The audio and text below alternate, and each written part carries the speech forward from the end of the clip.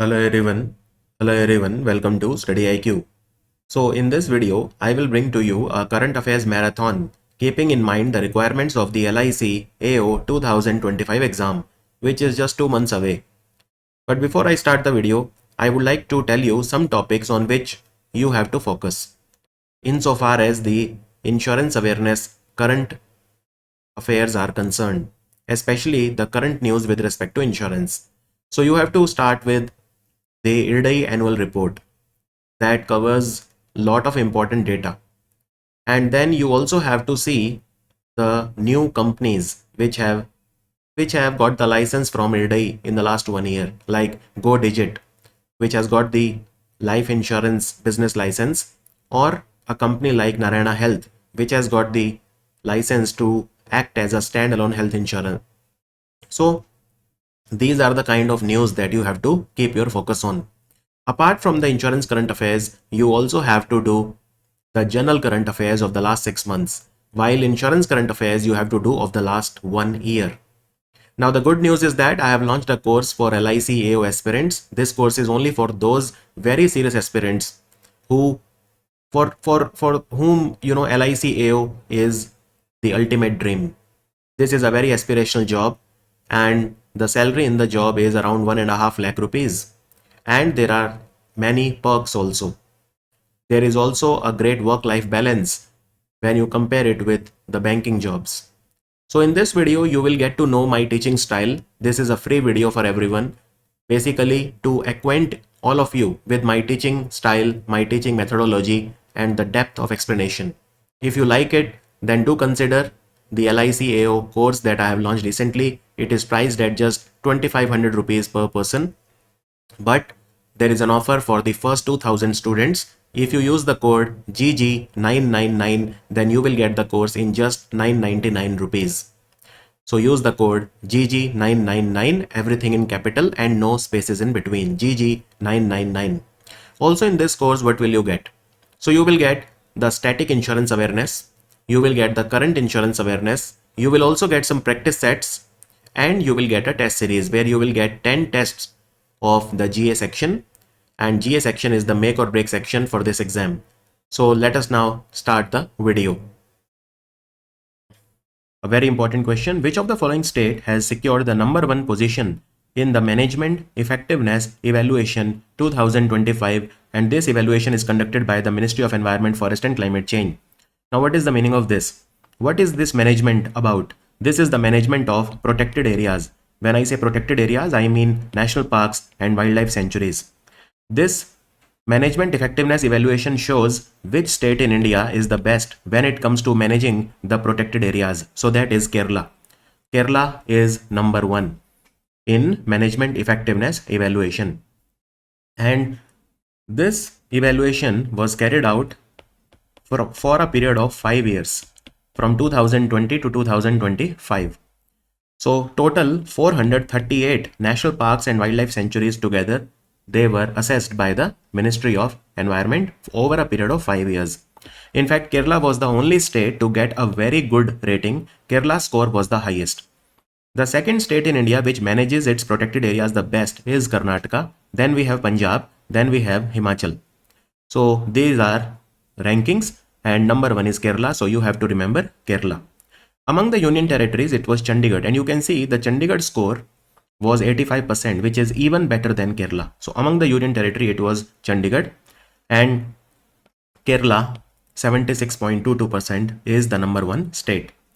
Now, if I ask you which is the best managed protected area of India, so then Erviculam National Park of Kerala and Dachigam National Park of Jammu Kashmir, they are tied first, and their score is 92.97% each. So there is a tie for the first position. Erviculam National Park of Kerala and Dachigam National Park of Jammu and Kashmir, they both are #1, which means they are the best managed protected areas of the entire country. Even the Mathikettan Shola National Park of Kerala is very well managed, right? So Erviculam National Park was in news recently because it has completed 50 years, right? Golden Jubilee celebrated of Erviculam National Park. Erviculam National Park in Kerala is very famous for the Nilgiri Tahar. Nilgiri Tahar is like a deer. It is like a deer looking animal and it is the state animal of Tamil Nadu, but Ervikulam National Park of Kerala has around 800 Nilgiri Tahar. Ervikulam National Park of Kerala also has the Anaimudi Peak, which is one of the highest peaks. Anaimudi Peak is the highest peak of South India, and you can say it is one of the highest peaks of India. Anaimudi Peak is also present inside the Ervikulam National Park. Ervikulam National Park. And Kerala has 21 protected areas. 21 protected areas. And Ervikulam National Park, by the way, is also one of the 39 serial sites of Western Ghats which were declared as UNESCO World Heritage Site. And the entire Western Ghat is a UNESCO World Heritage Site, and Ervikulam National Park is a part of Western Ghat. If you see the northeastern states of India, then Assam, Arunachal, Manipur, Mizoram, they have not done very well. But Tripura has scored the best among the northeastern state. Its score is 69.94%. Now, Ervikulam National Park is also very famous for the Nila Kurinji flowers. Nila Kurinji flowers, they bloom once every 12 years. So, Nila Kurinji flowers are also present there. These are also present there. Understood? And talking of, protected areas, recently there are 2-3 protected areas that were in news. For example, Odisha has created a new national park. Odisha had only one national park, which is the Simlipal, which is the Bhitarkanika National Park. Now Simlipal has also been declared as a national park. It is the 107th national park of India. And Simlipal is also a tiger reserve. Odisha has 2 tiger reserves, Simlipal and Satkosia. And now even the Debrigad Wildlife Sanctuary in Odisha will be converted to a tiger reserve. And let me also tell you that there is a Tral Wildlife Sanctuary in Jammu Kashmir, and the buffer area, the area surrounding the Tral Wildlife Sanctuary in Pulwama has been declared as a eco-sensitive zone. It has been declared as a eco-sensitive zone. Understood that? And there is a place in North Karnataka which is called Kapatta Gudda Reserve. So Kapatta Gudda Reserve Forest, So Union Ministry of Environment, they have declared the eco-sensitive zone around the Kapatta Gudda Wildlife Sanctuary as a eco-sensitive zone also. Kapatta Gudda has been declared as a eco-sensitive zone, and it is located in Gadag district of Karnataka. So even this place, there is a eco-sensitive zone that has been declared around the Kapatta Gudda Wildlife Sanctuary. Also in Karnataka, there is a Nagarhole National Park, and it was in news recently because the Jenu Kuruba tribe, which was expelled from here 40 years ago, they have started to inhabit Nagarhole National Park once again.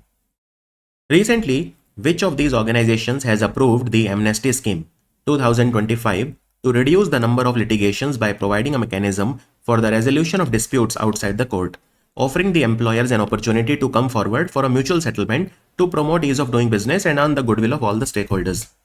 Amnesty Scheme has been started by Employees State Insurance Corporation ESIC, which works under the Ministry of Labour and Employment. Ministry of Labour and Employment. Recently, ESIC had their annual meeting. This was the 196th meeting. It took place in Shimla, the capital of Himachal Pradesh. The capital of Himachal Pradesh. So what was decided in the meeting? So there is a scheme called SPREE, which has been relaunched by ESIC. What is SPREE? Scheme to promote registration of employers and employees. So the SPREE will open from 1st of July to 31st of December for a period of 6 months. It will offer a one-time opportunity for unregistered employers and left-out workers, including contractual and temporary staff, to enroll under the ESI Act of 1948. So, SPREE scheme has been started to register employers and employees. And Amnesty scheme has been started. It will run from 1st October of this year to 30th of September of next year. So, it will run for 1 full year. And this is for settling your disputes with ESIC outside the court. Outside the court, right? Now here you have to understand what is ESIC, right? Also one very small point. There is also a simplification of existing damages framework. What is this existing damages framework? Well, for example, damages are calculated or imposed in case of late payment of ESI contribution. How does the contribution takes place for ESI scheme? So the contribution of employees and employers is different. Employees contribution is 0.75% of the salary and employers contribution is 3.25% of the salary. Now if there is a delay in the or there is a late payment of contribution, then there is a damages that are calculated. And the maximum damage earlier was 25% penalty per annum. Now instead of this 25% annum, they have reduced it to just 1% for every month. 1% for every month on the amount payable by the employer. That is 3.25%. So 1% penalty every month instead of 25% per annum. So this change has also been done recently. Now let us come to a very small point. What is this ESI scheme, which is run by ESIC, Employee State Insurance Corporation? So look, ESI, ESI scheme is run by ESIC, and ESIC is an organization which was set up in 1952, and it gives you lot of types of help. More importantly, the medical help, maternity benefits, and all these things. So, for example, let's say you become sick. So there is a sickness benefit. What is the sickness benefit? You will get cash compensation at 70% of your wages for a maximum of 91 days in 1 year. You will get 70% of your wages for maximum 91 days in a year if you fall sick. Similarly, there is a maternity benefit. You will get 26 weeks off fully paid, right? Full wages payable for 26 weeks. This is a maternity benefit. Similarly, you will get a disablement benefit. Let's say during your job, you become temporarily or permanently disabled. Then you will get 90% of your wage in the form of monthly payment, so long as your disability continues. So that is the disability benefit. So there are a lot of types of benefit, even a funeral benefit. If you die, then 15,000 rupees is given to your family for performing your last rites, right? So ESIC runs various schemes. So for example, in ESIC, we have a scheme called Atal Bimit Vyakti Kalyan Yojana. What is Atal Bimit Vyakti Kalyan Yojana? Let's say you are fired. Then what happens? So for next 3 months, 90 days, you will get 50% of your salary. So that in these 3 months, you can find another job. But in these 3 months, you will not, it is not like you will be just sitting at home and earning nothing. So this Atal Bimit Vyakti Kalyan Yojana started on 1st of July 2018.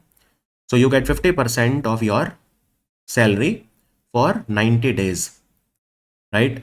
Or 3 months. So ESIC runs many such schemes. Even there is a scheme called, which is named after Rajiv Gandhi. It is called Rajiv Gandhi Shramik Kalyan Yojana. Shramik is a laborer, daily wage laborer. So what happens in this? Again, you get an unemployment allowance. Now this scheme started way back in 2005. If you are insured under Rajiv Gandhi Shramik Kalyan Yojana, there is an unemployment allowance equal to 50% of your wage for a maximum period of 2 years in your lifetime. So in your lifetime, you get unemployment employees for maximum of 2 years period, you get 50% of your wages. Understood? This is again a scheme by ESIC. So you can see there are tons of benefits in ESIC, but of course you have to make a small contribution. So what is that contribution as a premium? Well, ESI, this premium is 3.25% for the employer and 0.75% of the wages for the employee. So total contribution is 4%. Okay, recently, which of these organizations has hosted the trade conclave, which is focused on strategies to build export-led growth, which is essential for achieving the vision of Viksit Bharat by 2047. That is our target set up by the Niti Aayog. So this is Export-Import Bank of India, which is a all India finance institution, one of the 5. Now, what were India's total exports? India's total exports in the financial year 25, the latest data that is available, were $825 billion. That I'm talking about goods and services both. And what is our target? Our target is that by 2030, our exports should be $2 trillion. That is $1 trillion worth of goods and $1 trillion worth of services. So total $2 trillion by 2030. So approximately in 2.5 times what it is today. And our exports were $825 billion. And if you compare it with financial year 24, there was a growth of 6.3%. 6.3%. So the answer is Export-Import Bank of India. And by the way, there are new offices of of Exim Bank which have been opened in Lucknow, in Indore and in Sao Paulo, which is in Brazil. Also, Exim Bank has signed technical assistance with Indian Institute of Technology Kanpur. IIT Kanpur will help Exim Bank to support high potential startups. High potential startups which are coming out of IIT Kanpur will be supported by Exim Bank. Now, the Exim Bank of India also runs a program called Trade Assistance Program. This program started in 2022. In Trade Assistance Program, let's say you are an exporter and you are exporting in a high risk market. So then your finance gaps will be filled by Exim Bank. You will get financial support from the Exim Bank, especially if you are a MSME or if you are an exporter. So this is a program that is also run by Exim Bank. Exim Bank was established in 1982. It is headquartered in Mumbai.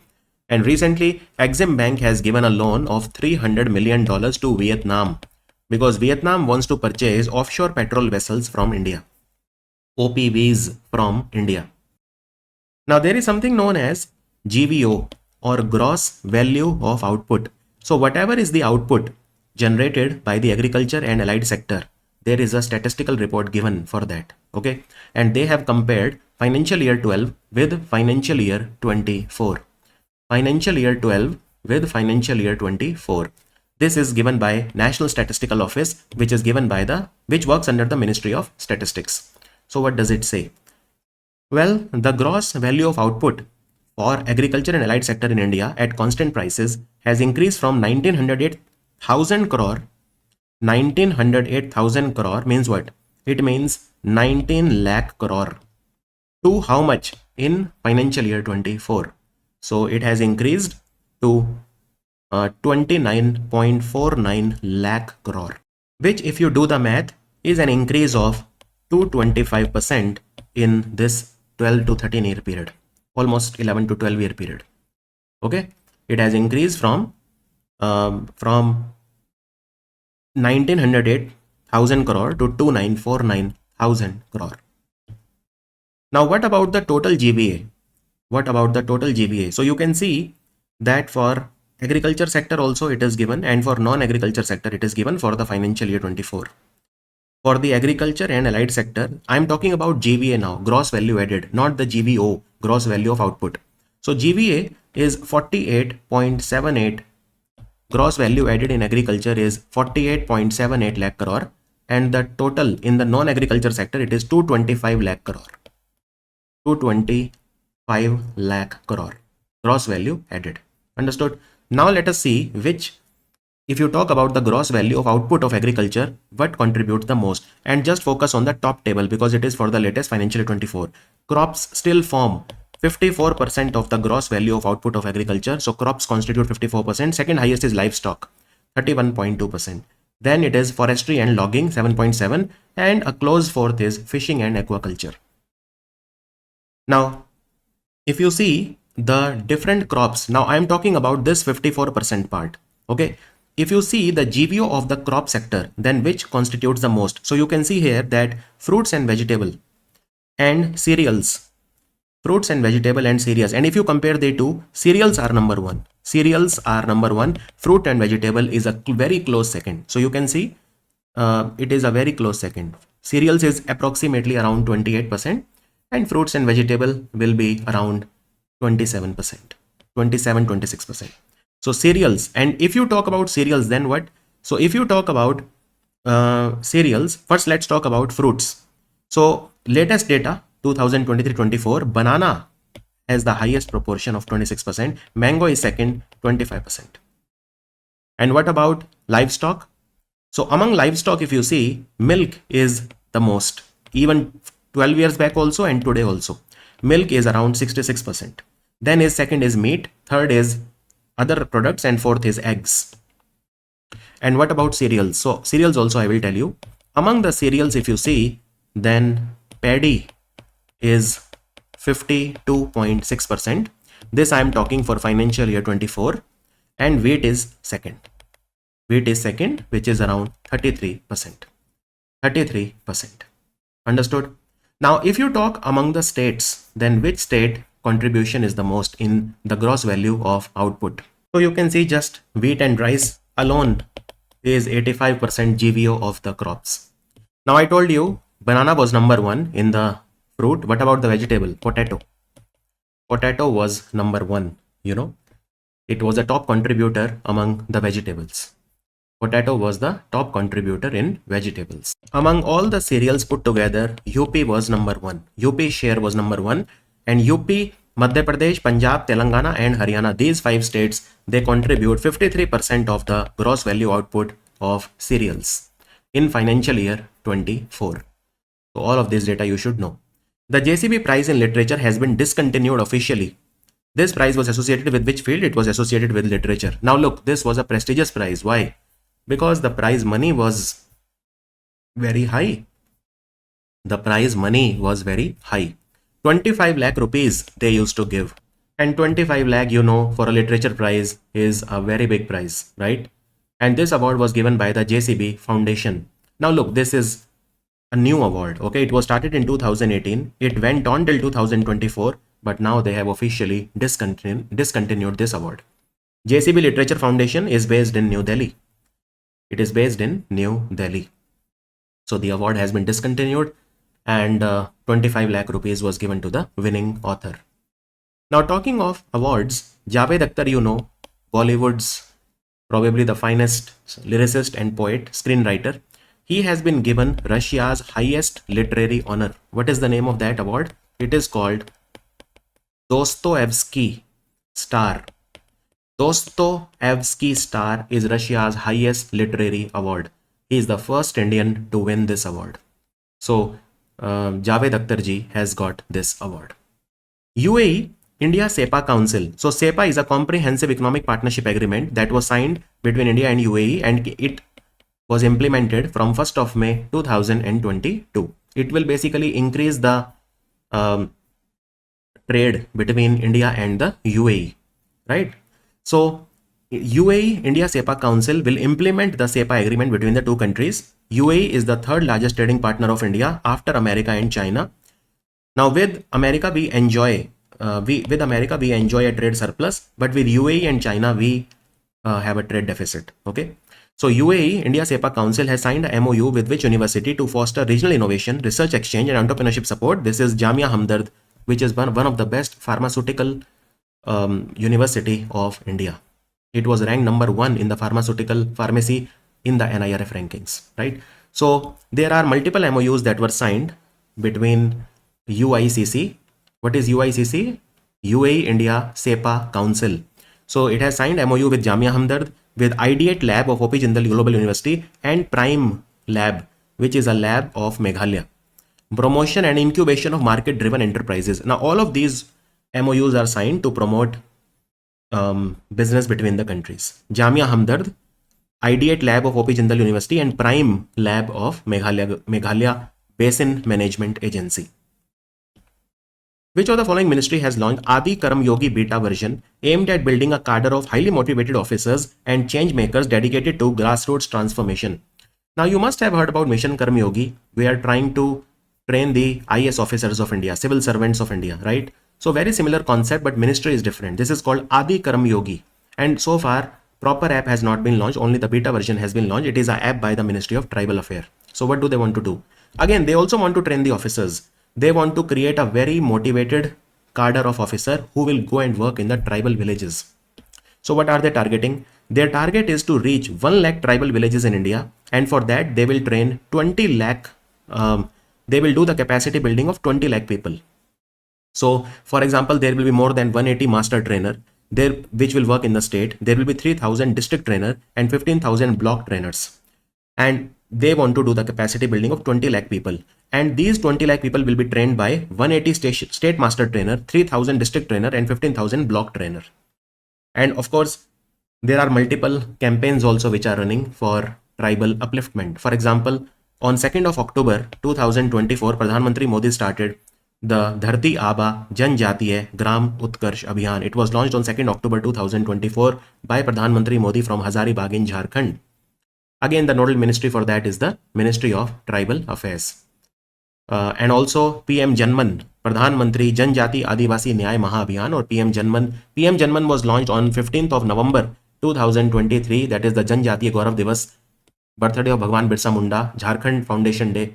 15 November 2023 by Pradhan Mantri Modi. Again, the nodal ministry for that is Ministry of Tribal Affairs. Understood? So, various campaigns are also running for tribal upliftment in India. Who among the following has become the next president of AIIB, Asian Infrastructure Investment Bank, which is headquartered in Beijing? So, for a long time, it was Jin Liken, and now again it is a Chinese person. And who is that Chinese person? Zhu Ziai. Zhu Ziai is the former vice finance minister of China, and Jin Liken, who is outgoing, he was the former finance minister of China. So she will be the next president of AIIB. Now look, AIIB is a relatively new bank. It was launched in 2016. India is also a member. In fact, India is the second largest shareholder in AIIB after China. After China, right? Also, don't forget that Ajay Bhushan Pandey,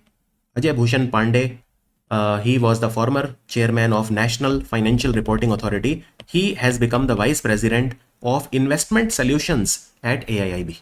Ajay Bhushan Pandey, right? He was also the chairman of GST Network. He was also the chairman of NFRA, and he is a former finance secretary of India. Which company has launched an experimental app called Doppel? It uses artificial intelligence to let the users virtually try on the clothes through a digital version of themselves. So you want to try a dress, you don't need to go to the try room. It will take your picture, put the dress on your digital avatar. So this has been created by Google.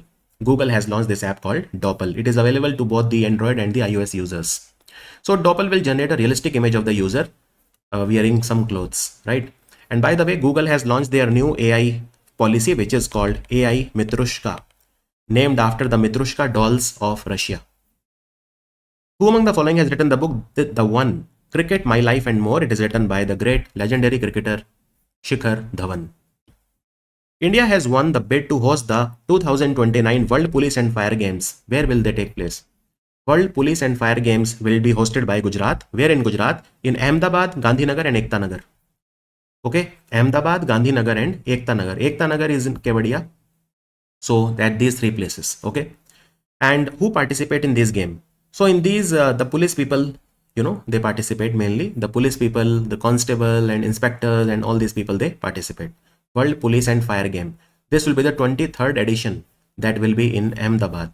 Okay. So even the firefighters, for the first responders, the police officers from more than 70 countries will participate. Now, India participated in these games for the first time in 2007. And so far, 20 times they have taken place. Now, where will they take place for 21st time? 21st time will be this year in 2025 in Birmingham. Now look, this Birmingham is not the Birmingham of England. This is the Birmingham which is in USA. And then 22nd edition will take place in 2027 in Perth in Australia. And then finally 23rd edition in India in Ahmedabad, Gandhinagar and Ekta Nagar. Now last time they were held in 2023 in Winnipeg in Canada.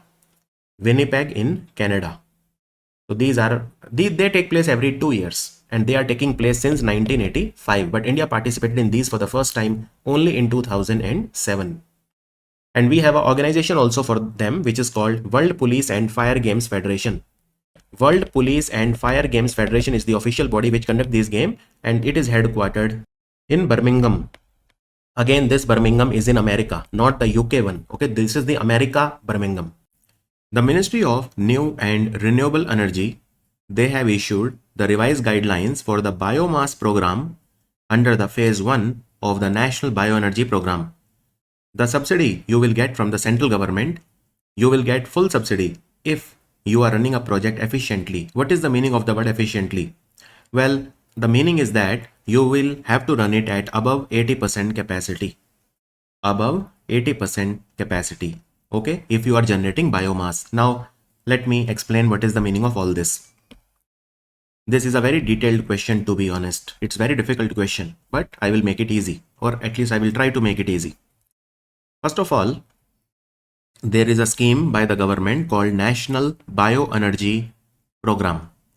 National Bioenergy Program is a scheme that was started by the government of India on 2nd of November 2022, and this scheme was supposed to run from 2021-22 till the current financial year. So it started retrospectively from the financial year 22 because it was launched in the financial year 23. 2nd November 2022 is financial year 23. So they started it retrospectively, that is from behind, from 2021-22, and it will continue till the current financial year. This is called National Bioenergy Program. Now in National Bioenergy Program, there are three components. And by the way, this is a scheme which is run by the Ministry of New and Renewable Energy. And this is the same ministry which runs the Pradhan Mantri Surya Ghar Muft Bijli Yojana, where we are targeting 1 crore household to have rooftop solar plants. Okay. So what are the three components under National Bioenergy Program? First is we want to set up large biogas plants or large bio CNG plants. Large, okay, not the small ones. They have to be large.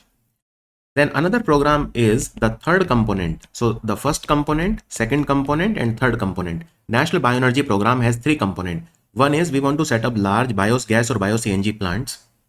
Then the third one is we have to set up small, biogas plant or medium size biogas plant. So small and medium come under this component, large come under this component. And what is the second one? Second one is the biomass program. In biomass, we want to manufacture the pellets of biomass or briquettes, small briquettes, which can be used in co-firing in the thermal power plants along with coal. Or we can have non-bagasse based biomass. Bagasse is what? So you take sugarcane, you extract the juice out of it, whatever is left is bagasse. So biomass can be manufactured from bagasse and non-bagasse. So we have non-bagasse based biomass, and we also have the pellets or briquettes. These are example of biomass, and these pellets and briquettes, if we manufacture, then these are used in thermal power plant. Instead of coal, we can use these. Okay. So these are the three components of National Bioenergy Program. And if we set up any of these, then we get subsidy from the government. Subsidy from the government. Only thing is that whatever we install, whether it is a large biogas or bio CNG plant or a small or medium or a biomass plant, we have to run it at above 80% capacity to be able to get full financial assistance from the government. And if we run it at below 50% capacity, below 50%, then we will not get anything. So we have to run it at minimum 50% to get the incentive and above 80% to get the full incentive. Okay. And now let me tell you what are the financial incentives that you will get. So the first component is the large biogas, bio CNG or large power plants. Now here power plant, we are not including the municipal solid waste to power plant. Other than that, there are different types of power plant that we can set up under the waste to energy program. We can set up large biogas, large bio CNG or large power plant. And how much of incentive we will get? So let me show you the incentive. So here you can see under the waste to energy program, this is the incentive. So first let me tell you for bio CNG or enriched biogas or compressed biogas. So 4 crore per 4800 kilogram per day for bio CNG generation from new biogas plant and 3 crore for the same from existing biogas plant, maximum 10 crore. What about the power based on biogas? Well, maximum will be 5 crore per project. Okay. And look, you don't have to remember all of these. These are highly detailed and these are not necessary at all. Then what about the biomass program, which was the second component in which we are targeting manufacturing of briquettes and pellets. Briquettes and pellets. So this is the financial assistance for briquette or pellet manufacturing plant. If we set up, the subsidy that we will get from the government is 9 lakh rupees per metric ton per hour manufacturing capacity. Maximum will be 45 lakh rupees per plant. And non-bagasse based biomass, if we are setting up, then it will be 40 lakh rupees per megawatt. Maximum will be 5 crore per project. 5 crore per project. And then we have a biogas program. Now look, this biogas is small or medium size. This is the third component. And how do we define small or medium? So earlier it was 25 meter cube to 2500 meter cube. Okay, that is small or medium. But now it has been reduced from as low as 1 meter cube. So if you set up a biogas plant as low as 1 meter cube, you qualify for financial assistance. So it will be between 1 to 2500 meter cube of biogas per day. Now, who will do the inspection that you are running a plant at minimum 50% and at least 80% of the capacity, efficiency? Well, the inspection will be done by mainly National Institute of Bioenergy, which works under Ministry of New and Renewable Energy. And who will be the implementing agency for all these incentives? Who will release the money and all? So IRADA will be the implementation agency. IRADA. Okay, it will be the implementation agency for the scheme. Recently, which of these organizations has announced the launch of a task force or a committee to conceive the India Energy Stack? And we want India Energy Stack, and this will be decided by a committee. That committee will be overseen by the Ministry of Power. And what will India Energy Stack do? So India Energy Stack is an initiative aimed at creating a unified, secure and interoperable digital public infrastructure for the energy sector. We have so many DPI. For example, even UPI is a type of DPI. Okay. Even DigiLocker is a type of DPI, digital public infrastructure, right? So we want to create a digital public infrastructure for the energy sector in India, which will be called India Energy Stack. So the India Energy Stack will offer unique IDs for consumers, assets and transaction, real-time consent-based data sharing, open APIs for seamless system integration, tools for consumer empowerment, market access and innovation. And it will be spearheaded by the Ministry of Power. So more details will emerge on what India Energy Stack will actually do. But as of now, you can say that it is like a platform, right? It is like a digital platform which is unified, secure and interoperable. It will improve the efficiency of the power distribution companies. It will integrate renewable energy also.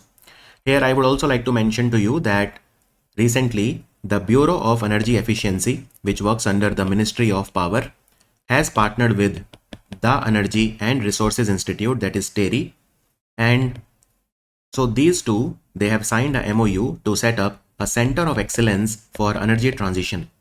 Center of Excellence for Energy Transition, it will be set up in the campus of TERI's Institute of Energy Transition. This campus is in Hyderabad. So although the headquarters of the Energy and Resources Institute is in Delhi, but in the TERI Hyderabad campus, in the TERI's IOET, that is Institute of Energy Transition campus in Hyderabad, this Center of Excellence in Energy Transition will be set up. It will be a joint effort by TERI and Bureau of Energy Efficiency.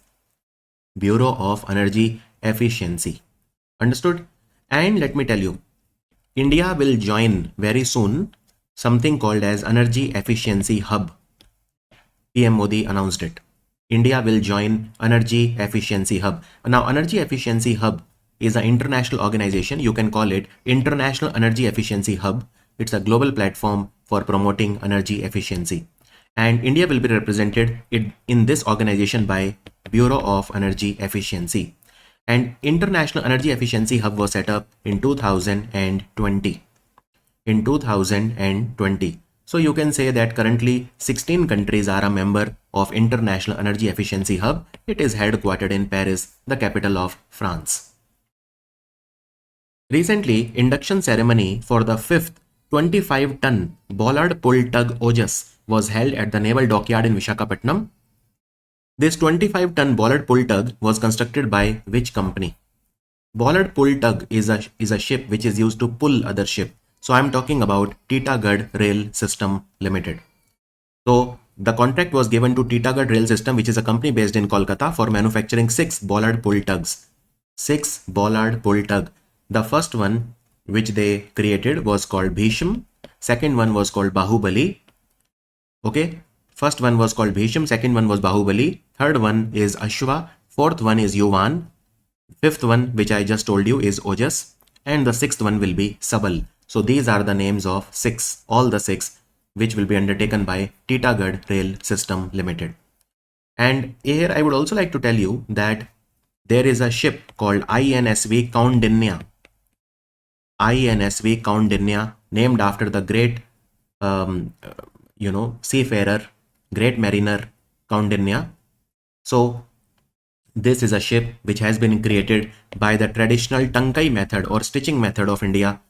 by the Indian Navy in collaboration with the Ministry of Culture and a private company called OD Innovation, which is a company based in Goa. So they have created it, and this is a beautiful ship because it has been made with the traditional Indian method of stitching the woods, which is called Tankai method. INSV Kaundinya, and INSV Kaundinya will be based in Karwar. Karwar is a naval base of India in Karnataka. As per the recently released Sustainable Development Goals National Indicator Framework Progress Report, the population covered by Social Protection System or FLOR has increased from 22% in 2016 to how much in 2025. Now this is a fantastic report. It was released by the National Statistical Office, which works under the Ministry of Statistics and Program Implementation. So what does this report say? This report says that the people in India who have social protection, they were only 22% in 2016, and now their number has increased massively to 64.3%. And this report was released on 29th of June, which we celebrate as the National Statistics Day. National Statistics Day, because this is the birthday of Professor P.C. Mahalanobis. And what is the theme of the National Statistics Day this year? 75 years of National Sample Survey. This is the theme. This is the theme. And why social protection has improved so much in India? Because of schemes like, for example, Ayushman Bharat, for example, Pradhan Mantri Jeevan Jyoti Bima Yojana, Pradhan Mantri Suraksha Bima Yojana, Pradhan Mantri Garib Kalyan Ann Yojana, because of so many schemes. So let me show you some data. Now you can see that the population covered by social protection has shot from 22% to 64.3%. That was the MCQ. The percentage of people in India, men, women and children who are living in poverty, multidimensional poverty, has reduced from 24.85% in the financial year 16 to just 14.96% now in the time period from 2019 to 2021.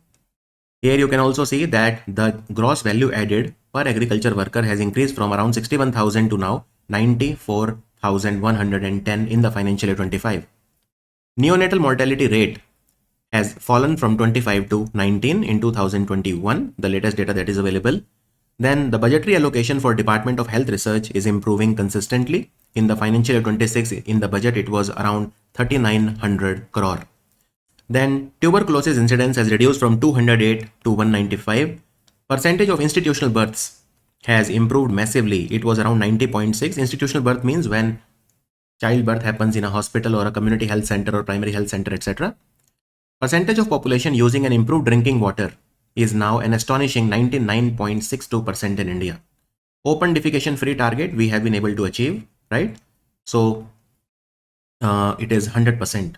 The entire country is now open defecation free, and proportion of villages with village water and sanitation committee is now an astonishing 90%. 90%. Then the percentage of households electrified is now 100%.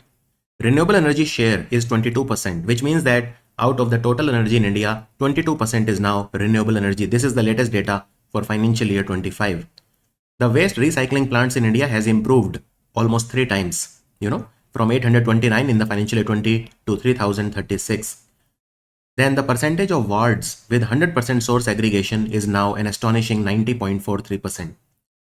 Installed renewable energy generating capacity of India is now 156 gigawatt. 156 gigawatt in the financial year 25. Our target is 500 gigawatt, as you must be knowing, by 2030. Then the credit to MSMEs is also improving. Here you can see it was around 12 lakh crore and now it is 27 lakh crore in the financial year 24. Labor force participation rate is also kind of improving. It is now 64.3%. Number of startups in India which are recognized under the Startup India program, they were 34,000 in 2024 from just 453 in 2016. Per capita fossil fuel consumption is now 169.5. Then Gini coefficient talks about the inequality. So the lower it is, the better it is. Here you can see that in the rural area, it is 0.237, reduced from 0.28. And in urban area, it is now 0.28. Earlier, it was 0.36. So it is reducing, which is good. It shows reducing inequality in India. And the budgetary allocation for the northeastern state is improving from 1.66% to now 2.10% of the total budget. And the percentage of budget allocated for welfare of SC and ST has also increased from just 2.86 to now almost 2.5 times to 6.19%. Then there is a progress that has been made in free and compulsory education. From just 23.7%, it is now 29.5%. The proportion of schools in India which have access to electricity is now 91%. It was only 58% in 2016 financial year. The percentage of schools in India which have computer is now 57%. The percentage of schools which have toilets now is 34%, which have a ramp is 77%. Drinking water is now 98.3%. Right? So like that, I mean, we can go on and on when it comes to the data, but overall country is making tangible progress, measurable progress. Here you can see the total number of internet subscriptions in India. It was just 302 or 30 crore. Now it is 95 crore. 95 crore. And then you can also see the share of India's exports in the global export. So it has improved from 1.62 in merchandise to 1.8, and in the service sector from 3.27 to 4.4%. The number of Ramsar sites has also increased significantly in India. Now, latest you know that the new Ramsar sites in India which have been created, they have been created in Rajasthan recently. Okay, in Rajasthan recently. So which are those two? Well, those are Khichan and Menar. So now there are 91 Ramsar sites in India. Then you can see here some more data, like for example, mobile network, the percentage of population covered by mobile network. So the population covered by at least a 4G is now 99%, 3G 97%, and population covered by a mobile cellular network is 99.28%. Then maximum sustainable yield in fishing has improved significantly from 3 to now 5.3. So fishing productivity yield is improving, right? So some of the data I think could be important from just your general GK point of view. But apart from that, I don't think that you can remember that much data, right? But it is good to know like on which path the country is, because the real knowledge comes from that only. Otherwise, you can debate endless whether India is growing or not.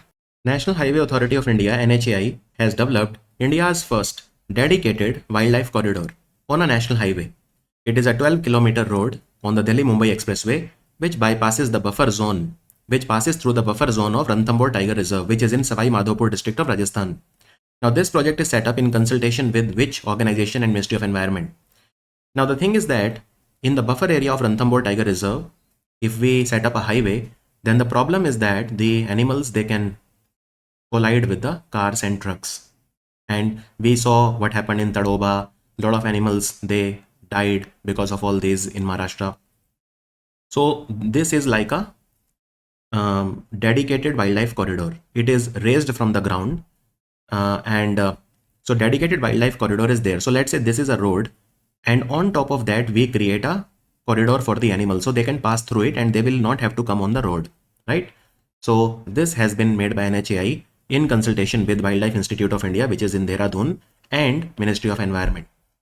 And this is India's first dedicated wildlife corridor on a national highway. Look, there are other such wildlife corridors also, but they are not on national highway. This one is on a proper expressway, in fact, Delhi-Mumbai Expressway. So Delhi-Mumbai Expressway is a very large expressway. It passes through Delhi, Haryana, Rajasthan, Madhya Pradesh, Gujarat, and finally it goes to Maharashtra. And this one will be in Ranthambore Tiger Reserve, which is in Savai Madhopur in Rajasthan. Savai Madhopur in Rajasthan. Now, recently on Dwarka Expressway, which connects Delhi and Gurugram, India's first advanced traffic management system has been inaugurated on the Dwarka Expressway. On the Dwarka Expressway, right? So this ATMS has been developed by IHMCL, Indian Highways Management Company Limited, which is a subsidiary of National Highway Authority of India. So what does it do?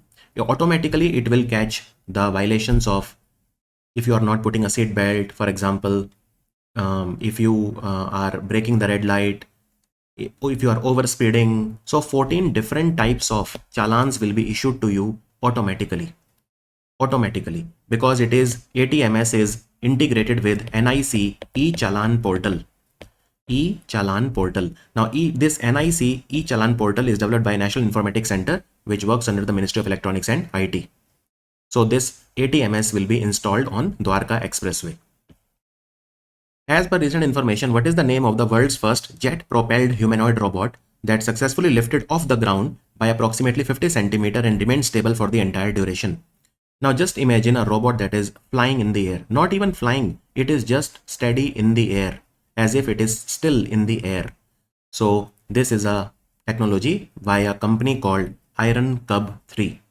Iron Cub 3 is a company which is based in Genoa in Italy.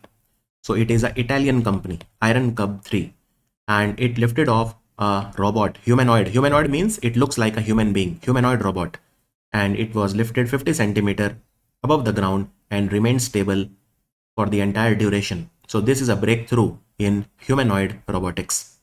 Humanoid robotics. Now, why do we want robot to do that? It was a 70 kilogram, robot, 70 kg robot, and it can be used in disaster management. We can send these robots into disaster area or where there is a fire or all these things. If it can remain in the air, it will be helpful in disaster management. By the way, Kerala is the first state in India that has made robotics education compulsory for all the class 10 students. Class 10 students. Recently, which organization has launched Government of India Stats mobile app? This app will have all-encompassing data ecosystem for seamless access to official data. Any data that the Government of India officially launches, you will find on this app. This is called Government of India or GOI Stats, and this app has been launched recently to make data available to everyone by National Sample Survey Office. National Sample Survey Office. Okay, all the database will be available here, and all of this National Sample Survey Office, it works under the Ministry of Statistics and Program Implementation. I think instead of National Sample Survey Office, we should use the word National Statistical Office. Why? Because National Sample Survey Office was merged with Central Statistical Office and they were merged to create NSO. So better is National Statistical Office. Who among the following has become the next chief of RAW, Research and Analysis Wing, India's external intelligence agency? Now, India has a lot of intelligence agencies like Intelligence Bureau, Defense Intelligence Agency, Military Intelligence Agency, and all of these. So, but RAW is main external intelligence agency. So the answer is Parag Jain, Senior IPS Officer Parag Jain, and he will replace Ravi Sinha. Ravi Sinha. RAW was formed in 1968 after the 1962 China War and after the 1965 India-Pakistan War. So RAW is very, very important. It is headquartered in New Delhi. The first ever Ladakh Astro-Tourism Festival was held in Leh to promote astro-tourism. The event was organized by the Union Territory's Tourism Department, that is the Ladakh Tourism Department, in collaboration with which institute? So the institute is Indian Institute of Astrophysics, which is based in Bangalore.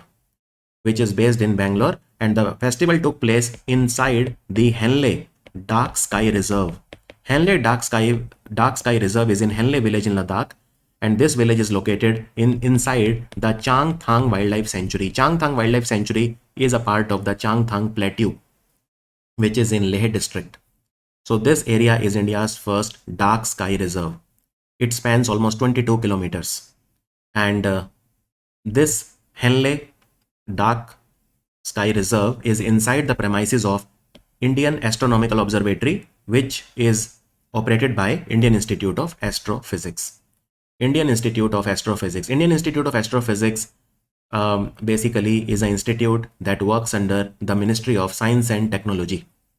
And Henley Dark Sky Reserve was set up in 2022. And this Indian Astronomical Observatory is located on Mount Saraswati, okay, in Ladakh.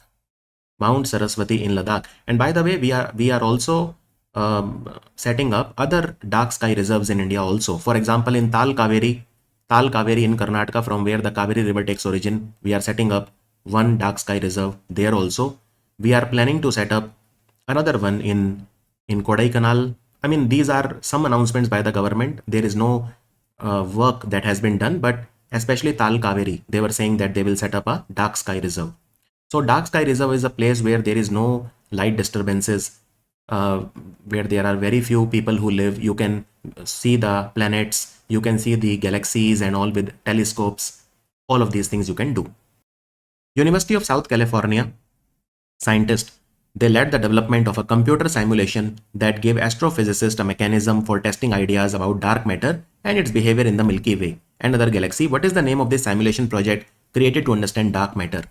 You can't go into the dark matter because of the gravity, but you can simulate the dark matter on Earth. So this will be done by Cosmic. This will be done. The name is Cosmic. What is Cosmic? Cosmological zoom-in simulation with initial conditions beyond cold dark matter. So the name of this project is Cosmic, and this is a project by University of South California. University of South California. So they will be able to do the research on dark matter. Now studying dark matter is very tricky because dark matter does not emit any light or energy that can be detected. That is why studying dark matter is very difficult, right? So that is why we will simulate dark matter on Earth, and this experiment is called Cosmic. Directorate of Revenue Intelligence, DRI, has launched an operation to crack down on illegal goods that India is importing through third-party countries like Dubai, UAE. So what Pakistan is doing, it is sending illegal products in India through Dubai. So Directorate of Revenue Intelligence has launched an operation called Operation Deep Manifest. Operation Deep Manifest. And recently goods worth 9 crore were seized at the Nhava Sheva port, also known as Jawaharlal Nehru Port in Mumbai. Now DRI works under CBIC, Central Board of Indirect Tax and Custom, which works under the Ministry of Finance, which works under the Department of Revenue of the Ministry of Finance, CBIC. CBIC. So DRI is a anti-smuggling intelligence investigation and operations agency in India. It was formed in 1957. 1957. Recently, the Quad countries, they launched the first ever Quad at Sea observer mission to strengthen maritime cooperation in the Indo-Pacific region. Now, which of the following country is not a member of the Quad? So, Indonesia is not a member of the Quad. India, Japan, and the US, they are all the members of the Quad, right? Now, there is another grouping which is called Squad. By the way, instead of Indonesia, we should be having Australia here. So these are the 4 countries which are a member of Quad. Now Quad countries, they are already doing one maritime exercise which is called Malabar exercise. Okay. Now they have started one more exercise, again a maritime exercise, but this one will be done by the Coast Guard. The Malabar exercise is done by the Navy of the Quad country. So this is called Quad at Sea Observer Mission. Quad at Sea Observer Mission. Now, when did they decide that they will do this exercise? They decided it in September 2024, because in September 2024, we had the Quad Summit that was organized in the city of Wilmington in America. Now, the city of Wilmington is located in Delaware state of America. So this we call as Wilmington Declaration. Wilmington Declaration in 2024 is where all the Quad countries said that let's have an exercise in this regard. And where will the Quad Summit take place this year in 2025? It will take place in New Delhi in India. It will take place in India. That is also something to remember. Now Quad countries, they are working on other things also. For example, they have started an initiative called Maitri. What is Maitri? The full form of Maitri is Maritime Initiative for Training in the Indo-Pacific. Basically, this is to enhance the maritime capabilities of the Quad members. So they have started Maitri, and they recently also launched something known as IPLN, which is Indo-Pacific Logistics Network. So basically this is a platform, IPLN, Indo-Pacific Logistics Network. This is a initiative to have better and coordinated logistics, especially in response to natural disasters and other emergencies. Right? So this was decided. And by the way, this exercise which I told you, the Quad at Sea Ship Observer Mission, So what will happen in this? So two officers from every country, the four countries I told you, they will go to a American ship which is called USCGC Stratton. USCGC means US Coast Guard Clutter. It's an American Coast Guard ship, and they will go to different places, like they will go to Palau, then they will go to the Guam base. All of this is in the Pacific Ocean. Also, when the Wilmington Declaration happened last year in 2024, the Quad countries, they also said that they are going to cooperate and collaborate in other things also. Like they started an initiative called Cancer Moonshot Initiative. This is to basically work together to eliminate cancer, and they will focus for now on the cervical cancer, which is caused by human papilloma virus. So it is a preventable cancer because you can get vaccinated against this. Now, when was Quad created? See, the idea of Quad came into being in 2004 when tsunami happened, but Quad was officially established in 2007. 2007 officially. And since its idea came in 2004 for the first time, recently we also celebrated 20 years of Quad cooperation. 20th anniversary of Quad cooperation. This was organized recently. Now I was telling you that there is something known as SQUAD. SQUAD is a grouping of four countries. So in SQUAD we have Australia, Japan, America, but instead of India there is Philippines. There is Philippines, right? And again, this is SQUAD is also a group to counter the threat from China, mainly in the East and the South China Sea, whereas Quad is mainly focused on Indo-Pacific. Let us move on now. The Ministry of Environment, Forest and Climate Change, it has approved the funding for the Tigers Outside Reserves pilot scheme to manage human-tiger conflicts.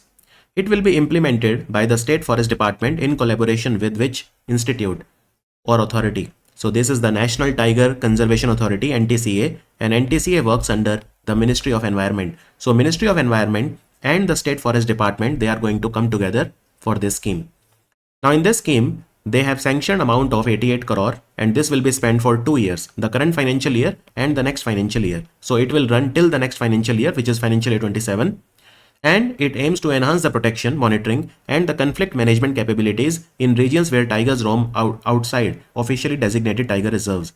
Now look, there are a lot of tiger reserves in India where conflicts are very common. For example, there is the Tadoba Tiger Reserve in Maharashtra. There is the Pilibhit Tiger Reserve in UP, even Dudhwa. So tigers come in the sugarcane fields which are outside the buffer zone of the tiger reserve, even in Ranthambore, and even in Wayanad in Kerala. So, I mean, there are a lot of tiger reserves in India where tiger and tiger man conflict is very common. So tigers kill human beings kill tigers, and it goes on. So we don't want that to happen. So for that, there is Tigers Outside Reserves Initiative, and 88 crore will be spent in this, and this money will come from the Campa Fund. Now what is Campa Fund? National Compensatory Afforestation Fund Management and Planning Authority, Campa. So Campa is a body that was set up for compensatory afforestation. Compensatory afforestation means if you are felling the trees from somewhere, let's say you have to set up an industry, and for that you need to fell 1000 trees. You need to pluck, you need to remove 1000 trees. Okay. So instead of that, I mean, okay, but putting an industry is also necessary for sustainable development, jobs and all. So these 1000 trees you plant at some other place. That is called compensatory afforestation. You are doing a compensation. So this is called compensatory afforestation. The amount of trees that you remove, you plant the trees in some other places. For that, there is a Campa fund which is managed by the Campa authority, and even the Campa authority, it works under the Ministry of Environment. So this 88 crore will come from the Campa fund of the Campa authority. So what are they trying to achieve here? Well, less human-animal conflict, right? So this decision follows data-driven identification of the forest division with high conflict zones, where approximately 30% of India's tiger population resides. So initially, 80 forest divisions across 10 states have been shortlisted for funding under the scheme. And what will we do in this scheme? We will implement this scheme initially in the 80 forest divisions where man-animal conflict is highly common. So we will strengthen the monitoring system through technology. For example, we can put CCTVs and see if a tiger is approaching in any such area.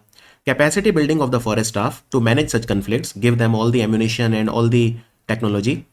You partner with the local people, civil society organization and expert doctors in this field, veterinarians. You support the prey-based augmentation to reduce livestock predation. For example, prey. So prey is an animal which a tiger eats. For example, deer. A tiger is very fond of deer. So you increase the deer population in the buffer area so that tiger does not have to come out of the buffer area for hunting. All these things you can try. So this scheme will be implemented at the ground level by the Chief Wildlife Wardens of the State Forest Department in collaboration with NTCA. So State Forest Department, their Chief Wardens, they will implement this scheme. So a very nice question. Recently released report Skills for the Future Transforming India's Workforce Landscape highlights that 9.76% of the population has completed education beyond the secondary level, whereas more than 52% remain at or below the primary level. This report has been developed by which organization? Now this is a report that is released by Institute for Competitiveness. Institute for Competitiveness IFC, which is based in Gurugram in Haryana. And this report was in fact launched by the Skill Development Minister of India, Mr. Jain Chaudhary. So even the Ministry of Skill Development, they agree with the data of the report. So what does this report say? Now, this is an analysis of the people who are doing the jobs in India, Now you can see that in India, in the 2023-24, around 88% of our population is involved in low competency occupations, which does not require a lot of competency, like for example, a liftman or jobs like that. And the other 10 to 12%, they are involved in high competency occupations. High competency occupations. Okay, that is just 10 to 12%. That's it. But most of our population is involved in low competency skill occupations. Now, what is skill 1, skill 2, skill 3 and skill 4? First, let me tell you that. So in skill 1, you have those jobs where, just a very basic education is required. Okay. Primary education. So that is skill 1, like refuse workers, elementary workers, street vendors, manufacturing laborers, construction workers, mining workers, fishermen, and all these very low skilled, very low education requirement is there. I won't say these are not skilled. Obviously, these are highly skilled profession, but you don't need educational requirement for these. Now then you have skill 2. For skill 2, the education requirement is secondary education only, right? For skill 1, it is just primary education, which is sufficient. For skill 2, secondary education is sufficient. So you have clerk level jobs here. All these keyboard operator, data entry operators, and numerical clerk, general office clerk, and machine mechanic, and all these. So just secondary education is enough. Then you have skill 3. So what comes under skill 3 and skill 4? So in skill 3, you will have, you will have requirement of at least a university degree. Okay, like a graduate degree is enough for skill 3 level jobs. And what are those jobs? Well, skill 3, for example, your sports worker, your sales technician, mining supervisor, ship technician, science technician, your business service agent. I mean, all of these, technicians and supervisors and all. So that is skill 3. And of course, then you have skill 4. Now, skill 4, obviously, they require at least a postgraduate degree. Highly skilled jobs, the white collar jobs. So those are skill 4. Now, if you see skill 1, Dadra Nagar Haveli has the highest skill 1 percentage in India, skill 1 workers, and Arunachal Pradesh has the lowest 5.15% only. For skill 2, top state is Arunachal. So Arunachal has 84% skill 2 people, and lowest is Chandigarh with only 47.28%. Then let's also talk about skill 3 and skill 4 jobs. So skill 3, you can see Delhi is best at 9.59% and lowest is Ladakh 0.35%. Skill 3, once again I repeat, you need undergraduation as an educational requirement. And then skill 4, the best jobs, So Chandigarh has 33.1% highest in India, and Bihar with 4.62%. For skill 4, you need PG degree. High education requirement is there.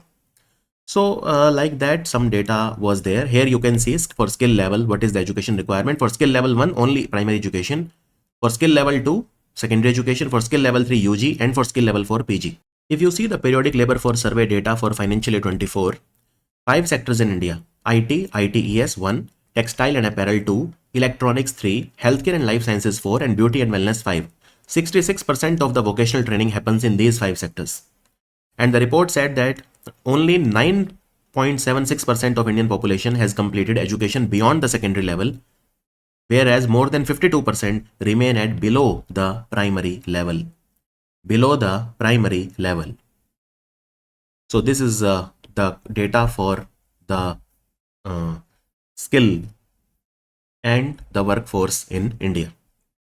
Which company has launched Alpha Genome? It's a new artificial intelligence tool to accurately predict how individual mutations in human DNA affect their functions. DNA forms the basis of everything in our body, and DNA in our body condenses to form chromosomes. And one single unit of chromosome is known as a gene. These things you must have studied in your genetics, right? So the company is called DeepMind. Now DeepMind company is a independent company, but it was acquired by Google. So today DeepMind handles all the artificial intelligence work of Google. So Alpha Genome is launched by DeepMind, and this is a new artificial intelligence model. It will be able to accurately predict if there is a mutation in DNA, how it will affect the function of the body. And it will be especially useful for management of disease like cancer, because a lot of cancers happen because of the DNA mutations. DNA mutations. Is that clear? We'll not go into too much detail of the technical side of it, but this is something they have launched. And by the way, Google, they have also recently launched something known as Doppel. Using Doppel, you can try on clothes. You don't need to go to a try room when you go to buy clothes. You can use Doppel, and it will help you to virtually try on the clothes using artificial intelligence. So Doppel has been launched recently by Google. India's GST has completed 8 years because it was enacted on 1st of July 2017. So in 2024-25, the GST collection of India was how much? And it is the highest ever. So it was 22.08 lakh crore. And see, this, GST is comes under CBIC, Central Board of Indirect Tax and Custom. And what was the theme of the GST day, 1st July 2025? GST simplifying taxes, empowering citizens. This is the theme. Now, if you see the GST collection, if you compare it with 3-4 years back, it has doubled in the last 5 years. It has doubled in the last 5 years, right? And how many people in India, they pay GST? So total, you can see that 1 crore 51 lakh 80,000. You can say 1.5 crore people, they have paid GST in India. GST in India. And if you divide the total collection, that is 22.08 lakh crore with 12. So this will be the average GST collected per month. How much that is? That is approximately 1.84 lakh crore. 1.84 lakh crore, right? So, and 85% of the respondents, they have said a positive experience with GST, according to a report given by Deloitte recently. Now, how many rates are there for GST in India? So there are 4 rates: 5, 12, 18 and 28%. But there are some special GST rate also. For example, on gold, silver and jewelry, there is 3% GST. Then there is 0.25% GST on rough diamond. There is 1.5% GST on cut and polished diamonds. So these are some special rate, but otherwise there are 4 rates: 5, 12, 18 and 28. Okay, that's all you need to know that about GST. Scientists at which university, they have demonstrated the successful working of the world's first complementary metal oxide semiconductor computer made using 2D material. So this is the world's first CMOS computer, or complementary metal oxide semiconductor computer, and it is made using 2D material.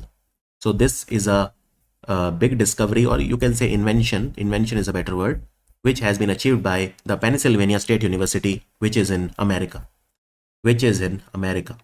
So they have mastered this nano fabrication technique because these 2D material are nano thin, very, very thin, paper thin at the nano level, right? So CMOS. Now CMOS is used where? So CMOS is used in designing electronic circuits. And these computers, they have achieved a very high drive current because the leakage is low and power dissipation is low.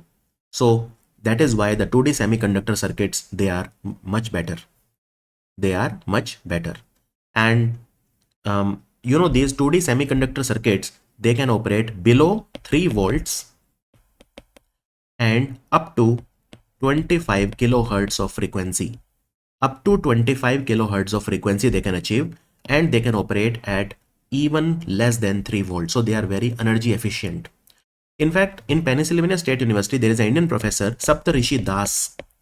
He is one of the brains behind this. So we are very proud of his research.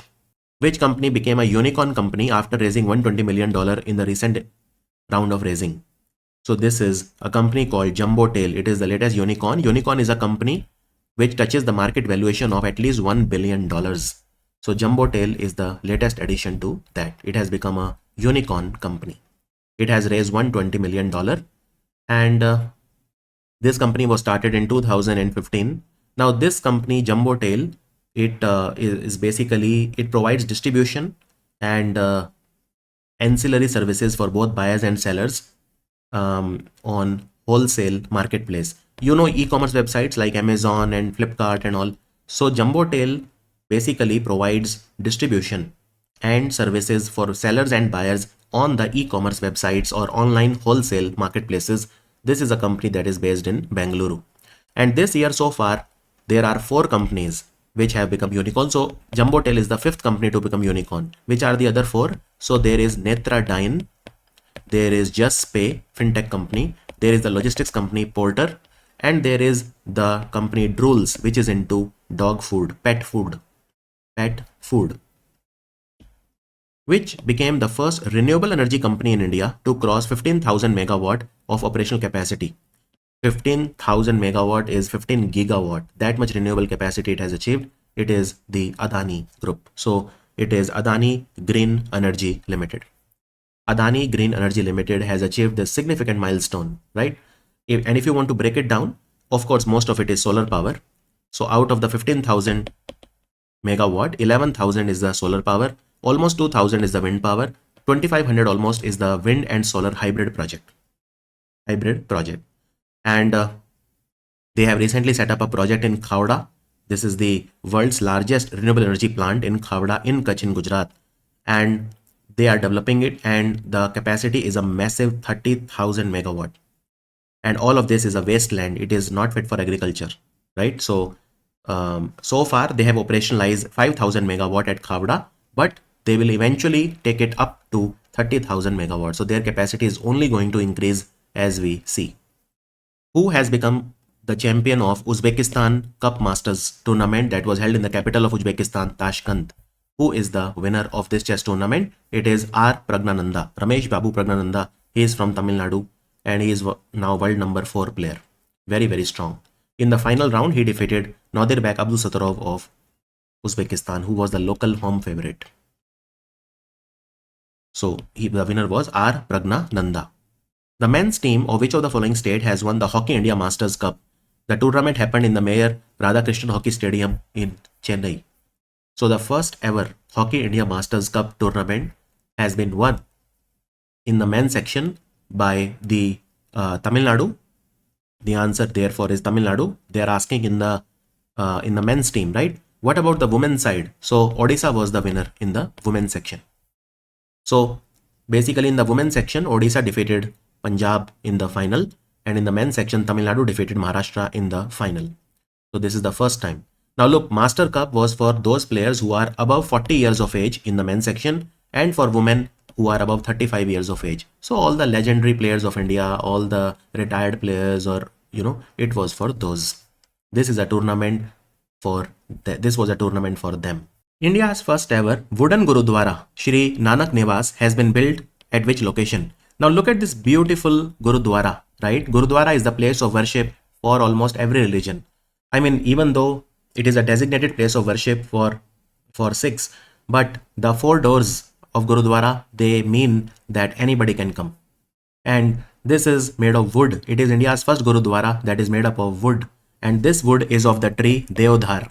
Now it is not Indian Deodhar. They have imported this wood from Finland. So it is a Finnish wood. And it has been set up in Fazilka district of Punjab. Fazilka is on the Pakistan border. In fact, I visited Fazilka around 15 days back. So Fazilka in Punjab. And the design of the Gurudwara, if you see, it is very similar to Hemkund Sahib. Hemkund Sahib is in Chamoli district of Uttarakhand. So design is very similar to that. So the credit for constructing this Gurudwara goes to the Fazilka's former Superintendent of Police, Mr. Bhupender Singh Sandhu. Mr. Bhupender Singh Sandhu, right? So this is India's first wooden Gurudwara. Here I would also like to tell you that in Punjab, the cooperative, the cooperative is called Varka. The milk brand of the Punjab cooperative is called Varka. This is a brand of the company called Milk Fed, which is the largest Punjab milk cooperative. So Varka, now they have created a mascot called Veera. So Veera is the mascot for Varka brand of Punjab's cooperative called Milk Fed. Milk Fed. Also there is a Jhajjar Bacholi Wildlife Sanctuary in Punjab, in Shri Anandpur Sahib, Jhajjar Bacholi, and here Punjab's first leopard safari has started recently. Central Board of Secondary Education, that is CBSE, has issued a notice inviting the applications for the Pradhan Mantri Uchchatar Shiksha Protsahan Central Sector Scheme of the Scholarship for College and University Students for the academic year 26.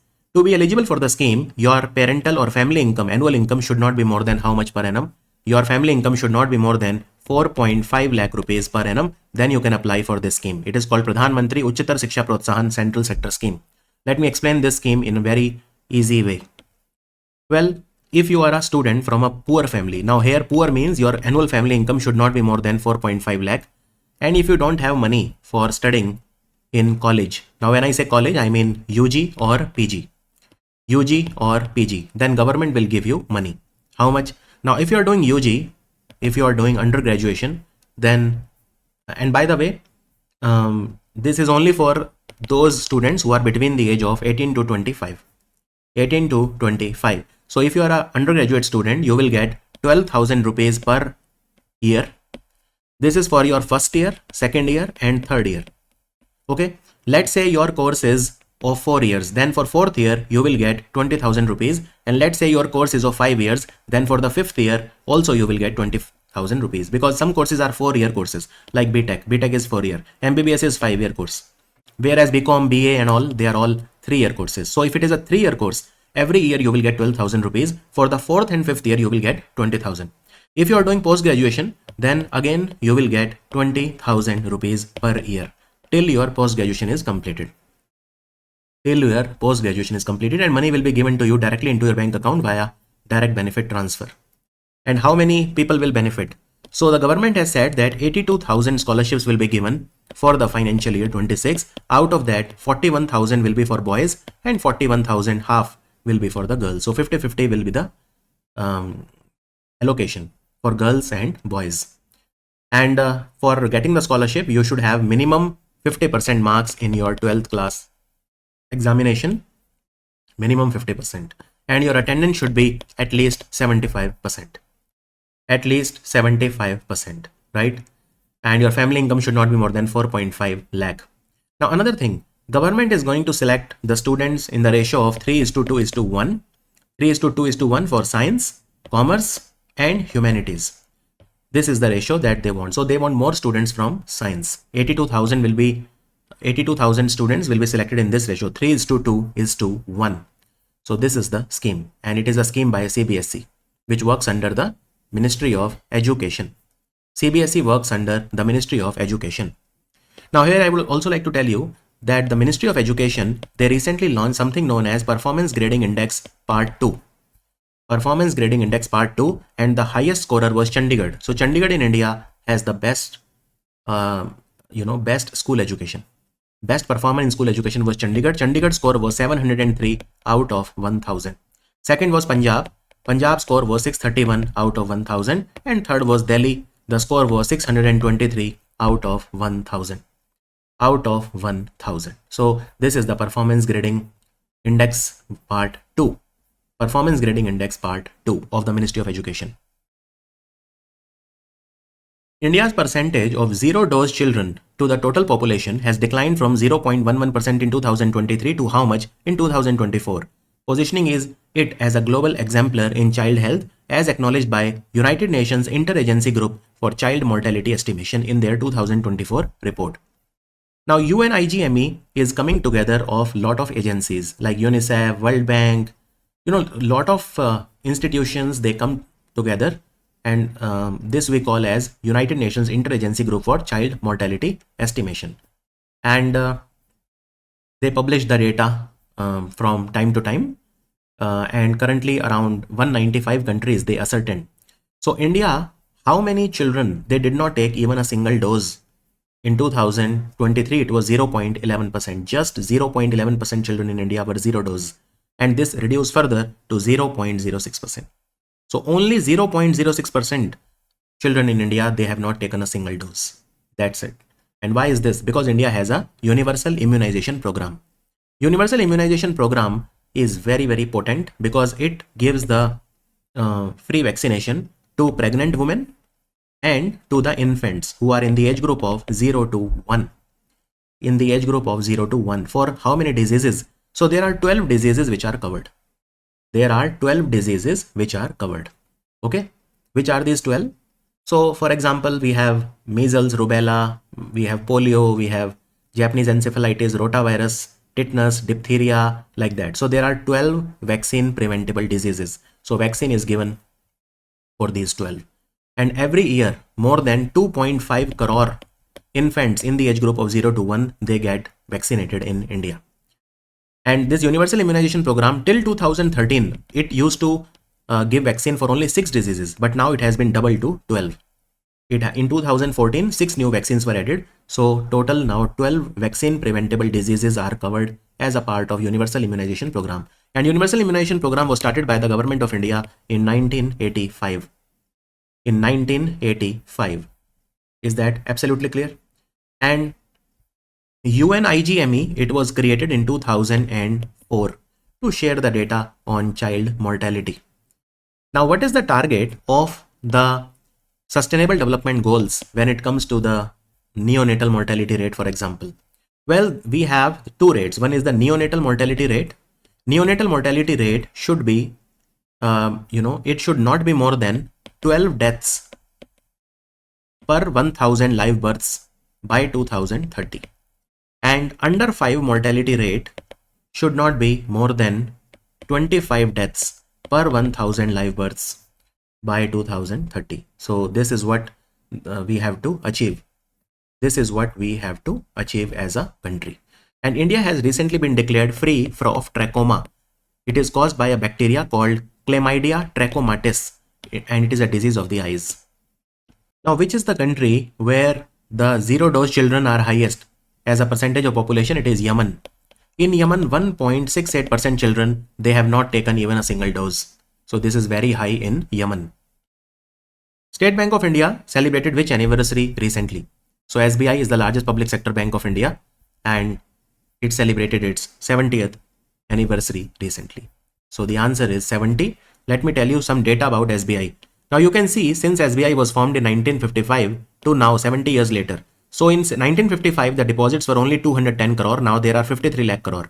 Loans, they are 41 lakh crore. You can see the growth here, right? Income, 5.24 lakh crore, and profit is 70,000 crore. So in financial year 25, you can see the profit of State Bank of India was the highest in India, 70,000 crore. Second highest was HDFC, 67,000 crore. Third most profitable was LIC, 48,000 crore. Tata Consultancy Service, 48,000 crore. ICICI Bank, the profit was a massive 47,000 crore. And you can see the market share of State Bank of India in different things. In deposit, it has a 22% market share. In loans, it has a 19% market share. In retail loan, home loan, you can see it is almost more than 1/5 in every category. SBI is it's huge. SBI, how many branches it has? So today, the number of branches of SBI are an astonishing 23,000 approx. And the number of employees, 2.36 lakh people, they work in SBI at, combined. at all the levels. So, and you can see the profit, I mean, unbelievable profit, 70,000 crore profit in financial year 25. That is something, this much profit is not easy at all. Which country has launched the climate change monitoring satellite called Global Observing Satellite for Greenhouse Gases and Water Cycle, GOSAT-GW? And for that, they use the rocket H2A. So this satellite will track the concentration of carbon dioxide, methane, and other greenhouse gases in the atmosphere. So this is a satellite launched by Japan. The answer is Japan. It was launched from Tanegashima Satellite Launch Center, which is in southwestern Japan. So for H2A, this was the 50th and final flight. Now H2A rocket will be replaced by H3, right? And Japan, if you remember last year, they launched a lunar mission called SLIM. SLIM was name of the mission. For that, they used the spacecraft called Hayabusa 2. Hayabusa 2. Understood? And this mission this rocket, H2A, was made by Mitsubishi Heavy Industries. And by the way, Japan Space Agency is called JAXA, Japan Aerospace Exploration Agency. Here I would also like to tell you that there is a Japanese pharmaceutical company called Takeda, and they have created a vaccine called Qdenga, which is a vaccine for dengue. It has got the approval from WHO. In India, it will be manufactured in collaboration with a Hyderabad-based company called BioE, Qdenga. So this is only the second dengue vaccine to receive the WHO qualification status. Union Minister for Port Shipping and Waterways has inaugurated the first ever ASEAN-India Cruise Dialogue in which city? ASEAN-India Cruise Dialogue was held on a ship called MV Empress. MV Empress, this is a ship that is owned by Cordelia Cruises. So the meeting was held at the Chennai port. At Chennai port on a ship called MV Empress, this is owned by Cordelia Cruise Company. So all the ASEAN countries, their members came here. ASEAN has 10 countries as member, but the 11th member, which will become official this year, is Timor-Leste. And even Timor-Leste came in this, ASEAN-India Cruise Dialogue. So, ASEAN Summit is there now in October 2025. There officially, Timor-Leste will be included as the 11th member of ASEAN. 11th member of ASEAN. And ASEAN Secretariat is located in Jakarta. ASEAN was created in 1967 as a part of the Bangkok Declaration. Also, the Ministry of Port, Shipping and Waterway, they have created India's first NBFC in the maritime sector. What is the name of that? Sagarmala Finance Corporation Limited. Sagarmala Finance Corporation Limited, headquarter will be in New Delhi. This is the first non-banking financial company of India in the maritime sector. It has got the approval from the RBI. In fact, this company has also been given already the Mini Ratna Category 1 status. Mini Ratna Category 1 status. Appointments Committee of the Cabinet has approved the extension of which person as the chairman of FSIB, Financial Services Institution Bureau. Earlier it was known as Banks Board Bureau. Banks Board Bureau was set up in 2016, but later on the name was changed to FSIB. So when was the name changed for this organization to FSIB? The name was changed in 2022. In 2022, the name was changed to FSIB, right? It is based in Mumbai and it appoints the managing director and CEOs and chairman of various organizations in India. So Bhanu Pratap Sharma will remain the chairperson of FSIB for another year. This has been decided by the Government of India. Which state has made it mandatory for all the government school teachers to mark their attendance digitally through the Hamare Shikshak platform starting from 1st of July 2025? Digital attendance has been made compulsory in Madhya Pradesh. The platform is called Hamare Shikshak and it is a part of Education 3 portal. Madhya Pradesh government has a portal called Education 3. So on Education 3 portal, you have Hamare Shikshak platform where you will mark your attendance. And this is because in government schools, teachers are often said to be missing the classes and doing some other work and not focusing on education. Now all of that will be tackled. Union Cabinet has approved the Employment Linked Incentive Scheme to support employment generation in India. And under the scheme, the first time employees will get 1 month's wage of up to how much as a benefit. So basically what happens is, Government of India wants to generate new jobs. So the people who give the jobs, that is the employers, as well as the people who get the jobs, that is employees, both will be getting some benefits. What are the benefit? If you are an employee, first time employee, and if your monthly salary is up to 1 lakh rupees, then your EPF contribution of up to 15,000 will be given by the government. So let's see in detail. Employment linked incentive scheme. Now this scheme was first announced last year's budget, in 2024 budget, but it has only been enacted now. Basically, government will spend 99,446 crore on this scheme over a period of 2 years. This 2-period time is 1st August 2025 and 31st July 2027. So the benefit of the scheme will be given to those jobs, the benefit will be applicable to those jobs which are created between 1st August 2025 and 31st July 2027. Now let's see what is the benefit given to the first time employee. If you are a first time employee, and what is the target that they have kept? Well, they are saying that with this scheme, they plan to create 3.5 crore jobs. And out of the 3.5 crore jobs, 1.92 crore jobs will be the first time beneficiaries, which means the people who are getting the job for the first time. That is their target. And the amount that they will spend is a massive 99,446 crore for a period of 2 years, from 1st August to 31st July, 1st August 2025 to 31st July 2027. So let's see what is the incentive that will be given to the employees. Those employees with salary up to 1 lakh rupee, they are eligible. They will get 1 month EPF wage up to 15,000 rupees in 2 installments. The first installment will be payable after 6 months of service, and the second installment will be payable after 1 year of service. It will benefit 1.92 crore first time employees.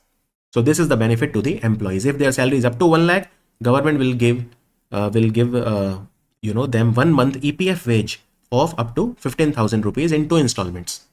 Now, what is the benefit given to the employer, the person who is giving the job? Is there any benefit to him? Yes. So employers will get incentive in respect of employees with salary up to 1 lakh. So you have to give the jobs to those people whose salary is up to 1 lakh rupees. And what will you get? You will get up to 3,000 rupees per month for 2 years for each additional employee with sustained employment for at least 6 months. You have to give the employment to an employee for at least 6 months, and you will get 3,000 rupees per month for 2 years for each additional employee with sustained employment for at least 6 months. And for manufacturing sector, these incentives will be given to the 3rd and 4th years also. If you are giving a job for manufacturing sector, then you will be getting up to 3,000 per month for 4 years, otherwise for every other sector for 2 years. And what are these benefits? Let me tell you. Now there is one more condition. If you have less than 50 employees in your company, you need to hire at least 2 additional employees to be eligible. And if your company has already 50 or more employees, you need to hire at least 5 more people. Then you are eligible. So if the EPF wage slab of additional employee is up to 10,000, you get 1,000 rupees per employee per month if you are an employer. If the EPF wage slab of additional employee is between 10 and 20,000, you get 2,000 rupees per employee per month. This is the incentive to the employer. And for more than 20,000 rupees up to salary of rupees 1 lakh per month, then 3,000 per employee per month you will get if you are an employer for 2 years. And if it is manufacturing sector, for 4 years. Understood? So if you are hiring someone with a salary of up to 10,000, you get 1,000 per month. Between 10 and 20,000, you get 2,000 per month. And more than 20,000 up to salary of 1 lakh, you get 3,000 per employee, per additional employee that you employ. So this is the scheme, very, very important scheme. And I have explained to you in very easy language, right? So, and all the benefits will be given via direct benefit transfer. So try to hire as many people as you can. And the first time employees, what benefit they will get? Well, the first time employees, they will get a benefit 1 month EPF wage up to 15,000 in 2 installments. 1 installment after 6 months and second after 1 year. And what will the employer get? Depending on the salary of the employee that they hire, they will get 1,000, 2,000 or 3,000 per employee per month. Union Cabinet has approved the National Sports Policy. It's a landmark initiative aimed at reshaping the country's sporting landscape and empowering the citizen through the sport. This policy is based on 5 pillars. So National Sports Policy, Rashtriya Khel Niti in Hindi, as we say, This is to basically win more medals in the Olympics and become and try to help India become a superpower in sports. Now, the existing policy was called National Sports Policy 2001. So, this National Sports Policy of 2025 will replace the old policy of 2001. It will supersede the existing policy of 2001. Now, India is targeting 2036 Olympic Games because this might take place in Ahmedabad. We have applied and let's see which city gets the hosting rights. So the new policy is based on 5 pillars. Which of the following is not one of the pillar? Sports as India's movement. This is not one of the pillar. Let me show you the 5 pillar. Nation's excellence on a global stage. This is one pillar. Sports for economic development. Sports for social development. Sports as a people's movement. And alignment with national education policy. So these are the 5 pillars. Okay. These are the 5 pillars on which the new policy will be there. So what do we want in all of these pillars? For example, nation's excellence on a global stage. This is very easy to understand. We have to strengthen the sports program from the grassroots to the elite level like Olympics, build world-class system for training and coaching, sports for economic development. Basically promote sports tourism and attract major international events to India, have proper sports infrastructure through public-private partnership, sports for social development, promote sports among women, economically weaker sections, scheduled caste, scheduled tribe, people with disabilities, etc. Sports as people's movement. Give universal access to sports facility, launch the fitness indexes for schools, colleges and workplaces, and integrate it with the national education policy. So these are the 5 pillars. These are the 5 pillars. Also don't forget that the Ministry of Sports and Youth Affairs, they have recently launched My Bharat platform version 2, which is made by Digital India Corporation that works under the Ministry of Electronics and IT. Also, Rajasthan University and Purnima University in Rajasthan both will host the Khelo India University Games 2025. Purnima University and Rajasthan University. They will host it in Jaipur in November 2025. This is the 5th edition of Khelo India University Games. Khelo India University Games. In a first of its kind initiative to strengthen India's seafood export sector, which organization organized National Skill Olympiad on Seafood Value Addition? On Seafood Value Addition, the answer is MPEDA, Marine Products Export Development Authority, which works under the Ministry of Commerce and Industry. So they organized a competition. It was a grand finale of National Skill Olympiad and the competition was about seafood value addition. And who was the winner?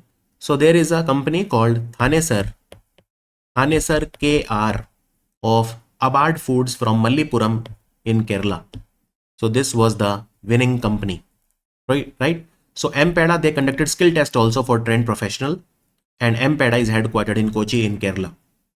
So the companies were evaluated on quality, hygiene, execution and presentation. The winner got a cash award of 1 lakh rupees. Second prize 75,000, third prize 50,000 rupees. 50,000 rupees, right? Hurun Research Institute has released the 7th edition of Global Unicorn Index. Unicorn is a company which achieves a market valuation of $1 billion. So India is third rank globally with 64 unicorns. Which is number 1? Which country has the most unicorn companies? So the answer is United States of America. America has the most unicorns. Let me show you. So America has 108 new unicorns and then China 36 new unicorn. So America is number 1. If you talk about the total number of unicorns, then India is at 3rd position. India is at 3rd position. SpaceX company of America is a startup. It has a valuation of $350 billion. It is the most valuable company in the world. Second is ByteDance from China, which is the parent company of TikTok. So this is the first time a space exploration company has led the index. Right?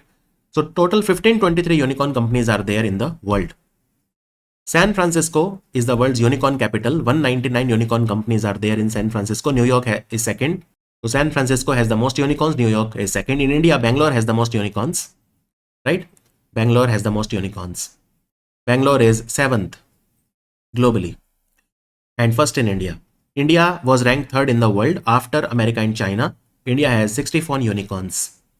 In India, the most valuable unicorn is Zerodha. Valuation is $8.2 billion. $8.2 billion. So here you can see America has total 758 unicorns, China 343, India is 3rd with 64, UK is 4th with 61. And if you talk about cities, San Francisco is number 1 and Bangalore is 7th in the world and first in India. First in India. Now, the most valuable unicorn company in the world is SpaceX. Most valuable in the world is SpaceX. And second is ByteDance, which is Chinese. Now, this year has India any unicorn? Okay, tell me which is the 5th unicorn company of India in 2025. Now, I told you a lot of companies. Recently, Jumbo Tail has become the 5th unicorn company of India. Jumbo Tail actually. Then there is Netradyne, which became a unicorn. JustPay, Porter, and Drools. All of these are also become or have become unicorn companies recently. Now, most of the unicorn companies are from the fintech field. Second is software as a service, and third is artificial intelligence. Indian Railways has launched a new mobile app, all-in-one app, super app kind of a thing, everything at one place. What is it called? It's called Rail One. So Rail One was launched on the occasion of 40th Foundation Day of CRIS. What is CRIS? Center for Railway Information System. This is a company that works under, it's a public sector company that works under the Ministry of Railways. It's a railway PSU. So this will have everything. It will integrate all the passenger services like unreserved UTS tickets via our wallet to get 3% discount, live train tracking, grievances redressal, e-catering, porter booking, and last mile taxi. Everything here. And what about the reserved ticket? So reserved tickets will continue to be offered on the IRCTC. Rail One app has also been authorized by IRCTC, just like many other commercial apps who have partnered with IRCTC. Rail One features a single sign-on with login via MPIN or biometric. And so basically this is a very improved kind of a app, right? And the railway ministry said that there will also be a modern passenger reservation system, PRS, by December 2025 that will be launched. It will have advanced functionalities like seat choice and all that, because currently railways does not give you option of seat choice. You can give your preference, but you cannot choose your seats. But all that will be available on the modern passenger reservation system that will be effective. That will come somewhere in December. December 2025, right? So CRIS was set up in 1986. It comes under the Ministry of Railways. Now, recently, there is a system called Kavach, which is a train collision avoidance system. Kavach version 5 was launched on the Mumbai suburban trains. And Kavach is a system designed by RDSO, which is a company under the Ministry of Railways, Research, Design and Standard Organization based in Lucknow.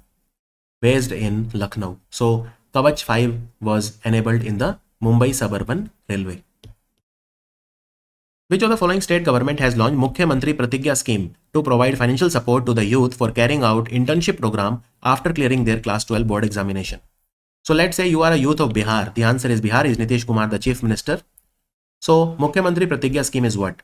If your age is between 18 and 28, you have just passed class 12, or if you have a diploma, or if you are a graduate or postgraduate, or if you are a trainee under ITI, Industrial Training Institute, if you have passed ITI, if you have ITI diploma, and you want to do internship, then you will be given financial support.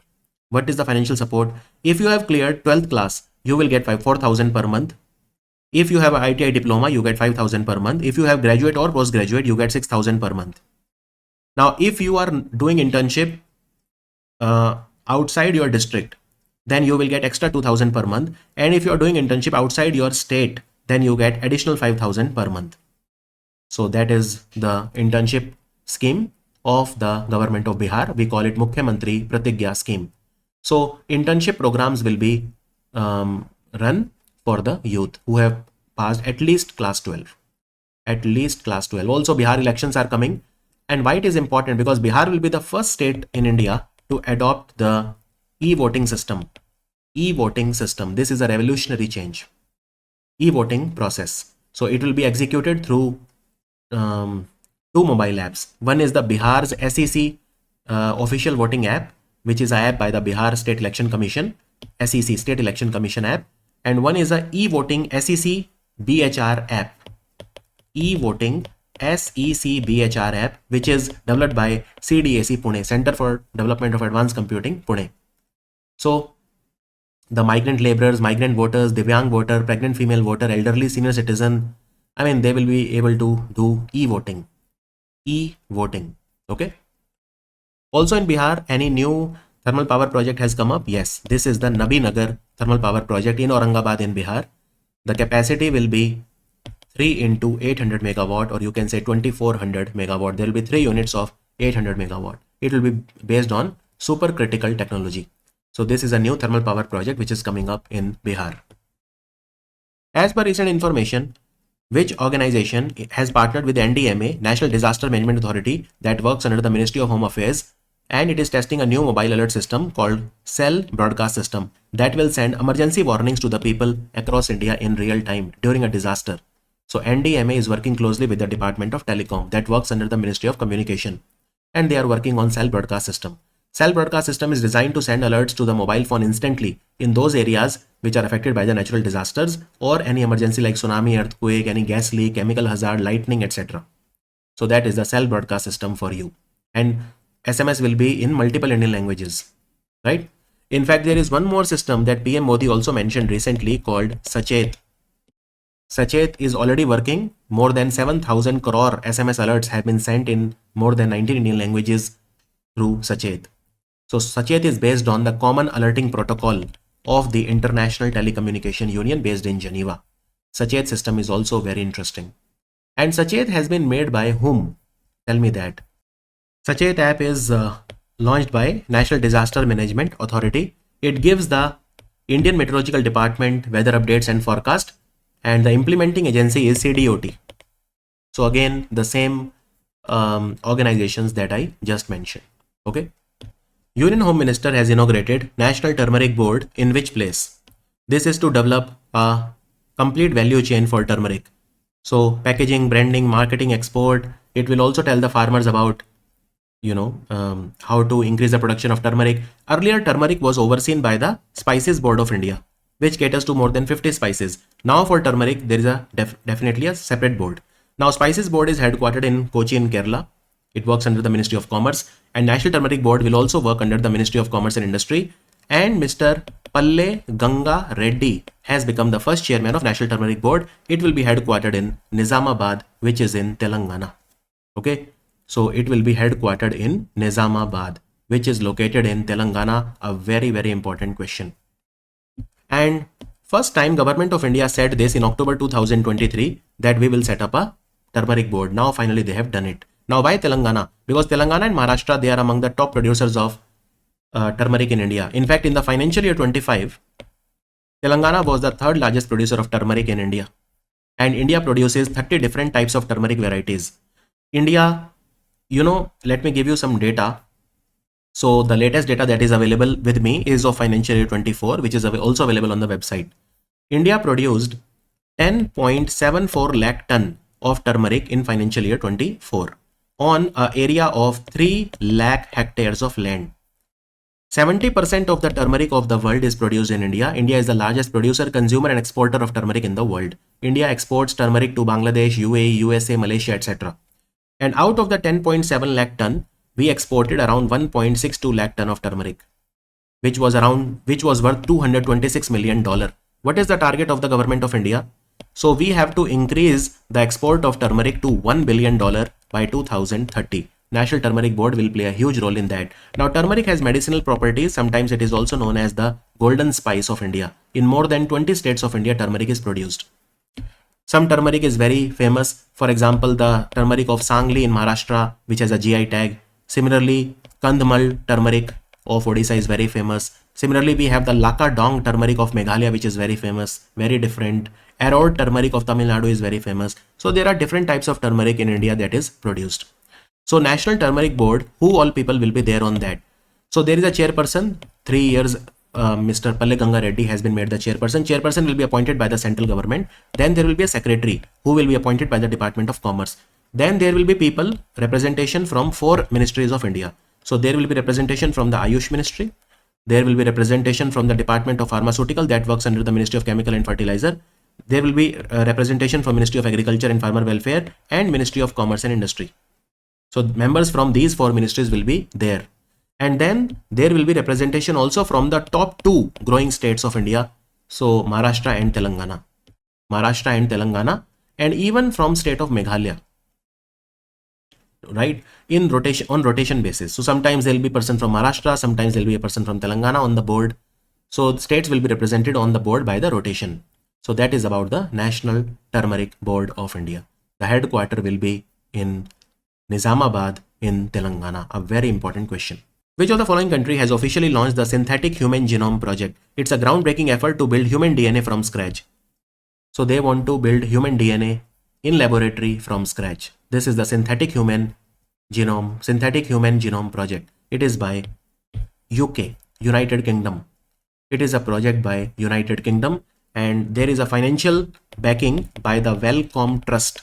Wellcome Trust is the largest medical charity globally. It is giving 10 million pounds charity for this project. Wellcome Trust is a trust in London. It was set up in 1936 by Henry Wellcome. So this is called Wellcome Trust.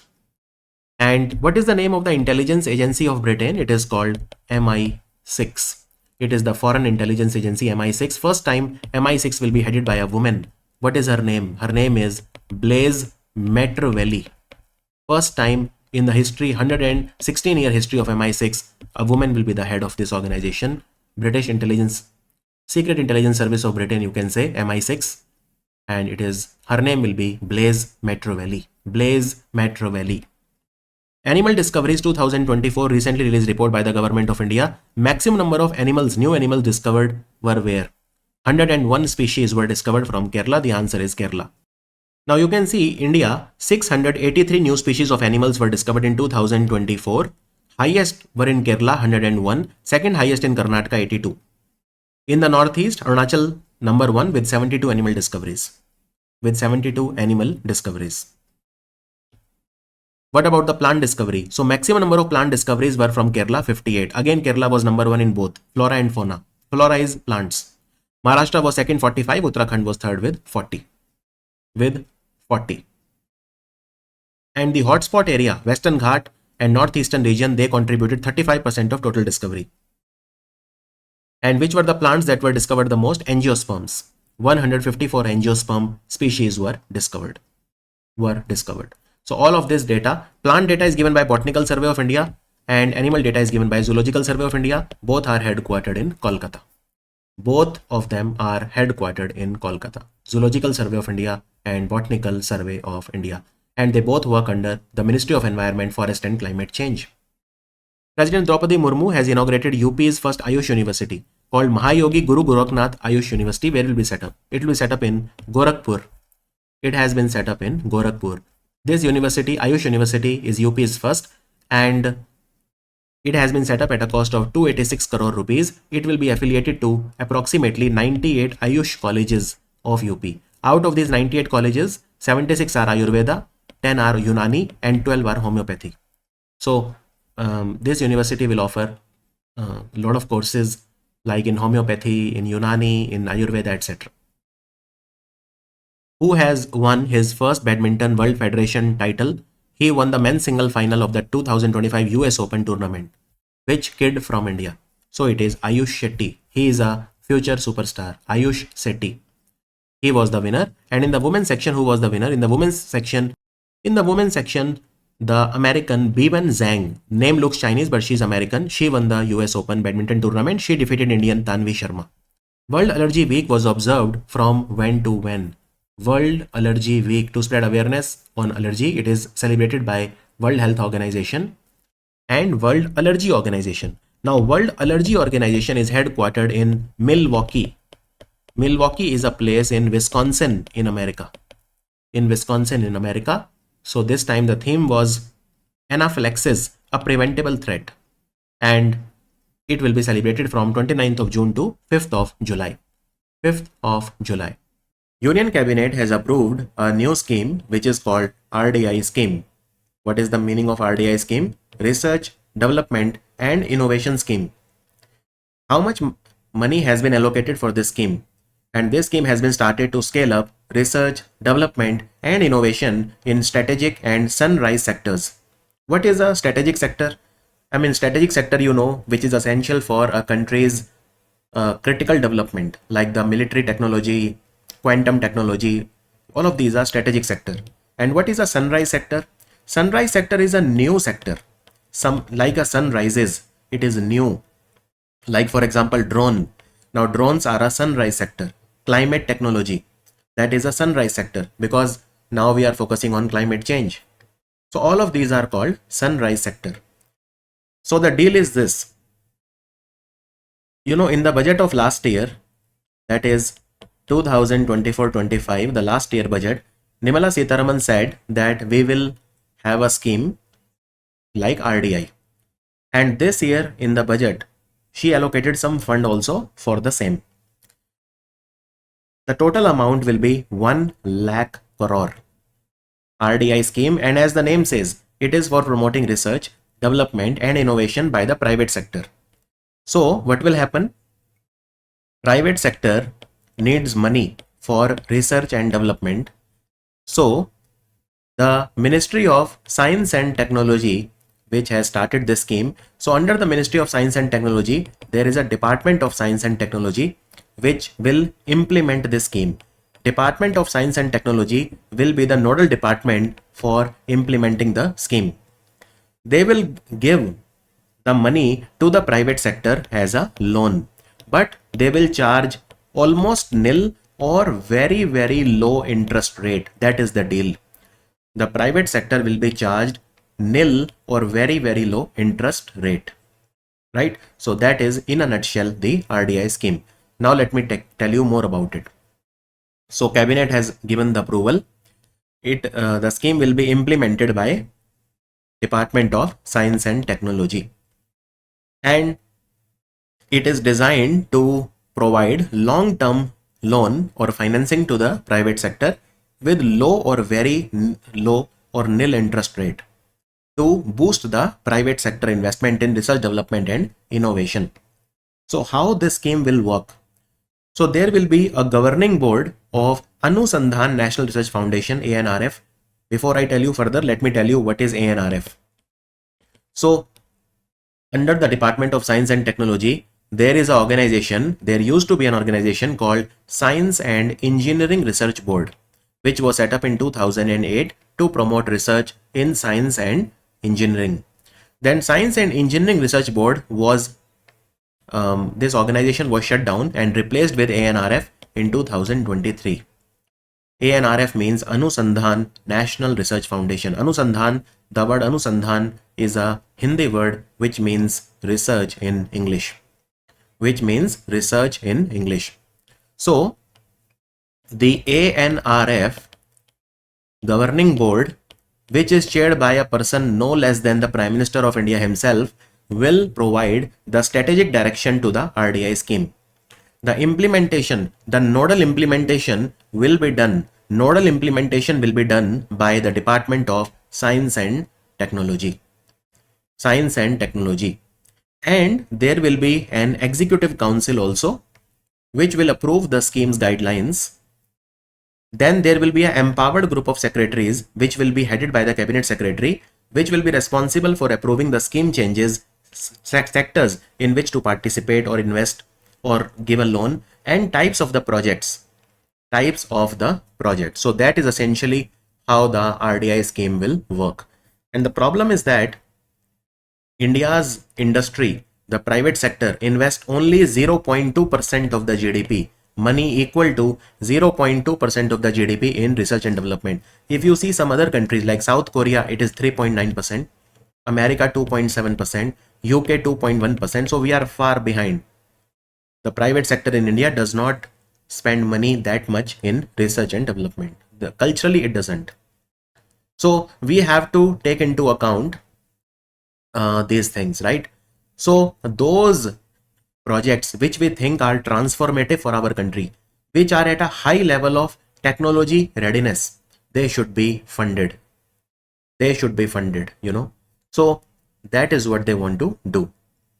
And under the Anusandhan National Research Foundation, so Anusandhan National Research Foundation, there is a special purpose fund.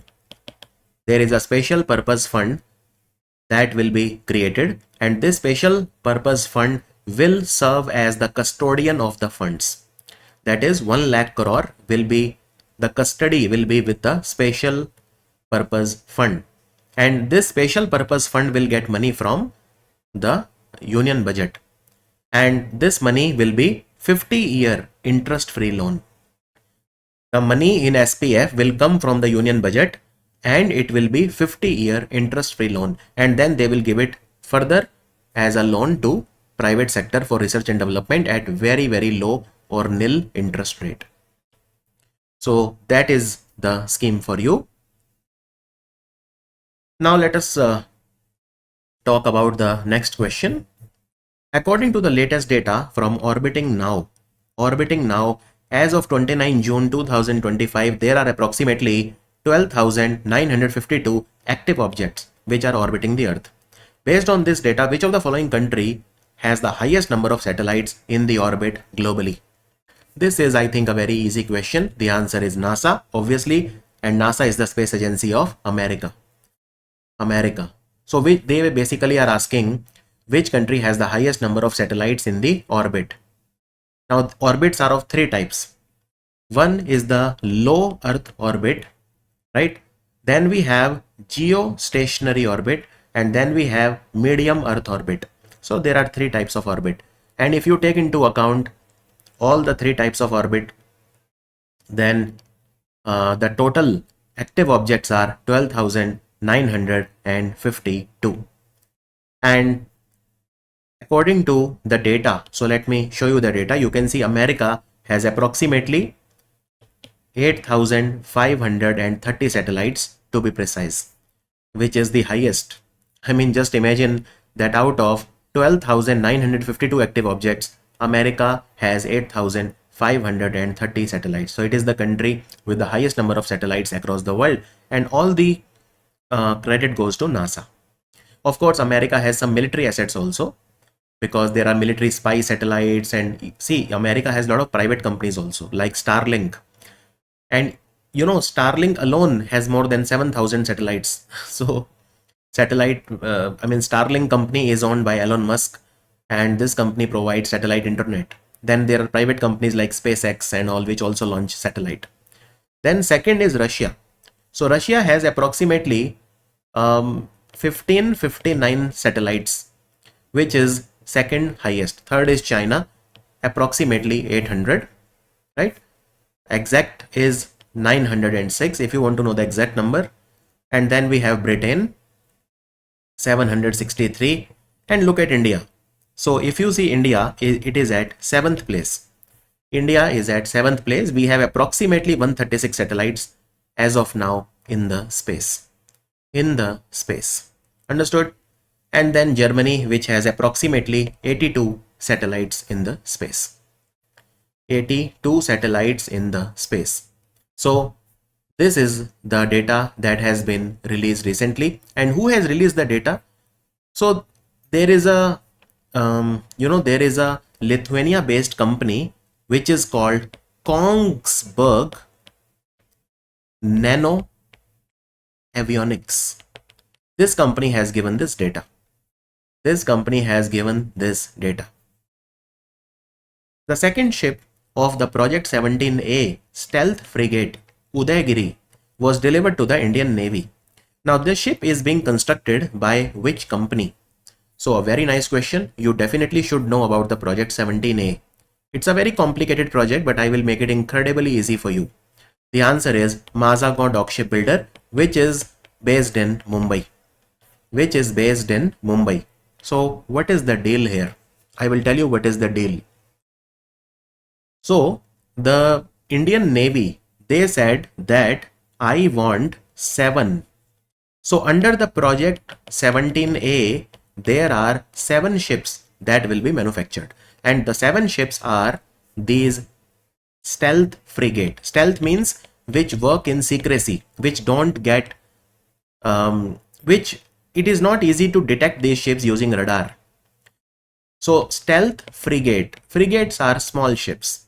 So 7 stealth frigate ships are to be manufactured under Project 17A. And What are these ships called? These are called Nilgiri class. Why? You know that the class is named after the first ship in the series. Now, who will manufacture these 7 ships? That is a good question. Who is going to manufacture? Is it Mazako Dock Shipbuilder alone? No, absolutely not. So the contract was given to 2 companies. One is Mazako Dock Shipbuilder and the second one is Garden Ridge Shipbuilder and Engineer. So Mazako Dock Shipbuilder will manufacture 4 and Garden Ridge Shipbuilder and Engineer, which is based in Kolkata, will manufacture 3. So the first ship is in the series is called Nilgiri. First in the series is called Nilgiri. The second one is called Udaygiri. Second one. So in this question, what I have asked you is Udaygiri, which is the second ship in the series. So the ships are called Nilgiri, Udaygiri, Taragiri, Mahendragiri, Himgiri, Dunagiri and Vindhyagiri. Now I am not much concerned about the number, okay, but I am concerned about which ship will be manufactured by whom. So Mazako Dock Shipbuilder will manufacture Nilgiri, Udaygiri, Taragiri and Mahendragiri. And all of these ships are named after mountain range. For example, Nilgiri is the mountain range mainly from Tamil Nadu, but Nilgiri some part is there in Kerala also. So Nilgiri, Udaygiri, Taragiri, Mahendragiri, these will be manufactured by Mazako Dock Shipbuilder Mumbai, and Himgiri, Dunagiri, Vindhyagiri, these will be manufactured by Garden Ridge Shipbuilder and Engineer. Understood? So Udaygiri is the second in the series, and since the first ship in the series was called Nilgiri, these are also known as Nilgiri class of ships. Now look, these ships, they will be fitted with surface to surface missile also, surface to air missile also, guns also. So they will be very useful for combat operations. Combat operations. Understood? And you know, one very sweet thing I will tell you. Who designs? Yes, commercial manufacturing of the ships is done by shipyards like Mazako Dock Shipbuilder and Goa Shipyard and all of these. But who designs these ships? So these 7 ships, Nilgiri class, they are designed by Indian Navy's Warship Design Bureau. Indian Navy has an organization called Warship Design Bureau. And the ship Udaygiri, which I just talked to you about, Udaygiri is the 100th ship which is designed and delivered by the Warship Design Bureau. So it is the 100th ship which is designed by the Warship Design Bureau. So this can also be asked in the exam. This can also be asked in the exam. Understood that? So these are the 7 ships: Nilgiri, Udaygiri, Himgiri, Taragiri, Dunagiri, Vindhyagiri and Mahendragiri. Recently, which of these organization or Ministry of India has launched Bhasha Setu? Bhasha means language, Setu means bridge. So this is real-time language technology for Bharat. Bharat means India. So this is a competition. This is a challenge to develop a AI-powered multilingual translation solution. You know, just like Bhashini. So we need a real-time language technology for Bharat, Bhasha Setu. This competition has been launched by the Ministry of Information and Broadcasting. Ministry of Information Broadcasting. Understood? Bhasha Setu. And this is a AI powered multilingual translation solution development competition. And recently, same ministry organized the Wave Summit, as you know, in Mumbai in the Geo World Center, and they have launched their startup accelerator program also called WaveX. What is the meaning of startup accelerator program? So startup accelerator means a program that helps the startups. And what do they want through Bhasha Setu? They want that this solution, basically under Bhasha Setu, we want to develop an innovative intelligence tool, artificial intelligence tool, which is capable of real-time translation, transliteration, and voice localization across 12 Indian languages, at least 12 major Indian languages. So we want translation, transliteration. What is the difference between translation and transliteration? See, if I write a Hindi word, let's say the Hindi word is samay, okay, samay, which in English means time. So this is a translation from Hindi to English. But what is transliteration? So if I write samay like this, samay, in English it means time. So this is transliteration. This is not translation, this is transliteration. Okay, so I'm writing the fonts in English only, but this is, the word is Hindi, but I'm writing it in English only. This is transliteration, samay. Whereas here I am using the Hindi script, which is Devanagari script, to write. That is translation. So translation and transliteration are different. Okay. So winning startup will get support under the WaveX Startup Accelerator, and the competition is called Bhasha Setu. And the winning startup will also get mentorship, workspace, development assistance, product assistance, and all of that.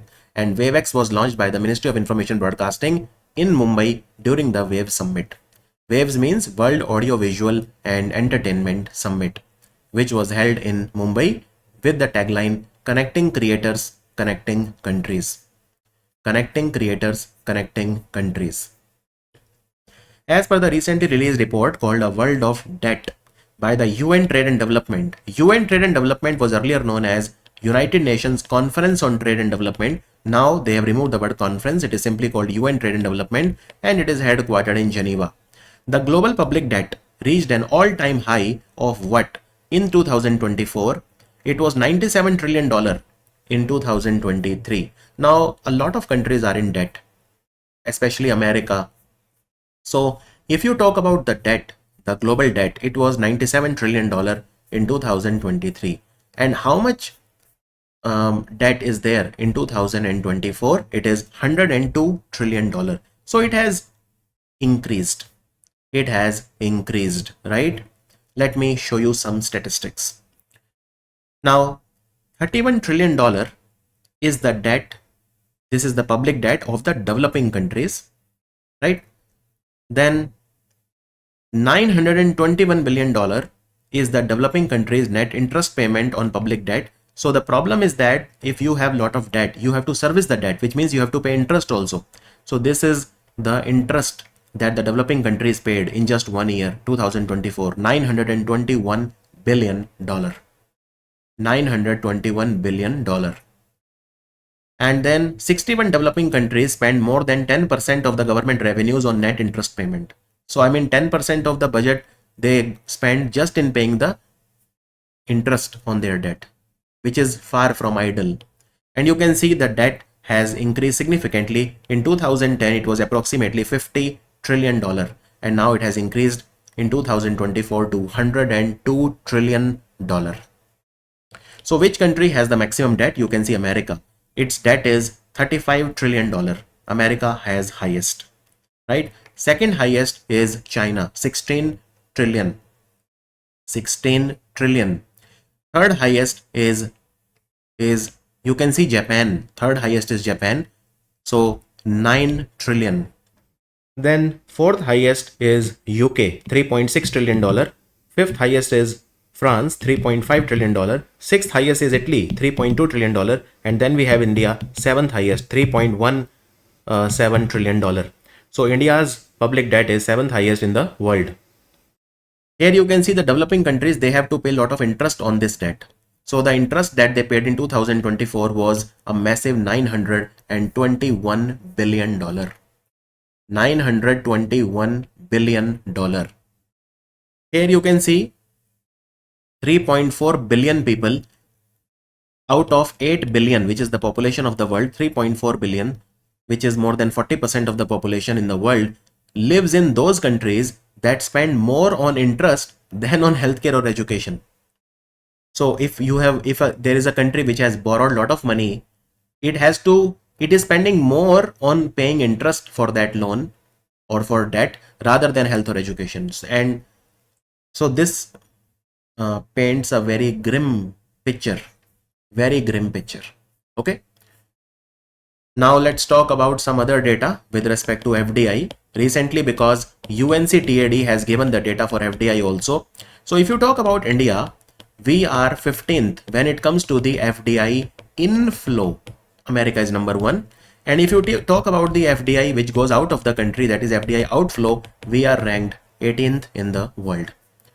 America received maximum FDI inflow, followed by Singapore, and followed by Singapore. Singapore received $143 billion of FDI inflow. And third was Hong Kong, and fourth this time was China. This is the latest rank which is there. Okay. So number one is America, number two Singapore, number three Hong Kong, number four China. India was at 15th position. What about the FDI outflow? In FDI outflow, if you talk about FDI outflow, then India's rank was 18th. 18th. Department of Administrative Reforms and Public Grievances, which works under the Ministry of Pension, Personnel and Public Grievances, DARPG we call it, DARPG. So they have notified the scheme for the Prime Minister's Awards for Excellence in Public Administration. The PM Awards will consist of a trophy, scroll and incentive of how much amount which will be given to the district or organization. Excellence in public administration, which is very similar to governance. For excellence in public administration, the Prime Minister's Award will be given. It will carry a cash award of 20 lakh rupees apart from the trophy and certificates and all, right? So these awards will be, right now they are inviting nominations.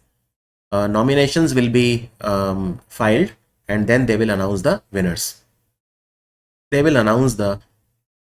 So let me tell you more about it. So there are three categories. Total, how many awards will be there? 5, 5 and 6 in three categories. So total 16 awards will be there this year. Category 1, Holistic Development of Districts under 11 Priority Sector Programs. Category 2 is Aspirational Blocks Program. Category 3 is Innovation for Central Ministry, Department, State and District. So in these three categories together there are 16 awards. And the PM Awards will have a trophy, scroll, incentive of 20 lakh rupees, and 20 lakh rupees will be awarded, will be given to the district or organization, and it will be utilized for implementation of a project or program or bridging the resource gaps in any area of public welfare. Now the application for awards would be evaluated on three parameters: good governance, qualitative criteria and quantitative criteria. So the objective of the scheme is to encourage constructive competition, innovation, replication and institutionalization of the best practices. Understood? Now look, this is a very old, these are old awards, right? So if I give you some history of these awards, the Prime Minister's Award for Excellence in Public Administration, initially they were started in 2006, but that time the name was different. Okay. Then the name was changed in 2014. Then the name was changed in 2020. Then again the name was changed in 2021.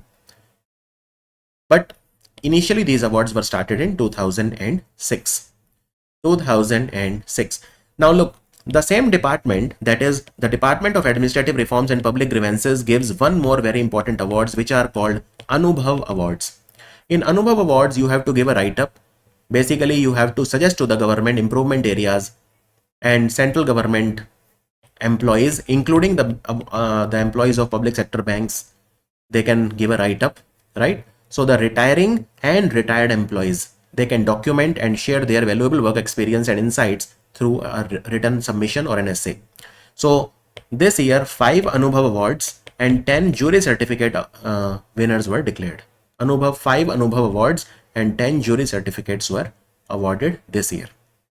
And again, Anubhav Awards are given by the same ministry, that is the Ministry of Pension, Personnel and Public Grievances. Right? And for the first time in 2025, the awards included not just the employees from the central government companies, but from public sector banks also. So the central government employees and public sector banks people, they were there, and more than approximately 1500 write-ups were received, and then 5 people were given the award, and 10 people were given the jury certificate. Jury certificate is like a consolation, you can say, right? And one more award which I will tell you, which is again given by the same ministry, Ministry of Pension, Public Grievances and Personnel. It is called National Awards for E-Governance. National Awards for E-Governance, which are given every year since 2003. Since 2003. So these awards, they were given during the National Conference on E-Governance, which was organized in Visakhapatnam in June 2025. So 10 gold medal, 6 silver and 3 jury awards. Total 19 awards were given this year.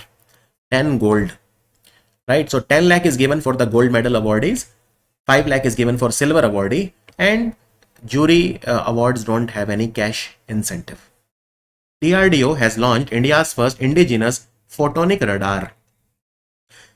It is a next generation system that leverages light-based or photonic technology for signal generation and processing. This radar was developed by which laboratory of DRDO?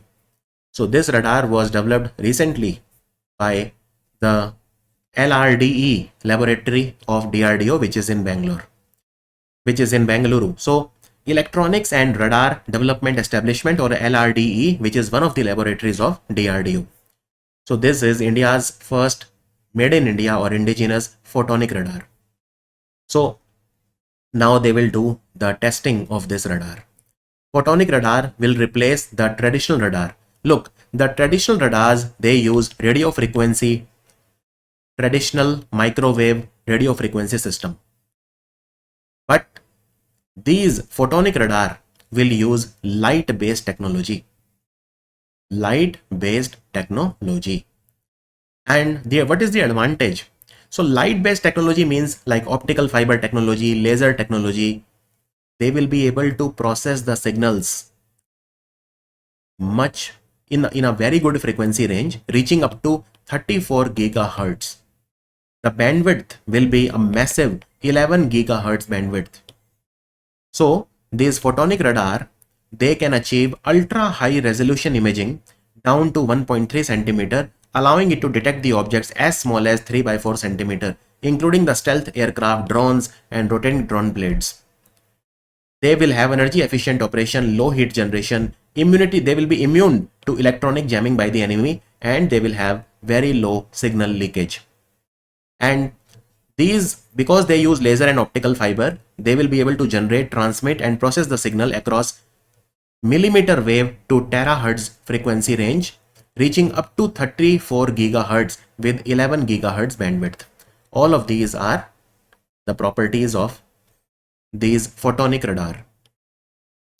The Raj Bhavan Anna Dhan, it is a scheme of which state, under which the governor will donate the royalties earned from his books for a noble cause.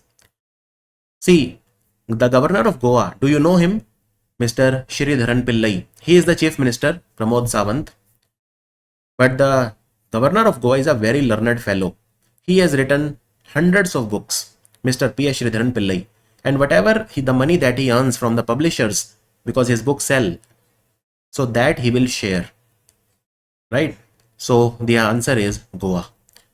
The Raj Bhavan is the official residence of the governor in any state. So Raj Bhavan Anna Dhan scheme was launched recently in Goa, basically Goa governor presided over the launch ceremony. And I mean, you know, he is giving 25,000 rupees each to approximately 40 patients from his own earning. 25,000 rupees each he will give to 40 patients. P.S. Sridharan Pillai will donate the royalty which he earns from his published books. So great effort from P.S. Sridharan Pillai. He is the 19th and current governor of Goa. Now in the past, he was the governor of Mizoram also from 2019 to 2021.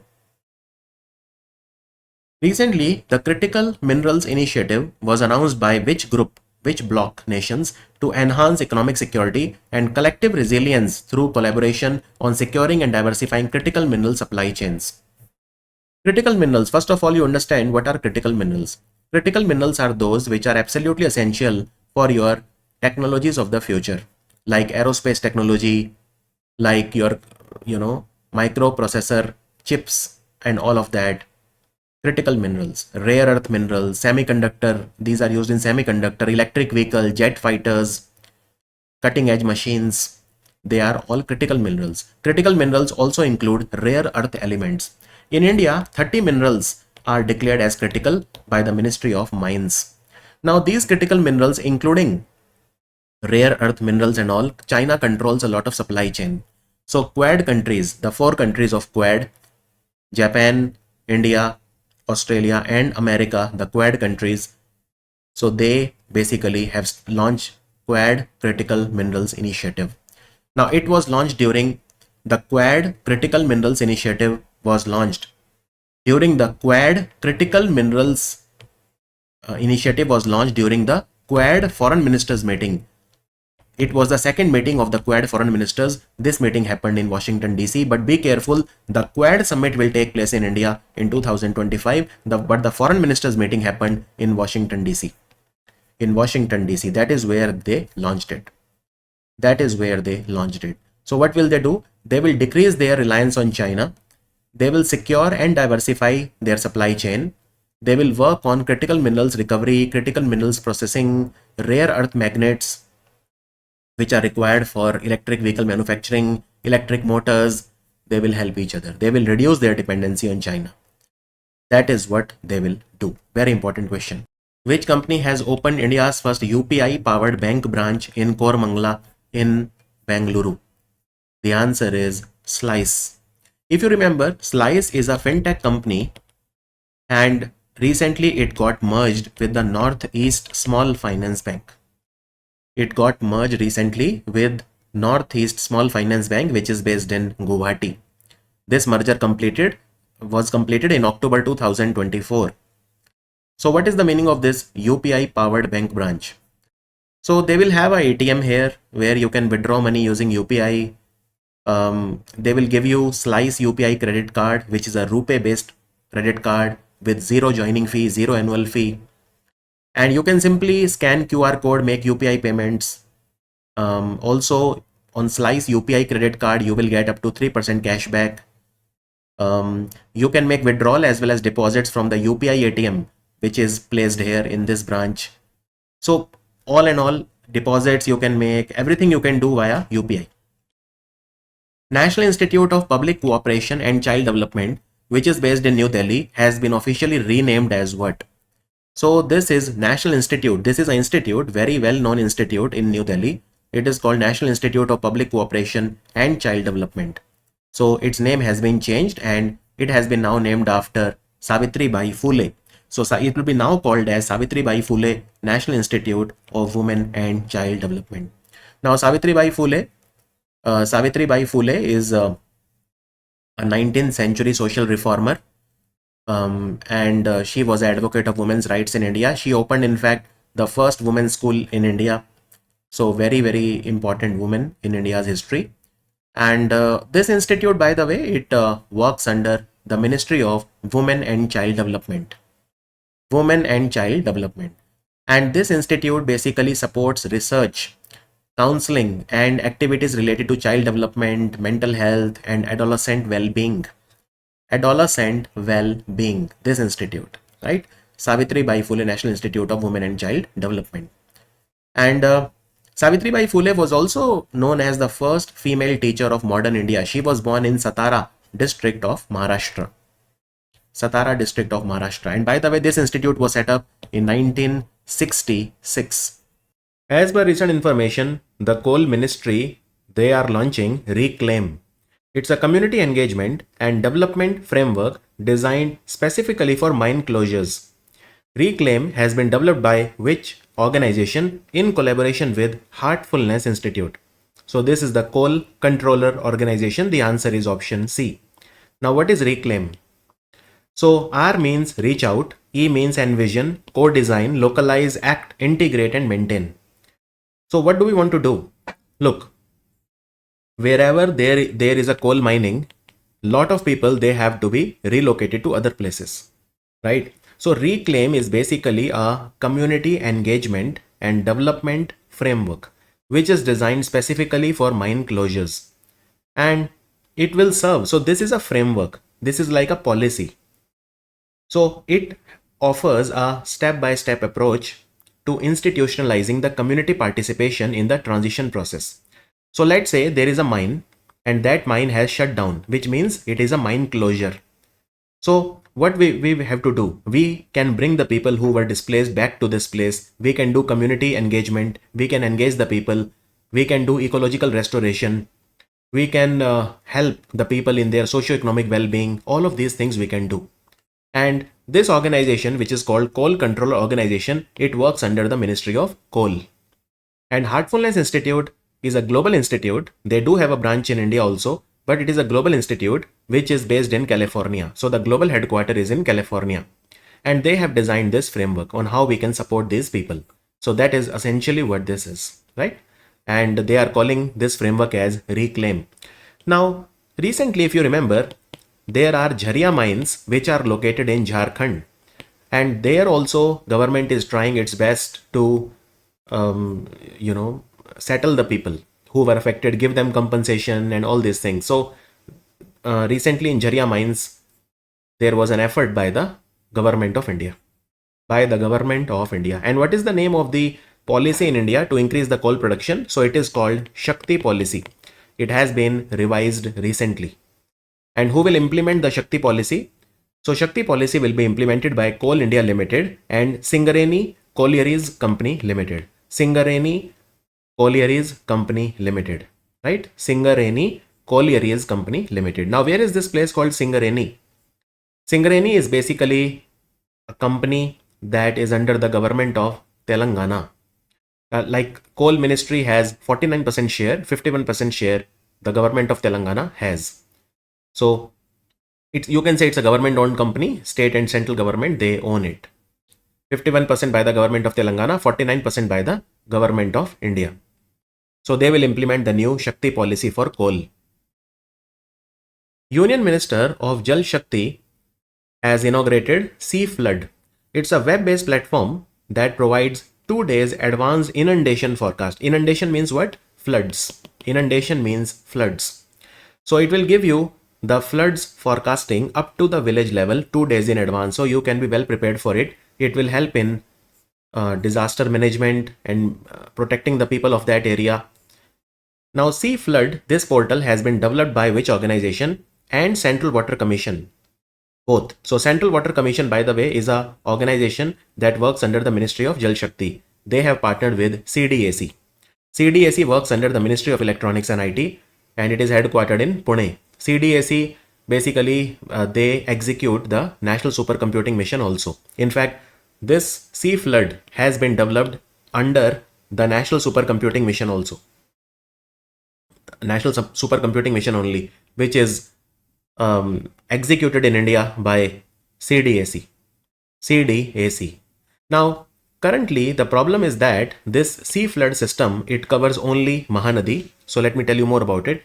This sea flood system, currently it covers Mahanadi, which is a river that flows in Chhattisgarh and Odisha, Godavari, that mainly flows in Maharashtra, Telangana and Andhra, and Tapi. Tapi mainly flows in Madhya Pradesh, Gujarat and Maharashtra. Currently it covers only these 3 rivers. But the government is saying that we will be able to provide 2D hydrodynamic modeling to simulate the flood scenarios and therefore the flood forecasting in other rivers also. But for now, it will work only on Mahanadi, Godavari and Tapi river floods.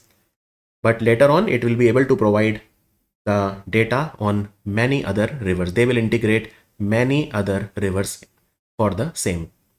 And the simulation for example, Mahanadi Basin, they are provided by the high performance computing facility, which is provided by the CDAC. And who gives the data to CDAC? National Remote Sensing Center, which is based in Hyderabad under the National Hydrology Project. Now, once the data is obtained on sea flood, right, then what happens? Well, then the sea flood portal will be integrated into the National Disaster Management Emergency Response Portal that we call NDEM. So NDEM is a geo portal that disseminates the space-based input, satellite-based input, during all the natural disaster. And National Hydrology Project was launched in 2016 and it will end on 30th of September 2025. So it is almost on the verge of completion. It is a project under the Ministry of Jal Shakti. So in National Hydrology Project, what we are doing is we are doing the capacity building. We are trying to increase the capacity of water resource management institutions in India. And National Hydrology Project is funded by the World Bank. Even National Supercomputing Mission was started in 2015 by the CDAC Pune. According to the recent information, the third edition of Auto Expo, we know it as Bharat Mobility Global Expo, will take place in the year February 2027. In the month of February in 2027, in which city? So it will be organized in Delhi. First time it was organized in 2024, then this year in 2025.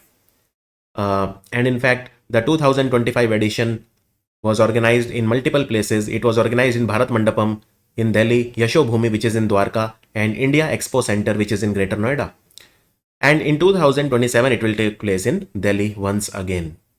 You know, every new car that is launched in India, car, bus, hydrogen fuel car, electric car, scooters and trucks and buses and whatever. So they are all showcased first here in Auto Expo or Bharat Mobility Global Expo. Bharat Mobility Global Expo. And who organizes it? So it is organized by the Engineering Export Promotion Council of India, EEPC. And by the way, EEPC works under the Ministry of Commerce and Industry. This organization was set up in 1995. And Ministry of Heavy Industries, they will also support this. But main organizing organization is EEPC. And of course, there are tons of other organizations which give their support like FICCI, NASSCOM, ACMA, SIAM and all that. But main I have told you. Now, Ministry of Commerce was also in news because they have launched a project called Bharat Project. It is simply called Bharat Project, in which they will train 1 million entrepreneurs in India. This is called the Bharat Project, and Ministry of Commerce have launched it in collaboration with a company called Your Story. In collaboration with a platform which is called Your Story. So they will train 1 million entrepreneurs from Tier 2 and Tier 3 cities. Tier 2 and Tier 3 cities. Also, the Ministry of Commerce, they have launched a scheme recently called Road Tap. Road Tap means Remission of Duties and Taxes on Exported Product Scheme. Now, this scheme was initially started on 1st of January 2021, and it is a scheme by the Ministry of Commerce and Industry. It comes under CBIC or the GST Department, Central Board of Indirect Tax and Custom. And in this scheme, different types of export subsidies are given to the exporters. As per recently released report, which is called Zero Emission Trucking Adoption in India and its impact on emission and energy. This is a report and it says that India's freight sector means what? The cargo sector, transferring logistics, the goods from one place to another. So it is driven mainly by the medium and heavy duty trucks. It accounts for approximately what percent of the country's logistics operations and plays an important role in the economic growth and industrial development. So this report says that the medium and heavy duty trucks in India, the medium size and the large size trucks in India, they account for 70% of India's logistics operations. You know that most of the goods are transported in India through trucks. Why? Because we don't have dedicated freight corridor for the trains. Now we are developing it, and therefore it becomes very costly because we don't have dedicated freight corridors for the railways, and air cargo is very costly. So that is why most of the goods are transported in India through the roads, and through roads means medium and heavy duty trucks. 70% of India's cargo is moved by them. So this is the report. And look, zero emission trucking means what? It means that we want to have those trucks which emit zero pollution. Like for example, the green hydrogen trucks. Now you know that recently in Ladakh, the green hydrogen buses are running by NTPC. So why can't we do that for the trucks? Trucks are run in India by diesel, right? And this sector, the problem is that all these medium and heavy duty trucks, they account for 40% of India's fuel consumption. Have you seen a petrol tank of a truck, how large it is? The diesel tank, it is very large. So currently the problem is that we don't have green hydrogen infrastructure in India. We don't have green hydrogen pumps. We don't have very sound green hydrogen production factories, but it will gain momentum. Now, this report says in the business as usual scenario, which means if we don't take proactive steps, then the adoption of these BET adoption. BET adoption means what? It simply means those battery electric trucks, zero emission trucks. They are projected to be nearly 2% by the financial year 35. So even by financial year 35, they will form just 2% of all the trucks in India. But they will become 55% by financial year 45. In 20 years, 55% of the trucks in India will be battery electric trucks. And by financial year 55, that is after 30 years, they will become 100%. But that is business as usual. I mean, if we are not doing anything extra, but if you see with proper support, like if we become proactive, then the BET adoption will become 18% instead of 2% by financial year 35 and 100% by financial year 46. So it is better that we become proactive, we give them proper support. And as per the report, the electricity consumption by these battery electric truck is projected to be a small portion of overall generation capacity, peaking at nearly 8% in financial year 50. Now, who has released this report? That can also be asked. It is the Office of the Principal Scientific Advisor. Office of the Principal Scientific Advisor to the Government of India. He is Ajay Sood. So this report is released by Office of the Principal Scientific Advisor to the Government of India. Now I'll tell you one more thing which is pretty interesting. The Office of the Principal Scientific Advisor of India, they said that if we want to have zero emission trucks in India, we need to have zero emission trucks corridors in India, which means that we should have such highways where you can easily charge your truck. If it is a battery electric truck, it needs charging, right? So at every 1 kilometer, 2 kilometer, 5 kilometer, we should have these charging infrastructure and all of that. So these will be known as zero emission trucking corridors. Now, how many, I repeat, how many zero emission trucks corridor we are setting up in India? The answer is 10. The answer is 10. So like Chennai to Villupuram, Delhi to Jaipur, Vijayawada to Visakhapatnam, Chennai to Bangalore, Coimbatore to Kochi, Coimbatore to Salem, Kolkata to Haldia, Delhi to Chandigarh, Dhanbad to Kolkata, and Pune to Nashik. So these are the 10. And which of these currently is the most green? Chennai to Villupuram. Chennai to Villupuram ZET corridor is the cleanest, according to the Office of the Principal Scientific Advisor. But of course, this data will keep on changing. Which Indian ministry has rejoined the Unicode Consortium as a supporting member?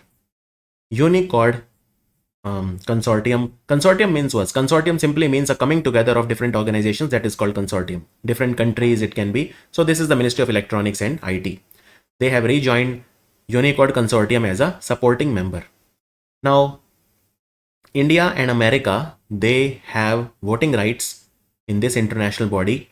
And what is this body about? It is to standardize text and emoji encoding on digital platforms. You must be using a lot of text while chatting. You must be using a lot of emojis. So there has to be some, like when you chat online, you use text and emoji. So there has to be some sort of standardization in these, right? So the IT Ministry of India, they were a member of Unicode Consortium from 2000 to 2019 and then again for 1 year in 2021. So now they have joined it for the third time. So it is the Ministry of Electronics and IT. It has a membership cost. You have to pay $20,000 to be a member of Unicode Consortium. And where is it headquartered? Unicode Consortium. So this is an organization that came into being in 2000. It was set up in 2000. And from India, there is one more organization, Tamil Virtual Academy. Tamil Virtual Academy is also a member of Unicode Consortium since 2003. And now Ministry of Electronics and IT, they have also joined it. Tamil Virtual Academy is based in Chennai. And where is the headquarters of Unicode Consortium? It is based in California. It's a non-for-profit organization which was founded in 1988. 1988, right? So usually the computer software and hardware companies, the departments, the ministries, they can all become member of Unicode Consortium. Unicode Consortium. And you can see some of the amazing members of this organization. Google, Amazon, Adobe. India is supporting member. But India has voting rights. America also has voting rights. Recently, which organization has launched the 3 by 35 initiative aiming to increase the taxes on tobacco, alcohol and sugary drinks by at least 50% globally by 2035. So this is the World Health Organization, because if you increase the taxes on tobacco, alcohol and sugary drinks, they will become costly and people will consume them less. So this organization has targeted a reduction in the harmful consumption of these three: tobacco, alcohol and sugary drinks. Sugary drinks. Now, what is their long-term target? This is to, like,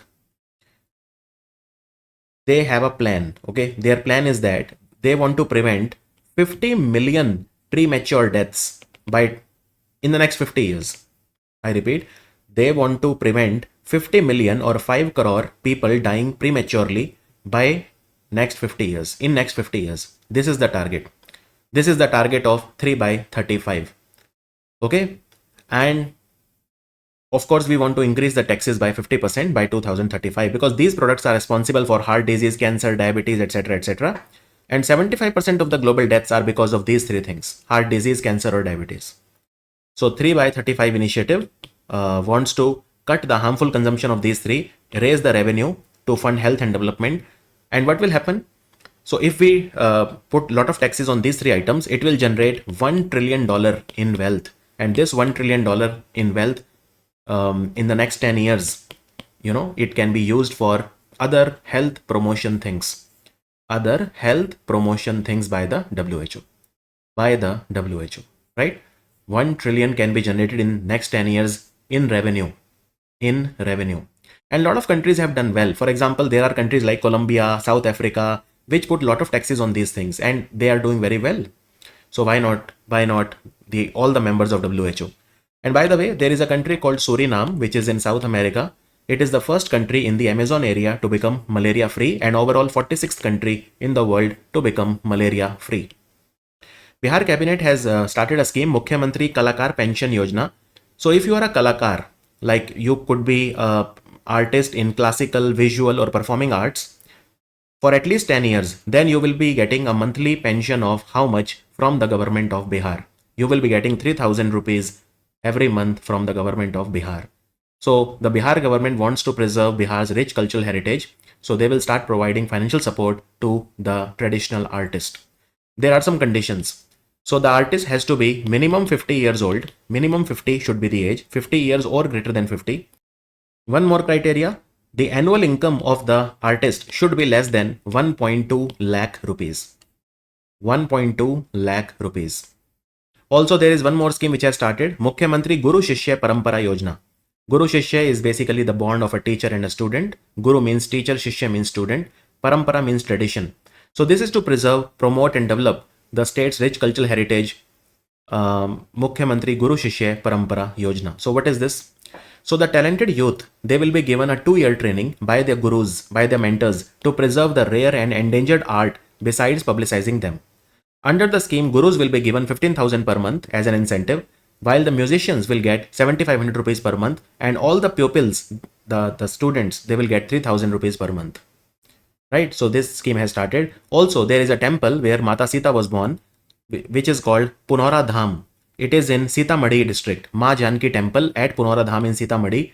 So this is the birthplace of Mata Sita, goddess Sita, wife of Lord Rama.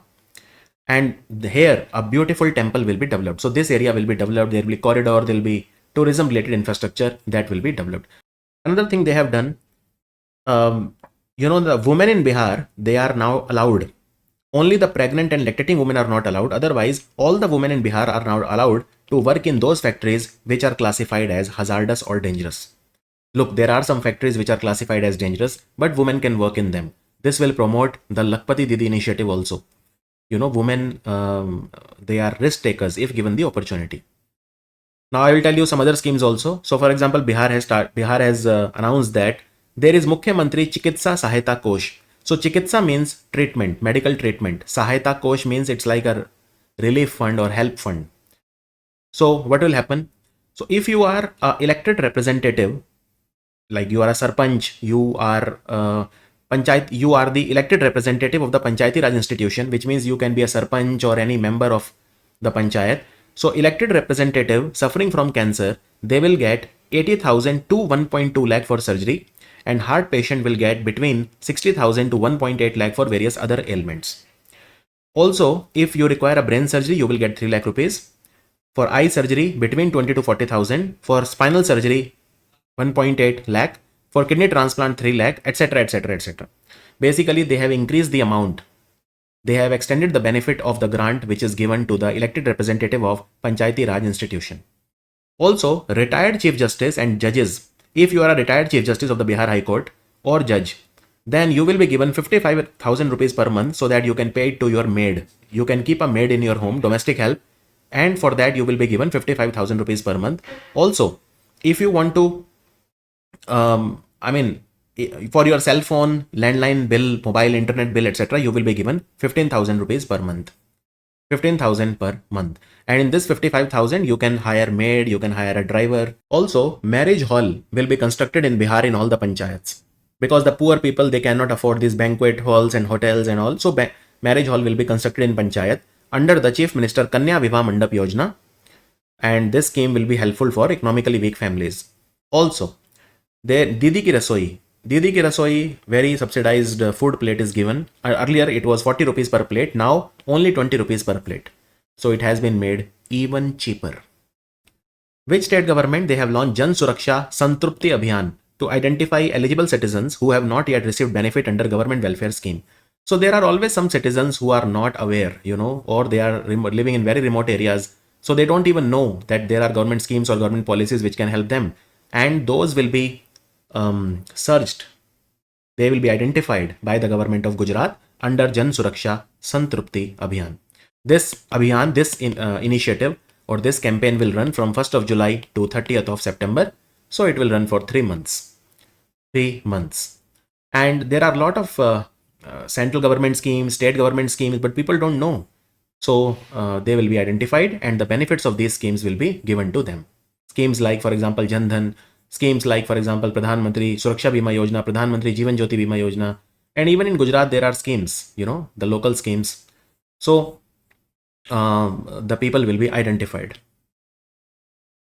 Narcotics Control Bureau, it works under the Ministry of Home Affairs. So they have launched which operation to dismantle Kita Melon. It is one of India's most prolific darknet based drug syndicate. Syndicate means what? Very large organization. Very large organization which does crime is called a syndicate. So Kita Melon is, do you know dark web? Dark web you must be knowing. So Kita Melon operates from dark web and they sell a lot of drugs in India. And now Narcotics Control Bureau is doing a dedicated operation against this organization. So it is called Operation Melon. Operation Melon. It's a very high impact operation. And it has been done by it will be led by the Kochi unit of Narcotics Control Bureau. Now, so this organization is selling LSD, which is lysergic acid, diethylamide, ketamine, all these in Delhi, Bhopal and big cities. So very dangerous, right? And the estimated value is in crores, what they sell. And Narcotics Control Bureau was set up in 1986. UP government, as per recent data, 97,000 plus criminals, they have been convicted in the state since July 2023. So in 2 years, almost 1 lakh criminals, they are actually convicted, not just accused. They underwent the process of formal trial and they were convicted. Under which operation? This operation is called Operation Conviction. Operation Conviction. In fact, 68 criminals out of these many, they were sentenced to death. A lot of them received life imprisonment and more than 1,000, they were sentenced to over 20 years in prison, and remaining they were sentenced accordingly. Operation Conviction focused on organized crime. Also in UP, in Gorakhpur, UP's first Ayush University has opened, which is called Mahayogi Guru Gorakhnath Ayush University.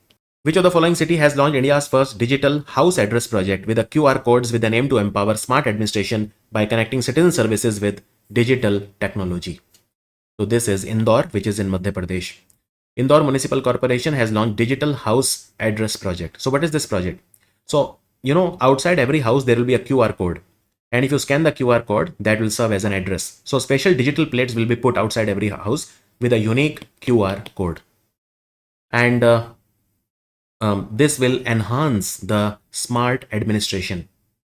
So digital address, that digital address project in India is called DigiPin. It is coming very soon. Digital Postal Index Number System, which is a GPS based digital address, DigiPin.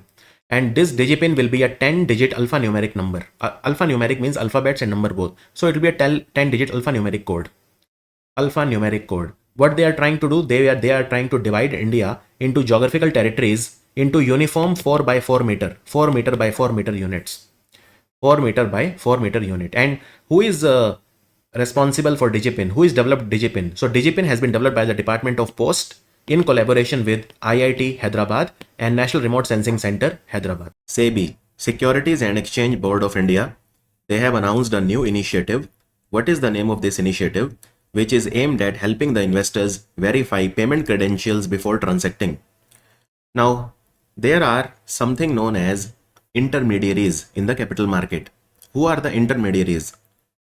And look, these intermediaries are registered with SEBI. So for example, the broker in the share market, there are share brokers, there are mutual fund houses, there are advisors. All of these people are called intermediaries.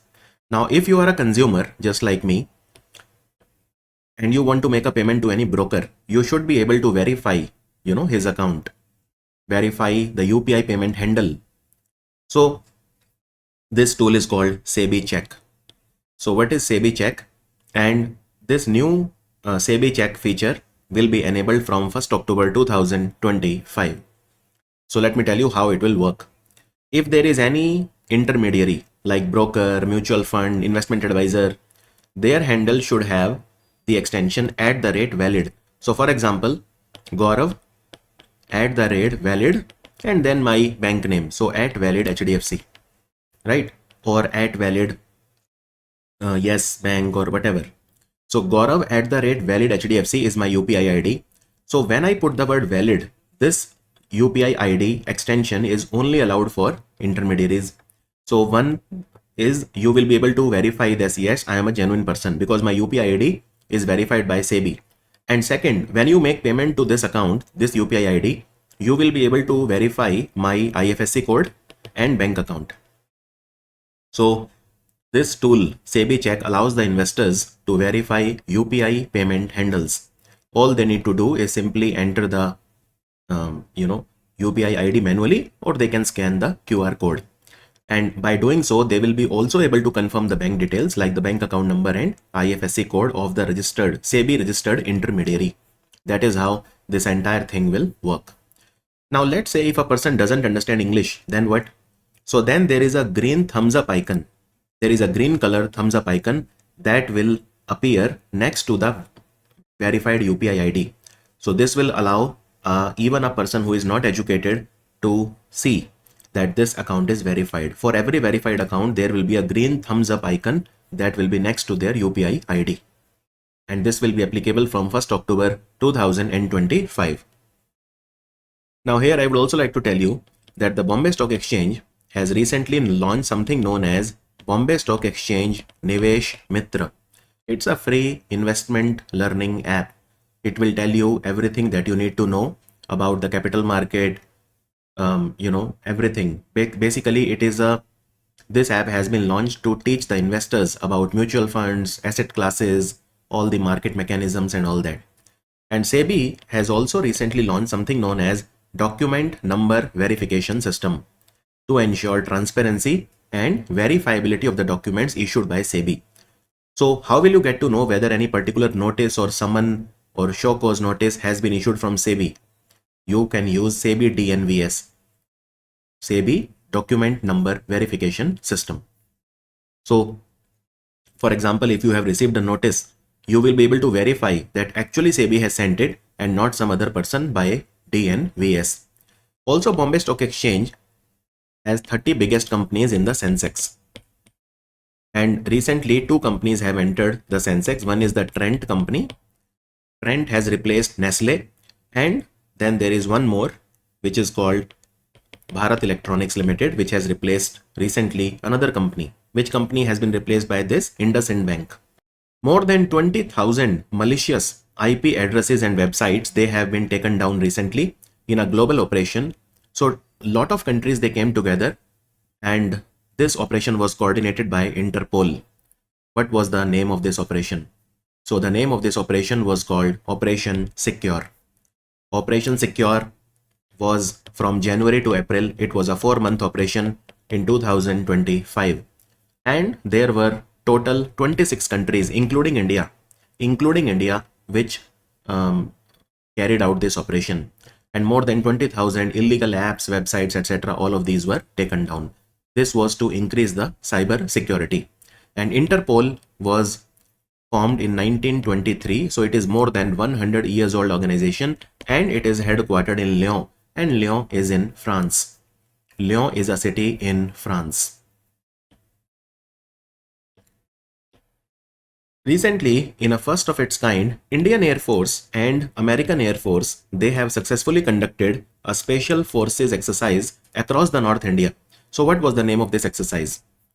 Now, you know, Indian Air Force and American Air Force, they did an exercise for the first time. This is called exercise Tiger Claw. Now don't confuse it with Tiger Triumph, because Tiger Triumph also takes place between India and America. Now what is the difference between the two? So Tiger Triumph is a humanitarian assistance and disaster relief exercise, whereas Tiger Claw is between the air forces of the two countries. So this is for war readiness, whereas Tiger Triumph is for disaster management, right? So this exercise took place at multiple places across North India. It ended at the Chandinagar Air Force Station, which is in Bagpat district of UP. And Indian Army, they recently went to Mongolia to participate in the Khan Quest exercise, in which multiple countries they participate. And India and Mongolia, there is a bilateral exercise also, which is called Nomadic Elephant. So Nomadic Elephant took place between India and Mongolia. Nomadic Elephant, it took place in Ulaanbaatar, which is the capital of Mongolia. And by the way, Indian Air Force, they carried out an exercise called Akraman. It was organized in the central sector. Akraman. This is our own exercise, not with any country. This is to just increase our operational readiness. And Indian Air Force, they also participated in the exercise called Desert Flag. This happened for the 10th time, and Desert Flag is a multi-country exercise which is organized by the UAE every year. World Bank has released the Global Poverty Revisited using some new data. So as per this report, India's extreme poverty rate has dropped significantly. The extreme poverty rate in India was 27.1% in the financial year 12. Now in the financial year 23, so in the last 11 years, our extreme poverty rate has declined from 27.1% to how much now? It is 5.3%. 5.3%. Now what is the meaning of extreme poverty? Well, in 2011-12, if a person is earning less than $2.15 per day, then he is extremely poor. But now, according to the latest revision of the World Bank, if you are earning less than $3 per day, then you are extremely poor. So even the cutoff has been revised by the World Bank. Earlier it was $2.15 per day, and now it is $3 per day. $3 per day. Now, if I ask you, how many people in India, they have been removed from extreme poverty? So that's a very important question, right? That's a very important question. So in India, how many people have been lifted from extreme poverty? Remember, the answer is 171 million. 171 million people, they have been lifted, or India has lifted 171 million people from extreme poverty in the same time period which I told you, 2012 and financial year 23. 171 million people in India, or 17.1 crore, they have come out of extreme poverty. They have come out of extreme poverty, right? So that is a very important question. We'll move on now. But before that, I'll tell you that there are 5 states in India. There are 5 states in India: UP, Maharashtra, Bihar, West Bengal and Madhya Pradesh. These 5 states in 2011-12 had 65% of India's extreme poor people. Now that has come down to 54%. So it shows that UP, Maharashtra, Bihar, West Bengal and Madhya Pradesh, they have made some progress in the last 11 years when it comes to decreasing the number of extremely poor people. But still a lot needs to be done because these 5 states still have 54% of India's extremely poor people. And if I talk about latest data, that is 2024, how many people in India, they were living in extreme poverty? That is, they were earning less than $3 per day. In 2024, the answer is 54 million. 54 million people in India, they lived on less than $3 per day in 2024. Which city has been declared as the leopard capital of India? Because there was a 1-year-long camera trap survey revealed that it had the highest number of free-ranging wild leopards among all the metropolitan cities. This is Bengaluru. Bengaluru has tremendous number of leopards. So this study said that 80 to 85 leopards are roaming in Bangalore and Mumbai is second. In Mumbai there were 54 leopards which are mostly documented from the Sanjay Gandhi National Park, and in Bangalore 80 to 85 leopard. So it is the leopard capital. And who did this camera trap survey? So this camera trap survey was done by a NGO which is called Hole Matti Nature Foundation. Hole Matti Nature Foundation, which is an NGO which is based in Bangalore. So it has the highest number of free-ranging wild leopards. And most of the leopards in Bangalore, they were recorded in the Bannerghatta National Park. Bannerghatta National Park had around 54 leopards. 54 leopards. So Bangalore is the only metro in India which supports, these kind of animals. You can't imagine a leopard roaming around in Gurgaon. I agree, in Gurgaon also there are leopards in Aravali area. In fact, very near to my home, I just saw a leopard. But they are not many. I mean, sometimes in the entire year, there is 1 or 2 leopards that get spotted in Aravali. Now the government has created Aravali Trail here, leopard trail. But not many. But look at Bangalore, 80 to 85 leopards in a metropolitan city. So that's a big deal. Which of the following state has launched the scheme Mukhyamantri Jeevan Anu Prerna Scheme? The aim is to provide one-time lump sum financial assistance to research scholars, focusing on Divyang scholars to usher in a new era of research and development. So it has been started by Hemanta Biswa Sarma, who is the Chief Minister of Assam. The answer is Assam. So what will happen in this scheme?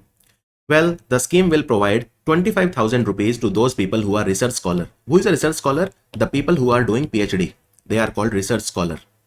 So 25,000 rupees will be given to people who are research scholar, and 40,000 rupees will be given to those PhD people who are Divyang, who are differently abled. Now, one portal has also been launched by the government of Assam, which is called Swagat Satirtha Portal. What is that? Well, this is a push for transparent and citizen-focused governance. So Swagat Satirtha Portal is a digital platform aimed at making mutual transfer within the education department corruption-free. So there is a lot of corruption in Assam with respect to the transfer of the faculties, transfer of the people in the education department. This Swagat Satirtha portal will make it corruption free. So it will enable merit-based transfer process. It will eliminate the middlemen. And this is especially done for grade 3 and grade 4 employees in the education department. Also, Assam and Meghalaya, they are working on a 55 megawatt Kulsi hydropower and irrigation project, which will benefit both Assam and Meghalaya. It is coming up on the Kulsi river, which is a tributary of the Brahmaputra river. Now, Kulsi river flows down from the West Khasi Hill district of Meghalaya to Kamrup district of Assam. India has secured how many medals at the 2025 Taiwan Athletics Open Championship, which was held in Taipei, which is the capital of Taiwan. So, how many medals were India able to win in this tournament? Remember, the total number of medals that India won were 16. The answer is 16.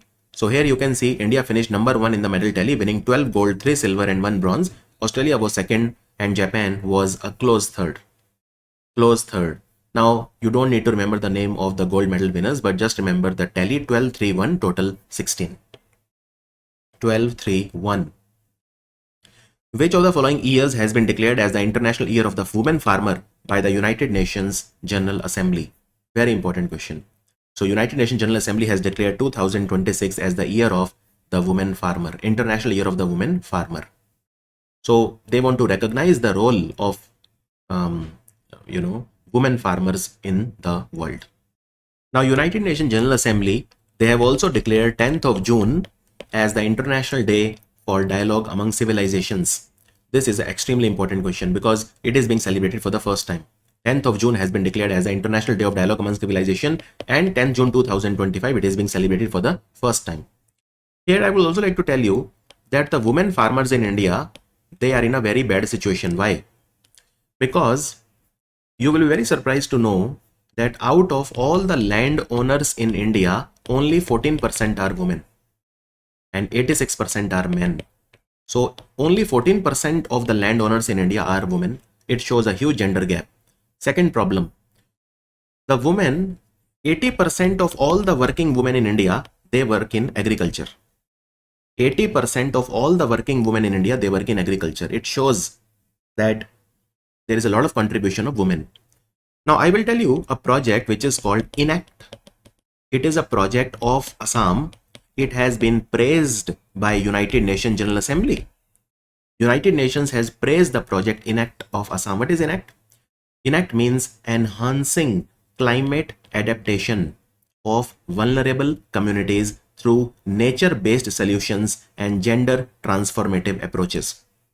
In short, ENACT. So what happens in ENACT? This project empowers the small farmers, especially women. And this project is financed by the government of Norway. ENACT project. This project is taking place in a district of Assam called Nagaon.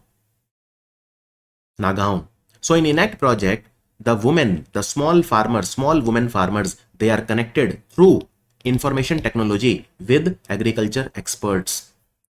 This is called ENACT project. It has been praised by the United Nations General Assembly. So in the exam, you might very well be asked, the ENACT project is associated with which state of India? As per recent information, the Ministry of Agriculture and Farmer Welfare, they are preparing to launch a study which is called CROPIC. Now, this study is aimed at collecting the crop data through field photographs and AI-driven models. In the acronym CROPIC, what does the letter R stand for?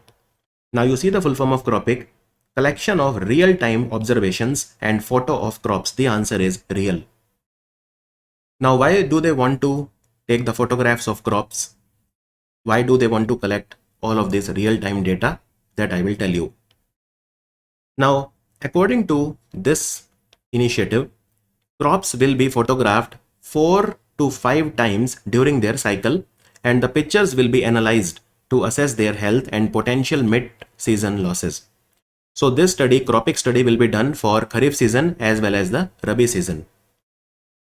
So the collection of field photographs will be done, and 4 to 5 times the photographs will be taken for the crops during their entire cycle.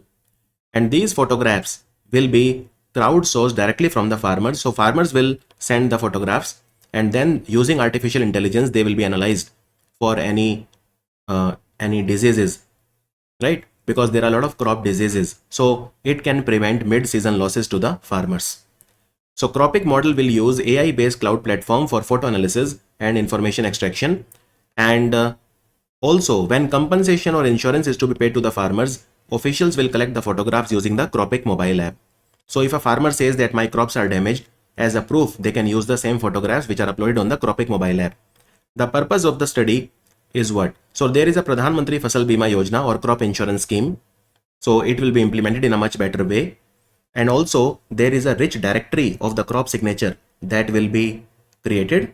It will lead to proper loss assessment and compensation to the eligible farmers under Pradhan Mantri Fasal Bima Yojana. Also, we will be able to tell the farmers about different crop diseases so that they can intervene and prevent their long-term losses. So what is the timeline of the project? So CROPIC study will be done in at least 50 districts per season. These districts will be well distributed in different agroclimatic zones of India, and they will be done for the three major notified crops of India. In these 50 districts will be identified in different agroclimatic zones in India, and for now only 3 crops will be covered. So study for 3 crops will be done, but eventually it will cover all the crops. Okay, eventually all the crops which are notified under Pradhan Mantri Fasal Bima Yojana will be covered. And these pilot studies in 50 districts shall continue for the two upcoming season and are expected to be rolled out nationwide from 2026. And how much money will be spent on this cropping study? According to the Agriculture Ministry, the Fund for Innovation and Technology, which is under the Pradhan Mantri Fasal Bima Yojana, will be used for funding this study. So, Fund for Innovation and Technology has a corpus of 825 crore for different innovations under crop insurance scheme. So, from this 825 crore, which is in this fund, the money will come for the cropping study. Understood now? And Pradhan Mantri Fasal Bima Yojana, let me tell you about it. It was launched in 2016 by the Ministry of Agriculture and Farmer Welfare. For Rabi crops, the premium is 1.5%. For Kharif crops, it is 2%. And for the cash crops, also called commercial crops, or even for horticultural crops, the premium which is paid by the farmers is 5%. 5%, right? So that is Pradhan Mantri Fasal Bima Yojana for you. Recently, Iceland retained its position as the world's most gender equal country for the 16th year in a row, according to the Global Gender Gap Report of the World Economic Forum. What was India's rank out of 148 countries? In India, gender gap, as you know, is high, right? And a lot needs to be done. India's rank was a very poor 131 out of 148 countries. In fact, India was 129 last year. We have dropped by 2 positions. And what was our score? Our score was a dismal 0.644. So Iceland is number 1. And let me show you.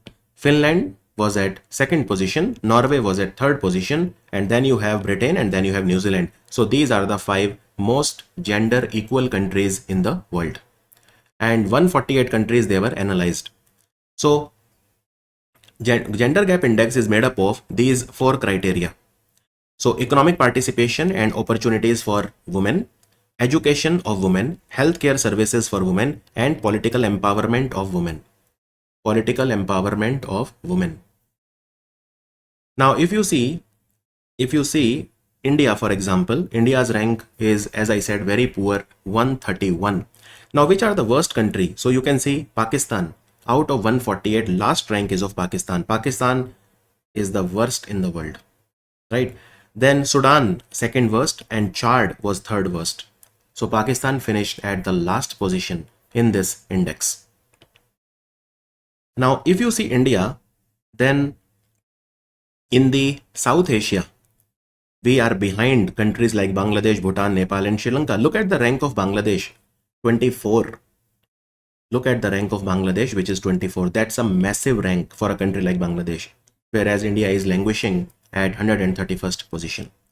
Pakistan and Maldives are worse than India in South Asia. And if you see the score of India, 0.644.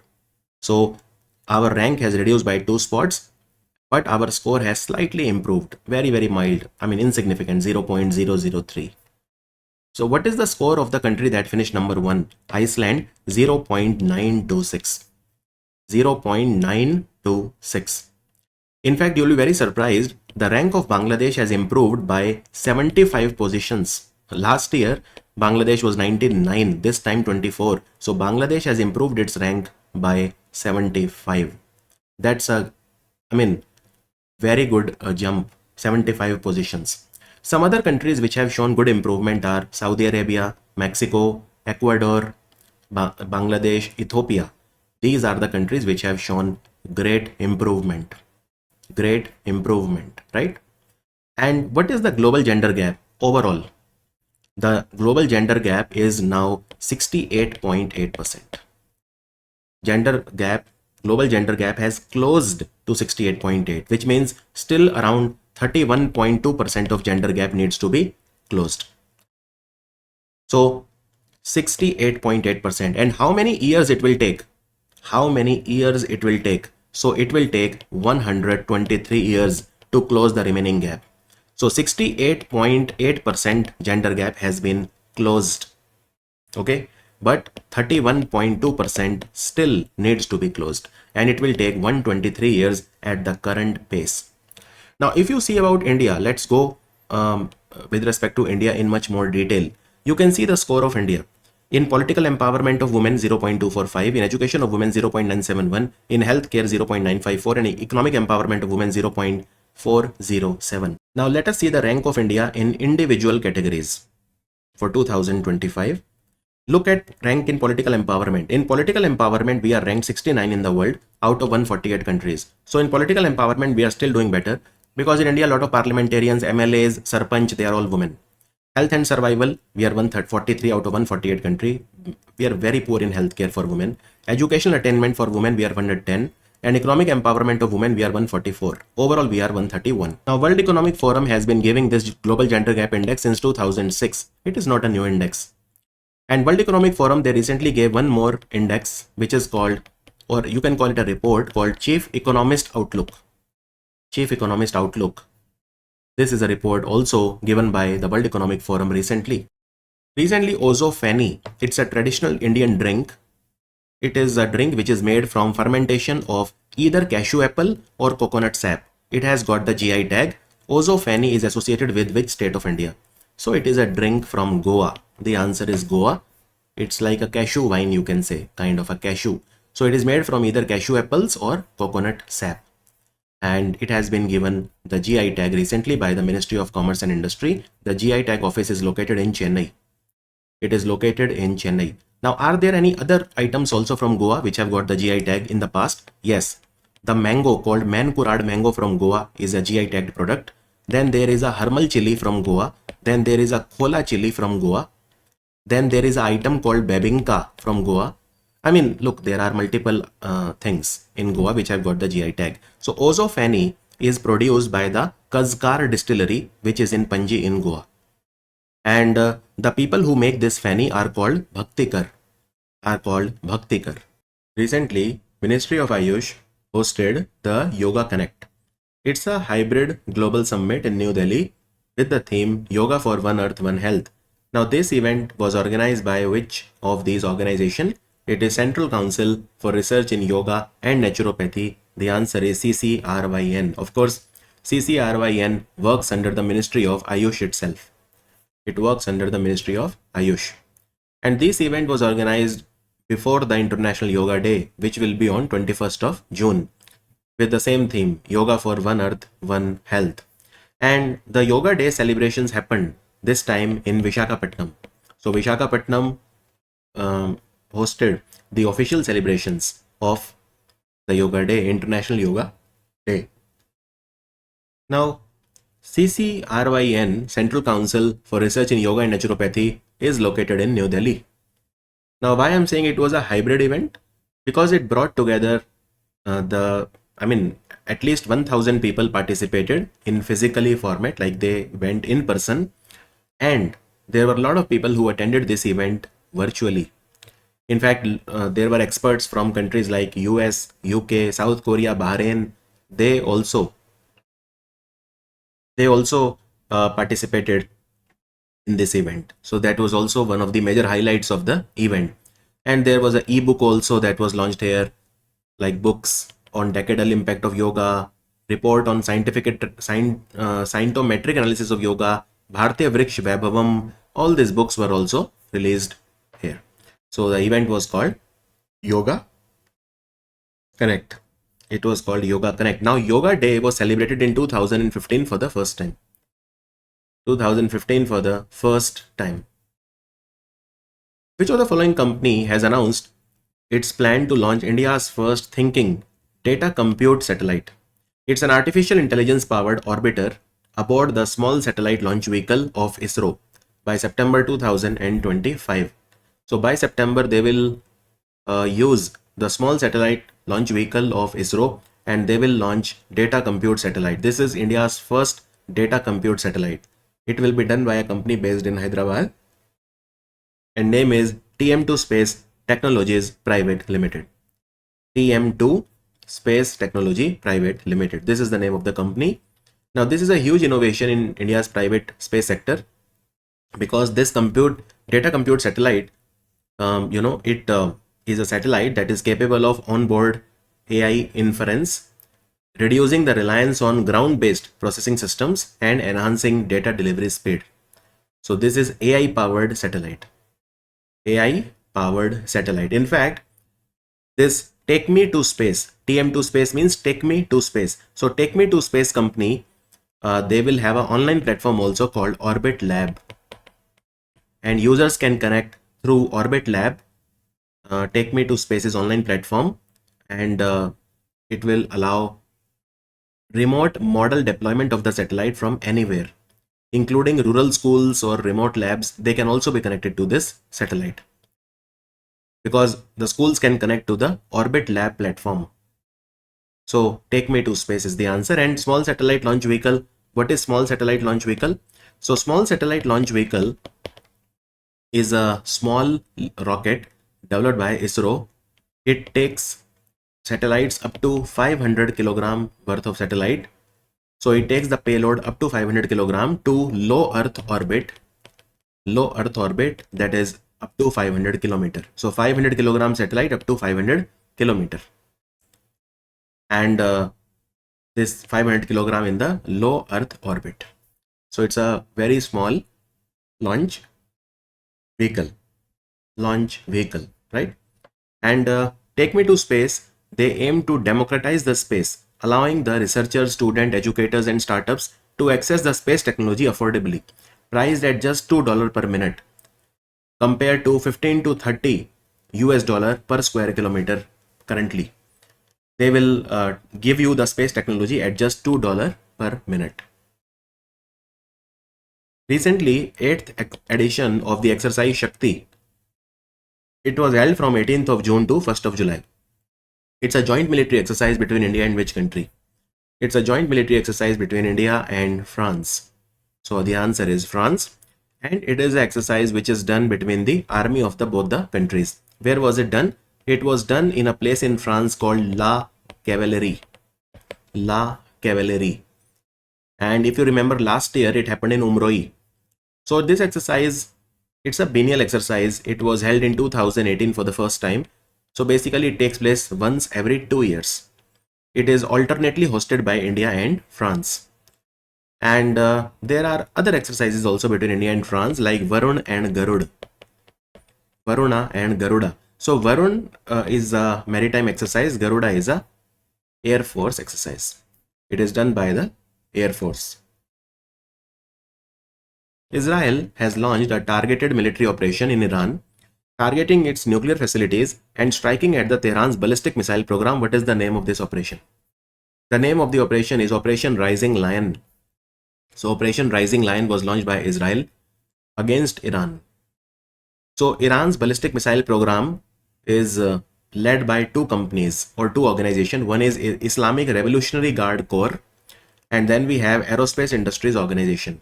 These organizations, they want to prepare ballistic missiles, nuclear capable ballistic missiles, but then Israel hit them very hard. The idea was to destroy Iran's nuclear infrastructure, ballistic missile factories, and military capabilities which are deep inside Iran. So this operation was called Operation Rising Lion. Rising Lion. Now, which are the places in Iran where nuclear enrichment is happening? So the most important one is Natanz. Natanz, Natanz nuclear facility. Natanz nuclear facility is officially known as Shahid Ahmadi Roshan nuclear facility. Shahid Ahmadi nuclear Shahid Ahmadi Roshan nuclear facility. It is a nuclear facility which was built near the Natanz city for uranium enrichment. So this is one of the places where they hit. And then they also hit at the Fordo. So they Natanz nuclear enrichment facility and Fordo fuel enrichment plant.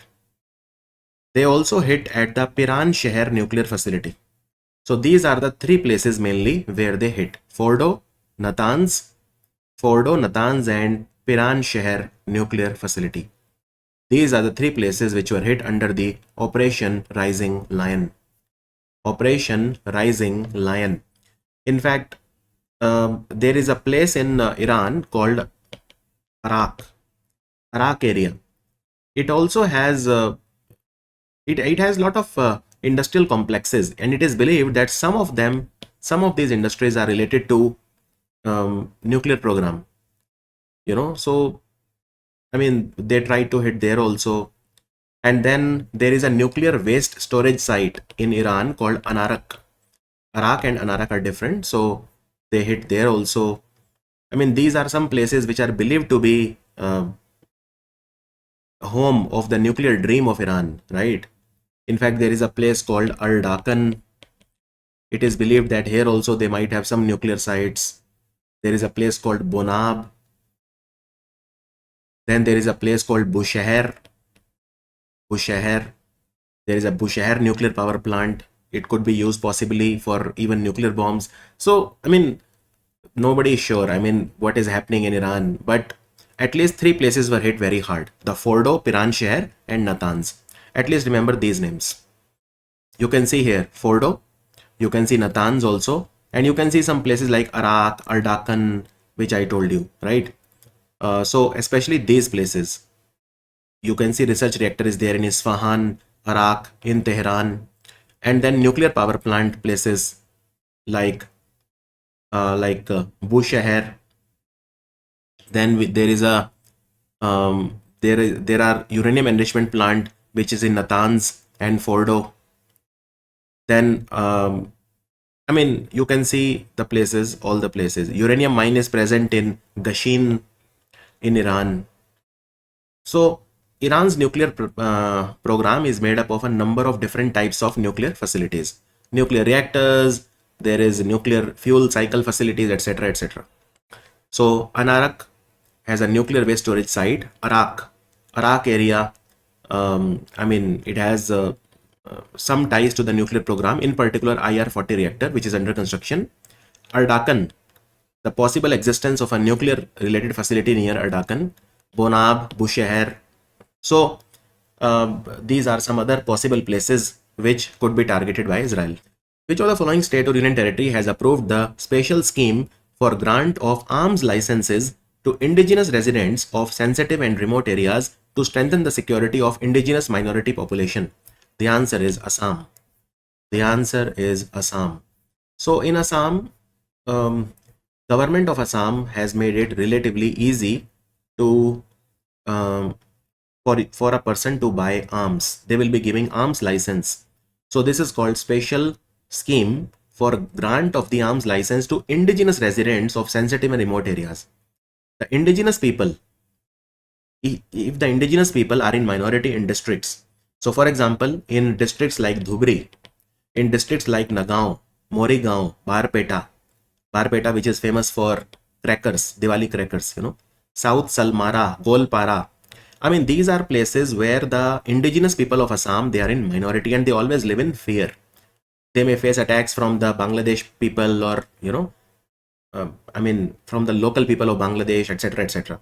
So then Assam government is saying that indigenous people in these districts, because they live in fear all the time, they face the threat of attacks from Bangladesh side, and even in their own villages, they are in minority. And therefore, the people in such vulnerable areas will be given arms licenses so that they can protect themselves. So government won't help them buy arms, but will give them the license so that they can buy the arms on their own. Right? So who can apply? Well, who can apply? The eligibility is limited to indigenous and original inhabitants of Assam, Indian citizens with valid identification, individuals residing in vulnerable or remote areas face genuine personal security threats. So they will be given the license so that they can purchase arms. And look, the policy will not apply to interstate border areas shared with Meghalaya, Arunachal, Mizoram and Nagaland. So license will be granted under provision of the Arms Act of 1959 and the Arms Rules of 2016. And the license will be non-transferable. And if anybody misuses the license, then it will lead to cancellation and also legal action. As per recent information, India is preparing to test extended trajectory, long duration, hypersonic cruise missile, which is developed under a classified DRDO initiative. What is the name of this initiative?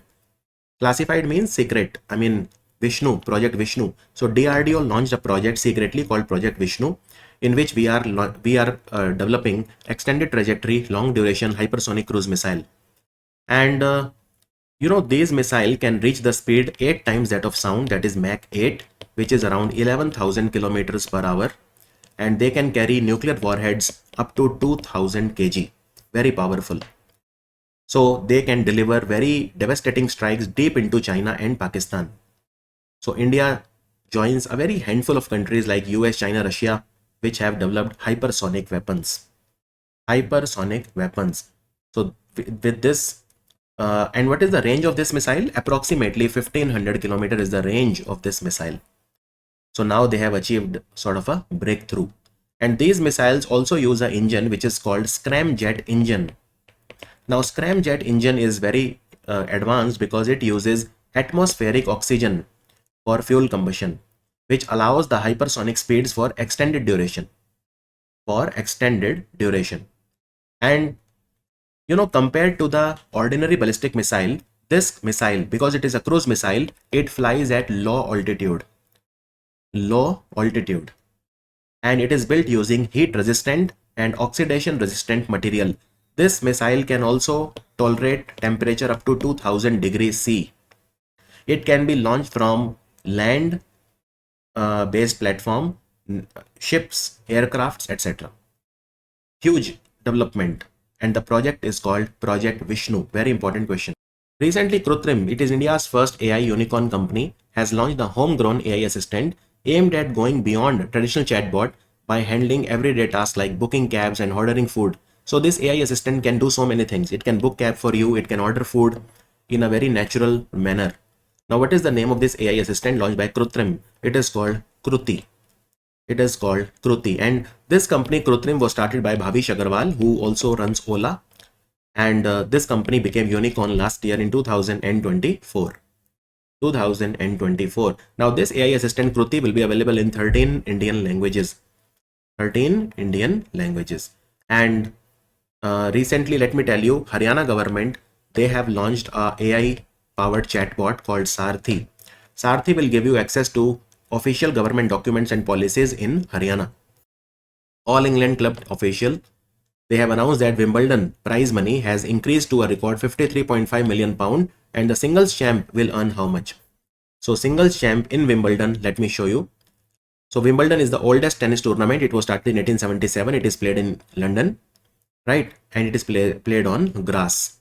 And if you see the prize money which will be given to the winner will be £3 million. £3 million, which is approximately $4 million. This has been announced by the All England Club. And the total amount is more than last year. As per recent information, who among the following has been selected to receive the prestigious honorary Leopard Award called Pardo d'Onor at the 78th Locarno Film Festival? Locarno Film Festival is one of the most prestigious film festivals that there is, right? Locarno Film Festival. So Leopard Award will be given to which celebrity? It is Alexander Payne. Alexander Payne is an American filmmaker, director, producer, and screenwriter. So this award will be given to him in August, because Locarno Film Festival will take place from 6th of August to 16th of August 2025. And this director has made a lot of movies like The Descendants, Nebraska. So a lot of movies he has directed. He is a very celebrated American director. He has won many awards in the past also. He is an Oscar winner. In fact, he has won the Oscar award for 2 times. Now, Locarno Film Festival takes place in the beautiful city of Locarno, which is in Switzerland. And this festival was started in 1946. So it is a very, very old festival, almost 80 years old festival. So the main award of the festival is the Golden Leopard. Golden Leopard Award is given to the best film, but that we will only find out when the festival gets over, that which film have won the Golden Leopard. But so far they have announced only the Leopard Award or the Pardo d'Onor. Golden Leopard Award. Now Golden Leopard Award, this is only the Leopard Award. I am talking about Golden Leopard. So Golden Leopard we will find out best film, And Golden Leopard Award is called what? It is called Pardo d'Oro. So don't get confused between Pardo d'Onor and Pardo d'Oro, just in case. I'm sure they will mention in English also, right? Now, in the Locarno Film Festival, Shah Rukh Khan last year in 2024, if you remember, he was given the Lifetime Achievement Award, right? Which is called Pardo alla Carriera, for the lifetime career, Lifetime Achievement Award. He was the first Indian personality to get this award last year. So this is an important award, definitely. Recently released report called Child Labor, Global Estimates, Trends and Road Forward. It said that nearly 138 million children who are between the age of 5 to 17, they were engaged in child labor in 2024. Although the number has decreased by 22 million since 2020, this report was released jointly by the International Labour Organization and which organization? So this is UNICEF. UNICEF, International Labour Organization, is based in Geneva. UNICEF is based in New York. So you can see UNICEF and ILO, they gave this report in child labor. So what does the report say? This report said that child labor, nearly 138 million children, 138 million means 13.8 crore children, they do child labor globally. And out of these, 54 million, out of 13.8 crore, 54 million or 5.4 crore, they work in hazardous condition.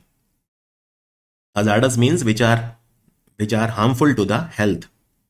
So if you see the hazardous children, total number is 54 million. If you break it down, so out of these, you can see that 3 crore children are between the age of 15 to 17. 1.28 crore or 12.8 million are between the age of 12 to 14. And then you can see that more than 1 crore children, they are between the age of 5 to 11. So children are working, 54 million or 5.4 crore children are working under hazardous condition. So a lot needs to be done to improve their life. So most child labor is in which field? Agriculture. Most of the child labor is found in agriculture. You can see here that agriculture, age wise they have given. So 5 to 11, 12 to 14 and 15 to 17. But overall, if you see 5 to 17, 61% children work in agriculture, 13% work in industry and 27% in services sector. And with age, child labor becomes progressively more common among boys than girls. So this is the percentage of children aged 5 to 17, 5 to 17 years in child labor. So you can see girls, 6.9% of the girls are in child labor between the age of 5 to 17, and out of the total boys in the world, 8.6% they were in the child labor. So child labor is more common in boys compared to girls. Now, if you see the number of children who are in child labor, you can see the number is decreasing, but I mean, it is not significantly decreasing. If you compare these 3-4 years, you can see that the number of children who were doing child labor were 160 million or 16 crore. Now it is 13.76 crore or 137 million. So yes, the number has decreased, but it should decrease by more, more percentage, And how many children are working in hazardous condition? So you can see 79 million and they have reduced to 54 million. So it has definitely reduced. And if they ask you how many children in the entire world they are in child labor, you will say 7.8%. It is down from 9.6. It was 9.6 last estimate, which was in 2020. Now, let's talk about region wise. So the African region records the highest incidence of child labor with 20% of the children affected, amounting to 72 million. This is followed by Asia and the Pacific. Asia and the Pacific region with 62 million children. And so in India, we have taken a lot of efforts, lot of initiatives to stop child labor. For example, there is a Child Labor Act 1986, National Policy on Child Labor 1987, National Child Labor Project 1988, and Pencil Portal, where you can report any child labor. Pencil Portal, right? Pencil Portal was launched in 2017 and I remember teaching it that time. Will we moving on? Which of the following country has announced its decision to withdraw from Economic Community of Central African States. Economic Community of Central African State, or ECCAS. Which country is that? So the country that has decided to withdraw is actually Rwanda. Rwanda has decided to withdraw. Why? Because Rwanda is having tensions with Democratic Republic of Congo. That is why. That is why. So what happened was, there are 11 members of this community. 11 African countries, Central African countries, are member of ECCAS. And Rwanda was supposed to become the chairman of ECCAS. But Democratic Republic of Congo did not let Rwanda become the chairman. Now America is mediating between the two. America is trying to patch up between the two. Now this ECCAS, Economic Community of Central African States, was set up in 1983. It was established in 1983. And these are the current members: Angola, Burundi, Cameroon, Central African Republic, Chad, DRC, Equatorial Guinea, Gabon, Republic of Congo, Sao Tome and Principe. Sao Tome and Principe. And which country has withdrawn? Rwanda. So Rwanda is saying that I don't want to be the member of this. So earlier there were 11 members, now there will be 10. So you can see 1, 2, 3, 4, 5, 6, 7, 8, 9 and 10. Rwanda is not there. Who among the following has been conferred with the National Security Guard Counter IED Innovator Award for the year 2024-25? It's a very important question. Why? Because his innovations are Shatrunash and Agni Astra. So what is IED? Improvised Explosive Devices. So he is a great innovator. His name is Raj Prasad RS. Mr. Raj Prasad RS. He is Indian Army. He is a major in the Indian Army. So this award was given to him during National Security Guard seminar, which happened in New Delhi recently. So, this is the second time he has got this honor. In 2023, he innovated Exploder. Exploder is a kamikaze or self-destructing drone. Exploder was also made by him. So let me tell you about Agni Astra and Shatrunash. Agni Astra is what? It is a multi-target portable remote detonation system. So it is like a bomb which you can blast from a distance, right? So this Agni Astra is a portable and you can carry this machine, Agni Astra. It can do remote detonation system. That is, it can safely detonate multiple these explosive devices, improvised explosive devices from a distance, enhancing the safety of our people, our soldiers. Shatrunash. It is a handheld electromagnetic pulse gun capable of disabling IED circuitry and electronic triggers, offering frontline units a tactical advantage during counter-terror and internal security operations. So Shatrunash can disable the IED circuit and electronic triggers of the enemy. And it uses high power microwave radiation. So for these two innovations, Mr. Raj Prasad RS was given the award. And look, Raj Prasad sir has developed 12 innovations so far. And out of the 12, 4 are already being used by the Indian Army. So a great innovator we have in our Indian Army. International Labour Organization has released its latest report, ILO database on international labour statistics. As per the data, India's social security coverage has improved from 19% in 2015 to how much in 2025? 64.3%. India's social security coverage has improved significantly, you can see. It has improved by 45 basis points over the last 10 years. And recently, the ILO, their latest session happened in the headquarters, Geneva. So if you see from 19%, it is now 64.3%. 94 crore people in India, they are now covered under at least one social protection benefit.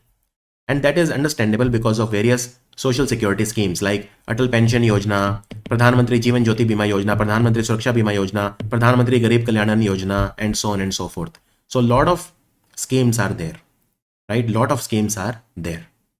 And there was one more report recently, which is called World Social Protection Report. World Social Protection Report is given by International Labour Organization. And what did they say? They said that in India, the social security coverage has doubled from 24.4% in 2021 to 48.8% in 2024. So according to them, there is a growth in India's social protection coverage. Now, they use the word social protection, whereas this latest ILO stat database used the term social security. So that is why there is a difference in the percentage. So be very careful with respect to that. NATO has launched its annual flagship multinational maritime exercise called Baltic Operations. Which of the following countries hosting the exercise? So it is one of the largest exercises conducted by the NATO, 32 countries. And which country is hosting it? It is Latvia, which is a Baltic country. And this is the 54th time that Baltic Operation exercise is taking place. It was conducted from 5th to 20th of June in the Baltic Sea area. And this exercise is hosted by Latvia, but it is organized by OIRAS. What is OIRAS? OIRAS is a NATO's naval strike unit. So it is organized by OIRAS in Latvia. And not every NATO country is participating in it, but 16 NATO countries are participating in it. Out of 32, 16 countries are participating in it. Also, the NATO countries have increased their expenditure. It is now 5% of their GDP each country. From 2% it has increased to 5%. Andhra Pradesh government has released the comprehensive guidelines for the implementation of its flagship Talliki Vandanam scheme, which aims to empower the mothers and guardians by providing financial assistance of how much per annum to every child. So Andhra Pradesh government, they have a scheme which goes by the name of Talliki Vandanam. So 15,000 rupees per annum for every child is given as a financial assistance, right? So 15,000 rupees. And out of 15,000 rupees, so let me show you. These are the criteria, by the way. So out of 15,000 rupees per annum, 2,000 the government deducts because they want to improve school infrastructure, hygiene and sanitation. So from the 15,000, 2,000 is deducted by the government at source for improving school infrastructure, school hygiene and sanitation. So this scheme will start from the current financial year and it will cover the students from class 1 to class 12 who are studying in all the government school or all the private unaided school, etc., including residential school. So this is the eligibility. Your monthly family income has to be less than 10,000 for rural and less than 12,000 in the urban area. You should have less than 3 acres of wetland, less than 10 acres of dry land or less than 10 acres combined. Your electricity consumption should be less than 300 units, etc., etc. So these are the conditions. This is the economic criteria. And student must maintain 75% attendance to remain eligible. And the amount will be sent by direct benefit transfer. So this scheme will benefit around 67 lakh students of 43 lakh mothers. And implementation will start, somewhere between 12th of June and 5th of July. Who among the following received Russia's highest literary award called the Dostoevsky Star Award for his role in promoting cultural dialogue and preserving literary heritage? He is none other than legendary lyricist of Bollywood, Javed Akhtar Sahab, right? He is given Russia's highest literary honor and he was given this award by the Russian House in Mumbai. Javed Akhtar, by the way, is the first Indian to receive this award. In fact, there are a few poem books of Javed Akhtar which were also translated into Russian language recently. Now, where was Javed Akhtar born? He was born in Gwalior in Madhya Pradesh. And he has also been given Padma Bhushan. He was given the Padma Bhushan in 2007 and Padma Shri in 1999. He was also given the Sahitya Academy Award in 2013. Iran has launched a large-scale retaliatory attack against Israel. What is the name of this operation? The name given to operation by Iran against Israel. So this operation is codenamed Operation True Promise 3. Operation True Promise 3. Now you know that Israel launched an operation called Operation Rising Lion against Iran.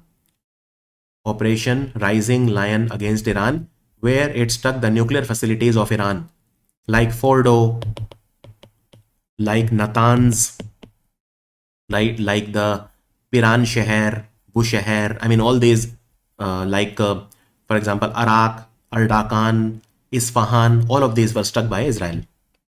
World Bank has released its annual report, which is called State and Trends of Carbon Pricing 2025. Now, this report has revealed that the number of operational carbon pricing instruments they have increased significantly. So in 2005, we had just 5 carbon pricing instruments, and now there are how many in 2025? And countries like India, Brazil, Turkey, they are actively developing them. So carbon pricing instruments are now 80. So they have increased from 5 to 80. 5 to 80.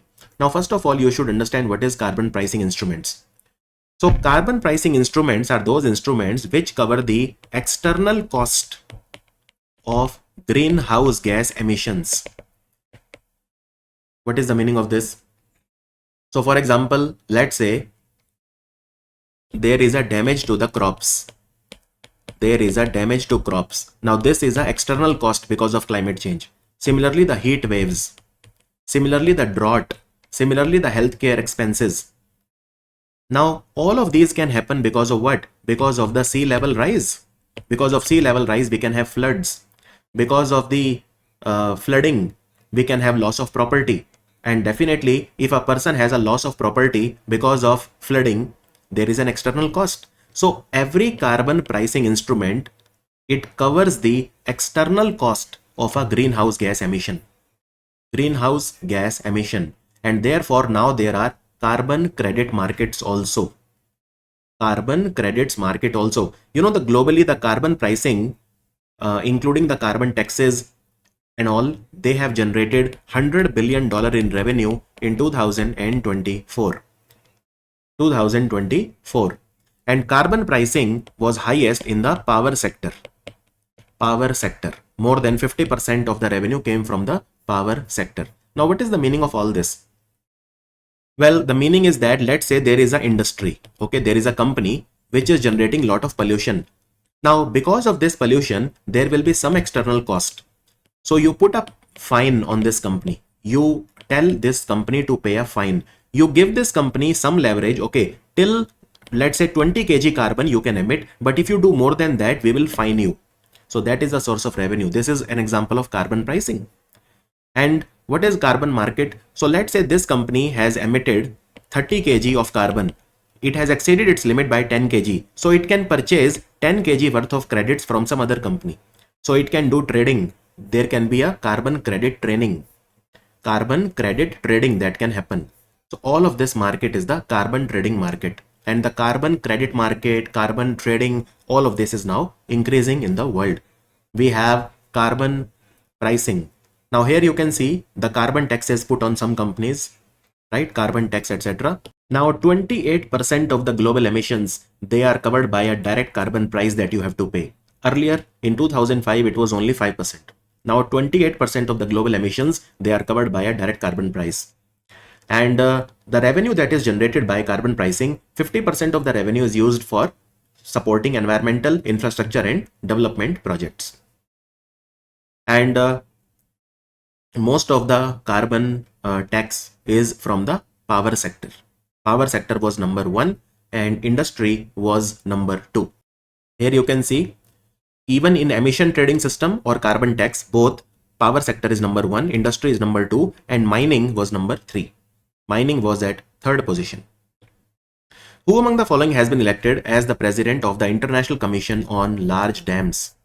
International Commission on Large Dam, the president will be Devendra Kumar Sharma, an Indian. Now, who is he, by the way? He is a member of the National Security Advisory Board. So he has been elected the president of this very important organization, and the voting happened in Chengdu. So in Chengdu in China, it was the 93rd annual meeting of this important organization. So he will remain the president from June 2025 to June 2028, that is for a period of 3 years. Now, what is this International Commission on Large Dams? And look, this is a very old organization. It was set up in 1928 and it is headquartered in Paris. Headquartered in Paris. India became, a member. The Indian National Committee on Large Dams became a member of this organization in 1930. Currently, there are 107 countries which are members of this organization, including India. So all of the members of this organization, they work in exchanging the knowledge with respect to the design, construction and safety of the dams. design, construction and safety of the dams. Now this is only the second time that an Indian has become the president of this organization. Earlier, CVJ Verma became the president from India from 2000 to 2003. And that also reminds me that United Nations has recently declared 10th of June as the International Day for Dialogue Among Civilizations, and it was celebrated on 10th of June 2025 for the first time. 10th of June 2025 for the first time. Is that clear? So let's hope that we are able to achieve good dialogue among the civilizations. And by the way, since I mentioned to you International Commission on Large Dam. So what is a large dam? So any dam that is more than 15 meter in height, that is more than 15 meter in height, or generally that is called a large dam, in common language you can say. And by the way, who has become the new president of United Nations General Assembly? It is a German woman. Her name is Annalena Baerbock. Annalena Baerbock. We will be resuming with the 80th session of the United Nations General Assembly very soon. So she is only the fifth woman to become the president of UNGA, United Nations General Assembly. United Nations General Assembly. Who among the following has been awarded the Commander of the Order of the British Empire honor in recognition of exceptional leadership in the retail and consumer sector? Her name is Lina Nair. Lina Nair, she is the CEO of the French luxury brand called Chanel. It is pronounced as Chanel. Look, France has almost a monopoly in the luxury brands. You must have heard so many French luxury brands like Louis Vuitton, Yves Saint Laurent, Chantecaille. I can name at least 100 luxury brands from France. So one luxury brand from France is called Chanel. It's a French luxury brand. So Lina Nair is the global CEO of this brand. So she got the award from Prince William. And Lina Nair, she has worked her way up. She was also named Times Woman of the Year for 2024, Lina Nair. And Commander of the Order of the British Honor is one of the highest honors given by the British royal family. And let me tell you here that even the cricket player James Anderson, he has been awarded for his services recently. James Anderson, by the King of England. So he has been given knighthood. So he is now Sir James Anderson. And there is a Anderson Tendulkar Trophy. Earlier it was called Patodi Trophy. Now it is called Anderson Tendulkar Trophy. The one that is played in England. The one that is played in India, we call it Anthony De Mello Trophy. And now Patodi Medal of Excellence will be given to the winning captain of the Anderson Tendulkar Trophy. As per recent information, AV List. This is the first ever unified global checklist of bird species. Now what are birds called as? Aves. We call them aves, and from aves we get the word aviation, anything that flies. So AV List is a kind of a database of the bird species. It has been launched by multiple organizations. So it has been launched by the Working Group on Avian Checklist, including representatives from BirdLife International, Cornell Lab of Ornithology, American Ornithologist Society. Ornithologist is a person who studies about birds. And which organization? So International Ornithologists Union. All of these organizations, they have launched a global database of birds called AV List. And this list became live on 12th of June 2025. So BirdLife International is a very renowned organization headquartered in Cambridge in Britain. Cornell Lab of Ornithology is based in New York. American Ornithologist Society in Chicago. International Ornithologist Union in Los Angeles. And a company called AVBase. AVBase is a online taxonomic database that organizes bird taxonomic and distribution data. So for example, this list has 11,131 species of birds, right? So if you need any information about birds, you can check this AV List. It is called AV List. So this is a great effort, and a lot of organizations have come together to create this database. As per recent information, what is the motto adopted by the full bench of the Lokpal of India? It is empower citizens, expose corruption. Empower citizens, expose corruption. And what was the old motto? Old motto was a Sanskrit word called Ma Gridha Kasya Swidhanam. Kasya Swidhanam. This is a Sanskrit word which means do not be greedy for anyone's wealth. And look, Lokpal, it is a statutory body, right? It was established under the Lokpal and Lokayukt Act of 2013. It is headquartered in New Delhi. It has a chairman and 8 members, out of which 4 should be judicial member. And the chairperson of the Lokpal should be either the former Chief Justice of India or a former judge of the Supreme Court. Former judge of the Supreme Court. And the judicial member of the Lokpal should be either a judge, former judge of the Supreme Court, or former Chief Justice of the High Court. And minimum of 50% of the members will be from SC, ST, OBC and minority or women. And all the chairperson and members are appointed by the President of India. President of India, and they will hold office for a period of 5 years or until they are age of 70, whichever is earlier. So that is Lokpal for you. Lokpal for you, right? And the first Lokpal of India was Pinaki Chandra Ghosh. Who is the current chairman of Lokpal? It is Ajay Manik Rao Khanwilkar. Ajay Manik Rao Khanwilkar is the current chairman of Lokpal. Who among the following has been officially announced as the global ambassador of our esports World Cup? This is the world's largest esports tournament which has begun in Riyadh in Saudi Arabia. So Cristiano Ronaldo, legendary football player from Portugal, Cristiano Ronaldo. And why he has been chosen as the brand ambassador? Because one, he is very popular, and second, he plays in Saudi Arabia for the football club called Al Nassr. Al Nassr, that is why. And he is a 5 times Ballon d'Or winner, and he is now the brand ambassador for Esports World Cup. Esports World Cup. Now look, this is only the second time that Esports World Cup is taking place, right? So it is taking place in Saudi Arabia this time. Chief Minister of Andhra has directed the officials to develop the Vishakha economic region as the growth engine of Andhra and to aim for the creation of $120 billion in economic output from this region by 2032. Now this Vishakha economic region comprises of how many districts? So there are 8 districts: Vishakhapatnam, Vizianagaram, Srikakulam, Anakapalli, Kakinada, East Godavari, ASR and Manyam. So these are the 8 districts in Andhra which will be a part of the Vishakha economic region. This will become the engine of growth, economic engine of growth for Andhra Pradesh. And Chief Minister has said that we will identify 1 lakh acres of land for various projects in the Vishakha region. Currently, this region has around 36,000 square kilometer of land and a population of approximately 1.5 crore. So this region will create a lot of jobs, It is expected that this region, Vishakha economic region, will generate 2 to 2.4 million jobs, new jobs by 2032. 2032. It will have 6 ports, 17 major agriculture zones, 6 service hubs, 12 tourism hubs and all these things. So they have very big plans for this region.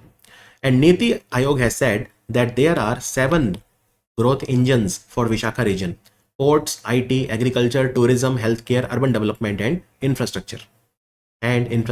So they will set up hotel rooms, housing units, colleges, hospitals, everything here. And Mr. Chandrababu Naidu, he also announced recently that beach roads will be developed in Andhra from Mulapeta to Vishakhapatnam, and from Vishakhapatnam to Kakinada. Beach roads will be set up. So this is what he announced recently.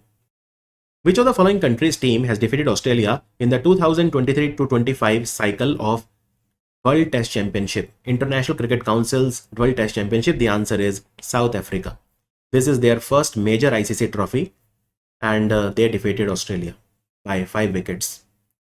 And the victory ended 27-year wait for ICC trophy, because last time South Africa won anything was the senior men's ICC title in 1998. That was the ICC knockout trophy.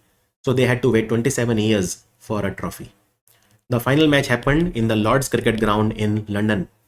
This is the third time that World Test Championship final was held. This is the third edition of World Test Championship. World Test Championship. So champions were South Africa, runners-up was Australia, and third place went to India. Aiden Markram was the man of the match in the final. And Pat Cummins has become the fastest bowler to reach 300 test wickets. In terms of the balls bowled, he achieved this milestone in 13,725 deliveries. And Steve Smith from Australia, he surpassed Sachin Tendulkar for the most 50 plus scores or half centuries in ICC knockout matches. UN Women is an organization. UN Women basically works for gender equality and empowerment of women. It is an organization based in New York. It works under United Nations. So they have released a new fact sheet which is called Women in Politics. It reveals a concerning global trend of declining female representation in the political leadership. With a rank of how much out of 181, India was placed in the second lowest category of nations that have 2 to 9.9% of the women political leaders. So India's rank is a very, very poor 174 out of 181 countries. This shows that in India,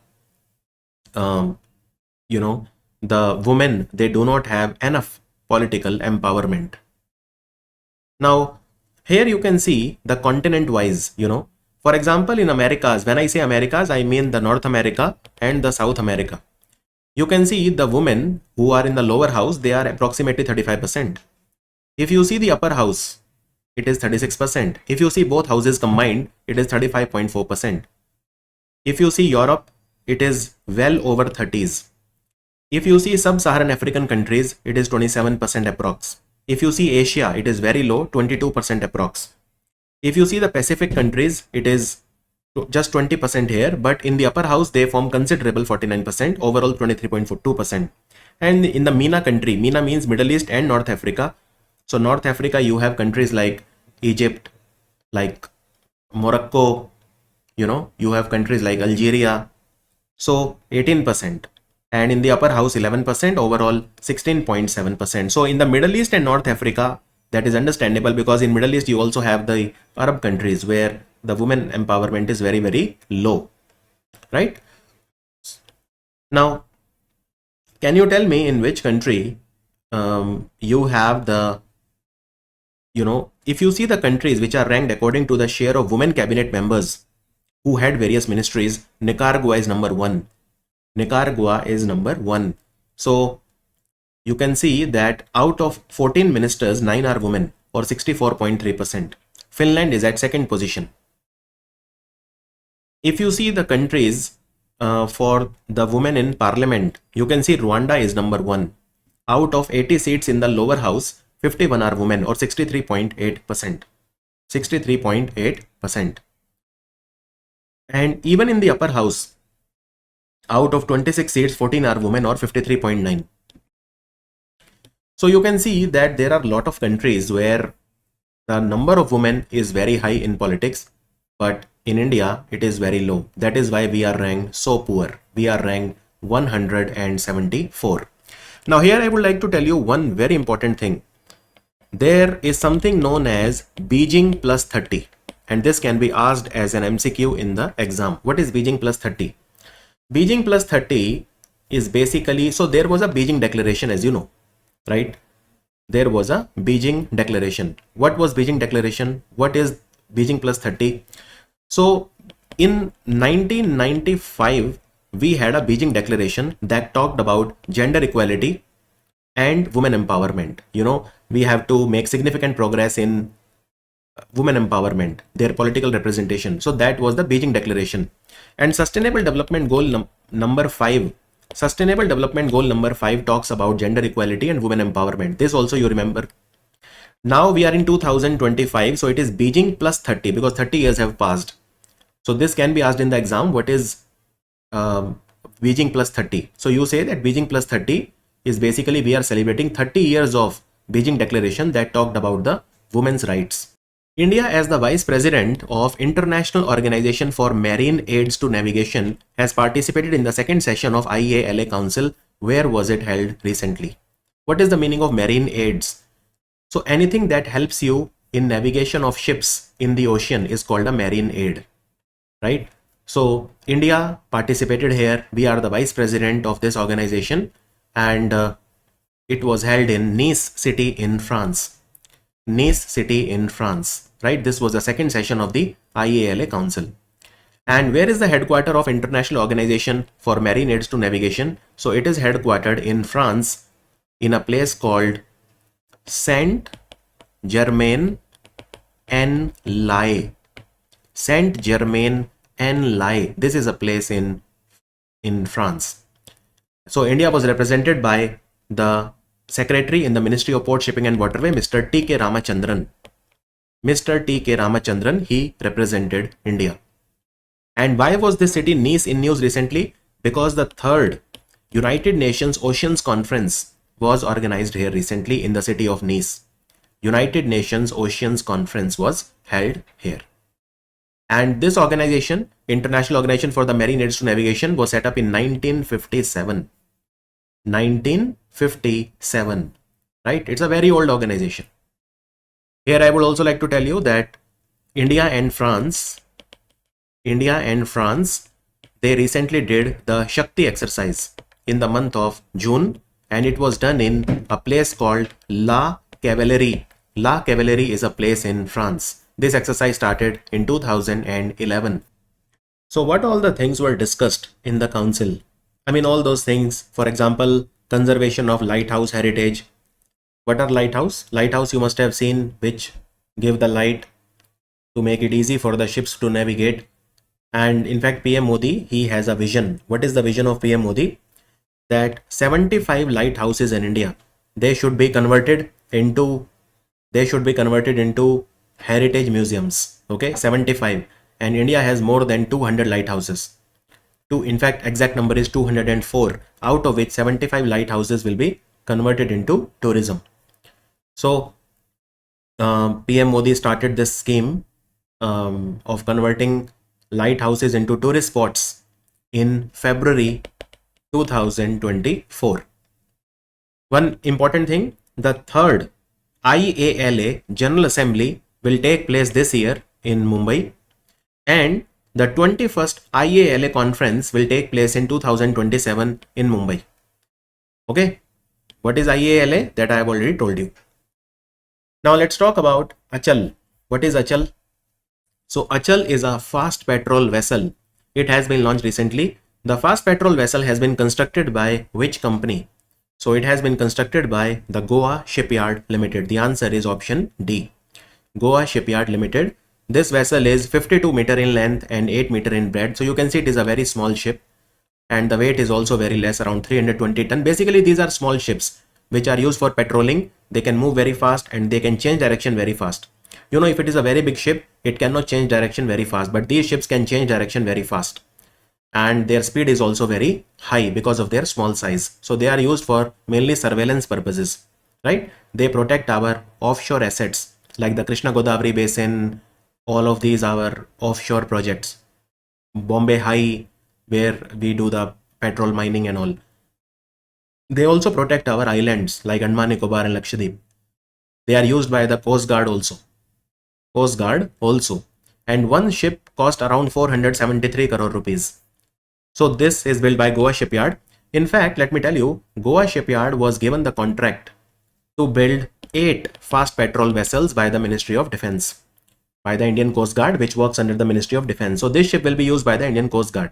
And this is, out of the 8, this is the 5th in the series. Now, which were the earlier 4? So we had ICGS, Indian Coast Guard ship Adamya. Then we had second one called Akshar. Then we have the third one called Amulya. Fourth one was called Akshay. And now the fifth one is called Achal. So 5 are done in this order and 3 are remaining. Only 3 are remaining now. And when the 3 will come, I will tell their names as well. Recently released report called the Review of the State of World Marine Fishery Resources 2025, it confirms that 64.5% of all the fishery stocks are exploited within biologically sustainable level, but the remaining 35.5% of the stocks classified as overfished. Now this report has been released by which organization? This report has been released by the Food and Agriculture Organization, which is headquartered in Rome, the capital of Italy. Now what is the meaning of this? So there are two types of oceans. One where the fishing is sustainable. Those are 64.5%. But the remaining 35.5% are overfished. Which means what? What is the meaning of overfishing? So let's say there are a lot of fish. Okay. These are fishes. This is how we used to make the fish when we were small. Now, and there are small babies of ships. Fish, they lay eggs, right?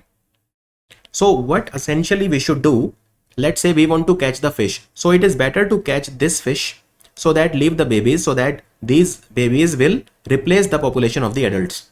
But in overfishing, what we do is we don't leave enough population of the baby fish so that they can replace the adult fish. As a result, it becomes overfishing, and then the number of fishes start decreasing, and that is what is happening today. And a lot of the reason is also happening because there is a lot of IUU fishing, illegal unregulated fishing, that is going on. So this is a review of the state of the world marine fishery resources, and 2570 different types of fish, they were judged here. So they say that 64.5% are within biologically sustainable level, that yes, nothing wrong so far, they are within sustainable level, but 35.5% of the marine resources are overfished, and that is a big problem. If we talk about by weight, so when weighted by their production level, 77.2% of the fisheries landings globally come from biologically sustainable stock. So 77.2% of the fish in the world is coming from this 64.5% of the stocks, which is within sustainable range. And then this report talks about different continents like the Antarctic area, so which is sustainable and which is not sustainable. It talks about Mediterranean, Black Sea, it talks about the Pacific Ocean, etc., etc. So ultimately, the only thing that you need to remember is what I told you. But let's take a look at this. Like for example, among the 10 most landed marine species, which means 10 most type of fish that is caught. So for example, the anchoveta, the tuna, the Alaska pollock, etc., etc. 60% of the fish, they are sustainable out of the 10 most fished fishes. And by their volume, 85.8% of the landings are from the biologically sustainable stock. So, but the problem is that the remaining of them are coming from unsustainable territory. And in the future, that can cause a very big problem. Right? So this is something that you should keep in mind. Which of the following city has been officially nominated for inclusion in the UNESCO Creative Cities Network as a city of gastronomy? So gastronomy means a city that has very amazing food. The art of food cooking is called gastronomy. Something to do with the food, with the stomach, that is called gastronomy. The cooking art is called gastronomy. So we have nominated Lucknow. Now whether Lucknow is finally declared as a city of gastronomy is in the hands of UNESCO. Now UNESCO Creative Cities Network was launched in 2004 to promote cooperation among like-minded cities. For example, if there is an Indian city which is good in literature, and if there is an American city which is good in literature, then they can share best practices with each other. Right? Now in India, there is only one city which in the past has been declared as a city of gastronomy, that was Hyderabad, and that was declared in 2019. There is a lot of Hyderabadi cuisine. So that was recognized by UNESCO. So Hyderabad was declared as a city of gastronomy in 2019. And now Lucknow, Indian government has nominated it because in Lucknow you have lot of rich cooking art. Like for example, tunde kebab, galoti kebab, nihari, biryani, khasta, kulfi, jalebi. So these are all very popular from Lucknow.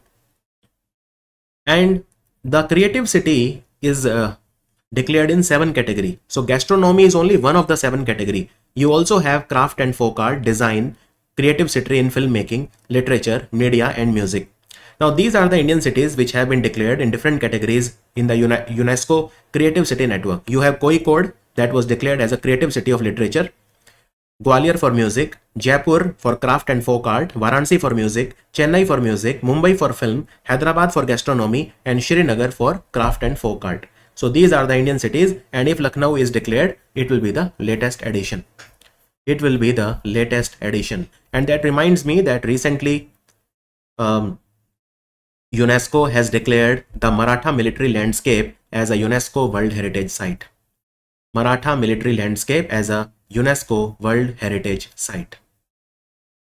Who among the following has been given the Cyprus's highest civilian honor, the Grand Cross of the Order of the Makarios III? So again, it was given to Pradhan Mantri Narendra Modi. Pradhan Mantri Narendra Modi, his global influence is such that a lot of countries have given the highest civilian award to him. So he recently visited Cyprus, and he also got the highest civilian honor of Sri Lanka, which is called Mitra Vibhushan, and of Mauritius, which is called the Grand Commander of the Order of the Star and Key of the Indian Ocean. So these so far are the global honors given to him in 2025. So Order of Makarios is the highest civilian honor of Cyprus. This award was started in 1991. And what is the capital of Cyprus? So it is called Nicosia. It is an island country in the Mediterranean Sea. Cyprus is an island country in the Mediterranean Sea. There is an organization called United Nations High Commissioner for Refugees. This is an organization that is based in Geneva. So UNHCR Annual Global Trends Report says that which country became the world's largest forced displacement situation with 14.3 million refugees and internally displaced people, replacing Syria? The answer is Sudan. Now you know that in Sudan there is a civil war going on for a long time. As a result, Sudan, lot of countries are leaving Sudan and going and settling in the surrounding countries. Same is happening in Syria. In Syria, the war is going on for at least last 12 years. Since the Arab Spring, it is unstable country, right? So if you talk about the refugees and internally displaced people, what is internal displacement? Internal displacement means when a person, leaves one city and goes to another city within the same country. And refugees means that when they leave their own country and go to some other country, those are called refugees. So 14.3 million people, they became refugees or they were internally displaced in Sudan. Second was Syria. Let me show you the figures. So you can see here that this is the number, and you can see here that if you see the total number of people were how many? So if you see here, the total number of people in last 1 year was 123.2 million. These are the people who are forcibly displaced, whether they became refugees or whether they were internally displaced, but they were forcibly displaced from where they were living. And out of 123.2 million, let's break it down. So the green color shows internal displaced people. 73.5 million were internally displaced. Then in the blue color, you have 31 million people who became refugees. 31 million, okay? Then you have 8.4 million people who became asylum seekers. What is asylum seekers? Asylum seeker means that you fear for your life in your country, so you go and seek safety elsewhere. Those are called asylum seeker.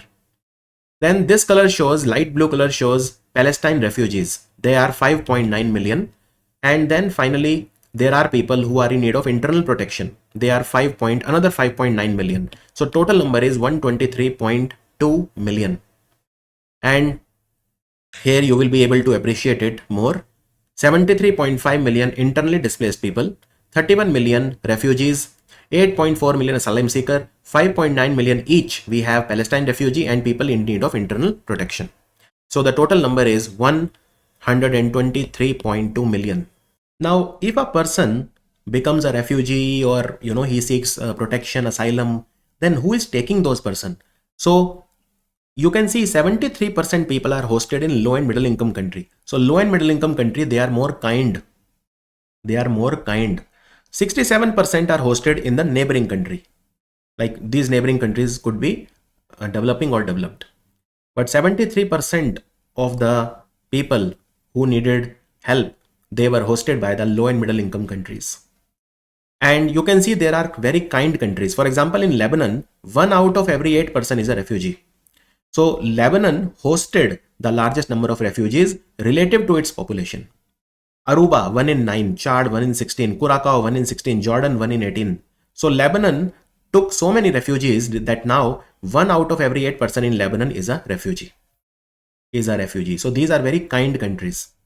And in which country people want to go? So in America, the largest number of applications were filed in America. So more than 7 lakh people, they want to go to America. Egypt is 4.3 lakh, Germany 2.29 lakh, Canada 1.74 lakh, and Spain. So these are the most attractive countries which received the highest number of applications. Right? So these are the data, and I think this is a very unsettling data, so to say. Also, a lot of people, they return also. So 9.8 million people, displaced people, they returned in 2024, right? They returned in 2024. More than 1.88 lakh refugees, they were resettled, and 47,000 stateless people, they received citizenship from different countries. And I told you the headquarters. So headquarters of UNHCR is located in Geneva. It is located in Geneva. Who has been appointed as the first woman ever to become the head of Britain's secret intelligence service, which is called MI6 or Military Intelligence Section 6. So just like you have Mossad of Israel, you have RAW in India, then you have MI6 in Britain, and Blaise Matraveli, she joined the services in 1999, and she has become the 18th chief of MI6. MI6 is the secret intelligence service of United Kingdom. Right? Very important question. Which of the following company has been awarded the 2025 Food Planet Prize? This is the world's largest environmental award. The answer is NitroCapt. Now look, NitroCapt is a Swedish company. It is a Swedish company which is known for nitrogen capture. So what they have done is they prepare nitrogen fertilizer using the nitrogen that they extract from the atmosphere. So they produce nitrogen fertilizer in a very sustainable way. They avoid the fossil fuels completely. And this company founder is Mr. Gustav. So Mr. Gustav is the owner of the company NitroCapt, and he was given this award. And this award is very prestigious award. Look at the prize money, $2 million. That's a big prize, you know. $2 million is like what? Almost 17 crore rupees, right? 17 crore rupees. And who gives this prize? So Kurt Bergfor Food Planet Prize, the name is named after Kurt Bergfor. We call it Kurt Bergfor Food Planet Prize, is known as the largest environmental award. It was set up in Sweden in 2019, and it is given to that company which significantly reduces the environmental impact of the way we eat today. Sustainable eating. This prize is funded by the Kurt Bergfor Foundation. And these are the past winners since the award was started. And the latest winner in 2024 is the company called NitroCapt, owned by Mr. Gustav. What is the full name of Mr. Gustav? Just in case you want to know. So his full name is Gustav Forsberg. F-O-R-S-B-E-R-G. Mr. Gustav Forsberg. He was given this award. Now one more award I would like to tell you, and you should not get confused. That is why I'm mentioning here, which is the award called World Food Prize. That is completely different. So World Food Prize for 2025 was given to a Brazilian scientist called Mary Angela Hungria. And in this, the prize money is not that much. It is only $5 lakh. So it is 1/4. The prize money is 1/4, you know. And World Food Prize was started by Norman Borlaug, the father of Green Revolution. And this is an international award which is given by the World Food Prize Foundation since 1987. And this organization is based in Iowa. World Food Prize Foundation. Iowa is a place in America. Whereas the prize that I told you just now is called Food Planet Prize, not World Food Prize. And since these are very similar sounding, I hope you will not get confused between the two. According to the recently released data by UNESCO's Global Education Monitoring Team, the global out-of-school population is now estimated to be how many million? Over the 21 million more than the last estimate. So when the last estimate was done by UNESCO, if you compare that with now, there are 21 million more children who are out of school. And what is the number now? How many children now are out of school? The exact number is 272 million, or 27.2 crore children are those who should be in the school, but they are not. They are outside the school. They are outside the school.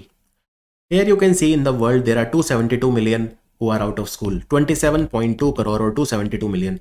And if you compare it with the last time, the number is 21 million more. Why there are more children? Well, one reason is that out of the 21 million, 13 million are those because of conflict affected zone. There is conflict going on. So in Yemen, for example, in a lot of countries, war is going on. Because of that, children were out of school. Then there are some complex reasons which are mentioned in the report. For example, Taliban took over the Afghanistan recently in 2021. And since then, Taliban has banned the women education in Afghanistan, in the secondary education. These are also the reasons, and then war and other things. So these are primarily the reason. And which sustainable development goal out of the 17 talks about quality education? It is the sustainable development goal number 4. Sustainable development goal number 4 talks about education.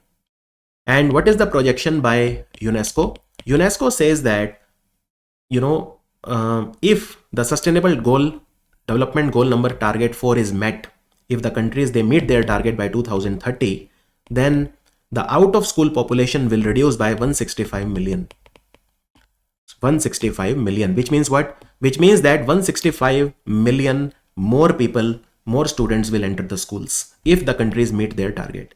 So let's hope that countries are able to meet their target.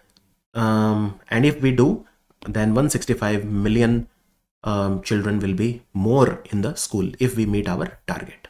Which of the following institute has been designated as a Category A Rinderpest holding facility by World Organization for Animal Health, that is headquartered in Paris, and FAO, that is based in Rome? So which institute is that? This is National Institute of High Security Animal Diseases, which is based in the capital of Madhya Pradesh, Bhopal. It works under ICAR, Indian Council of Agriculture Research. ICAR works under the Ministry of Agriculture. So this is a significant milestone in the animal health in India. There is an institute in Bhopal which is declared as a Category A Rinderpest holding facility. First of all, what is rinderpest? Rinderpest is also known as cattle plague. It is a disease. It is one of the, in fact, the most destructive diseases, and it was eradicated from the world in 2011. It was globally eradicated in 2011. So it is caused by a virus which is called rinderpest virus. And any animal that comes in contact with the virus through contaminated food, contaminated water, etc. So symptoms are high fever, mouth ulcer, diarrhea, and rapid death of the animal.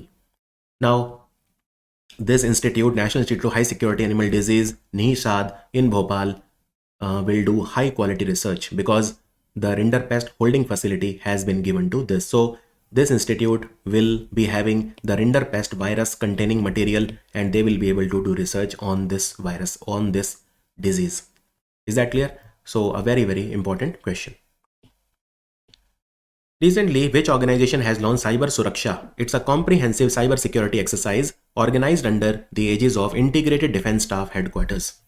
Cyber Suraksha exercise in India, it has been launched recently to boost the cyber security by Defense Cyber Agency.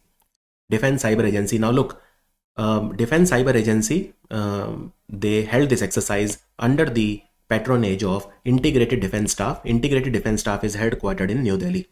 So this exercise concluded on 27th of June, and more than 100 participants were there from national level agencies and stakeholders. So this exercise was designed to simulate the real world cyber threats and reinforce the best practices. Now, what is Defense Cyber Agency? Defense Cyber Agency is an integrated tri-services agency, which means it works for Army, Navy, Air Force. It is headquartered in New Delhi, and it is tasked with handling the military cyber security threats. It was set up, Defense Cyber Agency was set up in 2018. Center for Development of Telematics, that is CDOT, has launched a program called Samarth. It's a cutting-edge incubation program for startups in telecom and ICT, that is information and communication technology sector. Every selected startup under this program will receive a grant of up to how much amount?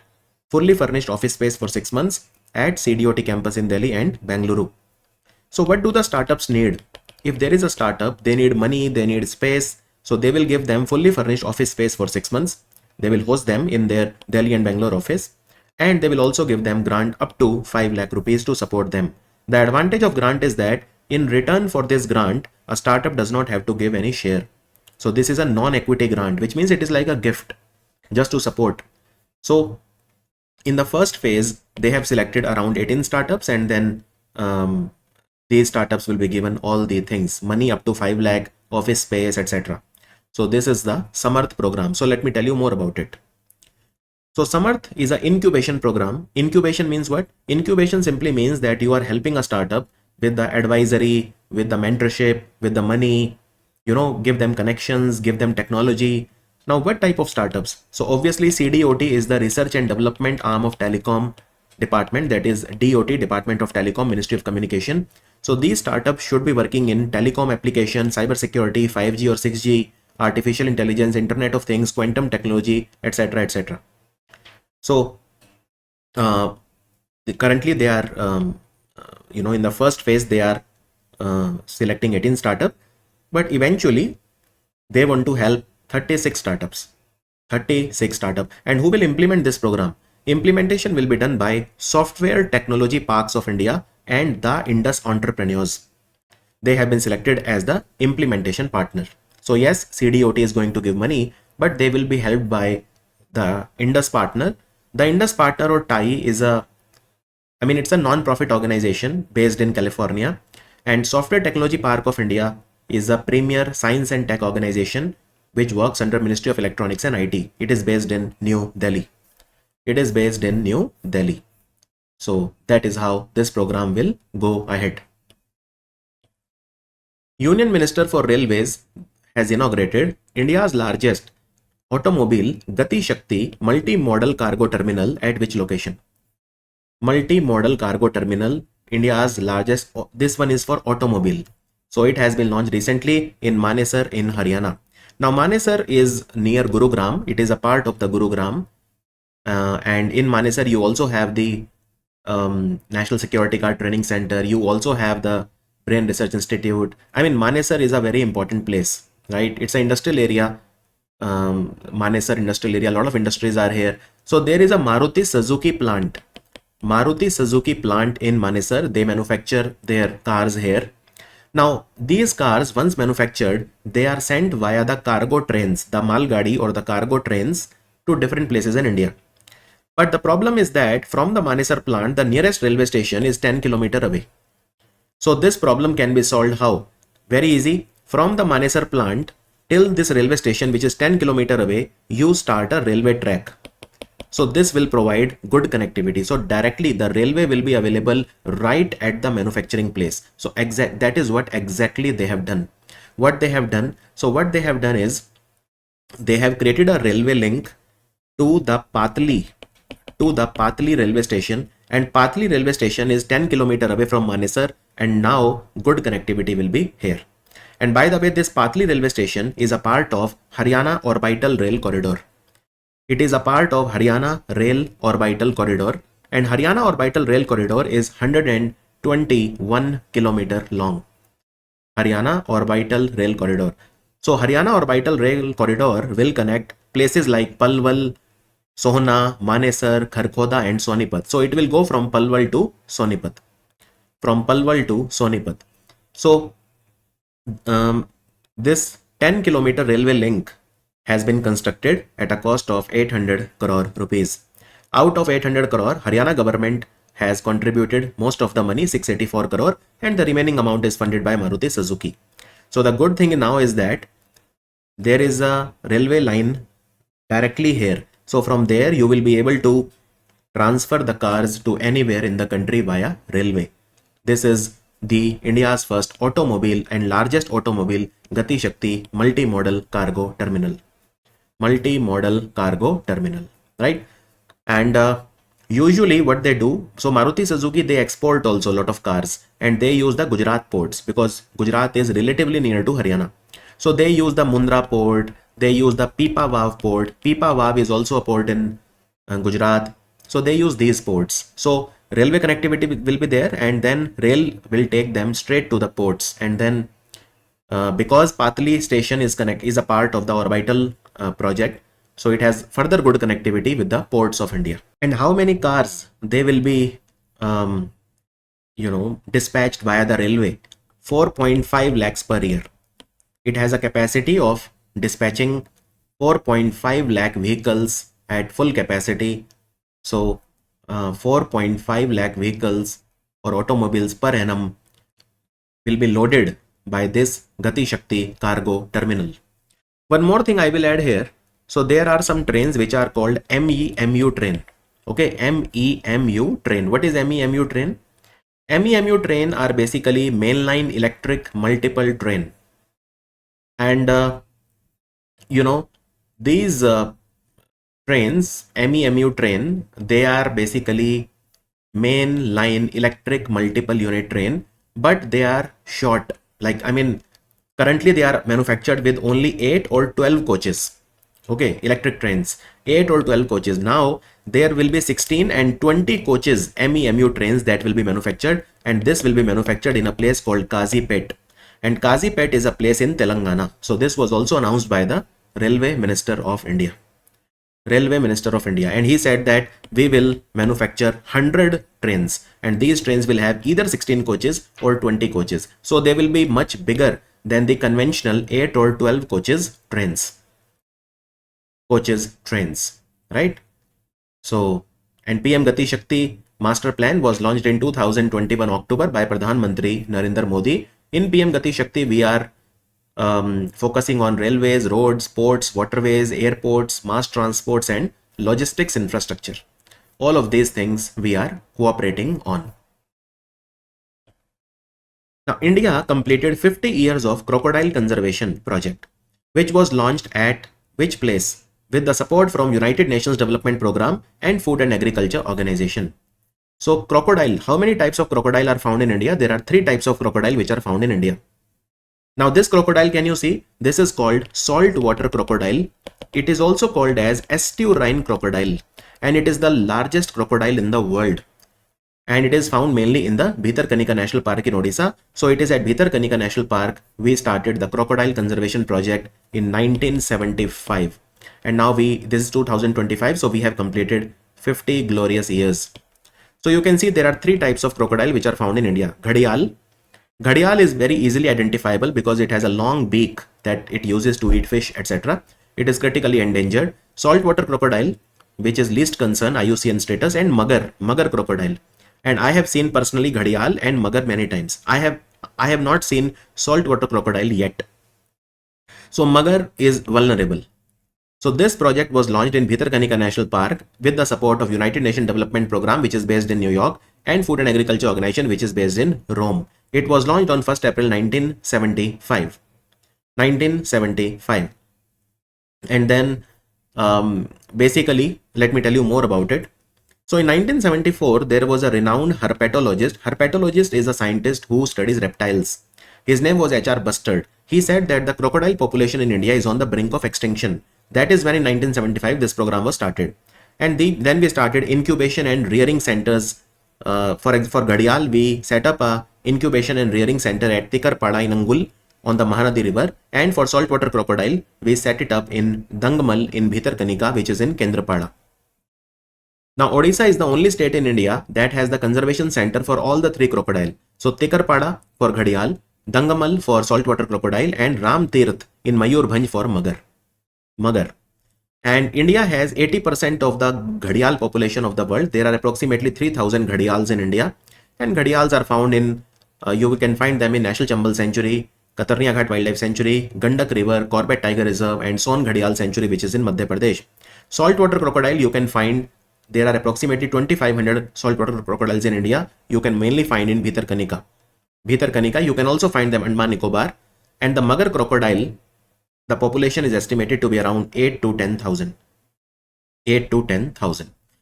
And also, in India, we have the crocodile incubation centers. Even in Kukrel.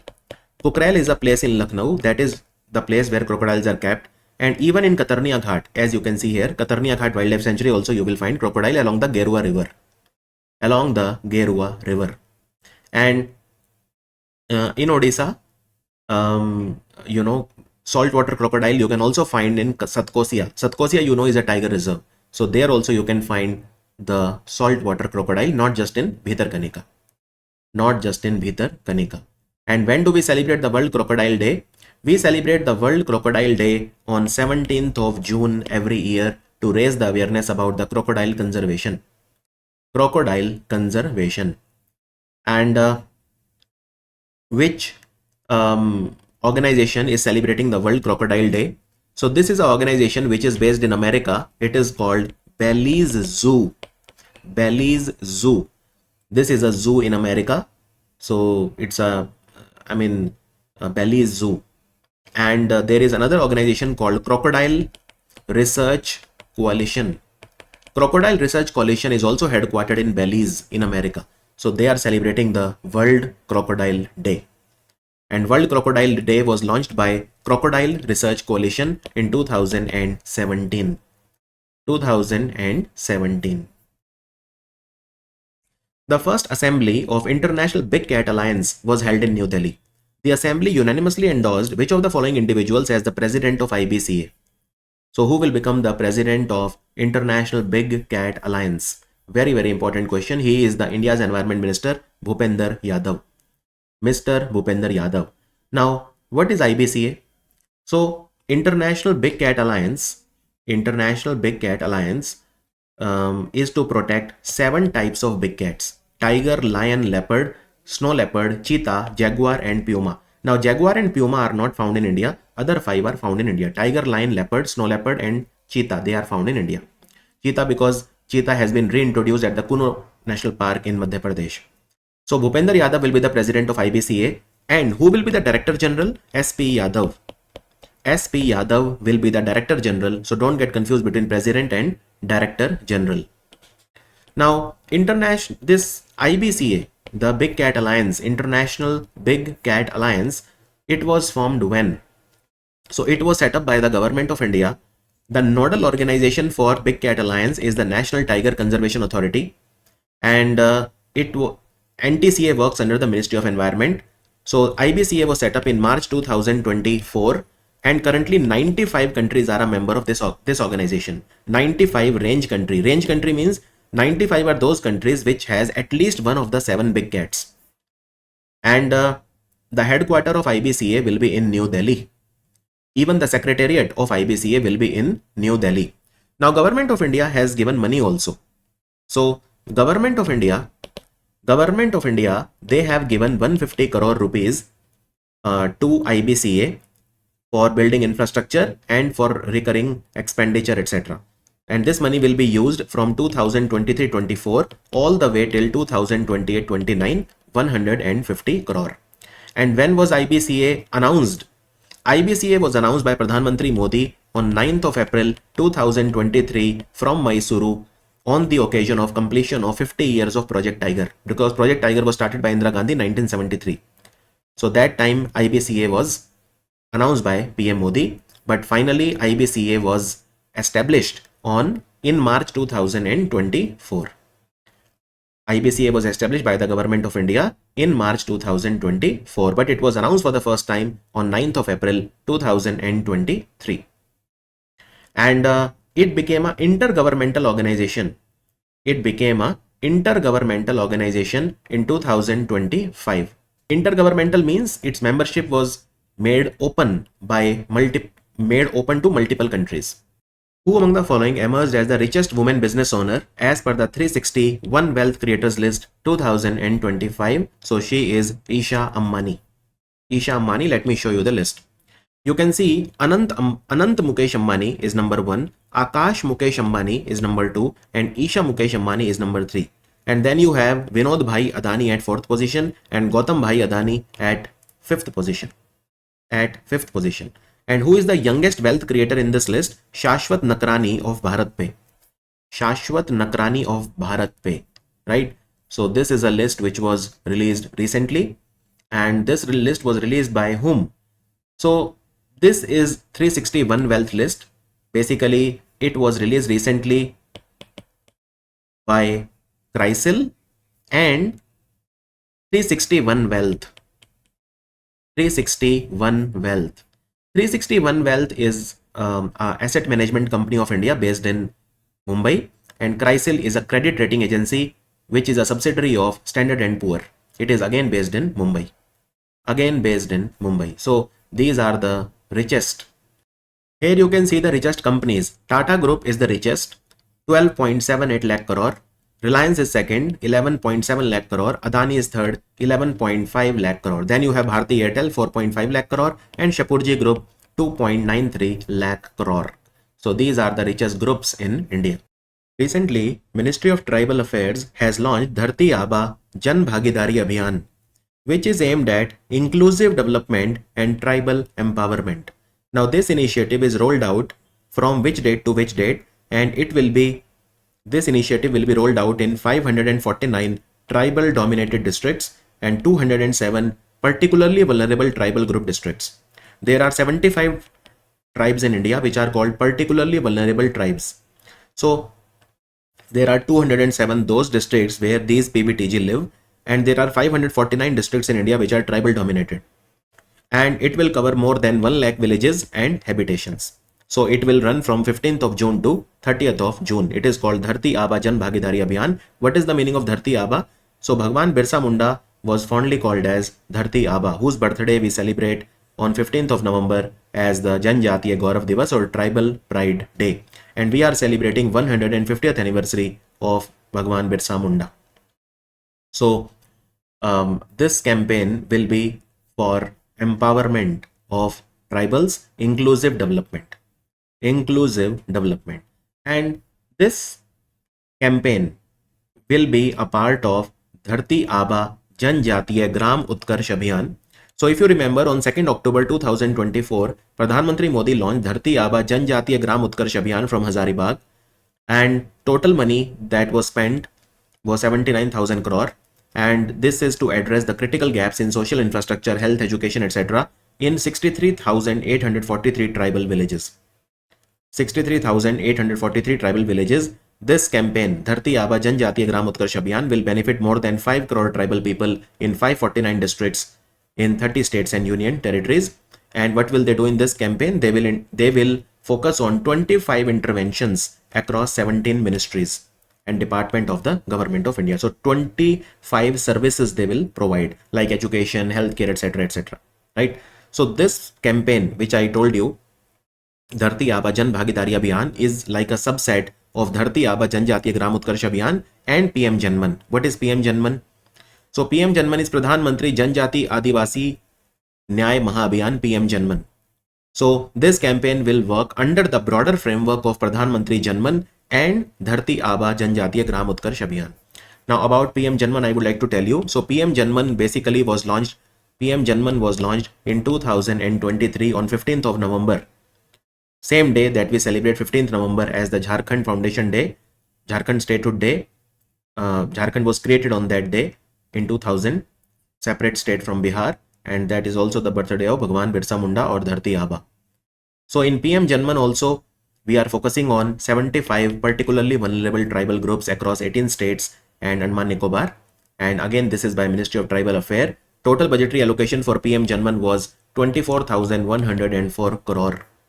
And there are 11 interventions like housing, drinking water, healthcare, education, etc., etc. So this particular Abhiyan for 15 days will, you can say, will be a part of PM Janman and Dharti Aaba Janjatiya Gram Utkarsh Abhiyan by the Ministry of Tribal Affairs. Ministry of Tribal Affairs. Stockholm International Peace Research Institute, which is located in Stockholm, the capital of Sweden, has released its latest yearbook for 2025, Armaments, Disarmament and International Security. So according to this, which country has the largest nuclear warheads? 5,459 nuclear warheads. Nuclear warheads, you can say nuclear bomb. You can use these words interchangeably. So Russia is the answer. Russia has the most number of nuclear bombs. Here you can see, if you see the total inventory of Russia now in 2025, 5,459, much more than America. America has 5,177. China has 600, the third largest. You can see France has 290, fourth largest. Britain has 225, fifth largest. And then you can see India has 180 and Pakistan has 170. So India has the sixth largest stock of nuclear warheads. According to this report, there are 9 countries in the world which have nuclear bombs. Now, there are some countries which are not verified. For example, Israel, nobody knows whether they actually have or not. And North Korea, I mean, assessment is very difficult because it's a very secretive country. It's a very secretive country. Now, what other things were said, by the way, in this report? Well, this report said that the arms revenues of the 100 largest arms producing company reached $632 billion in 2023. So 100 biggest companies of the world, they sold weapons, arms worth $632 billion. And of course, out of these 100 companies, 41 are American companies, and out of 632 billion, their share was $317 billion, or half. So America, of course, by far is the largest seller of the arms. And out of 100 biggest arms manufacturing companies, 41 are American. 41 are American, right? And the top 5 countries, America, France, Russia, China, and Germany, they accounted for 71% of the total arms exports. 71% of the total arms exports, right? And this, I am giving you the data of 5 years from 2020 to 2024. Now, what about the importers? So from 2020 to 2024, in these 5 years, Ukraine was the largest importer, and second was India. Third was Qatar. And the top 5 importers are Ukraine, India, Qatar, Saudi Arab, and Pakistan. And these 5 countries, Ukraine is 1, India is 2nd, Qatar is 3rd, Pakistan is 5th, and Saudi Arabia is 4th. Now, if you see these 5 countries together, they account for 35% of the total imports of arms. And Stockholm International Peace Research Institute was set up in 1966. So Ukraine was the world's largest importer, and India was the second largest importer, and exporter, of course, was America. Largest exporter was America. America was number 1, France was number 2, and Russia was number 3. Which of the following state has become the first in India to adopt e-voting system for urban body polls? The answer is Bihar. Now in Bihar, elections are coming up, the Legislative Assembly or the Vidhan Sabha elections, to determine who will be the next Chief Minister of Bihar. So they are coming up. And Bihar State Election Commission has decided to roll out e-voting system. What is e-voting? E-voting is you can vote from the comfort of your home, from your mobile phone. Android-based mobile app is there. So Bihar will be India's first state to adopt this revolutionary change. And it will start from their municipal and urban body polls, which were on 28th of June. So e-voting process will happen through 2 mobile apps. Now, one mobile app is called e-voting SEC-BHR, that is e-voting State Election Commission of Bihar, and the second app is called Bihar SEC's, Bihar State Elections Commission's official voting app, which is made by Bihar State Election Commission. E-voting SEC-BHR is an app which is made by CDAC, which works under the Ministry of Electronics and IT. And these apps are very secure. They have a blockchain platform. They have a face scan, face match, liveness detection, face comparison. So voting will be completely tamper-proof. It will especially benefit the migrant laborers, the migrant voters. For example, if there is a person from Bihar but he is working in Maharashtra, so he doesn't have to come to his hometown to vote, he can vote from the mobile app. The young people, the pregnant women, old elderly people, senior citizen, terminally ill people, it will help them. It will increase the voter turnout and make elections more inclusive. The Election Commission of India is working on these innovative things. I remember last year, in Madhya Pradesh, there is a village called Ratua Ratanpur Gram Panchayat. The elections happened here, and this was the first time in India that paperless voting was done. India's first paperless voting was done in the Gram Panchayat by-elections in Ratua Ratanpur Gram Panchayat in Madhya Pradesh, in Bhopal district, right? Capital. So these are innovative things, and let's hope that these make the process better. Which of the following institute has launched the global initiative called Yoga Bandhan to celebrate the International Day of Yoga, which was celebrated on 21st of June at Visakhapatnam. The main event happened there. So this is Morarji Desai National Institute of Yoga, which is located in New Delhi, and this institute works under the Ministry of Ayush. So they celebrated Yoga Bandhan event. Yoga Bandhan event. And what was the theme of International Day of Yoga? Yoga for one earth, one health. Yoga for one earth, one health. And International Yoga Day was celebrated for the first time in 2015. 2015. So Yoga Bandhan is like a platform to strengthen institution partnerships and showcase India's leadership in yoga. And this institute, Morarji Desai Institute of Yoga, was set up in 1998. 1998. In fact, Ayush Ministry recently hosted a summit also called Yoga Connect, which was on 14th of June in New Delhi. 14th of June in New Delhi. It was organized by Central Council for Research in Yoga and Naturopathy, which works under the Ministry of Ayush. Ministry of Ayush. Also, 23rd of September will be celebrated as National Ayurveda Day every year now. This day has been fixed. Which of the following bank has launched India's first cyber security operation center, which is called Sahakar Suraksha? Which is called Sahakar Suraksha. Which bank is this? This is the Maharashtra State Cooperative Bank. You can also call it simply MSC Bank. You can call it MSC Bank. So it has launched it. And why it has been launched? Well, it has been launched to basically, keeping in mind the cyber security requirements. And cyber security requirements are also there for Cooperative Bank. So they have partnered with a private company called Square Tech IT Solutions. Square Tech IT Solution Private Limited, which is a cybersecurity company based in Mumbai, and they have spent 50 crore in setting up Sahakar Suraksha. Sahakar Suraksha. Sahakar Suraksha is what? It is a cyber security operation center. Cyber security operation center. Now, this cyber security operation center will serve 31 district central cooperative banks in Maharashtra. 31 district central cooperative banks in Maharashtra. And don't get confused between Sahakar Suraksha and Cyber Suraksha. So Cyber Suraksha is a comprehensive cyber security exercise which was organized by the Defense Cyber Agency under the headquarters of Integrated Defense Staff in New Delhi recently, and which has recently become the 50th scheduled cooperative bank of India. It is Vishweshwar Sahakari Bank. Vishweshwar Sahakari Bank based in Mumbai. It has recently become a scheduled bank, and it is the 50th cooperative bank in India to become scheduled. United Nations General Assembly, they have designated which date as the International Day Against Unilateral Coercive Measures? Very, very important question, because this day will be celebrated for the first time. 4th of December this year will be celebrated as the first time on December 4.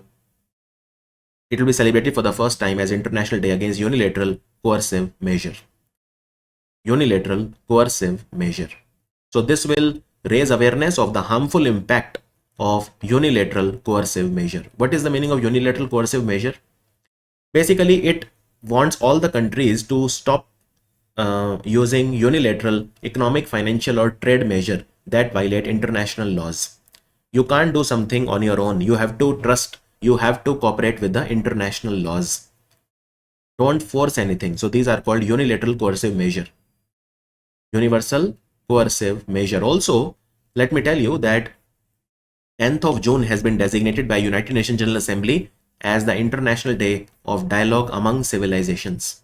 10th of June, and it was celebrated for the first time in 2025. Government of India has marked which anniversary of Digital India Initiative, highlighting significant development in India because of this scheme? So answer is 10 years.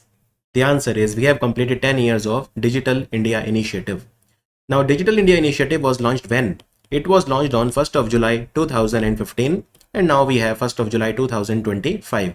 So it was launched by Pradhan Mantri Modi to transform India into a digitally empowered society and a digital economy.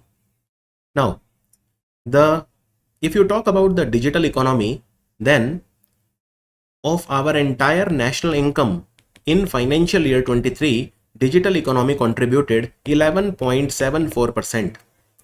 11.74% to our national income in financial year 23. In financial year 23. And because of digital India, there is a lot of digital empowerment of citizens also through the digital public infrastructure.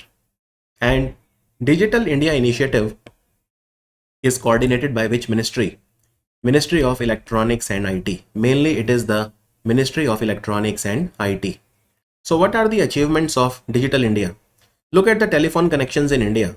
They increased from 93.3 crore to 120 crore plus till April 2025. Total number of internet connections, look at this. In 10 years, from 25 crore now to 96, almost 97 crore. Almost 97 crore. And out of 6.4 lakh villages in India, now 6.15 lakh villages, they have at least 4G mobile connectivity. At least. And 99.6% districts of India, they have 5G connectivity. 5G services are enabled. And BharatNet scheme is providing high-speed internet to 2.18 lakh gram panchayats. UPI transactions, the number 46 crore people in India, they use UPI, and 65 million, 6.5 crore merchants, they use UPI. UPI is now expanding to countries like UAE, Singapore, Bhutan, Nepal, Mauritius, and even France. Direct benefit transfer is possible because of Digital India. It removed fake beneficiaries. Open network for digital commerce, which is the government's version of e-commerce. ONDC is run by the Ministry of Commerce. Government e-marketplace is also run by the Ministry of Commerce. So these are all the examples of the progress that we have made in India through Digital India. Even, for example, Karam Yogi Bharat, IGOT platform, which is used to train IS officers under the mission Karam Yogi, DigiLocker, which was launched in 2015, Umang app, which provides more than 2000 different types of government services, Bhashini, which gives translation services. It supports more than 35 languages, So all of this is made possible because of Digital India. Because of Digital India. Arnala.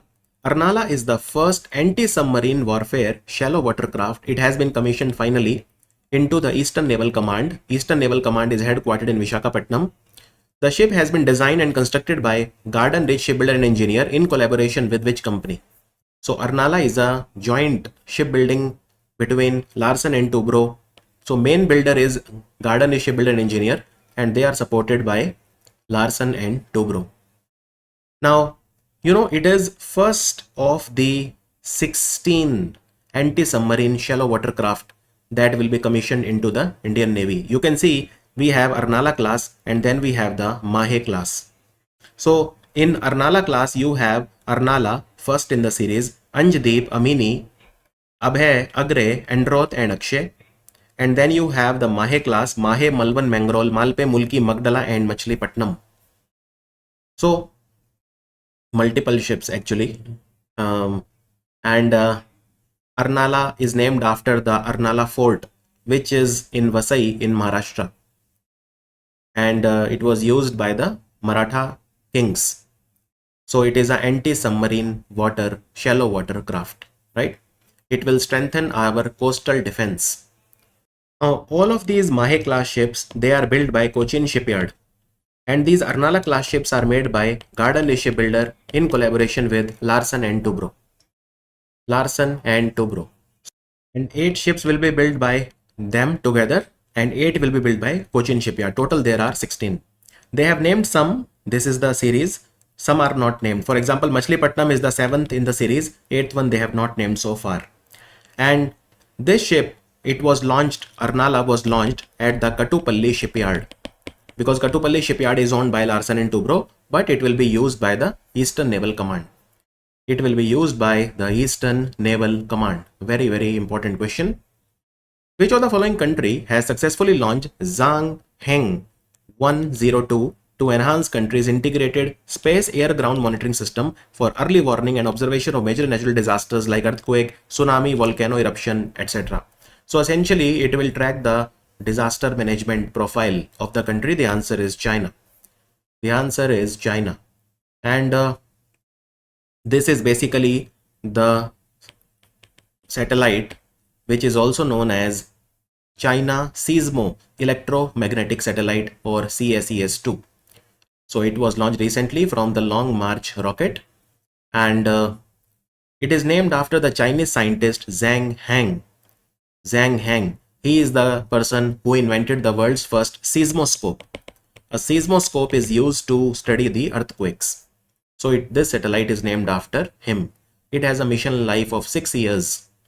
6 years. It will work closely in coordination with the Zhang-Heng 101 satellite, which was launched in 2018. And this project is a joint project between China and Italy. China and Italy. Now Italy, they have named this project as Limadu, whereas China calls it Zhang-Heng. What is Limadu? So Limadu, basically he was a Italian priest, Italian priest. So they have named it after him. They have named it after him. Here I would also like to tell you that Chinese scientists, they have recently discovered the world's first non-binary AI chip that uses HSN number. It was done by the Bihang University in Beijing. So there is 0, there is 1, and there is a number that will be based on probability. HSN number, we call it hybrid stochastic number. Hybrid stochastic number. So this is the world's first non-binary AI chip launched by China recently. And China has also launched the world's first fission fusion nuclear plant, which is called Xinghuo. The name is Xinghuo. Xinghuo. Who among the following has been formally awarded a knighthood by King Charles III during the monarch's annual birthday celebration? Knighthood means that in front of his name, the Sir title will be used. He is Sir David Beckham, the legendary football player who used to play for Manchester United Football Club and England team. He was the captain of the England football team. So he is the main one. Apart from that, other people are also there, like Gary Oldman, the famous actor, musician Roger Daltrey. But among the famous ones, you can remember just him. So if anyone is given a knighthood or a damehood, if it is a woman, we call it damehood. If it is a guy, we call it knighthood. So if damehood is given, then they use the word lady in front of her name. So David Beckham is the answer. And let me also tell you here that Britain Secret Intelligence Service is called MI6. And for the first time, MI6 president will be a female. Her name is Blaise Machiavelli. Blaise Machiavelli is her name. It is the name of the first president of MI6, female president of MI6, and Britain will host the 2035 FIFA Women's World Cup. 2035 FIFA Women's World Cup will take place in Britain. Which of the following state or union territory has been adjudged as the best performing state in school education in the Ministry of Education's latest performance of school education indicator, which is called the Performance Grading Index? It has come out for the second time, and it has come out for the year 2023-24, academic year 2023-24. So the best state or union territory in India where the school education is the best is Chandigarh. Chandigarh was declared the best performer, and the worst performer was Meghalaya. The worst schools in India are in Meghalaya. So there is basically a score. You can see here, if you get a score out of 1000, okay? If your score is between 941 and 1000, you get the highest category, Daksh. So if there is a state or union territory which gets a score of 881 to 940, it is Utkarsh. 821 to 880, Ati Uttam. Then we have Uttam. You can see that not even a single state or union territory in India, not even a single state or union territory is in the first 4 category. Then the next category is Procheshtha 1, in which we have Chandigarh, and the score of Chandigarh is between 701 to 760. So Chandigarh score was 703. So it just qualified into Prochesta 1. Then in Prochesta 2, again, we don't have any state or union territory. And then in Prochesta 3, we have other states like Punjab, Delhi, Gujarat, etc. etc. Their scores are between 581 to 640. Meghalaya's score was the lowest. It occupies the lowest category called Akankshi 3.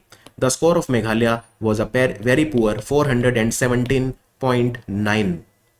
417.9. Now, if they ask you, which state, so you can see there are so many states in this category, but the best was Punjab. So Punjab score was 631.1, and then we have Delhi. Delhi's score was 623. So the best schools of India are in Chandigarh, then Punjab, and then Delhi.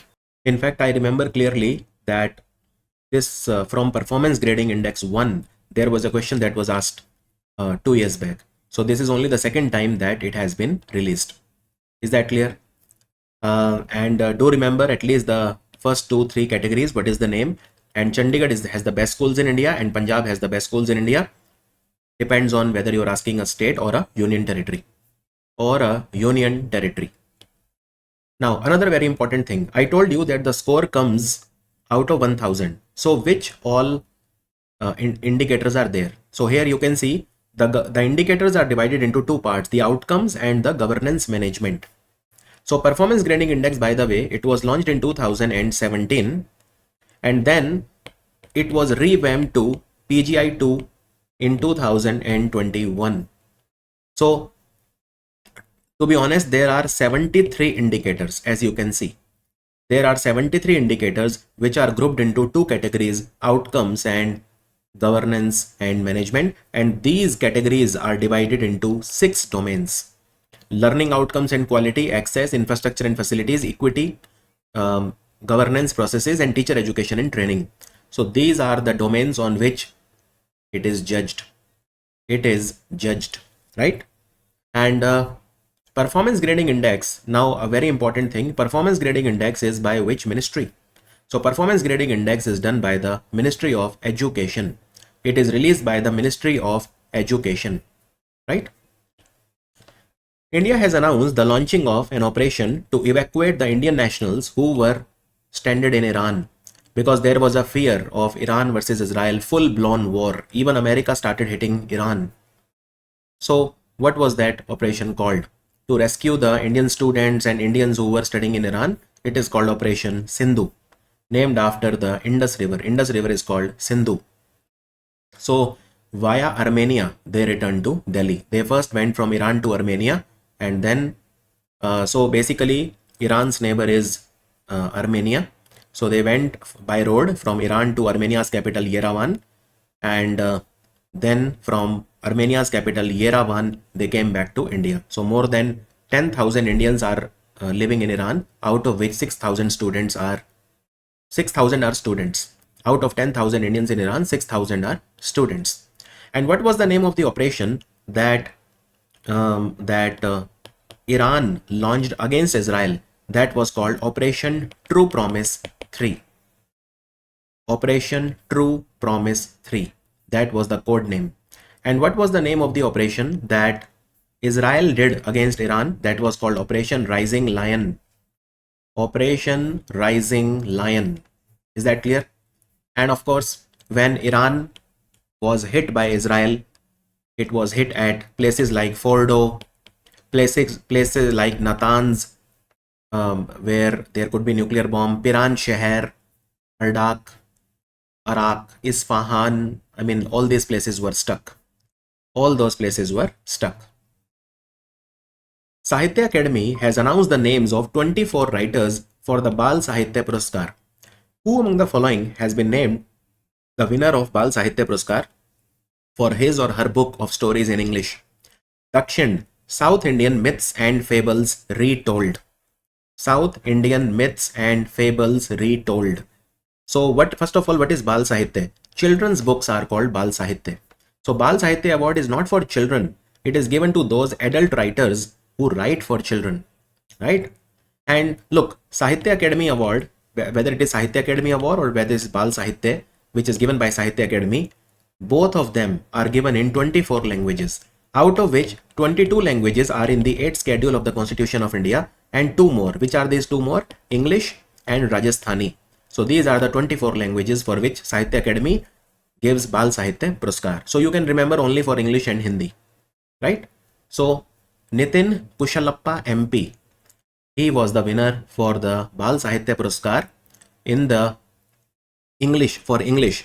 What about for Hindi? So there is a book called Ek Bate Bara, 1 divided by Bara, Ek Bate Bara, 1 by 12. In Hindi, Ek Bate Bara, written by Sushil Shukla. And you can see for other languages also the winners depending on which state exams you are preparing for. Now, Sahitya Academy is India's National Academy of Letters. It was founded in 1954 and it is an organization which is dedicated to the promotion of literature in the languages of India. In the languages of India, Sahitya Academy, right? So, and the winner of the Bal Sahitya Puruskar gets 50,000 rupees cash award. And look, the book should be published in the last 5 years. So this award is given to those books which are published during the 5 years immediately preceding year of the award. So for this time, when they chose the winners, they chose the winners who wrote these books. Now all of these books had to be written between 1st January 2019 and 31st December 2023. 31st December 2023. So do remember for Hindi and English, and I think that should be good enough. Now, if they ask you that Sahitya Academy, it works under which ministry, then what will you say? It works under the Ministry of Culture.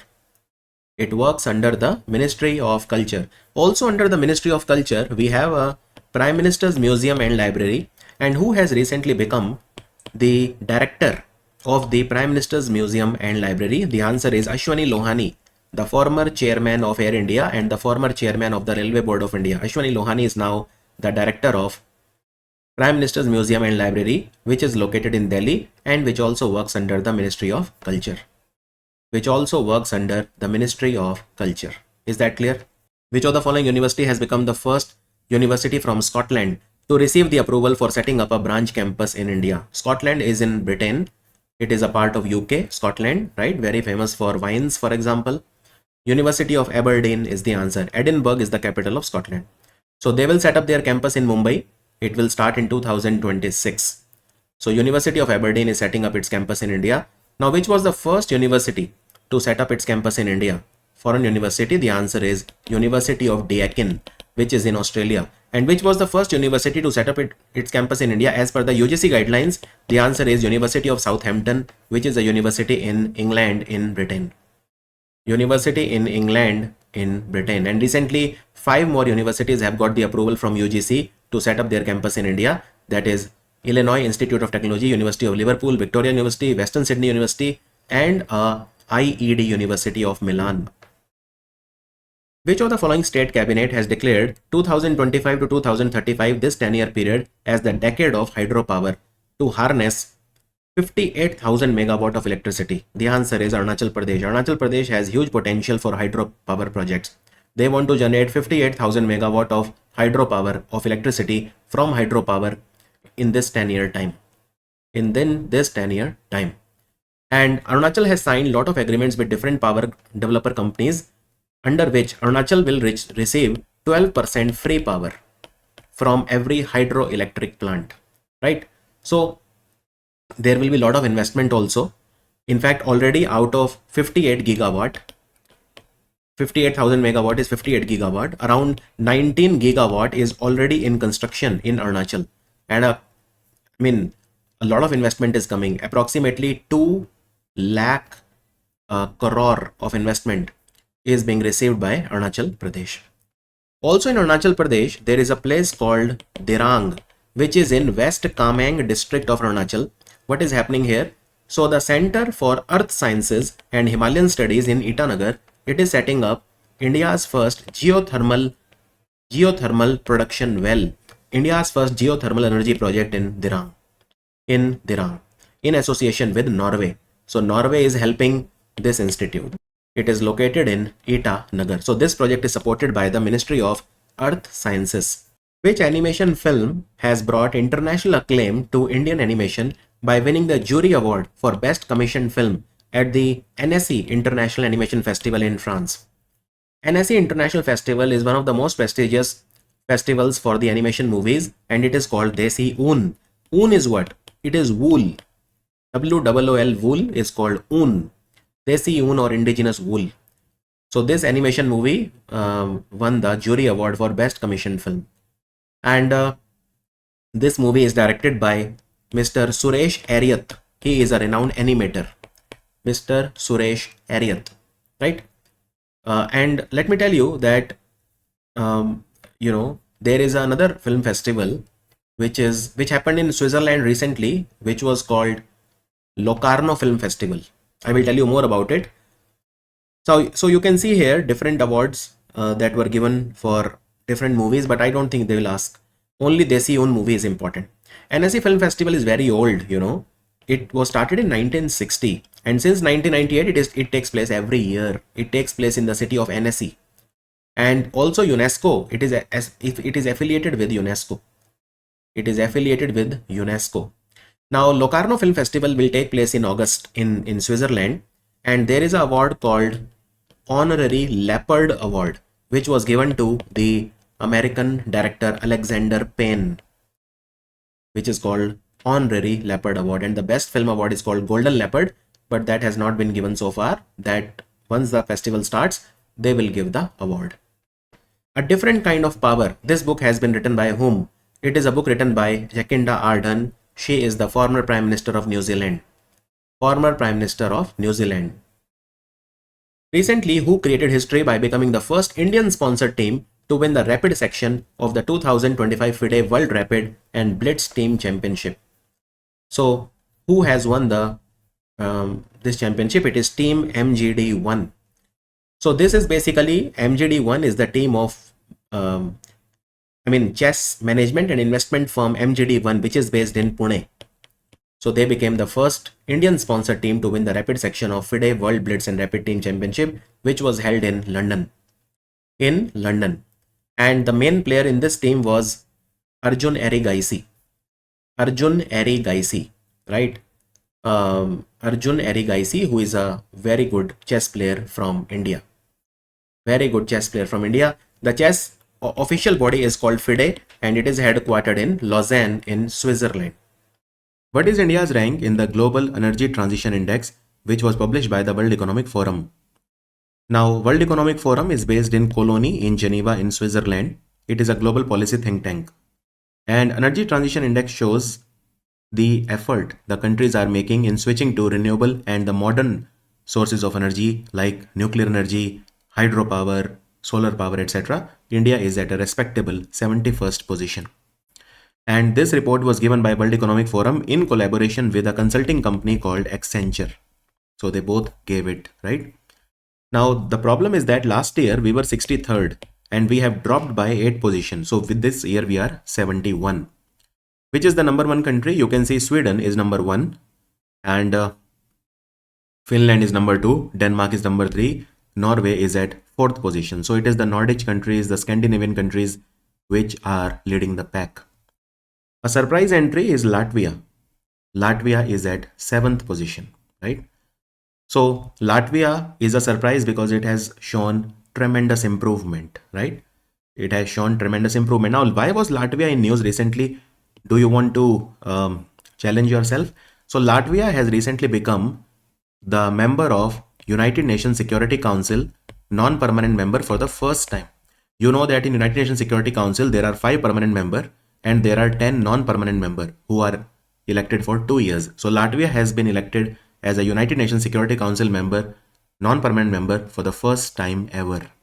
And that is why it was in news recently. Now, which country is not making any great effort? So it is Democratic Republic of Congo. This country was earlier known as Zaire. It is an African country. The last rank 118 was given to Democratic Republic of Congo. It was ranked at the bottom with a score of 42.4. 42.4, right? Now, what does this report say? So here you can see India is at 71st position. Our score was 53.3. Last year we were 63. We have dropped by 8 positions. So what does this report say? I mean, in a nutshell. Well, in a nutshell, you can see that China has achieved its highest rank ever, because China has made a lot of innovation, major clean energy investment, and China has, I mean, it has topped the rankings in Asia, right? So, America, if you see, America is at 17th position. 17th position. Now, one country that surprised everyone was Nigeria. It has shown so much improvement. It is now at 61st position. And Pakistan was ranked at 101st position. Now, I know I should not bring up Pakistan here but then, I mean, everyone is interested to know how Pakistan is doing. I mean, that is why I've told you, right? So, this index takes into account a lot of things like energy access, clean energy policies, the governance, the transition readiness, system performance, all these things it takes into account. And if you want to talk about our neighbor, then Bangladesh was at 86th position and Nepal was 104. 104. Now broadly, Global Energy Transition Index has two components. One is system performance, which has a 60% weightage, and second is the transition readiness. How ready are we to transition? That has a 40% weightage. 40% weightage. So what comes under system performance? System performance basically takes into account a country's energy system across three dimensions: equity, security, and sustainability.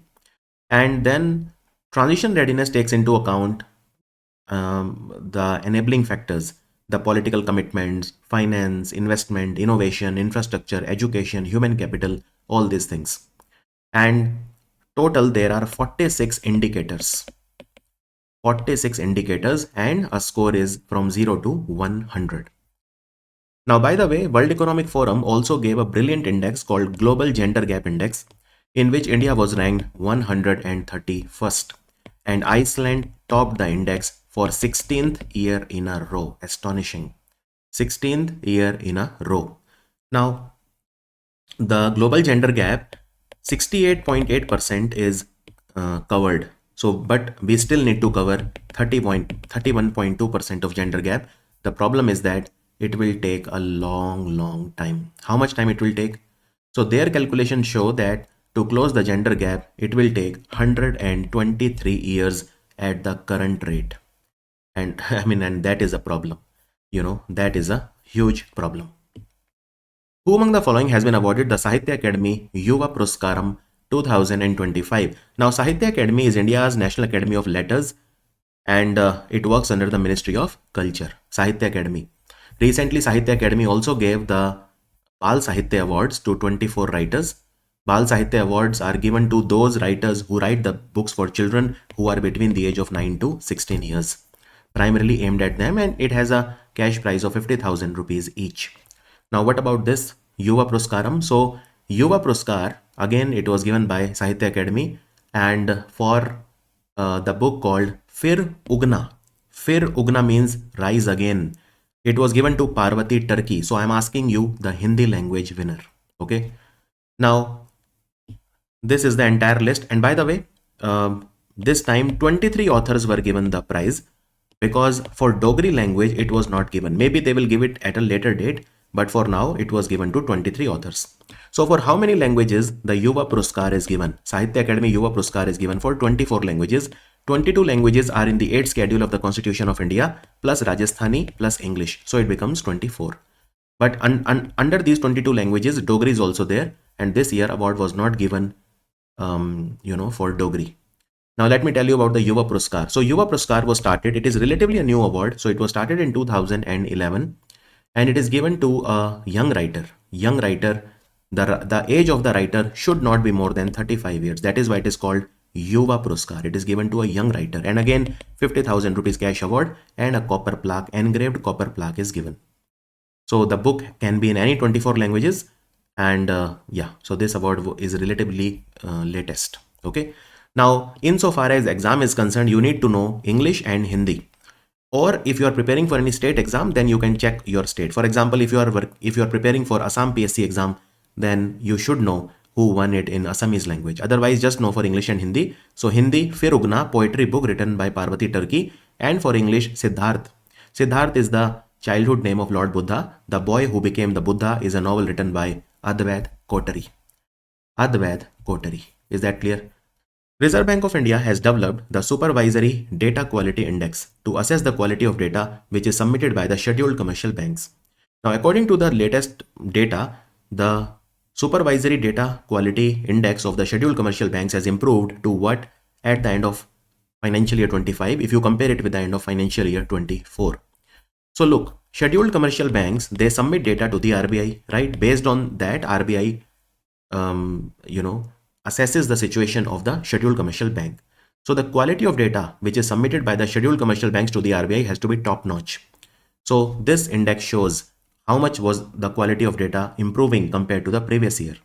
So our score was 88.6, this supervisory data quality index score, and it has improved to 89.3, which shows that there is a certain improvement. So the score SDQI, Supervisory Data Quality Index score of more than 90 is considered good.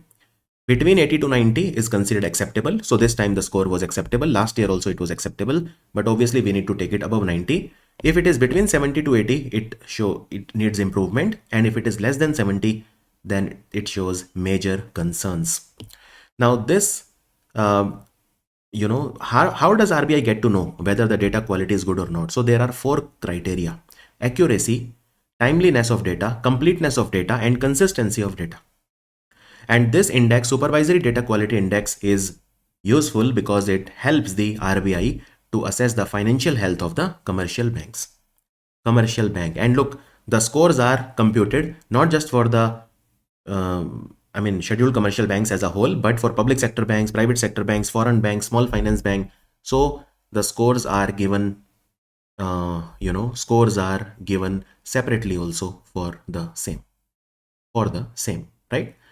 And again, you have to know the 4 criteria for MCQ: accuracy, timeliness, completeness, and consistency. So this much is good enough for now. And the data has improved, you can see, from 88.6 to 89.3. Which of the following airline has been named the world's best airline for 2025 for the 9th time at the Skytrax World Airline Awards? The best airline in the world, according to Skytrax, is Qatar Airways. And personally, I have flown in the Qatar Airways 2 times, and I can tell you, and I have flown business class both times, and I can tell you that it is absolutely amazing. First of all, they give the best service, and you feel like, everything is in control. In fact, when the plane is flying or it is taking off, you don't even feel that smooth airline, this one, Qatar Airways. So it is based in Doha, and it is the world's best airline for 2025. And for 9th year in a, I won't say 9th year in a row, but for 9th time, they have become the best airline. Okay. And Singapore Airlines was number 2. So you can see Qatar Airways is number 1. Singapore Airline is at 2nd position. Cathay Pacific. Now Cathay Pacific is an airline from Hong Kong, right? So that is in 3rd place. Emirates. What is Emirates? So you must be knowing United Arab Emirates. In United Arab Emirates, UAE, there are 2 airlines. One is Emirates, one is Etihad. They both are from UAE. Then we have ANA All Nippon Airways. In fact, I have flown in ANA All Nippon Airways. I went to Japan in this airline, ANA All Nippon Airways. That was not a business class. That was a normal, they call it premium economy. It was good. So these are the 5 best airlines in the world. What about the world's best cabin crew? So in cabin crew, you have all these air hostesses and, all these people are there. So Singapore Airlines by cabin crew is the best. Now, Indigo Airline. I know you will not agree with me, but Indigo is India's largest airline. It has around 65% market share. It has been named as the best airline as well as the best low-cost airline in South Asia. So in South Asia, the best airline is Indigo, and even the best low-cost airline is Indigo. And then there are some other awards which I don't think are very important. Most cleanest airline, and you can go on and on, but just study what is relevant from exam point of view. By the way, the organization that gave this index is called Skytrax, right? And World Airline Awards were started in 1999 by Skytrax. Now, Skytrax is a company that is based in London, and it is a company that was set up in 1989. It basically, um, tracks the airlines and the airports. By the way, Skytrax earlier this year in 2025, they declared the Changi Airport in Singapore as the best airport in the world. So you should know that, right? Changi Airport in Singapore was declared as the best airport in the world by Skytrax. And the Hamad Airport in Doha in Qatar was declared as the second best. Second best. According to the recently released Global Drought Outlook report, 40% of the world's land area is facing increasingly frequent and severe drought. Which of the following organization has given this report? Some people have this very bad idea about climate change. Some people think that climate change means that our temperature of the earth will keep on increasing, and climate change is only when there is a increase in the temperature. No, that is a very narrow idea of climate change. So climate change, I'll give you an example. There are some places in India where rainfall never happened earlier. Desert area, but now rainfall is happening. That is climate change. There are areas in India where the rainfall used to happen every year. Now it doesn't happen. That is climate change. There are places in India where snowfall never happened. Now it is happening. That is climate change. So at some places, temperature becoming colder is also climate change. So 40% of the world's land is facing severe droughts. The places where you used to have rain, now no rain is there. The places where you never had rain, now rain is there. All that is disturbing the cycle of the earth. Okay. Now this report is given by, you can see, OECD. Now OECD had 38 members and India is not a member. OECD is headquartered in Paris, Organization for Economic Cooperation and Development. So all these rich and powerful countries are a member of OECD. So 40% of the world's land area is facing frequent and severe droughts. Severe droughts. For example, they talk about the drought in Europe in 2022, the drought in California in 2021. All these droughts were very, very severe, right? And there is a huge economic impact. So 3 to 7.5% is the annual increase in the economic cost of an average drought episode. What is the economic impact of a drought? 3 to 7.5% is the annual increase in the economic cost of an average drought episode, right? That is what they are saying. And they are projecting 35%. This is the minimum projected increase in the drought-related economic losses by 2035. So the economic losses because of drought will increase by 35% by 2035. So all of this they are saying. Okay. And they are saying that even India, so they are saying that countries like India, like Australia, they will face a lot of droughts, right? In fact, they are saying that countries like Panama, so in Panama Canal, Panama Canal is so important because it connects Atlantic Ocean with the Pacific Ocean. But in Panama Canal, the water was very less. So there was a drought in Panama Canal, which affected the movement of the ships. All these things are happening, right? And they say, they have given some very extreme scenarios. For example, they say that under a 4-degree C warming scenario, droughts will become 7 times more frequent. So if there is a global warming of where the average temperature increases by 4 degrees C, in case of a plus 4 degrees C global warming scenario, droughts will become 7 times more frequent. And droughts are becoming common because of human activities like deforestation, urban expansion, unsustainable agriculture practices, because of all these things. Now, a lot of people also die because of drought, right? So droughts account for only 6% of the natural disasters, but droughts cause 34% of all disaster-related deaths, especially in countries like Sub-Saharan Africa, Horn of Africa, where the food security is already very poor, right? So drought causes death of 34% people, of all people who die because of disasters, especially in countries like Sub-Saharan Africa. Sub-Saharan Africa. There is a report called Status of Ungulates in the Tiger Habitats of India. The Kanha Tiger Reserve has emerged as the leading tiger habitat in India in terms of ungulate population. In which of the following state is Kanha Tiger Reserve located? So Kanha Tiger Reserve is one of the tiger reserves in Madhya Pradesh, And Kanha Tiger Reserve is very famous for Barasinga. Barasinga, which is a type of deer. In fact, they created a mascot also called Bhur Singh. Bhur Singh mascot was created by Kanha Tiger Reserve. And ungulate population is what? So ungulate means the hoofed herbivore, which tigers eat. I mean, hoofed means what? So animals which have hooves in their toes, gaps in their toes. The hoofed herbivore we call it. Uh, like deer, for example, cheetal, sambar, gaur. Basically, these are the food for carnivorous animals, right? So Kanha Tiger Reserve has more than 1 lakh ungulates. Let me show you. So cheetal, sambar, gaur, etc. These are example of ungulates, which are basically tiger's diet. Tiger's diet. And in India, there are 39 species of ungulates which are found. So Kanha Tiger Reserve has how much population of ungulate? 1,02,485. Highest. If you have a good population of ungulate animals, then it will sustain the carnivorous population like tiger, leopard, etc. And like ungulate population is decreasing, and that is a cause of worry. Because if the herbivorous animals are less, then obviously what will the carnivorous animals eat? And then there will be a fight also among the carnivorous animals for the food. So, for example, in Maharashtra, in Tadoba Tiger Reserve, and in Ratapani in Madhya Pradesh, the carnivorous animals are high, but the ungulates are low. Similarly, in Nagarjun Sagar Tiger Reserve in Andhra and Amrabad Tiger Reserve in Telangana, tiger population is increasing rapidly, but the prey density is very low. So, what is the formula?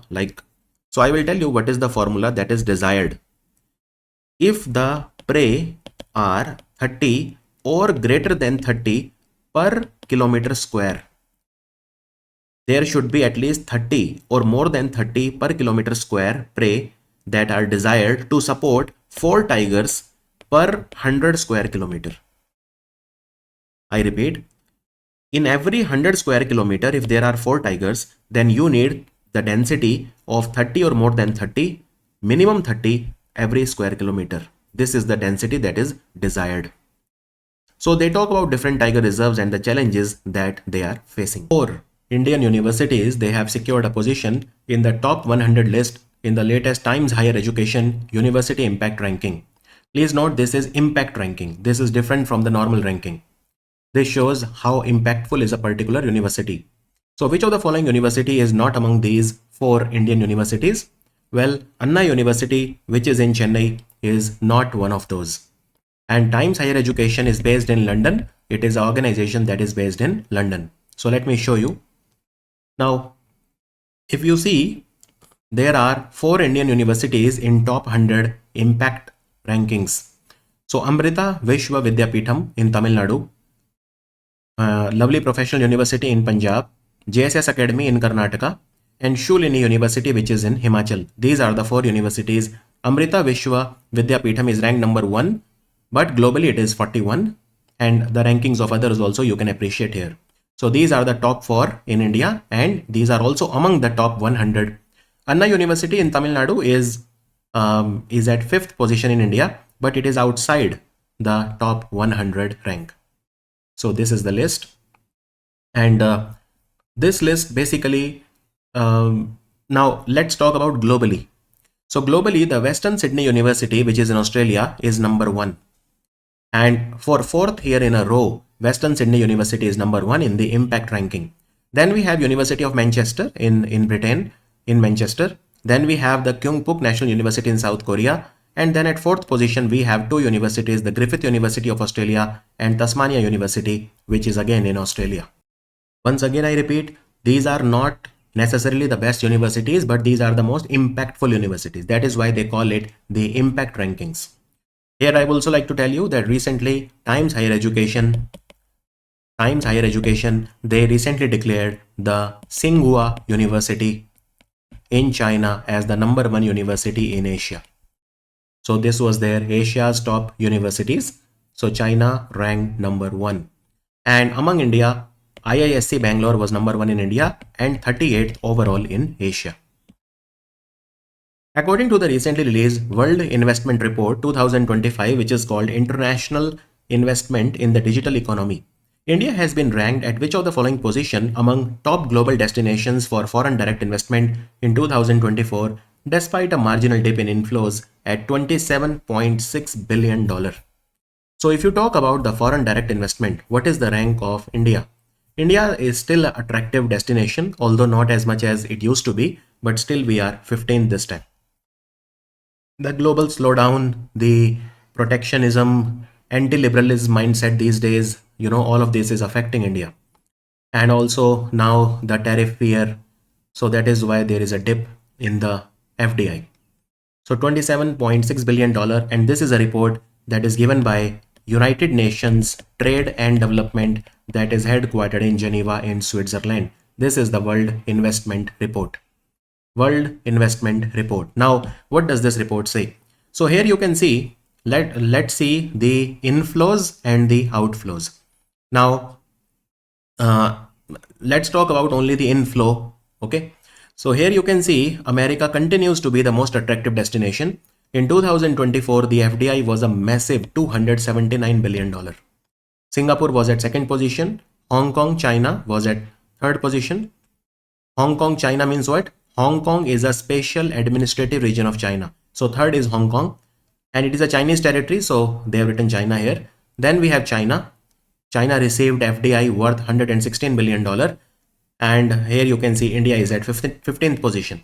So the FDI was approximately $28 billion. $28 billion. Now, in terms of greenfield project announcements, which country announced the maximum greenfield projects in 2024? Number one, of course, is America. And India is at fourth position when it comes to announcing greenfield projects. You can see India announced 1080 greenfield projects in 2024. Greenfield project means the project that you start from scratch. Okay, you start from scratch. There is nothing like a brand new airport in a forest, for example, or in some remote place. That is a greenfield project. But if you convert an Air Force base to an airport, that is a brownfield project, because you are not making this airport from scratch. You are building on something that was already present. And here you can see in terms of the international project finance deals, India was ranked at 5th position. Number one is still America. Now the one in bracket is the rank last year. So we have climbed one position with respect to last year, but last year was not any good either when it comes to FDI. Now here you can see outflow. From which country money went out, and what is the reason of outflow? Well, outflow means, for example, if some person has invested money in India, then that is FDI. But once he has invested, he will take the money back to his country, or he can that is called repatriation. Repatriation means when you take your money back to your country, that is called repatriation. So the profits, the principal amount, whatever is invested, they take back to their country. That is called repatriation. So if you see last year, India was 23, but the latest rank of India in 2024 was how much when it comes to the outflow? So India moved to 18th position. If you see the outflow of India, that was $24 billion. So $24 billion worth of money went outside India. It went outside India. Is that clear? Now, if you see here, if you see, America still is number one in outflow also. So from America, $266 billion worth of money was the outflow. Japan was second. Okay, Japan was second in the ranking. America still was number one even here. Japan was at second position last year also, this year also. China was at third position last year, this year also. Look at Luxembourg. Last year it was at 186th position, but this year it is at fourth position. I mean, that's quite a climb, Luxembourg 186 last year, this year fourth. A massive $109 billion worth of outflows were registered from a small country like Luxembourg. And India improved from 23rd to 18th position. I mean, I won't say improved because outflow is something that we will not prefer, right? But India's position, you can say India's ranking, they changed from 23rd to 18th. Now, with respect to India, if you want to know the exact amount of FDI that we received in 2024, it was $27.6 billion. And in 2023, it was $28.1 billion. So the FDI amount decreased slightly. but the rank of India improved slightly from 16 to 15 when it comes to FDI inflows. FDI inflows. So very nice question. Government of India has announced the launch of a FASTag based annual pass for 3000 rupees, which is exclusively meant for non-commercial private vehicle like cars, jeeps and vans, non-commercial vehicle.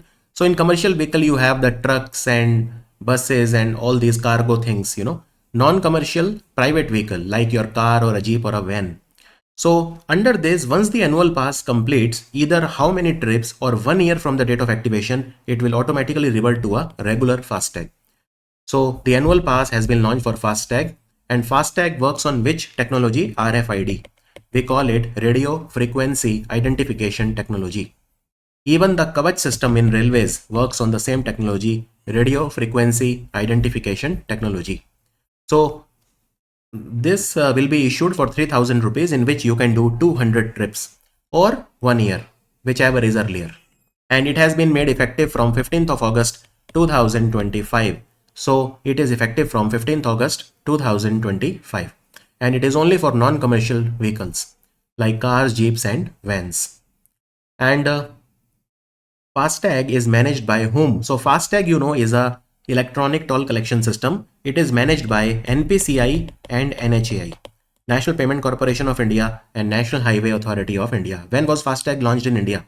FASTag was launched in 2014 as a pilot project, but it was made mandatory in 2021. In 2021, it was made mandatory. So once the annual pass completes either 200 trips or 1 year from the date of activation, it will convert to a regular FASTag. And you can repurchase the annual pass once the 200 trip limit is exhausted, even if the 1 year validity period has not yet ended. So let's say you complete your 200 trips within 5 months. You still have 7 months to go. So you can repurchase the annual pass. And by the way, the pass is non-transferable and one pass, one car. So it is valid only for the vehicle on which the FASTag is registered. And it is valid only at national highways and national expressway fee plazas, not anywhere else. And if you want to access the pass, you can use a mobile app called Rajmarg Yatra. Rajmarg means national highway is called a Rajmarg. So Rajmarg Yatra app, you can access the pass from here, or you can go to the official website of National Highway Authority of India. Even Ministry of Road Transport and Highway official website, it is available.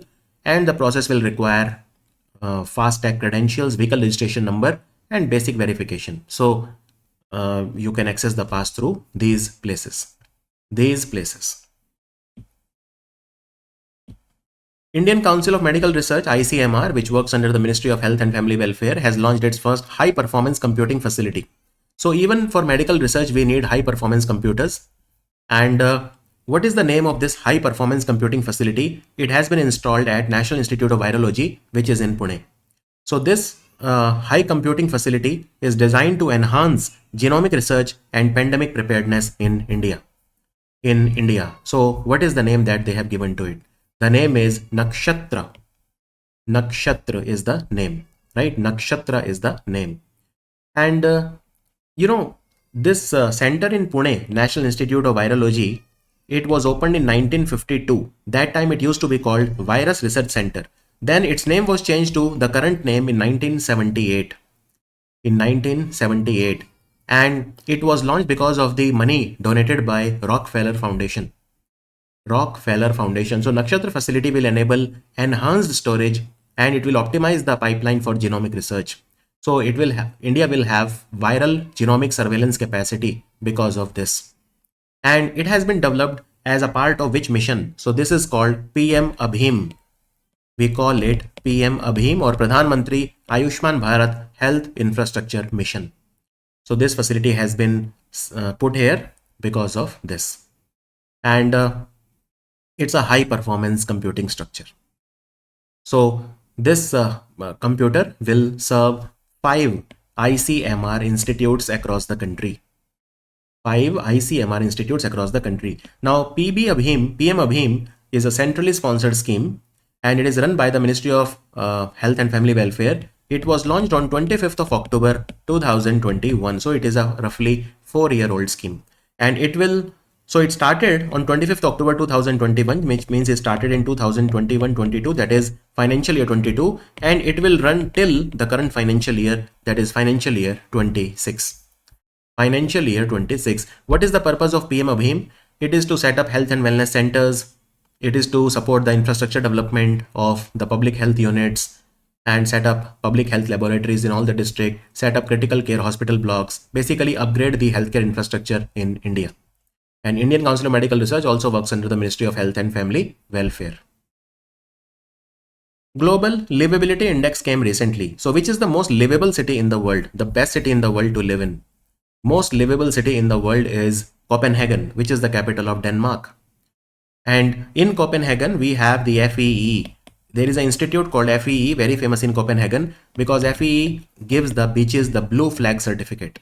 This is given by FEE, which is based in Copenhagen. So Copenhagen is the most livable city. And last 3 years in a row, Vienna was the most livable city. And this is given by Economist Intelligence Unit, which operates from London. Economist Intelligence Unit is the research wing of the Economist Group, which also publishes the Economist magazine. It was founded in 1946. So Vienna this year is second.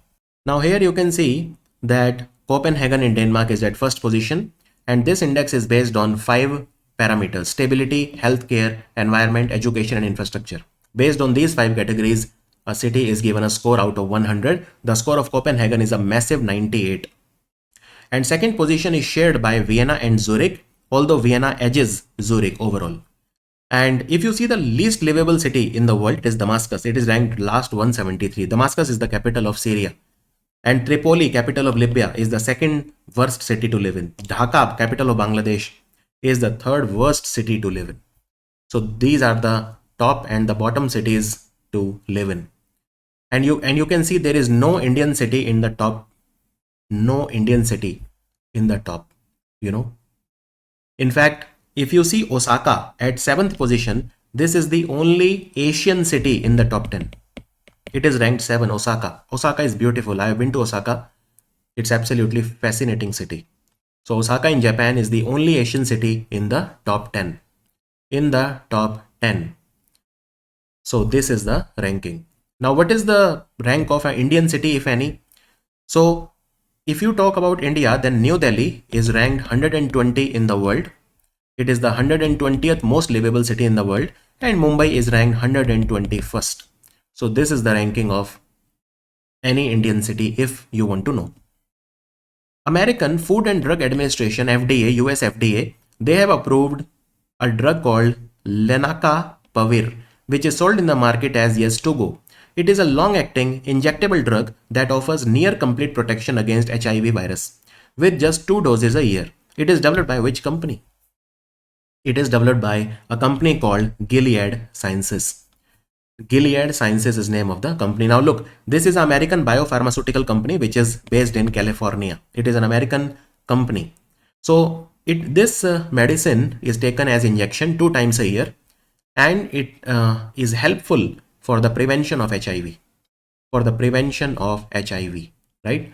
So HIV, what happens if HIV goes in your body? Then you become HIV positive and your condition starts worsening. That we call as AIDS, acquired immunodeficiency syndrome, which is called, so HIV virus is a retrovirus. So it is an antiretroviral medication. It can treat HIV positive people as well as it can prevent. It can be used for both the purposes. Right?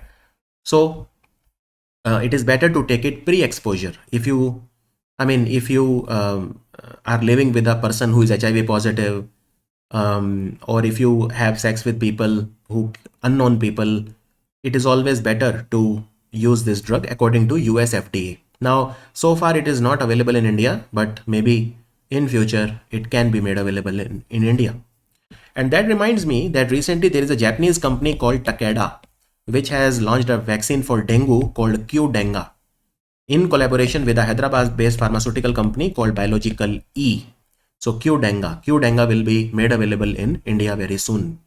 As per recently released Hunger Hotspots, FAO, Food and Agriculture Organization, and World Food Program, So these two organizations, they both are headquartered in Rome, the capital of Italy. Early warning on acute food insecurity, June to October Outlook report. Some African countries are among the 5 global hunger hotspots of the highest concern. Which of the following is not one of them? Now look, hunger hotspot means what? Hunger hotspot means that where the problem is so grave that a lot of people can die. 5 countries, 5 hunger hotspots are Sudan, South Sudan, then we have Mali, then we have Haiti, Haiti, Haiti, and Palestine. So these are the 5 places. So Nigeria is not one of those. Nigeria is not one of those. Now look, this hunger hotspot report is released by FAO and World Food Program twice a year. Twice a year. So it is like a early warning and forecast of the food crisis, and so these are hunger hotspots. Hunger hotspots of highest concern.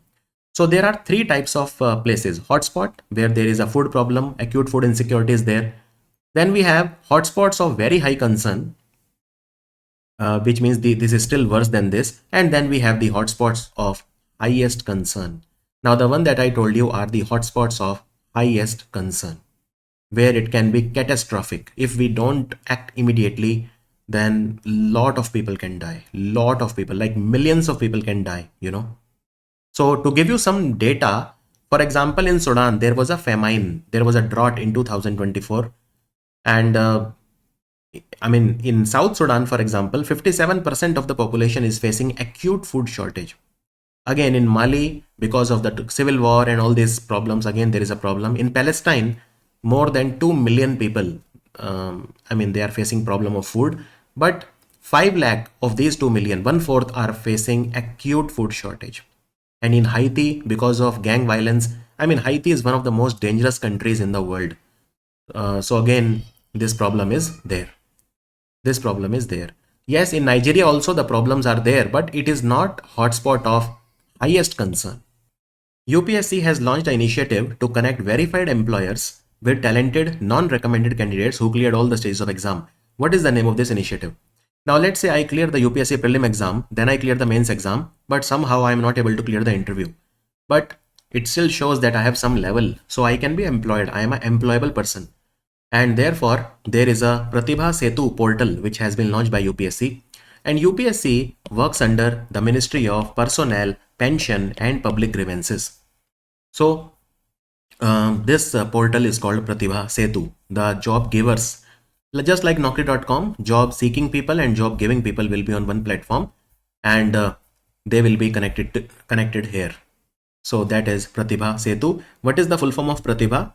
It is Professional Resource and Talent Integration Bridge for hiring aspirants. Otherwise, Pratibha is a Hindi word which means talent. So high performing candidates who have cleared all the UPSC exams, but they have somehow missed the final merit list. And so there will be more than 10,000 candidates from exams like Civil Services, IFS, Indian Forest Services, Central Armed Police Forces, Engineering Services, IES, etc., etc. And it is called Pratibha Setu. Now look, previously this was known as Public Disclosure Scheme, but now its name has been changed. That's all they have done. So it was called Public Disclosure Scheme since 2018, but now the name has been changed to Pratibha Setu. So students from all these exams who could not come in the final merit list, they will get jobs here. Which of the following university has launched Jai Hind scheme? The full form is Janjati Immersive Holistic Intervention for Novel Development. This is to Janjati means tribal people, the Adivasi tribal people. So basic computer skills and training etc. will be given to them for common university entrance test, right? A common university entrance test is a test for undergraduate courses in different universities of India, like Delhi University, etc.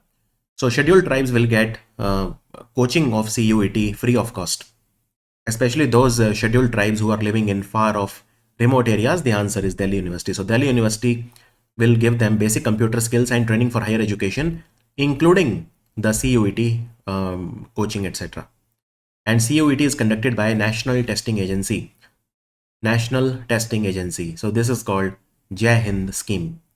Jai Hind scheme. Now initially they have started the first batch. There is a Ukhrul district of Manipur where we have the Tangkhul Naga tribe. the Tangkhul Naga tribe. So they have taken a batch of 25 students, 12 girls and 13 boys from Tangkhul Naga tribe in Ukhrul district of Manipur. And it's a 2-week program for them. They will be given skills, they will be given all the guidance about CUET exam, etc. etc. Mistral has released their first reasoning focused AI model. What is the name of this model? It is designed for research, strategic planning, and data driven decision making. It is called Magistral. So Mistral is based in Paris, and Mistral will be available in two variants, small and large. So Magistral Small is an open source model, and Magistral Medium is also there. That is a proprietary model, and we have Magistral. So it will be available in small and medium size for now, but maybe they can launch it in large also later on. Magistral, it is a reasoning focused AI model by the company called Mistral. Mistral. SEBI has announced a slew of measures to ease the compliance burden in the stock market ecosystem, encouraging more foreign entity-owned startups to shift their domicile back to India.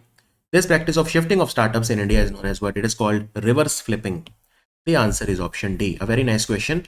So let's say there is an Indian company which is headquartered in Singapore for better tax compliances and everything. I mean, basically, now SEBI is encouraging more companies to come and list on the National Stock Exchange, Bombay Stock Exchange, basically reverse flip. This is called reverse flipping. Whereas the opposite of reverse flipping is flipping. Flipping means when an Indian company transfers their entire ownership to a company that is incorporated abroad. So therefore the Indian company becomes a wholly owned subsidiary of a foreign company. That is called flipping, and reverse flipping is the opposite of it. So reverse flipping is internalization, where a foreign entity owned startup shifts its domicile back to India. And then SEBI tries its best to get it listed on the Indian Stock Exchange. The United States News and World Report, they have released their 11th edition of the Best Global Universities Rankings. Which of the following university has secured the first position globally in the list? So, US News and World Report is an American media company. They have released the best universities of the world ranking, and Harvard University is the #1 university in the world. Harvard University. So let me show you. Harvard University is the best. It's an American university. At second position, we have Massachusetts Institute of Technology, which is in Boston in America. Then we have Stanford University, which is in America. So top 3 are American universities. Then there is Oxford University and Cambridge University, which are both in Britain. So at number 4, we have Oxford, number 5 we have Cambridge. These are the top 5 global universities in the world. And this was a very comprehensive survey, very comprehensive report, because they have analyzed 2,250 universities across 100 countries. What about India? Well, let's first talk about Asia, then we will come to India. So which is the best Asian university? So you can see Tsinghua University of China is the best in Asia. Then we have NUS Singapore, National University of Singapore, and then we have the Peking University in China, which is at 3rd position. So these are the best in Asia. Now let's talk about India. So Indian Institute of Science Bangalore, IISc Bangalore, is the best university in India. But the problem is that it is ranked 633 globally, very poor ranking globally. Then IIT Madras is the second best in India, but it is ranked 641 globally out of some 2,250 universities. Then Tata Institute of Fundamental Research is the 3rd best. Shulini University is the 4th best, and Aligarh Muslim University is the 5th best. So these are the top 5 Indian universities in the rankings.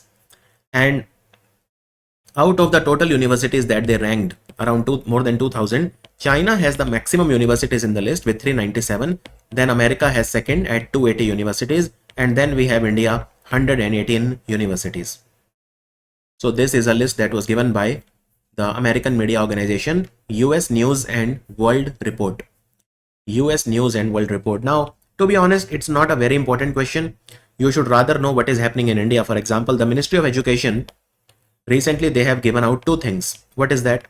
So the first is the Performance Grading Index Report version 2. So PGI started in India in 2017, and in 2021 it was upgraded to version 2, PGI 2 report, which shows the quality of school education. So Chandigarh has the best school education in India, then Punjab, and then Delhi. Chandigarh score was the best, 703.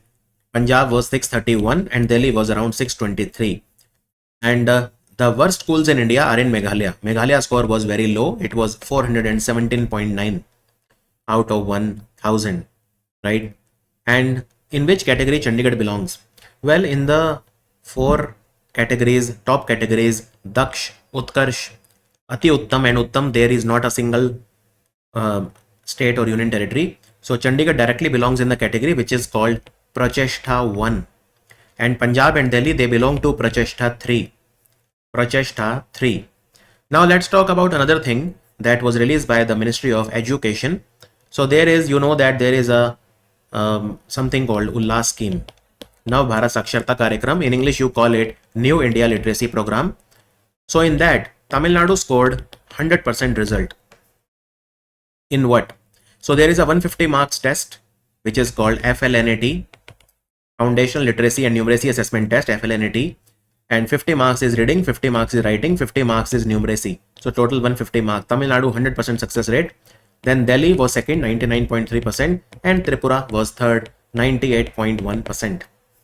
98.1%. What is the target of Ullas? All the adults who are more than 15 years of age, they should have basic literacy. That is, they can read, write, and should have basic numeracy skills. And so this test checks your reading, writing, and numeracy skills. Tamil Nadu scored the best in the entire country. These kind of questions are more important from exam point of view. Quackroli Simon, this is the most prestigious ranking of universities in the world, vastly recognized. According to them, which is the #1 institute in the country? Indian Institute in India. So which Indian institute has been ranked #1 among all the Indian universities which are featured on the list? Which is the best university in India? It is IIT Delhi. IIT Delhi in India is the best. Let me show you. Now, in this QS ranking, which is the most prestigious in the world, IIT Delhi is the best from India. It is #1 in India, but globally it is ranked 123, which is a very big achievement for India because IIT Delhi, it was 197 2 years ago. So their ranking globally has improved from 197 to 123. 123. And you can see these are the best in the world. So Massachusetts Institute of Technology, MIT, America is #1 in the world. Then Imperial College in London is the second best in the world university ranking. Stanford University in America is #3. Oxford University #4. Harvard University is at 5th position. It is at 5th position. Is that clear? Now what about Asia? So in Asia, you have the Peking University from China, which is the #1 in Asia, but globally it is at 14th position. Then Tsinghua University in China is the second best university in Asia, but globally it is 17th. 17. So best university in Asia, two best are #1, #2 both from China according to QS rankings. Moving on, which state government has started a scheme called Godabarish Mishra Adarsh Prathmik Vidyalaya scheme to set up high quality primary schools which aim to revolutionize the education in the rural areas? It has been started by the government of Odisha. So what do they want to do and why they have named this scheme after this gentleman called Godabarish Mishra? Who was he? So the Godabarish Mishra, he was a freedom fighter and he was a Odia language author. He used to write lot of Odia language literature and he was a freedom fighter and he was also educationist. So this scheme has been started to give him honor, to acknowledge his contribution in the Indian freedom struggle and Indian education and literature sector. What will they do in this scheme? So in this scheme, they will open Adarsh means model, Prathmik Vidyalaya means primary school. They will open very good quality primary school, model primary schools in every Gram Panchayat of Odisha. In every Gram Panchayat of Odisha. Right? How many Gram Panchayats are there in Odisha? So in Odisha, you have 6,794 Gram Panchayats. So in every Gram Panchayat of Odisha, there will be a model primary school named after, this scheme is named after Godabarish Mishra.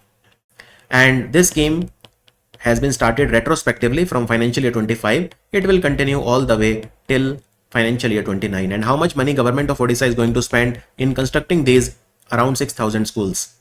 6,794. They will spend 11,939 crore rupees. 11,939 crore, and every school will be at least I mean 5 acres, minimum 5 acres of land, right? Now also in Odisha, the Lakpati Didi initiative is gaining a lot of steam. Lakpati Didi initiative has been started by the Ministry of Rural Development. And how many Lakpati Didi do we want in India? 3 crore Lakpati Didi. Earlier the target was 2 crore. In the budget it was increased to 3 crore this year. Lakpati Didi is a woman whose annual income is at least 1 lakh. At least 1 lakh. So in Odisha, how many Lakpati Didi have been created so far? 16.6 lakh. And in this, Odisha is number 1 in the entire country. In the entire country. Okay. Now, Odisha state was formed when? It was formed in 1936. You know that on 1st April we celebrate the Utkal Divas. So Odisha was formed in 1936, which means that in 2036, which we are not very far from, Odisha state will complete 100 years of formation. So by 2036, PM Modi has a vision for Odisha. What is that vision? So PM Modi's vision is that by 2036, which is the 100th anniversary of the formation of Odisha, Odisha should become a $500 billion economy. And by 2047, which is the 100th anniversary of India's independence, Odisha should become a $1.5 trillion economy. These are the targets which have been set up by Pradhan Mantri Narendra Modi ji. Also in Odisha, there is a scheme which has been started called Bada Putra Athye Gram Yojana. What is this scheme? So there are a lot of very eminent people, notable figures from Odisha who have helped a lot in bringing Odisha pride. So there are cricket players like Debashish Mohanty, for example, and many others. I think Pragyan Ojha was also from Odisha, if I'm not wrong. There are freedom fighters from Odisha. There are literature people from Odisha. There are scientists from Odisha. So there are very eminent people from Odisha. So according to the Bada Putra Aithya Gram Yojana scheme, we will go to the birthplace of these great people, their villages, etc. And we will convert their home into museums, cultural hubs, interpretation center. We will open libraries. We will make their statues to preserve their heritage and boost tourism. For example, every person in Odisha, I'm sure, will want to visit the birthplace of freedom fighter, but it should be tourism friendly. Facility should be there. There should be statue of that person. There should be a library. There should be interpretation center. There should be museum, guides, cultural hubs.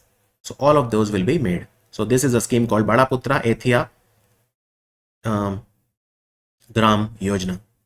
Gram Yojana, right? So these schemes have been started in Odisha. Ministry of Education, they have set up a 9-member committee headed by which person? This is to examine the issues relating to coaching and emergence of dummy schools in India, as well as the effectiveness and fairness of entrance exam. The answer is Vinay Joshi. He is the chairman of CBSE. Now, what is this dummy school?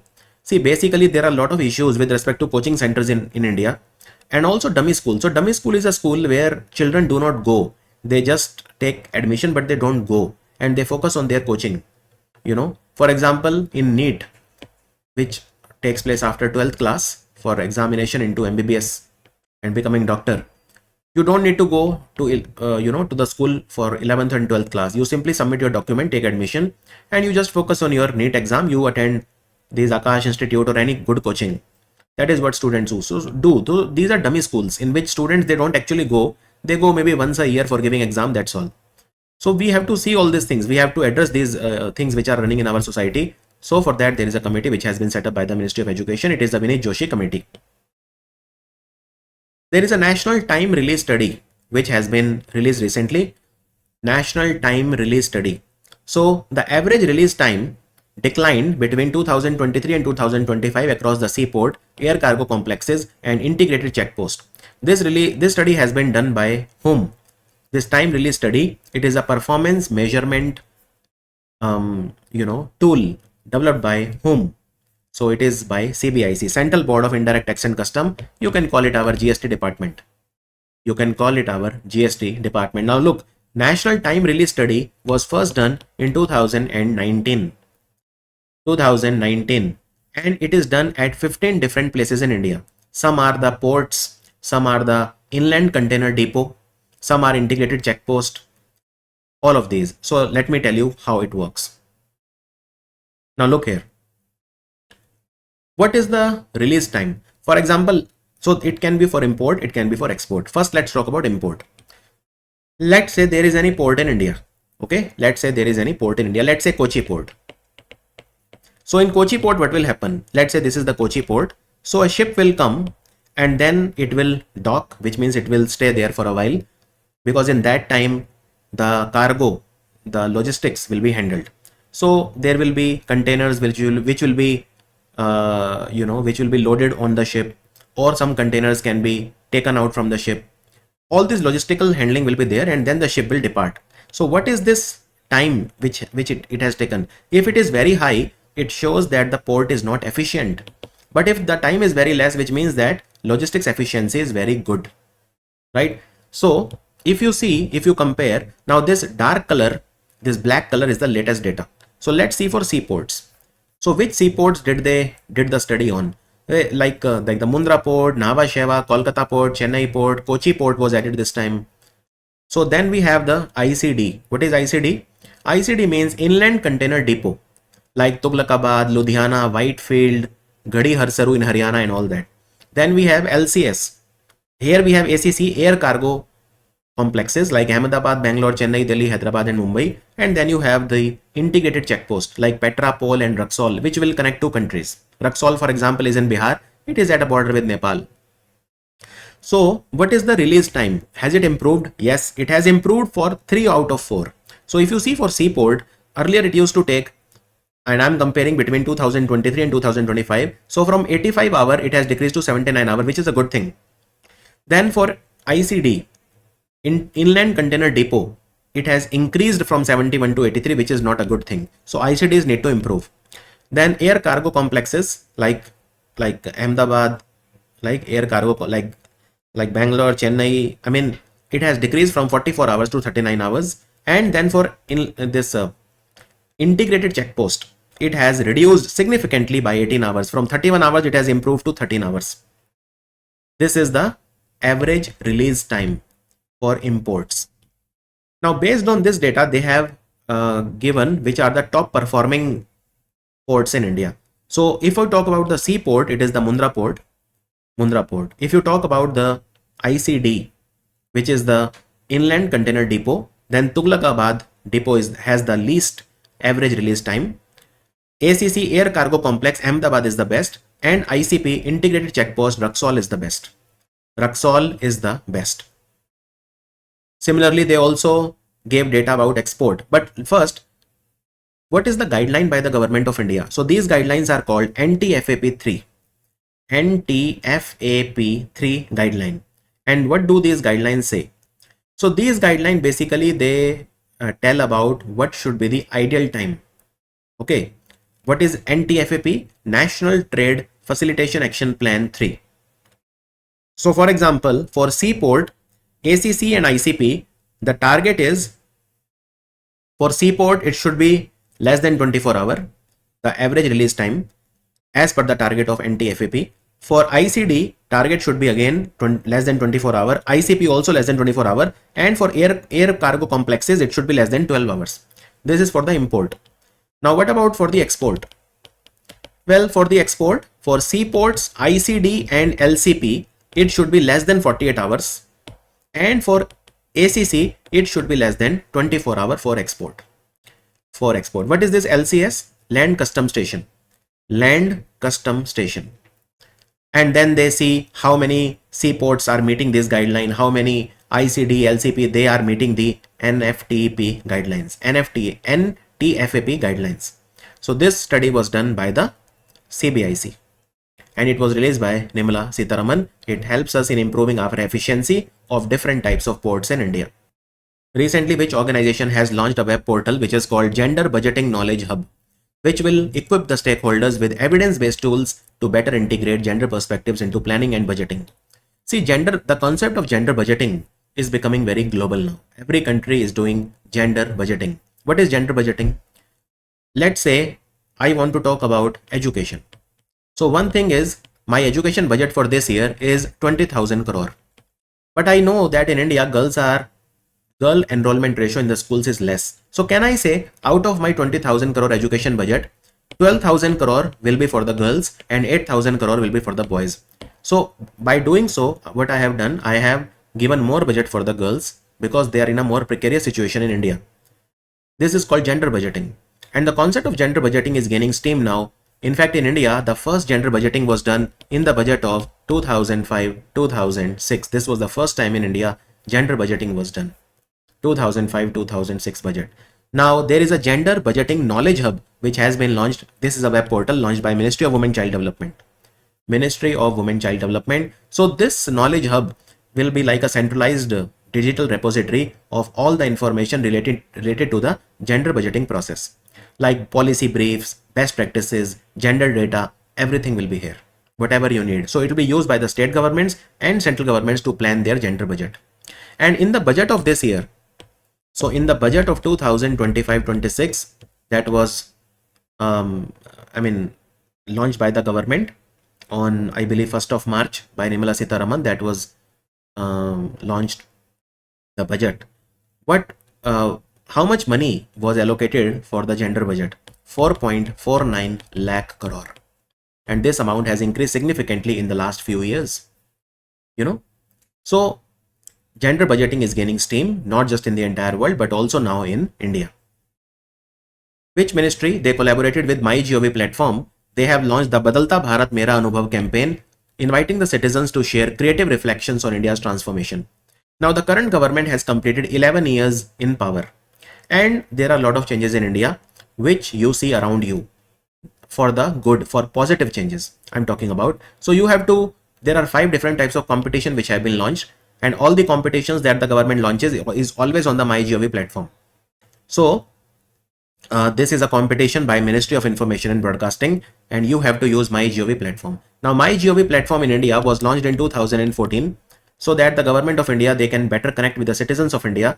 And MyGov platform works under Digital India Corporation, which is a non-for-profit company under the Ministry of Electronics and IT. So what are these 5 competition? One is you have to make an Instagram reel. First prize is 50,000, then 25,000, third prize is 10,000. You can make a YouTube shorts, again the same price, 50, 25 and 10,000 respectively. You can create a blog, you can write an essay in 800 to 1200 words. Again, the price is 50,000, 25 and 10,000. Or you can participate in the Viksit Bharat quiz. Here the price is much more, 1 lakh for the top performer, 75,000 and 50,000 for the second and third place respectively. Or you can make a short film, audio visual film up to 10 minutes. And there are prizes, 3 lakh for the winner, 2 lakh for the second position, 1 lakh for the runner-up. And the theme should be how the India has progressed in the last 11 years. What is Samson option? It is a concept that has recently been highlighted in global news amid the rising tensions between Israel and Iran. Samson option is an option which Israel has, which is to annihilate Iran through nuclear bombs as a last resort. Look, Israel has never said that they have nuclear bomb. But if experts are to be believed, Israel has nuclear bombs, around 80 to 400 nuclear bombs. And Samson option is, if they are not able to control Iran, if the fight goes on, then they can use nuclear bomb and they can completely retaliate against Iran. They can annihilate Iran. They can finish off Iran. That is called Samson option. Now, why it is called Samson option? And by the way, this word Samson option was used in 1991 book called The Samson Option. That was name of a book. This book was written by a journalist called Seymour Hersh. So Samson option is named after Samson. Samson was an Israeli person. He was held hostage by Palestinian people in the Bible. And according to the Bible, there was a temple, Philistine temple, which had pillars. And the person Samson, he broke those pillars, bringing the temple down and killing all the Palestinian people who held him hostage. So Samson option is an option which Israel has. The Paralympic Committee of India, they have launched the logo and the mascot of the 12th World Para Athletic Championship in New Delhi. The mascot for the 12th World Paralympic Athletic Championship is called what? So you can see the mascot here. It's basically a elephant. It is called Viraj. It is called Viraj. So Viraj is the mascot. And if you notice, then one leg of the elephant is missing and it is replaced with a blade prosthesis, which shows strength, optimism and resilience.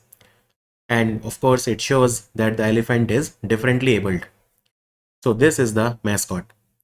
And it's a very big event, World Para Athletic Championship. So this tournament will take place from 27th of September to 5th of October in Jawaharlal Nehru Stadium in New Delhi.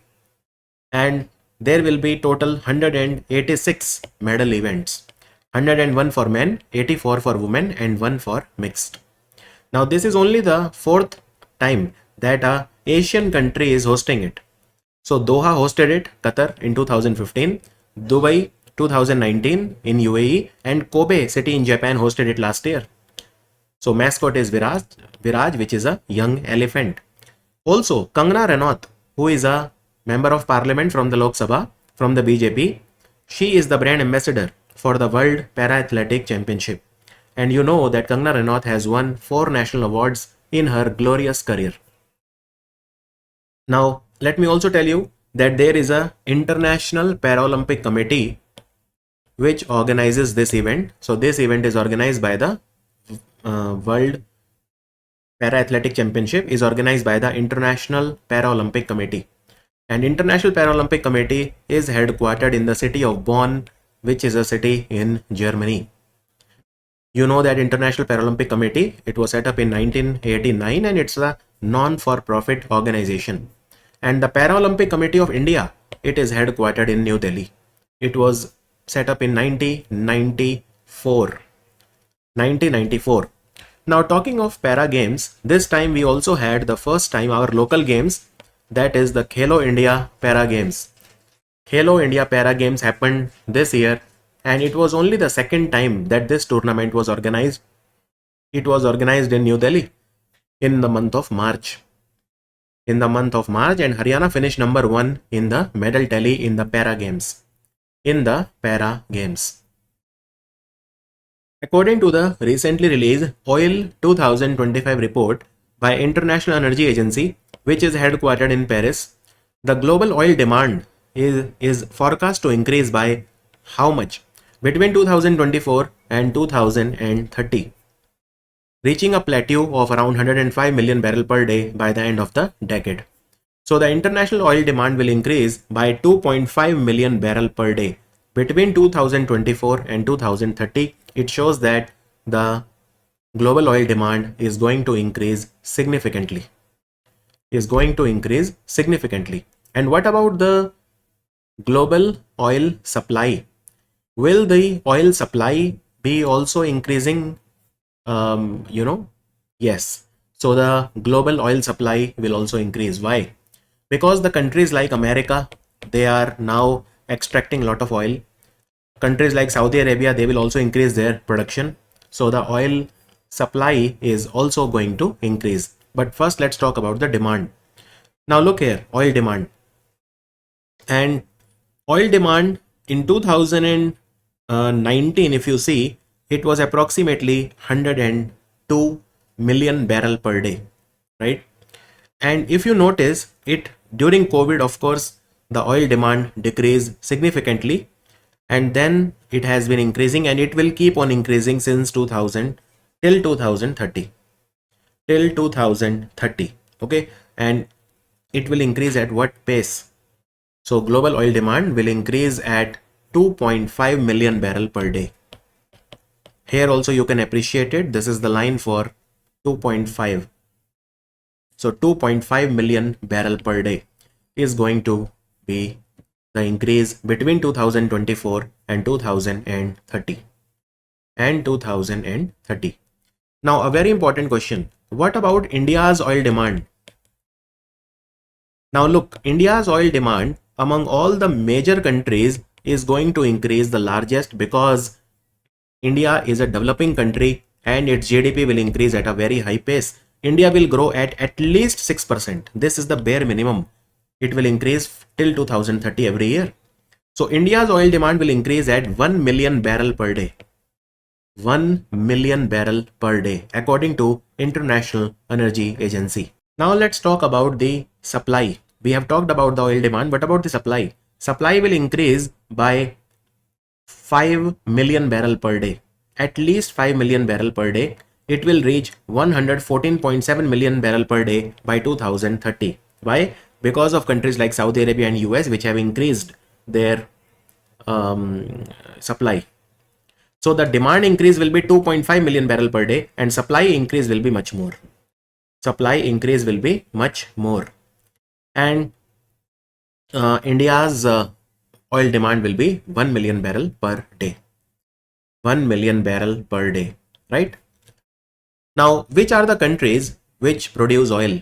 The oil producing countries are the OPEC countries, which are headquartered in Vienna. Currently, there are 12 countries which are member of OPEC. So they are Algeria, Republic of Congo, Equatorial Guinea, Gabon, Iran, Iraq, Kuwait, Libya, Nigeria, Saudi Arabia, UAE and Venezuela. These 12 countries are the member of OPEC. Now there are some countries which are called OPEC plus. These are those countries which are not member of OPEC, but they still produce oil, right?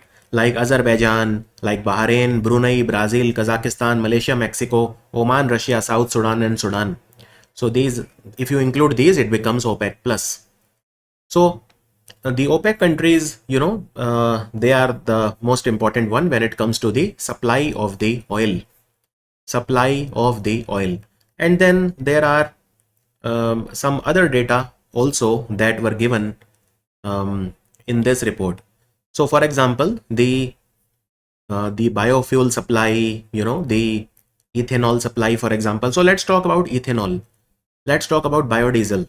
Now Brazil and India, these are the two countries which will lead the ethanol output growth.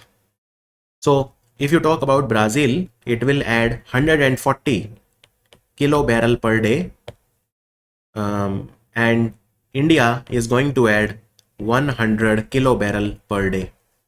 100 kilo barrel per day. This will be the growth in ethanol. Brazil will be number 1 and India will be number 2.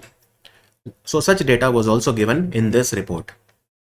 As per recent information, which of these organizations is rolling out National Automated Clearing House version 3, NACH 3, aimed at streamlining faster settlement of recurring debit transaction such as EMIs and systematic investment plan?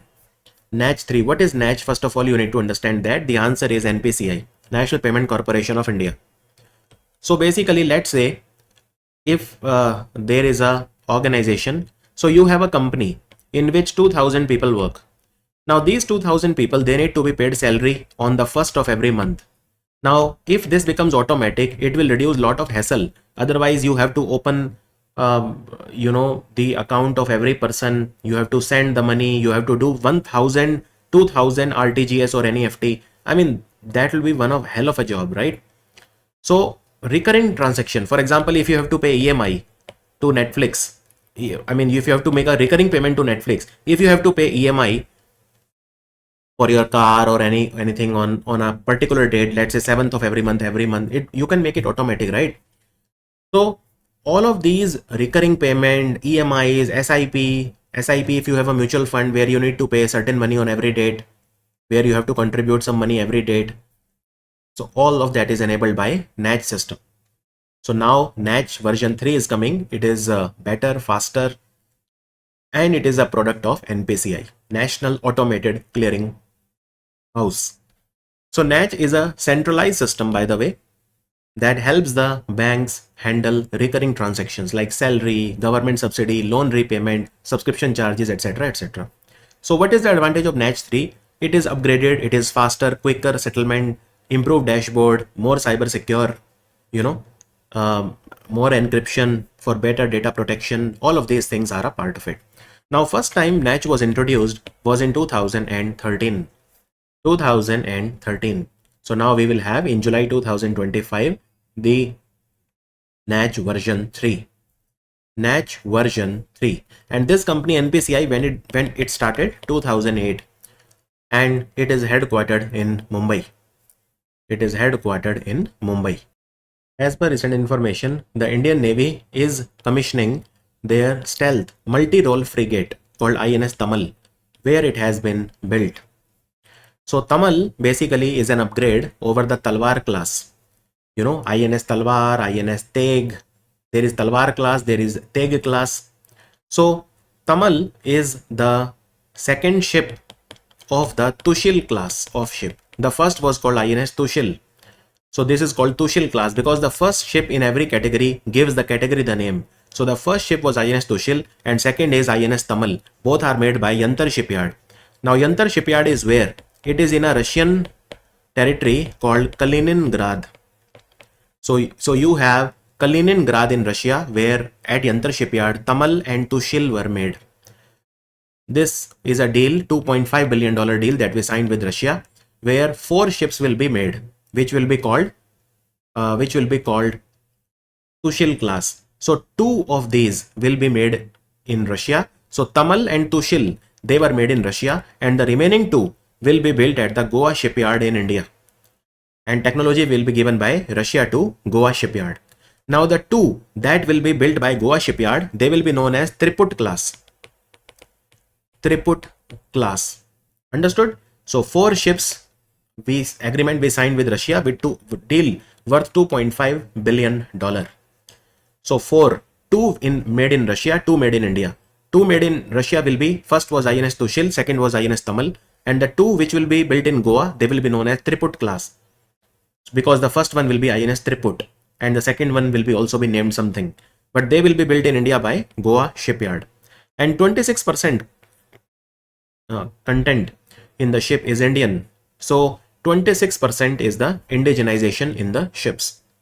And these are an upgrade over the Talwar class, the Teg class. So for example, Talwar class, we had INS Talwar, INS Trishul and INS Tabar. And then in Teg class, we had INS Teg, INS Tarkash and INS Trikand. All of these were sold to India by Russia. Right? Let me explain once more. So Russia gave us Talwar class of frigates. Then Russia gave us the Teg class, named after Guru Tegh Bahadur Ji, Teg class of frigates. In Talwar class, they gave us 3 ships, INS Talwar, INS Tabar and INS Trishul. In Teg class, Russia gave us 3 ships. Which one were these? INS Tarkash, INS Teg and INS Trikand. Then we signed a deal for 4 more. So 2 will be in Russia, 2 will be made in Russia and 2 will be made in India. So all the ships of Talwar class like INS Talwar, INS Trishul, INS Tabar, they were built in Baltic shipyard in Russia. And the Teg class ships like INS Teg, INS Tarkash, INS Trikand, they were all made at the Yantar shipyard. And now Tushil class, that is Tushil and Tamal, they are also made in Yantar shipyard in Russia. So if you total this, 8 ships are made in Russia and they have been given to us. 3 of Talwar class, 3 of Teg class, 2 of Tushil class, and now the remaining 2 will be made in India by Goa shipyard, which is called Triput class. Triput class. And by the way, INS Tamal will be used by the Western Naval Command, which is headquartered in Mumbai. Understood? Moving on. Recently, the Fossil Fuel Finance Report has revealed that the world's largest 65 banks, they committed $869 billion in 2024 to companies in the fossil fuel sector. As per this report, which of these bank was the only Indian bank in the top 65 with a $65 million increase in fossil fuel financing in 2024, from 2023 to $2.62 billion. So $2.62 billion out of $869 billion investment in the globally in fossil fuel, $2.62 billion was invested in fossil fuel by one Indian bank. And that bank was which one? So this is the State Bank of India. State Bank of India. State Bank of India invested heavily into the fossil fuel. It invested this money in those companies which are doing business in fossil fuel. So let me give you some data. 65 biggest banks globally, they committed $869 billion to those companies which are doing business in fossil fuel. And the 65 biggest banks globally, they committed $429 billion USD to those companies which are expanding fossil fuel production and infrastructure. So $869 billion was a commitment to those companies which are selling or buying fossil fuel, that is conducting the business in fossil fuel. And this much is commitment. This much was money given as a loan to those companies which are expanding the fossil fuel production and infrastructure. So State Bank of India was the only bank. Let me show you. The biggest investment in fossil fuel, you can see, was done by JP Morgan Chase. Second biggest was Bank of America, and third was Citigroup. All the three are American banks. And you can see here State Bank of India. So its rank was 47th globally. 47th globally. You can see compared to previous year, it did $65 million more financing. $65 million more financing, and total investment of State Bank of India in fossil fuel business conducting companies was $2.62 billion, and its rank was 47th. So JP Morgan was number 1. How much investment was made by JP Morgan Chase company? $53.5 billion. $53.5 billion, and $15 billion more than what it did the previous year. And which was the second? So $53 billion. You can see Bank of America, $46 billion. Citigroup, $44 billion. And how much investment was done by SBI? It was $2.62 billion. Union Minister of Environment, Forest and Climate Change, he has announced the establishment of a Center of Excellence for Human-Wildlife Conflict Management. Human-Wildlife Conflict Management. The proposed Center of Excellence will be set up at which institute? It will be set up at Salim Ali Center for Ornithology and Natural History, which is in Coimbatore. It works under Wildlife Institute of India. And recently there was a conference or an interactive workshop on the management of man-animal conflict, or you can say management of human-wildlife conflict, which was organized on 19th of June at Dudhwa Tiger Reserve. Dudhwa Tiger Reserve, which is in UP. Dudhwa Tiger Reserve, which is in UP. Is that clear? So at Salim Ali Center for Ornithology, which is in Coimbatore, there is a Center of Excellence that will be set up for human-wildlife conflict management. And see, main reason is that there are increasing cases of elephant-man conflict and tiger-man conflict. So tiger and elephant attacks have increased severely in the last few years. So this new Center of Excellence will suggest long-term strategic solutions using technology, policy, public engagement to control all of these things. And recently the ministry gave some data. 74 people in India, they died due to tiger attacks in 2024. Maharashtra contributed 57% of these deaths, followed by UP. And this center, Salim Ali Center, is, it's very important. It is near the Nilgiri Biosphere Reserve. And, recently there was a Ghadial species conservation program that was launched by Bhupender Yadav, where 7 Ghadial babies, they were released into the Gerua River, which is at the Katarnia Ghat Wildlife Sanctuary in Bahraich in UP. 7 Ghadial. Ghadial is a fish-eating crocodile, and it is critically endangered. Also, in Dudhwa National Park, there are 2 rhino rehabilitation areas which have been set up by the government of UP to protect the one-horned rhino.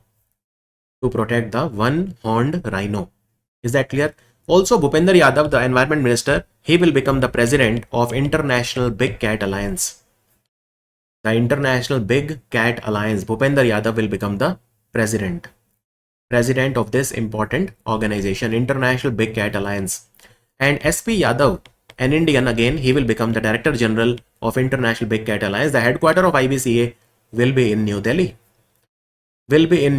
And 95 countries, 95 range countries, they will be the members of IBCA. India has also contributed 150 crore to the IBCA Big Cat Alliance. That money will be spent for 5 years from financial year 24 to financial year 29. America has carried out a high-intensity military operation against Iran's most sensitive nuclear sites. So what was the name of this operation? It was called Operation Midnight Hammer. So, more than 125 American aircraft, they participated. And can you identify these aircraft? These were called B-2 bombers. B-2 stealth bomber. And they also used missile called Tomahawk missiles. So they used B-2 bombers, and which all places they attacked? Well, the most important were Fordo and Natanz. And also Isfahan. These are the three main places that were attacked by America.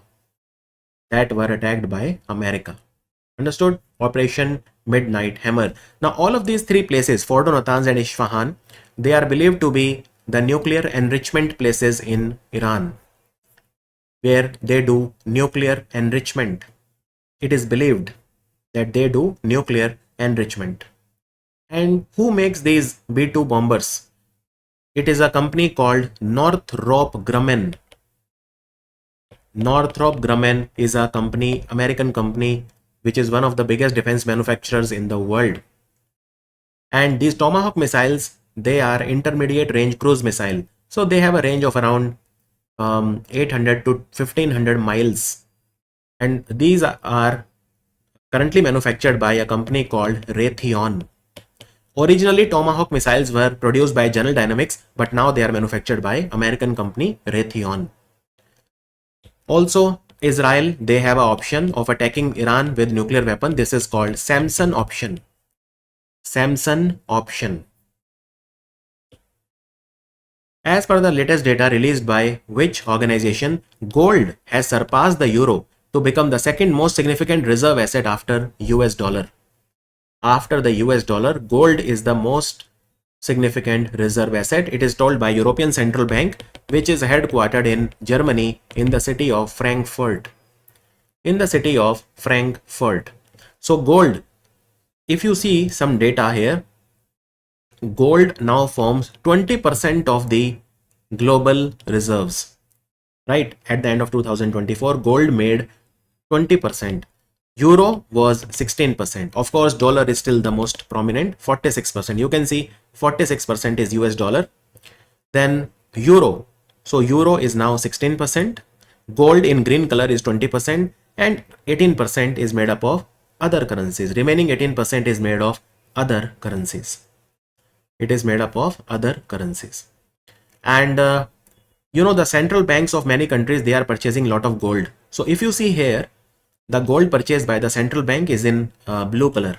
So the central banks, they purchased more than 1000 metric ton of gold for third year in a row. So you can see these lines, they are definitely crossing 1000, and for 3 years in a row, the central banks are purchasing more than 1000 metric ton of gold. And now if you see that the gold reserves with the central bank, it is approximately 36,000 ton. So which country purchased the maximum gold last year? According to the World Gold Council, it is Poland, Turkey, then India, then China. All these four countries, they accounted for almost 25% of the global purchase of gold. So Poland, Turkey, India, and China, in that order. And even the price of the gold is increasing like crazy because of the geopolitical tensions. Let me also tell you here that Bulgaria has recently become the 21st country to adopt euro as their currency. Earlier, the currency of Bulgaria was lev, lev. Now they have changed it to euro. So it has become the 21st country to join the eurozone. Also, according to World Gold Council, how much gold Poland purchased? Highest 89.54 ton. It was the highest. Turkey purchased 74.79 ton, second highest. India third highest, 72.62 ton, and China purchased 44.17 ton.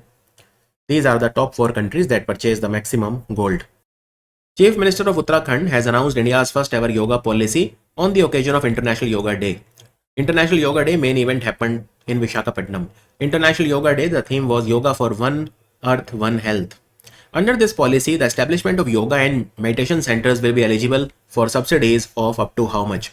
So in Uttarakhand, if you want to set up a yoga center or a meditation center, you will be given subsidy by the government of Uttarakhand. And this subsidy will be up to 20 lakh rupees. Up to 20 lakh rupees. Now, this policy was launched, by Mr. Pushkar Singh Dhami at Bharari Sen. Now Bharari Sen is a place which is called as the summer capital of Uttarakhand. It is called as the summer capital of Uttarakhand. And he said that in Uttarakhand they will create special economic zone, spiritual economic zone also in Garhwal and Kumaon area. So yoga and meditation center, if you set up to 20 lakh subsidy, you will get. Also, if you do research in yoga or naturopathy, you will get grant up to 10 lakh rupees by the government of Uttarakhand. So this also you should remember. Okay, this also you should remember. And by 2035, new yoga hubs will be developed in Uttarakhand. Yoga hubs in Uttarakhand. First time Yoga Day was celebrated in 2015. And yoga was declared as an intangible cultural heritage of humanity by UNESCO in 2016. Also, just like the central government has Niti Aayog, Uttarakhand government has something known as Setu Aayog, State Institute for Empowering and Transforming Uttarakhand, or President of India has opened Rashtrapati Tapovan and Rashtrapati Niketan at which place? The answer is Dehradun. Rashtrapati Tapovan and Rashtrapati Niketan. Let me tell you more about it. So first let's talk about Rashtrapati Tapovan. Rashtrapati Tapovan is in Dehradun. It's a 19-acre presidential estate and it has a lot of biodiversity, lot of plant species, animal species, etc. It is now open to the public for viewing. It is like a garden. Then Rashtrapati Niketan was known as Presidential Retreat. It was opened in 1976 and again there are a lot of things here. There are ponds, there are historic buildings, orchards, etc. There are horse stables. At one point of time, it used to be a summer camp for the Britishers' Governor General's bodyguard. And then there is a Rashtrapati Udyan, which is a garden again. It's a 132-acre public park, which is fully environment friendly and Divyangjan friendly. So it has also been opened. Now these are, now anybody can visit it. Also, Uttarakhand government has recently launched the first ever cycad garden. Cycad, they are a type of trees. Cycad garden has been opened where? In Haldwani. In Haldwani, and this has been opened with the support of Japan through Japan International Cooperation Agency, or JICA. Cycad are those plants which are sometimes also known as living fossils. Which country has approved a decision to withdraw from the Ottawa Convention which prohibits the use of anti-personnel landmines? Anti-personnel landmines. So landmines should be used for impeding the enemy tanks, etc., but not against soldiers. This is the Ottawa Convention, but there is one country which has withdrawn from it, and it is Finland. It is Finland, because Finland has joined NATO recently, and it has withdrawn. Finland had signed the Ottawa Treaty in 2011. Now, all the countries which signed the Ottawa Convention, most are European countries. They signed it in 1997. Treaty was signed in 1997 initially by most European Union countries, but Finland joined it. They signed it in 2011, much later, right? And they all fear Russia. That is why they are withdrawing from this treaty. They are withdrawing from this treaty. And Finland was the 31st country to join NATO. And which was the 32nd country to join NATO? Well, it was Sweden. So the 32nd member of NATO was Sweden. Which airport has partnered with Elnon Technology Solution to deploy India's first indigenously developed runway rubber removal machine? This is the Noida International Airport. So Noida International Airport, which is coming up in Jewar, in Gautam Budh Nagar district of UP. It is the first airport in India. And Elnon Technology is a company based in Maharashtra, in Vasai Road East, in Mumbai, in Maharashtra. And India's first indigenously developed runway rubber removal machine. This is a cutting edge equipment which is called Clean Jet RRM. Clean Jet RRM. So it enhances runway safety and ensure uninterrupted aircraft operations by efficiently removing rubber deposits and other contaminants. And which was recently declared as the best airline, Qatar Airways, by Skytrax. And the Changi Airport in Singapore was declared as the best airport in the world by Skytrax. Ministry of New and Renewable Energy, they have launched something known as City Accelerator Program to boost the rooftop solar adoption in the Indian cities. This program is implemented in collaboration with whom? So this program is implemented in collaboration with a organization which is called Shakti Sustainable Energy Foundation. The answer is option A. So basically, recently there was a national conference on skill development for renewable energy workforce that was held in New Delhi. And this conference was organized in collaboration with National Solar Energy Federation of India. So National Solar Energy Federation of India and the Ministry of New and Renewable Energy, they conducted a conference in Delhi called National Conference on Skill Development for Renewable Energy Workforce. And National Solar Energy Federation of India is the umbrella organization of all the renewable energy stakeholders of India, and it is based in New Delhi. And this program which I mentioned, which is the City Accelerator program, is to boost the rooftop solar adoption in Indian cities. Rooftop solar adoption. And this rooftop solar adoption City Accelerator program was supported by Shakti Sustainable Energy Foundation. Now, in the first phase, this program will be rolled out in 30 cities across 10 states. And then it will be expanded to 100 cities of India. And we will try to increase the rooftop solar adoption in these 100 cities. For now, 30 cities, but eventually 100 cities. And you know that there is a scheme going on called Pradhan Mantri Surya Ghar Muft Bijli Yojana, which is run by the Ministry of New and Renewable Energy. And we want that 1 crore houses in India should have rooftop solar plant, right? So this is critical if we have to achieve our target of 500 gigawatt of renewable energy by 2030. So the City Accelerator program targets the urban areas. It targets 100 cities eventually. The program aims to build institutional capacity, improve the economic understanding of rooftop solar benefits for all the stakeholders, for better adoption of rooftop solar technology in the cities. And Pradhan Mantri Surya Ghar Muft Bijli Yojana was launched by Pradhan Mantri Modi on 13th of February 2024. And government is also giving you subsidy. So for example, if you want to set up a rooftop solar plant of 1 kilowatt capacity, you get a subsidy of 30k. For 2 kilowatt, you get 60k. And for 3 kilowatt or more, you get 78,000 rupees subsidy from the government of India. Is that clear? And these are all the objectives of the program. Identify the barriers to rooftop solar adoption, develop economic models, do awareness activities, create toolkits, knowledge products and success stories, etc., etc. Now here I would also add that recently the Bureau of Energy Efficiency works under the Ministry of Power, and the Energy and Resources Institute, which is based in Delhi, both of them have collaborated to set up what? To set up a Center of Excellence for Energy Transition. Center of Excellence for Energy Transition. And this will be set up in Hyderabad. Now another important thing, India has recently become a member of International Energy Efficiency Hub. This is a brand new organization which India has joined. And India will be represented in this organization. What is the name of the organization? International Energy Efficiency Hub. So this organization was set up in 2020. And India has become a member. And currently 16 countries are member of this organization. So you can say that India is the 17th member. And the headquarters of this organization is in Paris. And who will represent India in this organization? In this organization, India will be represented by the same organization, that is Bureau of Energy Efficiency. Recently, Government of India, they have launched Navya program. What is Navya program? What is the full form of Navya? Nurturing aspirations through vocational training for young adolescent girls.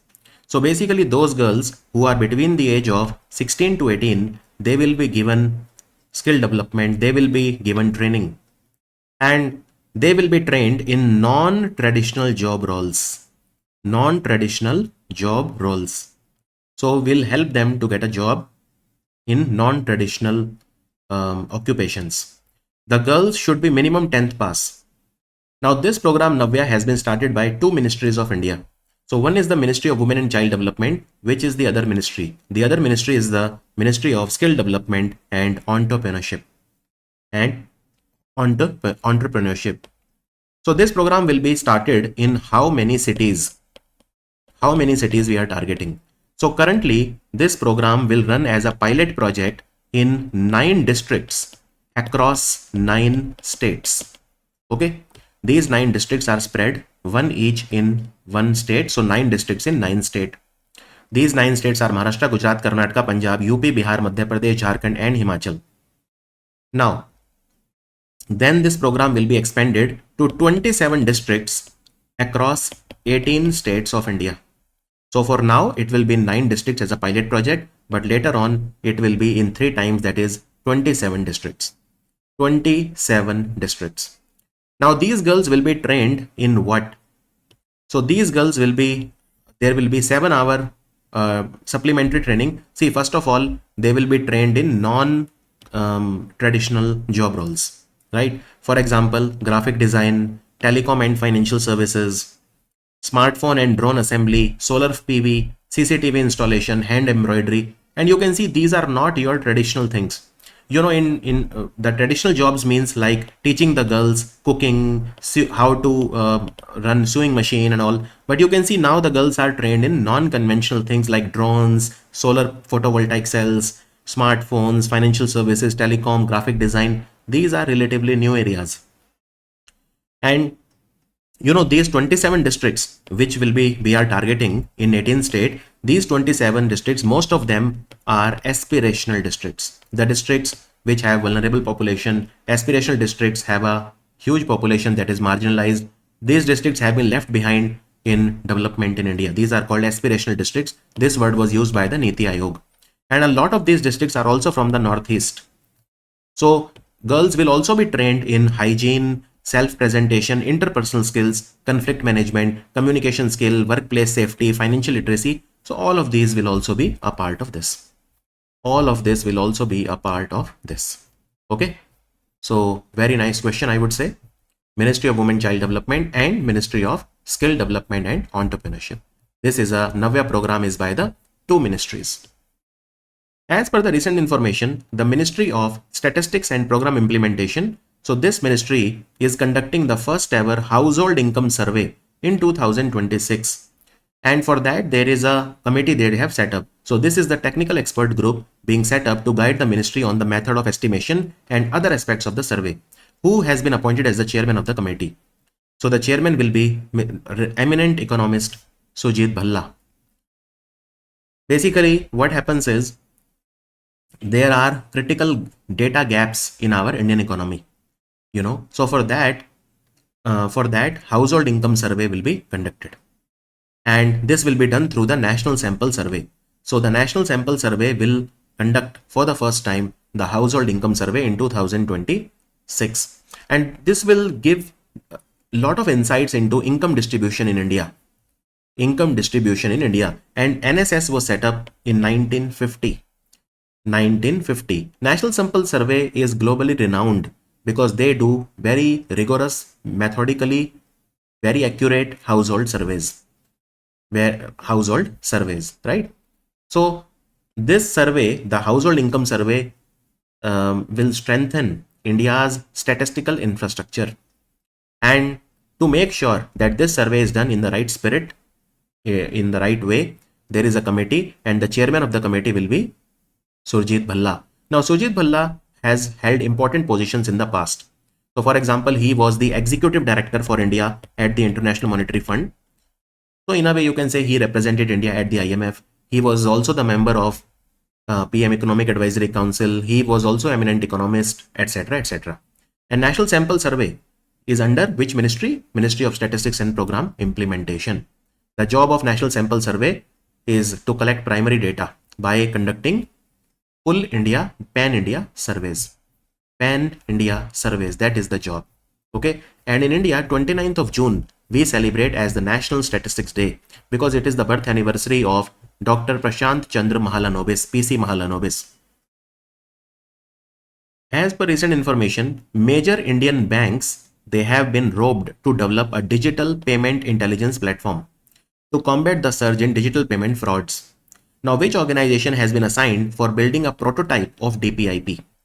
See, all the major Indian banks, they should have a DPIP, that is Digital Payment Intelligence Platform, to stop the digital payment frauds. All the major banks of India, whether it is public sector or private sector.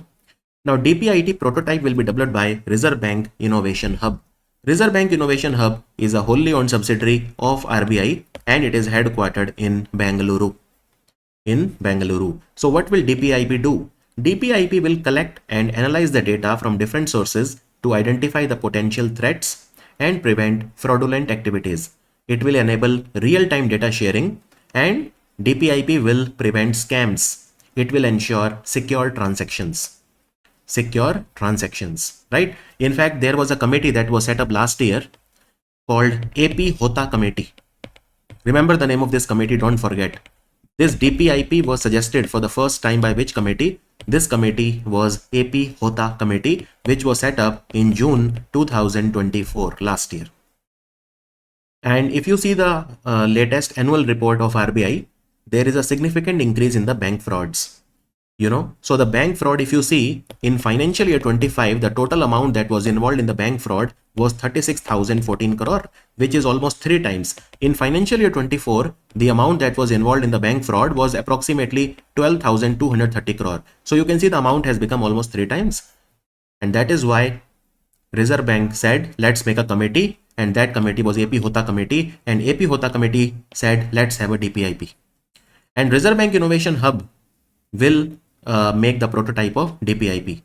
And by the way, Reserve Bank Innovation Hub, as I said, it is headquartered in Bengaluru and it was inaugurated in 2022 by the RBI. It is a wholly owned subsidiary of the RBI. The job of RBIH is to accelerate innovation in the financial sector. It is a Section 8 company, which means it is a non-for-profit company under the Companies Act of 2013. And when it was set up with a capital of 100 crore rupees by the RBI. Scientists of which of the following countries, they have developed a 2 kilowatt fiber laser capable of operating without the protection of heating or cooling systems across Earth's most extreme climate. So whether you take it to the minus 50 degrees Celsius or you take it to plus 50 degrees Celsius, this laser light will not require a protective covering. It will not require a protective covering. So this has been done by the scientists from China. So they have made this 2 kilowatt fiber laser, and this device can be deployed for both defense and industrial purposes. Now, if I compare it to India, for example, India has recently developed IDDIS, Integrated Drone Detection and Interdiction System, which is implemented by Bharat Electronics Limited. It requires truck transport with a container, and that container is very large. That container has cooling units, but the one that China has created does not require any cooling unit. Right? So it is better than IDDIS of India. In fact, it is better than the French technology. So the French, they have something called Helma P, which is a laser technology of France, but it also requires cooling. So, but what China has created is absolutely marvelous. In fact, and how did they do it? So they used a material which is called ytterbium. It is a element, ytterbium, YTTERBIUM. They used ytterbium enforced fiber. Recently, which of the following state has increased its wind power capacity by more than 1,300 megawatt in just 1 year? And it has now become it has secured first place in the country for wind power capacity addition in financial year 25. So in financial year 25, which state of India added maximum wind power? It is Karnataka. Karnataka was number 1. In fact, Karnataka alone added more wind power capacity than many countries like New Zealand, South Africa, Portugal, Sweden, Australia. So second was Tamil Nadu. Tamil Nadu added 1136 megawatt, and third was Gujarat. Gujarat added 954 megawatt. So what is the total wind power capacity in Karnataka? It is now 7351 megawatt. 7351 megawatt, right? And India currently is the 4th largest wind power generator in the world. India's wind power capacity now is more than 51 gigawatt. 51 gigawatt. And by the way, you must be knowing that India wants 500 gigawatt of renewable energy by 2030. Now, out of this 500, they want 100 gigawatt from wind power. 100 gigawatt from wind power, right? Also, let me tell you that there is a Global Wind Energy Council. Global Wind Energy Council is an organization. It's it's the main organization in the world with respect to wind energy. Global Wind Energy Council. Now, where is the headquarter of Global Wind Energy Council? So it is headquartered in Lisbon, which is the capital of Portugal. Global headquarter is in Portugal. And why this is so important is because Global Wind Energy Council, earlier its headquarter was in Brussels. Last year only in 2024, they moved their headquarter to Lisbon.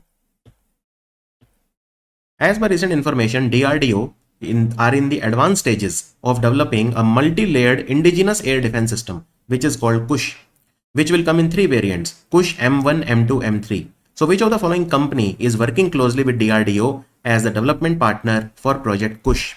So Project KUSH will be our own air defense system. So far, that we depend on S-400 from Russia or all these, but we want to develop our own. So Bharat Electronics Limited will be the go-to company in this regard. They are working closely with DRDO.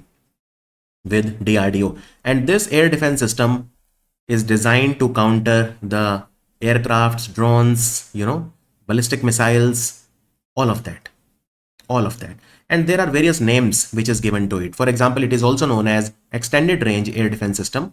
It is also known as Precision Guided Long Range Surface to Air Missile Defense System. And it should be deployed by 2028-29. So DRDO is leading the project KUSH with Bharat Electronics Limited. So it will have KUSH M1, M2, M3. So for example, KUSH M1 will have short range missile system. M1 interceptor will be around 150 kilometer range missile. Then you have KUSH M2, which will be medium range surface to air missile category, which will intercept the targets well beyond 400 kilometer. And then you have M3 interceptor. So M2 interceptor will be 250 kilometer missile, and M3 interceptor will be 350 to 400 kilometer, the longest range missile in the system. So M1, M2, M3, right? And the entire system will be called Project KUSH. By the way, there is one more project that DRDO is working on, which is to develop the hypersonic missiles, and that project is called Project Vishnu. Which of the following state government will launch Maaji Vasundhara campaign for the 6th time? And they will strengthen environmental conservation efforts. Maaji Vasundhara is by the Maharashtra government. Some of the questions you can do just by common sense if you know the word Maaji. So you can do it easily. Right? Maaji Vasundhara means our planet Earth, my Earth, Maaji Vasundhara. So this is a campaign which runs every year basically in Maharashtra, and this time it will run for the 6th time. So it will start from 1st April and it will end on 31st of March next year, that is 2026. So their focus is on earth, water, air, fire and sky, 5 elements. They promote climate awareness, they promote sustainable living and all that, right? So basically it takes place in Amrut cities, non-Amrut cities, urban local bodies and Gram Panchayat. And then the top performers are praised by the government. Result is declared on 5th of June. Result will be declared on 5th of June next year. So what will they work on? Well, they will focus on carbon reduction, greenhouse gas emission control, eco-friendly lifestyle. They will work with civil society members. They will work with the urban local body, non-for-profit organization. As per recent information, Indian Farmer Fertilizer Cooperative IFFCO, they are setting up their first plant abroad for manufacturing nano soil nutrients. In which country? Nano urea, nano DAP, all of these will be manufactured abroad. So this is their first plant outside India. They are setting it up in Brazil. So basically it will be a 7:3 joint venture between IFFCO Nano-Ventures, which is a wholly owned subsidiary of IFFCO, and Brazilian company called Nanofert in a 7:3 ratio. 7:3 ratio. It will produce 4.5 million liter of nano fertilizer annually. And this nano fertilizer, India is exporting to a lot of countries. More than 40 countries we are exporting, right? Now, if we manufacture it abroad, it will reduce our cost, it will improve our production, and we can sell in South American country because Brazil is a South American country.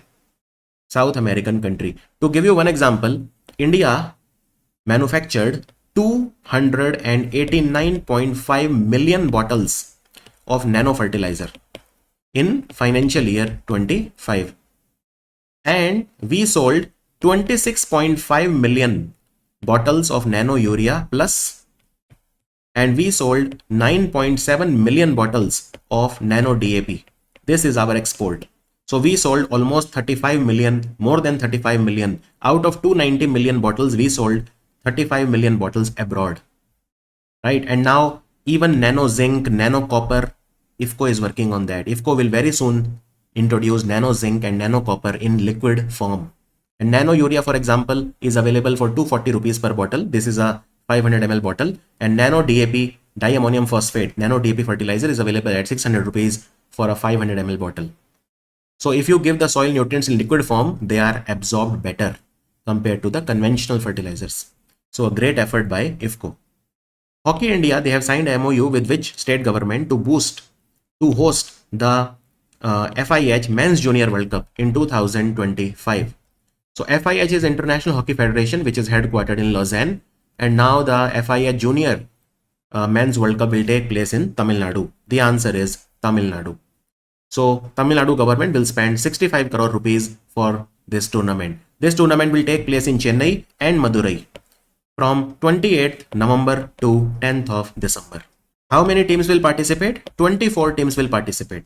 In the last Junior World Cup, only 16 teams participated. This time 24 teams will participate. This will make it the biggest tournament ever.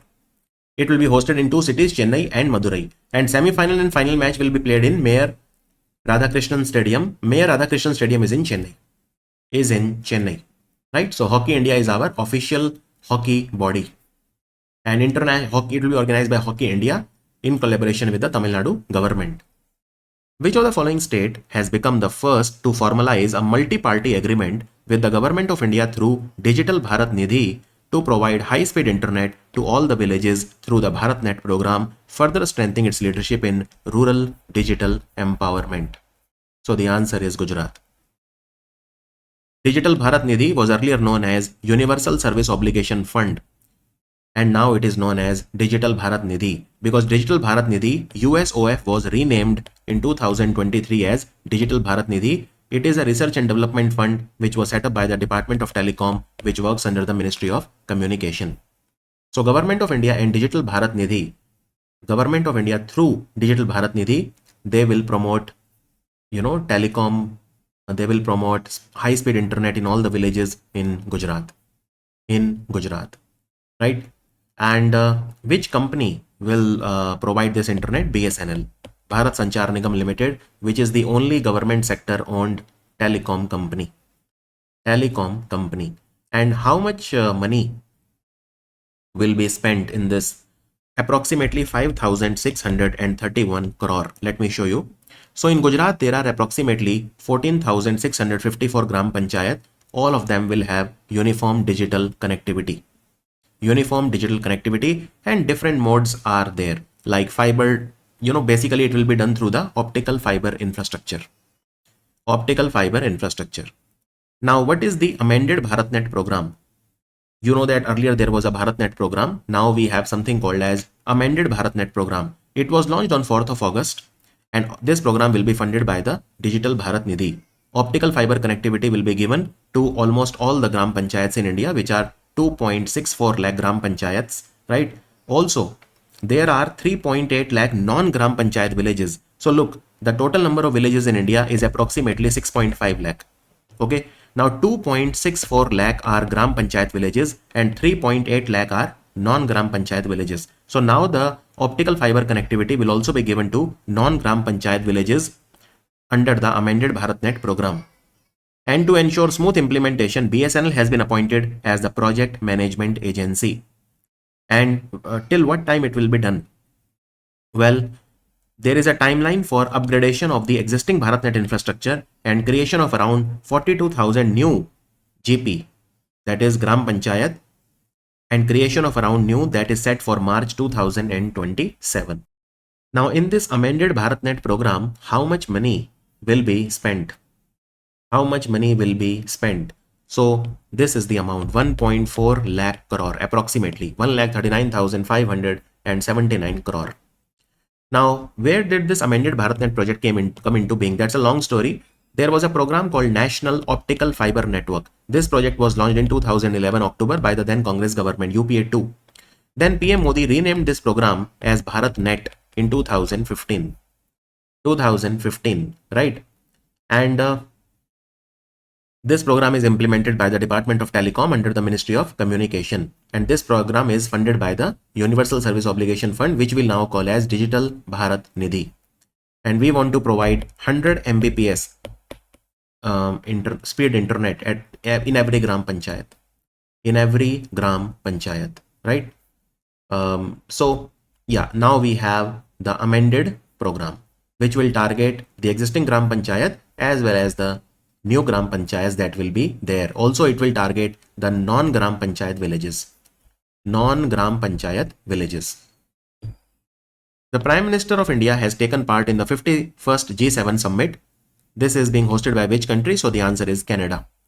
The answer is Canada. Now what happened in the G7 summit this time? So India G7 trade has crossed $248 billion in financial year 25. And India has a trade surplus. If you see, with all the G7 countries combined, India has a trade surplus. So G7 was created in 1975. I mean, the first G7 summit happened in 1975. So we are celebrating 50 years. We are celebrating 50 years of partnership among the G7 countries. The first G7 meeting happened in France in 1975. 1975. So which all are the G7 countries? What do you know about the G7 countries? G7 was started in 1975 in response to the oil crisis. These are the world's most advanced countries. So Canada, France, Germany, Italy, Japan, UK and the US. And the US. Also some countries are invited from time to time as a guest. So India this time attended the G7 country as a non-G7 member. And there were other countries also that were invited along with India who attended the G7, right? So this G7 summit took place in Kanana's case in Alberta in Canada. And this is the second time that Canada hosted the G7 summit. Last time Canada hosted it was in 2002. That time it was called G8. Then they threw out Russia when Russia attacked Crimea, which was a part of Ukraine, in 2014. And since then we call it G7 because Russia was thrown out of G8 and it became G7. G7. Now, where will G7 take place next year? G7 summit next year will take place in a city which is called Avion-les-Bains. Avion-les-Bains, which is in Haute-Savoie in France. These are very difficult to pronounce names, but okay. Avion-les-Bains, B-A-I-N-S, which is in France. It will take place next year. Now we have a trade surplus with the G7, which is a good thing. It is in our favor, which means we import less and we export more to all the G7 countries put together. So exports to G7 countries was $138 billion and imports were approximately $110 billion. So you can see if you minus this, it becomes $28 billion in our favor. In our favor. So $28 billion worth of trade surplus we have with G7. And the trade with all the G7 countries is expanding. In fact, America is the largest trading partner of India, followed by China. And UAE is the third largest trading partner of India, although UAE is not a part of G7, but I'm just telling you. Now, when PM Modi visited G7, he gifted something to every big person, okay? So, to the Prime Minister of Canada, Mark Carney, he gifted a handcrafted brass Bodhi tree from Bihar. To Mary Simon, Governor General of Canada, he gifted silver clutch purse from Odisha made with Tarakashi or filigree work.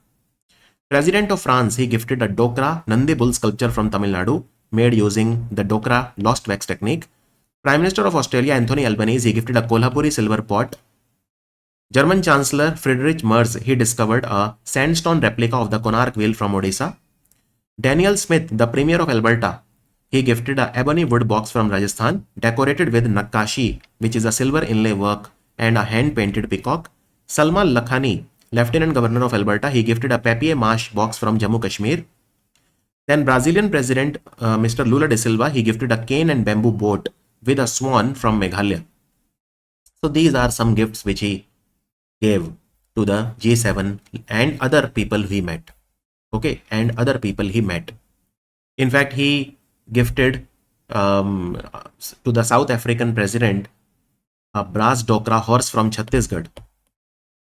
A brass dokra horse from Chhattisgarh he gifted to the South African president Cyril Ramaphosa. Then he also met the South Korean president Lee Jae-myung. He gifted a Madhubani painting from Bihar to South Korean president. And he also met the Mexican president Claudia Sheinbaum. And what did he give to her? He gifted a Varli painting from Maharashtra. A Varli painting from Maharashtra he gifted to Mexican president Claudia Sheinbaum. So these are some things if you want to know. And then what was announced in the G7 summit?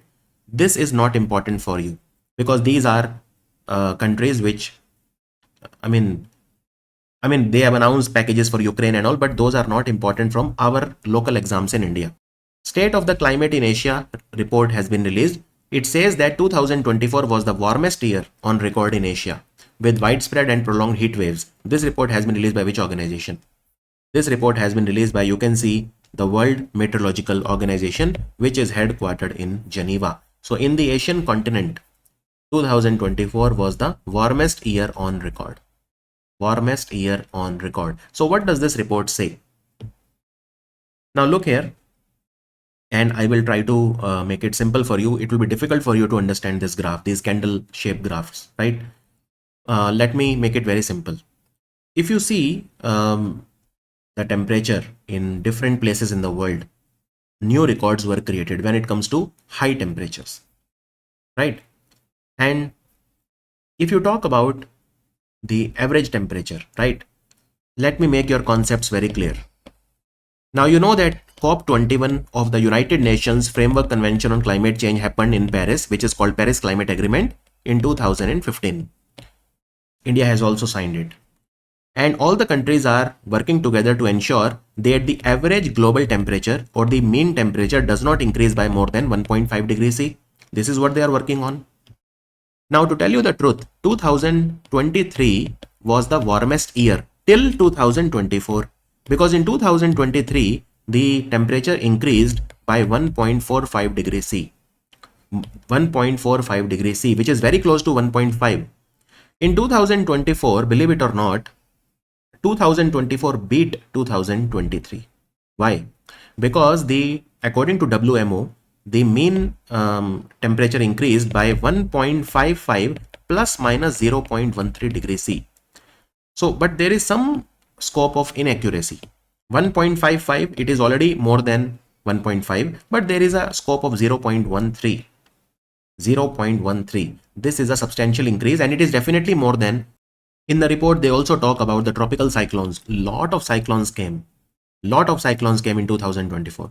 In fact, something strange is happening. United Arab Emirates, which is a desert country, you know that, they recorded a rainfall of 259.5 millimeter in just 24 hours on one of the days. This is the most extreme weather events ever since 1950. And look at the landslides in Wayanad in Kerala on 30th of July last year. In September, you saw record-breaking rainfall in Nepal. You saw how lightning struck in India. 1,300 people died in lightning in India in the rainy season of 2024. So all of this shows what? All of this shows climate change. And look at the cyclones that we suffered in the Bay of Bengal. Remal, Dana, Fengal. In the Arabian Sea, we had cyclone Asna. You know, so this report talks about all of these things. It talks about all of these things. They have given a list of all the cyclones that came in 2024. International Atomic Energy Agency, which is headquartered in Vienna, capital of Austria, and which of the following country they will launch the world's largest and most complex international nuclear emergency exercise called CONVEX, nuclear emergency exercise. So it will be launched by Romania. There is a European country called Romania, capital is Bucharest. Now, why Romania is organizing this exercise? And look, a lot of countries will participate in this exercise. In fact, 75 countries will participate in this exercise. Because in Romania, 20% of the electricity is produced by nuclear power plant, and which is the largest and only nuclear power plant in Romania. So it is near to the Black Sea. It is called Cernavodă. Cernavoda. Cernavodă nuclear power plant is the largest and the only nuclear power plant in Romania. Now, Romania is always worried. What if there is some problem in this nuclear power plant? So there is always a emergency situation which can happen, right? That is why it does this exercise called CONVEX. And in this exercise, multiple countries will participate. This time, approx 75 countries are participating in this exercise. Now, first time this exercise happened was in 2005, and it takes place every 3 to 5 years once. So it is not every year, but it takes place every once 3 to 5 years. Delhi cabinet has approved to launch its first artificial rain project. This project is led by which institute? So which IIT is helping Delhi government to have artificial rain? So this is IIT Kanpur. IIT Kanpur. Kanpur is only 3 hours away from Delhi. And what do they want to do? Well, this project is funded by the Environment Department of Delhi. And in Delhi, we also have IMD, India Meteorological Department, which has also given its support. IMD works under the Ministry of Earth Sciences. So I'll tell you what they do. They use some chemicals, right? They use some chemicals like silver iodide, for example, AgI, silver iodide chemical they use. They use other chemicals also. I'm not saying silver iodide is the only chemical they use. They use potassium iodide sometimes. They also use dry ice, which is solidified carbon dioxide. They put these chemicals into the clouds. Now, cloud should have 50% moisture content. And these clouds are located between 500 to 6,000 meters from the surface of the earth. And these are targeted. And then when these chemicals are put in the cloud, the nimbostratus clouds are formed, and they squeeze the clouds basically and create artificial rain. So this is a project of Delhi. 55th edition of the International Paris Air Show happened, which is the world's oldest aerospace exhibition. Which company has signed an agreement with Dassault Aviation, which is a French company which manufactures Rafale aircrafts also, to manufacture Falcon 2000 business jets in India. Now, Dassault Aviation, they have these very powerful Falcon 2000 business jets.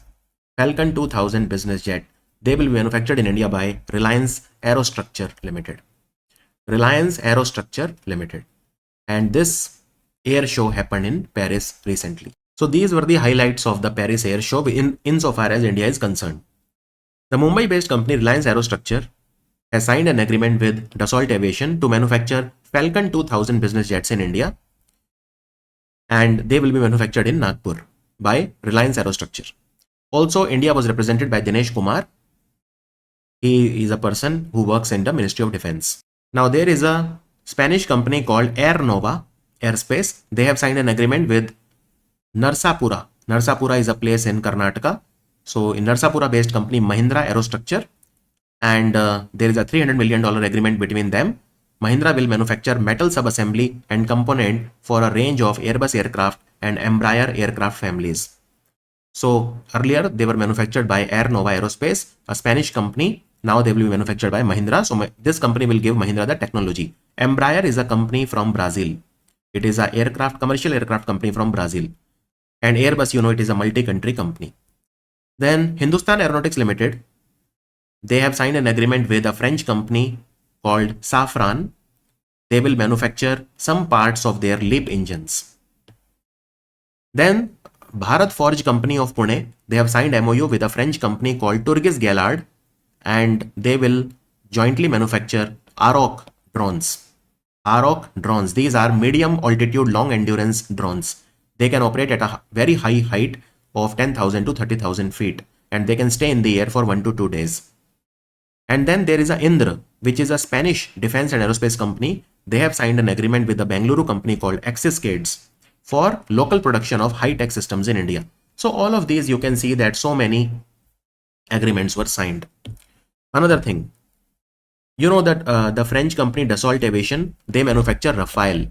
Now Rafale are of three types. We have Rafale B, we have Rafale C and Rafale M. So Rafale M are called marine aircrafts. Rafale C are one-seater, single-seater, and Rafale B are two-seater. So we want Rafale Marine. So 26 Rafale Marine we want. 26 Rafale Marine or Rafale M jets India will get somewhere around 2028 or 2030. And this is a deal worth 63,887 crore, which we have signed with the company Dassault Aviation, which manufactures all of these. And of course, the Falcon aircraft will be produced for the first time outside France. So Reliance Aerospace will do it. So these are all the agreements that were signed. And look, Paris Air Show was held first time in 1909. Can you imagine how prestigious it is? It is like a trade fair show in the aviation sector. Recently, which of these organizations has identified a completely new blood group system called GUADA negative, which is officially recognized by the International Society of Blood Transfusion, a very, very rare blood group, right? GUADA negative. And the answer is French Blood Establishment. In fact, only one person in the world has this blood group called GUADA negative. GUADA negative. So it is defined by the absence of EMM antigen. In the normal people red blood cell, we find this antigen called EMM, but here this antigen is not present. It is extremely rare, but medically significant. In fact, this is the 48th blood type, 48th globally recognized blood group which has been discovered. And this one person who has this EMM GUADA negative, where EMM is not present, or GUADA negative blood group, is from which country? So it is a woman from a country called Guadeloupe. Woman from Guadeloupe. Understood? And International Society of Blood Transfusion is headquartered in Amsterdam, which is the capital of Netherlands. Also in India, we have E-Rakt Kosh. E-Rakt Kosh, which was launched by the government of India. E-Rakt Kosh was launched in 2016 by the Ministry of Health and Family Welfare. It was designed and developed by CDAC Pune, but it is owned or launched by Ministry of Health. The technical E-Rakt Kosh was made by CDAC Pune, which works under Ministry of Electronics and IT. Now E-Rakt Kosh has been integrated recently with the Rare Donor Registry of India. Rare Donor Registry of India is an initiative of NIH, National Institute of Hematology, National Institute of Immunohematology, which works under ICMR and located in Mumbai. Who among the following has won the men's javelin throw competition at the Paris Diamond League? He threw 88.16 meter. So it is none other than Neeraj Chopra. Neeraj Chopra, and he won the Paris Diamond League competition. Who was second? Second was Julian Weber of Germany, 87.88. Third was Luis Mauricio de Silva, 86.62 meter. And he is from Brazil. Mauricio de Silva.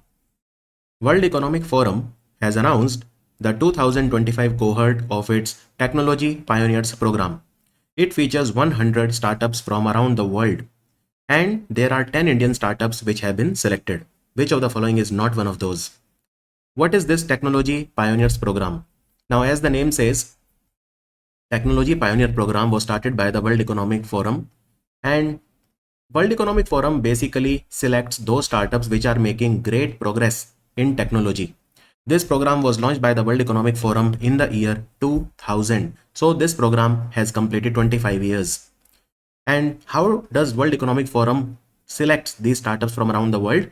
These startups should be creating transformative technologies that aim to address global challenges, and they should be able to create positive impact in the society. And how does this program help these startups? Well, World Economic Forum shares best practices. You know that World Economic Forum, there are a lot of pioneers, technology pioneers, which are a part of the innovation communities of the Center for the Fourth Industrial Revolution. Center for the Fourth Industrial Revolution is present in multiple cities, and therefore startups get all the help that they need.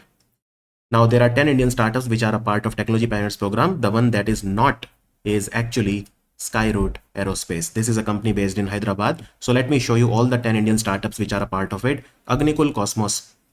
It provides affordable space launch services. Sinler, DZ, Digantra. Digantra again is a space service provider. Equal, Exponent Energy, Freight Tiger, Galaxy, and Solar Square, and the E-Plane company. And these 10 Indian startups. They are, some are in space technology, some are in health technology, some are in clean energy, some are in financial technology, but they are all making big impact. Agnikul is based in Chennai, Digantara is based in Bangalore, Galaxy based in Bangalore. A lot of these are based in Bangalore. In fact, DZ, Digantara, Exponent Energy Private Limited, Galaxy, they are all based in Bangalore. Some are based in Mumbai also, like Solar Square, Freight Tiger, they are based in Mumbai. So they are based in different cities of India, and 100 startups were selected from across the world. Now, America leads. Out of these 100 startups, 29 are from America, and then European Union, 28 are from European Union. India has 10, China also has 10. Now recently, it was said that these 100 startups, they will be able to participate in the annual meeting of the new champions.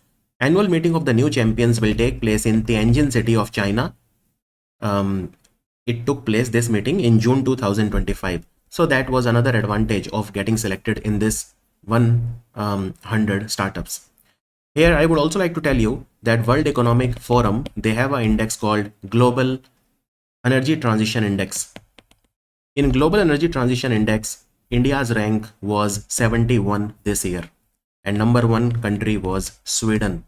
So Sweden was number one. And also don't forget that World Economic Forum, they recently gave an index called Gender Gap Index, in which India was ranked 131, and number one country was Iceland. Also, 68.8% of the gender gap is now completed or covered. So 31.2% still, this gender gap still needs to be covered. Now let us talk about a scheme called Amrut, Atal Mission for Rejuvenation and Urban Transformation. This scheme has completed how many years, and what is this scheme about?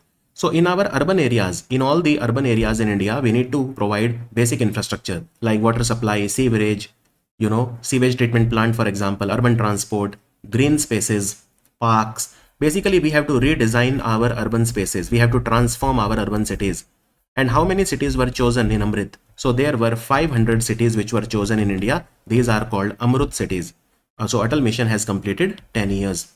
Atal Mission for Rejuvenation and Urban Transformation. When was it launched? It was launched on 25th of June 2015, and now we have 25th of June 2025. So we have completed 10 glorious years. And look, this Amrut mission has been very, very successful. By the way, which ministry was responsible for this mission? So it is the Ministry of Housing and Urban Affairs. Ministry of Housing and Urban Affairs is the ministry under which comes the Amrut mission. So you can see that we focused on these things: water supply, sewerage and septage management, storm water drainage, non-motorized urban transport, green spaces and parks. And this much money, almost 77,000 crore, was allocated that time. So what are the achievements under Amrit? Achievements are in every field. Whether you talk about sewerage, water treatment plant, water supply, we have improved in every possible way. And these are the key reform-oriented outcomes. So you can see we have saved a lot of carbon emissions. We have lot of street lights in place. We have replaced street lights with energy efficient LEDs. So Amrut was then replaced with Amrut 2, and the nodal ministry for the same is Ministry of Housing Urban Affairs. By the way, Amrut is a centrally sponsored scheme, which means the money is shared between the central government and the state government. So when was Amrut converted to Amrut version 2? It was on 1st of October 2021. So Amrut 2, when Amrut 2 started on 1st October 2021, Amrut was stopped. So it was on 1st October 2021, which means it was started in 2021-22, and Amrut 2 will continue till the current financial year It will end on 31st March 2026 in 500 Amrut cities. And how much money will be spent on Amrut 2? It is 2.99 lakh crore. And how much of it will be contributed by the central government? 76,760 crore will be contributed by the central government and remaining by the state governments. And what is the target of Amrut 2? I mean, same all things. I mean, water supply, sewerage, and I mean, all those things which you expect. And these are the achievements. So in Amrut 2, we want 100% sewerage and septage management in 500 Amrut cities. We want water secure cities. We want good water supply in all the urban areas, right? All of these are and you know, under Amrut, the state governments can start their own campaign. For example, the government of Maharashtra under Amrut 2 has recently started Maji Vasundhara campaign. So under Amrut campaign, which is a big campaign, you can start your own state level campaigns. No problem in that. ISRO has announced a innovative challenge. It's a competition called Bharatiya Antariksh Hackathon. And again, you will be given space related problems, innovative problems, and you have to suggest innovative solutions. So which company has been selected as the innovation partner for this initiative? Innovation partner will be a company called Hack2Skill. Hack2Skill is a company that is based in Noida, which is in UP. And this competition was launched by the chairman of ISRO, Mr. V. Narayanan. And look, this is not the first time this competition is being organized, because this competition was introduced in 2024 to basically inspire young innovators in the field of space technology.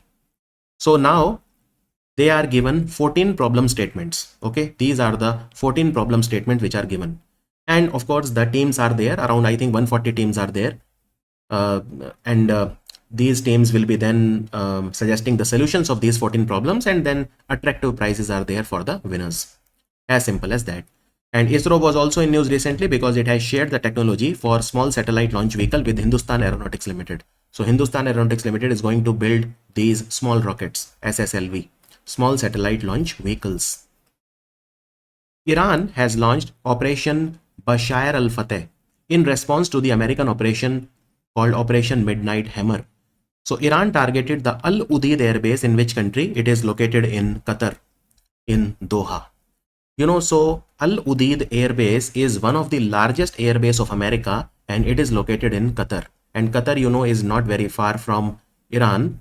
So Iran started targeting Al Udeid Air Base of America. It is an American air base in Qatar.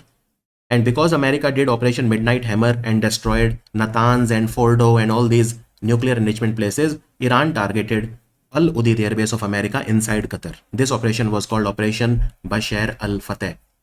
Bashar al-Fateh. And what was the name of the operation?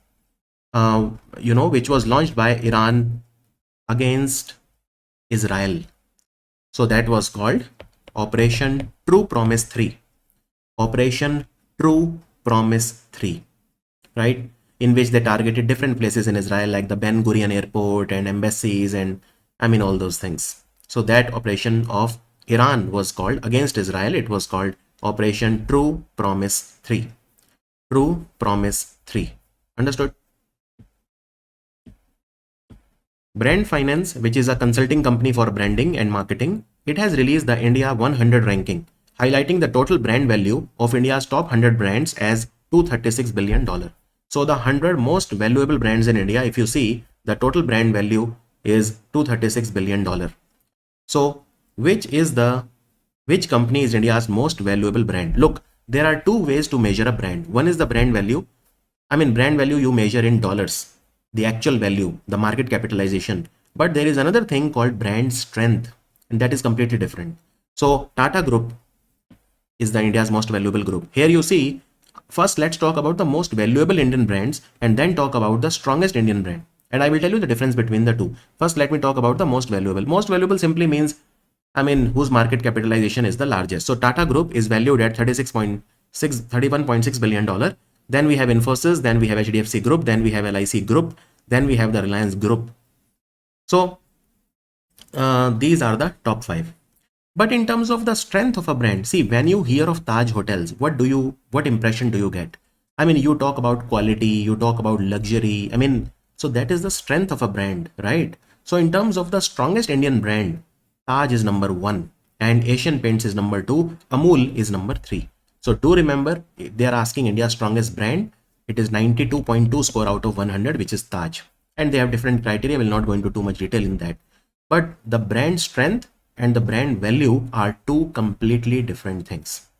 Okay. And this company, Brand Finance, it is based in London. It is a very, very prestigious company. Okay. What is the name of the mobile app that is launched by the East Coast Railway? Look, East Coast Railway is headquartered in Bhubaneswar. Okay. So East Coast Railway has launched a mobile app which is to enhance the travel experience of the pilgrims during the Jagannath Rath Yatra in Puri. What was the name of this app? It was called East Coast Railway Yatra. So this app will give you real-time, reliable and user-friendly updates about the Yatra and all. Look, now we have 19 railway zones. So East Coast Railway is one of the 19 railway zones of India. It is headquartered in Bhubaneswar. So it is like a one-stop solution. It will give you everything, all the details about the festival, like train schedule, special services, live updates, everything you will get on ECOR Yatra. So Jagannath Rath Yatra, you know, it's a 9-day festival during which the idols of Lord Jagannath, Balram and Subhadra, they are taken from the Puri temple to the Gundicha temple. Then they take a few days rest there and then they are brought back. It is, the return trip is called Bahuda Jatra. And look, it is one of the most important festivals of India, not just Odisha. It is like a pan-India festival now, right? These yatras are now, these processions are now taken out not just in Puri but in different Indian cities, right? So in fact, this yatra has got recognition from UNESCO also. India has entered into the top 100 countries in the Sustainable Development Goals Index. What are Sustainable Development Goals? So Sustainable Development Goals are 17 in number and these have to be achieved by 2030. So these were adopted by different countries in 2015 and they need to be achieved by 2030. And India is now in top 100 countries. So which is the number 1 country in achieving these Sustainable Development Goals out of 167 countries? So India's rank is now 99, which is very respectable. It is our highest rank ever. Number 1 is Finland. Let me show you. Finland is number 1. You can see Sweden is number 2 and Denmark is number 3. Remember all the first, second and third position. And how many countries they were judged? 167 countries. 167 countries were judged in this ranking. But what is the last rank that they gave? Which country was ranked at the bottom? South Sudan. South Sudan was ranked at the bottom. Its rank was last 167. You can see Finland's score was 87. South Sudan's score was 41.6. 41.6. And there are 17 sustainable development goals. Now, what is the score of India? So India's score is 67, which is very good, which is, I mean, it's a significant improvement. You know, last year we were 109 and this year we are 99. So any improvement is improvement, right? And America is at 44th position. China 49th, Bhutan 74, Nepal 85, Bangladesh 114, Pakistan 140. Sri Lanka is 93, Maldives is 53. Now, I'm saying all this just in case you are curious about how do our neighbors rank? How do our neighbors rank? So that is the Sustainable Development Goal Index for you. And then there are some other other rank. For example, if you look at which countries have made most progress, so you can see Nepal has made a lot of progress. You know, Nepal has made crazy progress in achieving Sustainable Development Goal. Eastern Europe and Central Asia, Uzbekistan has made most progress. In Latin American, Caribbean, Peru. In Middle East and North Africa, MENA countries, it is UAE. And in Sub-Saharan Africa, it is Benin. So they have also gave kind of a more, you know, the country region wise which has made the most appreciable or most promising progress. And what is the how much of sustainable development goals, how much percentage of that they are to be achieved worldwide? How far are we? You can see here, these are the 17 sustainable development goals. For example, number 1 is no poverty, number 2 is zero hunger, number 3 is good health and well-being. And you can see The one in red color are major challenges. So there are major challenges in achieving zero hunger, good health and well-being. In fact, only 17% of the targets are on track to be achieved if things don't improve. I repeat, if things don't improve, then only 17% of the targets will be achieved. That's it. And that is the biggest problem. So there are some sustainable development goals, which yes, they are making good progress, but you can see there are significant challenges. In fact, not a single sustainable development goal is achieved so far. And in orange color, you have significant challenges. Significant challenges. Which of the following company has commissioned India's first off-grid 5 megawatt green hydrogen pilot plant in Kutch in Gujarat? Which company? So I'm talking about the Adani Group. The answer is Adani New Industries Limited. Adani New Industries Limited is the answer. It is a wholly owned subsidiary of Adani Group, and they have commissioned India's first off-grid 5 megawatt green hydrogen pilot project. Green hydrogen pilot project. Is that clear? So this, what is the meaning of this off-grid green hydrogen plant? It simply means that this green hydrogen plant is powered by solar energy. So what do? Is we take water and we break down the water. We do the electrolysis of water using solar energy, and we create this hydrogen, which is called green hydrogen. So we use solar energy to split the water into hydrogen and oxygen. That is number one. That is called green hydrogen. And we also have battery energy storage system. That is called off-grid. Now, why do we need battery energy storage system? Because the grid is not present. So whatever is the green hydrogen we produce, there is nothing to store it. So that is why we need battery energy storage system, which enables it to function independently, and we are not dependent on the grid. Now look, if we use hydrogen powered vehicle, right? So 25 kg of hydrogen is filled in the vehicle, and it will drive you 300 kilometers. It will drive you 300 kilometers. And in this process, you will save 350 metric ton of carbon emission, which is equal to planting 13,000 trees. So just one refill of hydrogen in a hydrogen vehicle is enough to save almost like plant 13,000 trees, equivalent of 350 million ton. So hydrogen is the future. Hydrogen is the future. And Adani company, they are very, very bullish on hydrogen. They are doing a lot of great work when it comes to hydrogen manufacturing. Who among the following has become the first female and first African president of International Olympic Committee? So Thomas Bach, the president for a long time, he is now retiring. International Olympic Committee is headquartered in Lausanne, and the first female and the first ever African to become the president is from Zimbabwe. In fact, she's a 2 times gold medalist in swimming for Zimbabwe. Her name is Kirsty Coventry. Exceptionally important question. Okay, so she will replace Thomas Bach. She is a former Zimbabwe swimmer. She won 2 Olympic gold medals. She was born in the capital of Zimbabwe, Harare, and she has now become the president of International Olympic Committee. She will replace Thomas Bach. Student from which institute? They have designed and developed a solar powered car. Look at this solar powered car. It is called Agney. Now this will participate in the Bridgestone World Solar Challenge in Australia. Solar powered car has been designed and developed and innovated by the institute called IIT Madras, which is number 1 in India according to NIRF rankings. So this car has been developed by a team which is called Team Agni Rath. Team Agni Rath.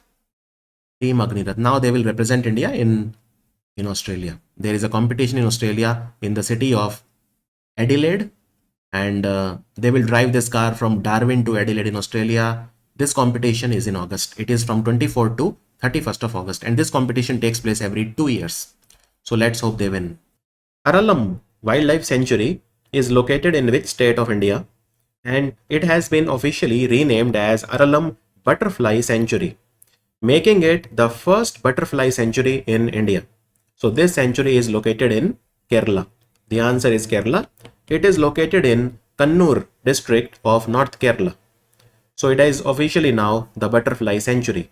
It is a small sanctuary. It is only 55 square kilometer, but it is in the Western Ghats, and therefore it is very beautiful, because Western Ghats, they have a lot of biodiversity. And Why they are calling it butterfly century? Because in this century, you will find more than 266 different types of butterfly species. And these butterfly species are Indian and some are migratory. Migratory means they fly from some other countries to India. Now, Aralam Wildlife Sanctuary, it was created in 1984 and it is a favorite sanctuary of butterfly scientists. You know, in fact, every year they conduct butterfly survey here to find out how many different species of butterfly are present. So this is a very important question because it is the first butterfly sanctuary of the entire country. Now talking of Kerala, Kerala government has recently started a program called Vithut. VITHOOT Vithut program. The word Vithut means seed shower. So basically they want to plant trees, So this program Vithut is a afforestation program and they want to rehabilitate Kerala's natural ecology. They want to reduce the human-animal conflict. And this program will take technology into action, community engagement, local tribes, local people. That is what they want to do. And they will plant all the indigenous plants, indigenous herbs, shrubs, medicinal plants, endemic plants and all that. All of this will be done by the Kerala Forest Research Institute, which is in Thrissur in Kerala.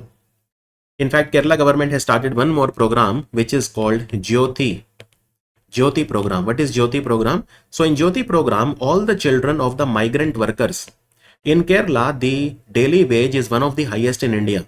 So there are workers from every state, they go and work in Kerala. So all the migrant workers, children, those children who are between the age of 3 to 6 and who are into the Anganwadi, they will be integrated into the public schools of Kerala.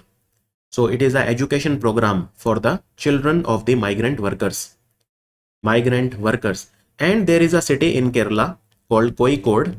Kozhikode city in Kerala has officially become the member of World Health Organization's global network for age-friendly cities and communities, which means that this city is only the second Indian city after Kochi in Kerala to be designated by the WHO as friendly for senior citizens. Union Cabinet has approved a proposal from the Department of Agriculture and Farmer Welfare. This department works under the Ministry of Agriculture and Farmer Welfare to set up International Potato Center's South Asia Regional Center. An extremely important question. Potato is a very important Indian crop because almost in every house it is used in vegetables. And which Indian city is the number one producer of potato? It is UP. So UP is the number one producer of potato in India. Okay, UP is number one, and then second and third position we have West Bengal and Bihar. They keep on swapping their position. International Potato Center, where is it located? So it is located in Lima, and Lima is the capital of Peru, which is a South American country. So International Potato Center, they are setting up South Asia's regional center in Agra in UP. The answer is Agra, the city of Taj Mahal. And what is the reason? What will this center do? This center will do potato research. It will have new potato varieties. We will increase food and nutrition security because of this. The farmer's income will be increased. Job creation. We will improve potato and sweet potato productivity. Post-harvest management. All of these things will be done. In India, potato is mainly grown in UP, West Bengal and Bihar. Now, for this center, 171 crore rupees will be spent. Will this entire money will be contributed by International Potato Center? No. Out of 171 crore, 111 crore will be contributed by the Indian government. And International Potato Center, the remaining 60 crore will be spent by them. So it is a joint effort of International Potato Center and the government of India. Now what about in the world? Which country is the leading producer of potato? The leading producer of potato in the world is China, and India is second. India is second. The latest data that is available, China produced around 78 million ton of potato 2 years back, and India produced 51 million ton of potato. So India is second, but of course India would want to become number one. And International Potato Center, CIP, it was set up in 1971. Headquarter is in Lima, the capital of Peru. Capital of Peru. Hello India University Games will be organized in which city? University Games, okay? Not Hello India Youth Games. So Hello India University Game this time will take place in Jaipur. So this is the 5th edition of Hello India University Games. And you can see these will be hosted in 2 universities of Jaipur. One is the Purnima University and second is the Rajasthan University. Rajasthan University. So Khelo India University Games, they were held in 2020 for the first time. And now they will take place for the 5th time. If you remember last year, Chandigarh University was number 1 in the medal tally. And last year, the games happened in multiple cities of Northeast, like Assam, mainly in Guwahati, Arunachal, Meghalaya, Mizoram. So basically, the northeastern states hosted these games last year. And Chandigarh University won the overall trophy last year.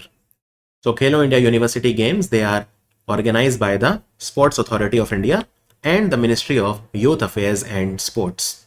And these are for those athletes whose age is between 18 to 25. 18 to 25, right? So that is Khelo India University Games for you. The answer is Jaipur. Jaipur is the capital of Rajasthan. Now in Rajasthan, there is a model called Cash Plus model, which was in news recently because here you give 5,000 rupees to the woman when she gets pregnant for the second time, in line with the central government's Pradhan Mantri Matru Vandana Yojana, which is run by the Ministry of Women Child Development. Pradhan Mantri Matru Vandana Yojana pays the same amount for first child, but Cash Plus model gives it for the second child. And since the scheme was in news recently, you should remember this, right? You should remember this.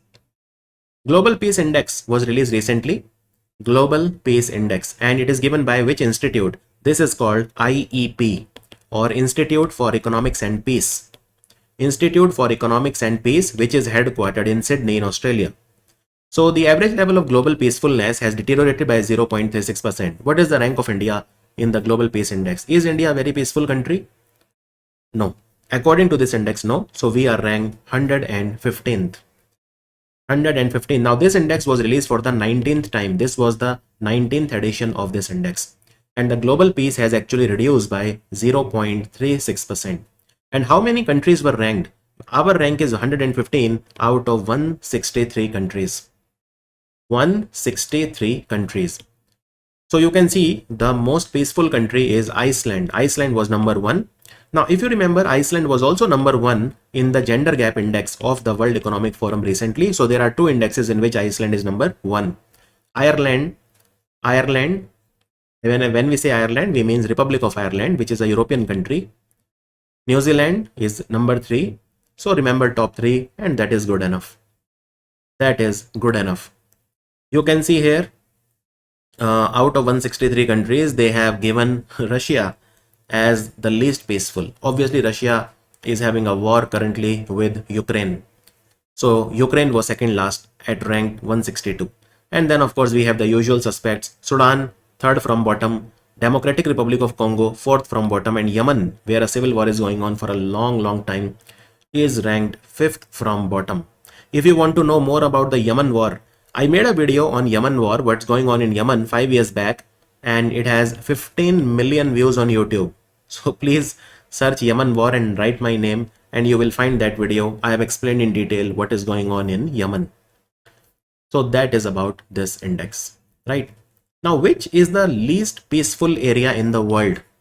The least peaceful is the MENA area. MENA means Middle East and North Africa. It remains the world's least peaceful area for the 10th year in a row. And South Asia, by the way, is the second least peaceful, and India is a part of South Asia. So India is ranked 115. If you see India's neighbors, Afghanistan 158, Pakistan 144, and Bangladesh 123. So India's some neighbors are worse off than India. And There are 23 qualitative and quantitative variables across 3 domains on which this index is established. So first domain is the societal safety and security. Second is the scope of ongoing domestic and international conflict. And the third is the degree of militarization. Degree of militarization. These are the 3 main domain, and under this we have 23 qualitative and quantitative variables. And if you see some of our other neighbors, then you can see Bhutan is very peaceful. It is ranked 21. Nepal is relatively peaceful at 76. Sri Lanka performs better than us surprisingly at 97. And India is 115, Bangladesh 123, Pakistan and Afghanistan. So these are the South Asian countries. We call them SAARC countries. SAARC countries. And they are headquartered in Kathmandu, which is the capital of Nepal. Now, if you remember, in the month of April 2025, this same organization, Institute for Economics and Peace, they gave one more index called Global Terrorism Index, which shows how much a country is impacted by terrorism. In that, Burkina Faso was number 1, Burkina Faso, which is an African country, and Pakistan was number 2. Pakistan was number 2. India was at 14th position. India was at 14th position. So that index is also given by Institute for Economics and Peace. As per recently released Global Tobacco Epidemic Report, 6.1 billion people, they are now protected by at least one of the Empower measures. What is Empower? Monitor, protect, offer, warn, enforce and raise. So Empower is a criteria which was given by WHO to protect the people from tobacco. And globally, if you see, the tobacco consumption is decreasing because of so many awareness campaigns and because of Empower measures. For example, in India, if you buy a cigarette packet, 85% of the packet is pictorial warning. They will showcase cancer and all these things. So 85% is the warning on any cigarette packet in India. So that is an example of warn. So basically, Empower are the measures. Monitor, protect, offer, warn, enforce, raise, in short, Empower. So this is a report by WHO. So now see, the population of the world is 8 billion and 3/4 of the population, which is 6.1 billion, that is more than 75%. They are now protected by at least one of the Empower. And in Empower, you have these 6 measures. So they are protected by at least one of the 6. In 2007, only 1 billion people were protected by one of the 6 measures. Now 6 billion people are protected by it. Now these 6.1 billion people, they are in how many countries? So there are 195 countries which are member of WHO. Okay, and these 6.1 are in 155 countries, which means that there are still 40 countries which have not implemented at least one of the 6 measures which are called Empower. So still a lot of work needs to be done. But the good thing is that since 2007, 155 countries have implemented at least one Empower protocol. Now, how many people they die because of tobacco every year? 70 lakh. 70 lakh people they die from tobacco every year, according to this report. And are there any countries which have implemented all the 6 criteria? MPOWER? Yes. Brazil, Mauritius, Netherlands and Turkey. These are the 4 countries which have implemented the full Empower package. Full Empower package. Now, what is the goal? What is the goal of the WHO? So the report says that 40 countries, as I said, they have not put into place any Empower measure. And that is something that we need to do. And the best gains have been made from graphic health warnings. For example, in India, I told you 85% of the cigarette packet is warning. That helps. That definitely helps. And around 110 countries, they are running anti-tobacco campaigns now. Also, if you see the average size of the warnings, it was only 28% in 2007. But now it is 60% in 2024, with some countries like India having as high as 85%. But globally, if you see, the average size of the warning was earlier just 28%, so it has increased to a massive 60%. And some countries like India, they have 85%. 85%. In fact, health warning on the cigarette pack is among the highest in the world in India at 85%. 85%. In fact, there are only 10 countries in the world which have a larger graphic health warning than India, more than 85%, right? So that is about it. And by the way, China is the largest producer of tobacco. Largest tobacco producer is China. If you see in metric ton, then 2.2 million metric ton was the tobacco production in China. This is a figure of 2023, latest that is available, and it is by far number one. If you see India, so India was 0.7 million metric ton, approximately 7,69,000 or 0.76 MMT, you can say 7.6 lakh metric ton, and Brazil was third at 0.68 million metric ton. These are the top three countries when it comes to the tobacco production. Which organization has launched top national player stipend scheme to support the growth of the chess at the grassroots level? So this is All India Chess Federation. All India Chess Federation. Current world champion is also an Indian called D. Gukesh from Tamil Nadu. All India Chess Federation. So they will give stipend, financial assistance to chess players covering categories from under 7 to under 19. How much money they will give? So they will give the stipend which will range from 60,000 to 1.5 lakh. This will help in identifying the talent early and developing them into future superstars. Future superstars, right? So financial support will be given which will range from 60,000 to 1.5 lakh. 1.5 lakh.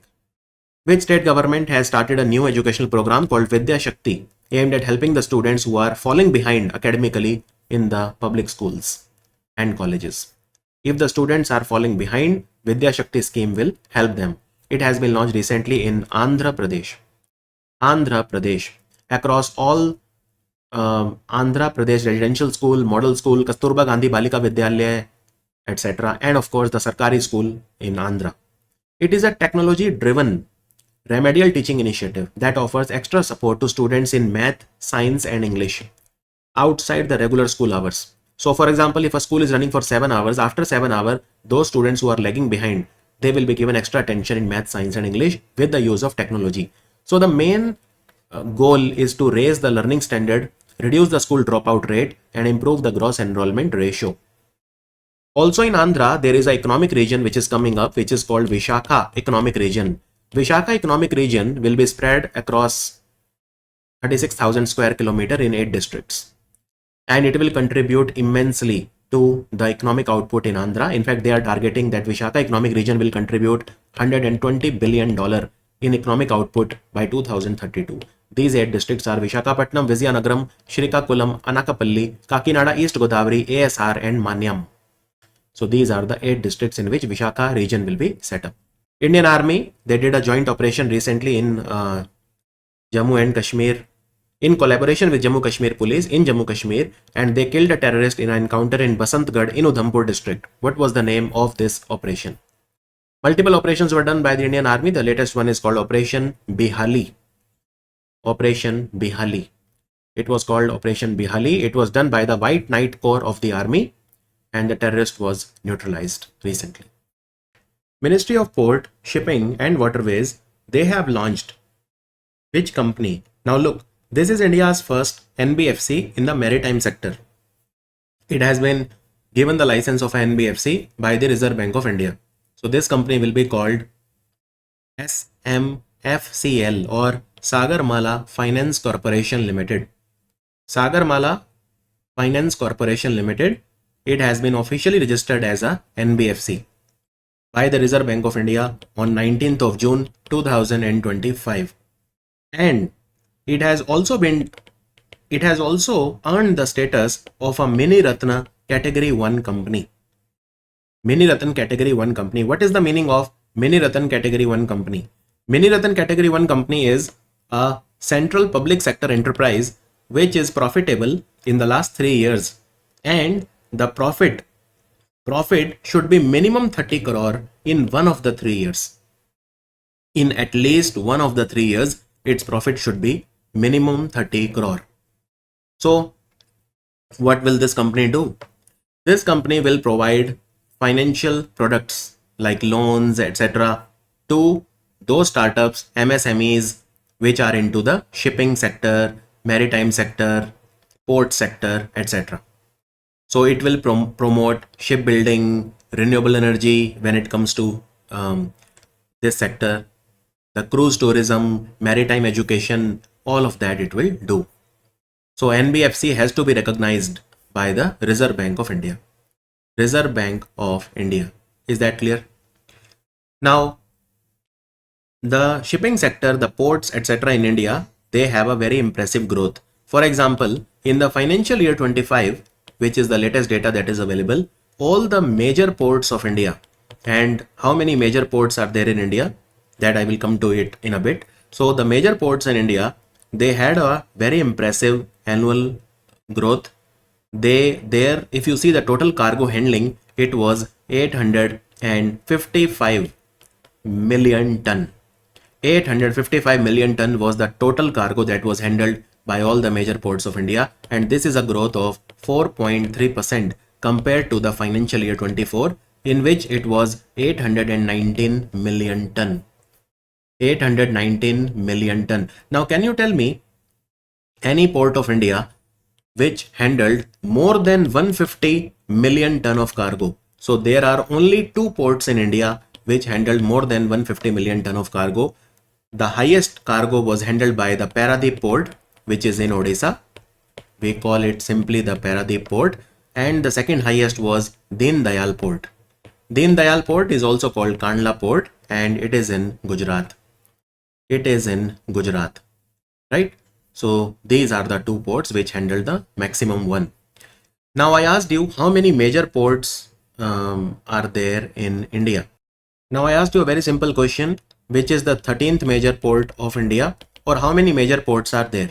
So as of now there are 12, but 13th and the 14th one, they are under construction.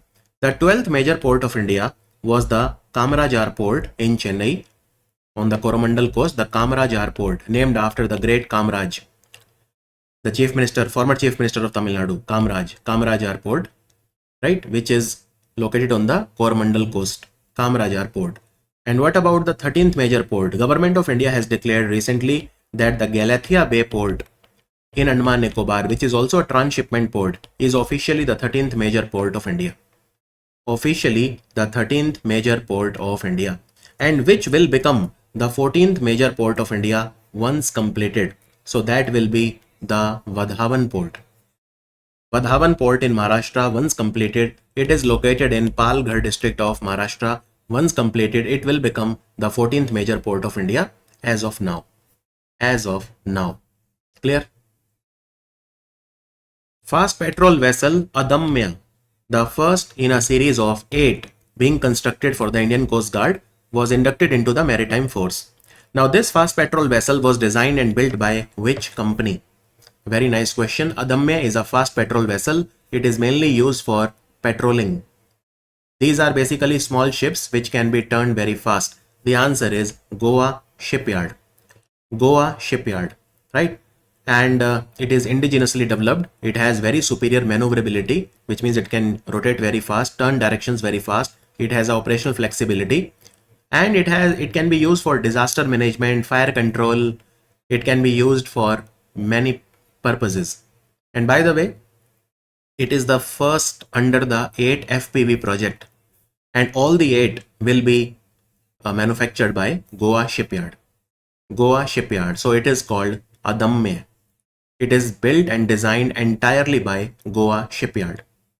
Now, what are the names of other ones? So the first is called Adamya. I will tell you the names of a lot of them. First is called Adamya. Second one is called Akshar. Third is called Amulya. Fourth is called Akshay. What was the name of the first one? Adamya, the first of the 8, right? And then we have the fifth one, which is called Achal, Achal, Achal. That is the fifth one. And then the remaining 3 they will also have names which I will tell you. So these are the Adamme class because these names are kept after the first in the series. So the first in the series is Adamme, that is why you can also call them Adamme class. Fifth is Achal, again by the Goa shipyard for the Indian Coast Guard. In fact, Government of India recently said that the sixth one will be called Atal, but they have not named seventh and eighth yet. So yes, they have named the first six ones, but they have not named the seventh and the eighth ones. Ministry of Port, Shipping and Waterways, they have signed a MOU with which center to set up a digital center of excellence with an aim to accelerate digital transformation in India's maritime industry. Now, India's maritime industry needs complete digital overhaul. So that will be done by Center for Development of Advanced Computing, which is headquartered in Pune, and this center works under the Ministry of Electronics and IT. Ministry of Electronics and IT. So CDAC will work with Ministry of Port, Shipping and Waterways. Another very important thing, there is a platform. So there are two things. First, there is a digital center of excellence. For that, Ministry of Port, Shipping, Waterway and CDAC, they are coming together. This digital center of excellence will provide advanced IT solution, logistic support, foster innovation and modernization of ports, etc. Second thing is Sagar Setu. Now the Ministry of Port, Shipping and Waterway, they have launched the Sagar Setu platform, which marks a new era in India's logistics and maritime ecosystem. The go live of this digital initiative aims to enhance operational efficiency, bring in productivity and ease of doing business. So Sagar Setu will integrate multiple service providers to offer seamless EXIM related services. EXIM means export import. This platform is designed to significantly reduce the processing time for the vessel and cargo documentation, promoting faster and paperless logistics. This platform connects over 80 ports and 40 key stakeholders, reflecting broad industry adoption and collaboration. So do remember both of these things. What is Digital Center of Excellence and what is Sagar Setu? Sagar Setu will basically reduce the processing time for vessel and it will decrease the time for cargo documentation. It will make logistics easy. And Digital Center of Excellence will provide IT solutions, etc. One more thing is Drishti. What is Drishti? Data-driven decision support review institutional information system for hastening and tracking implementation. Drishti framework was launched to fast-track the maritime goals, providing a comprehensive monitoring framework to accelerate the implementation of Maritime India Vision 2030 and Amrit Kal Vision 2047.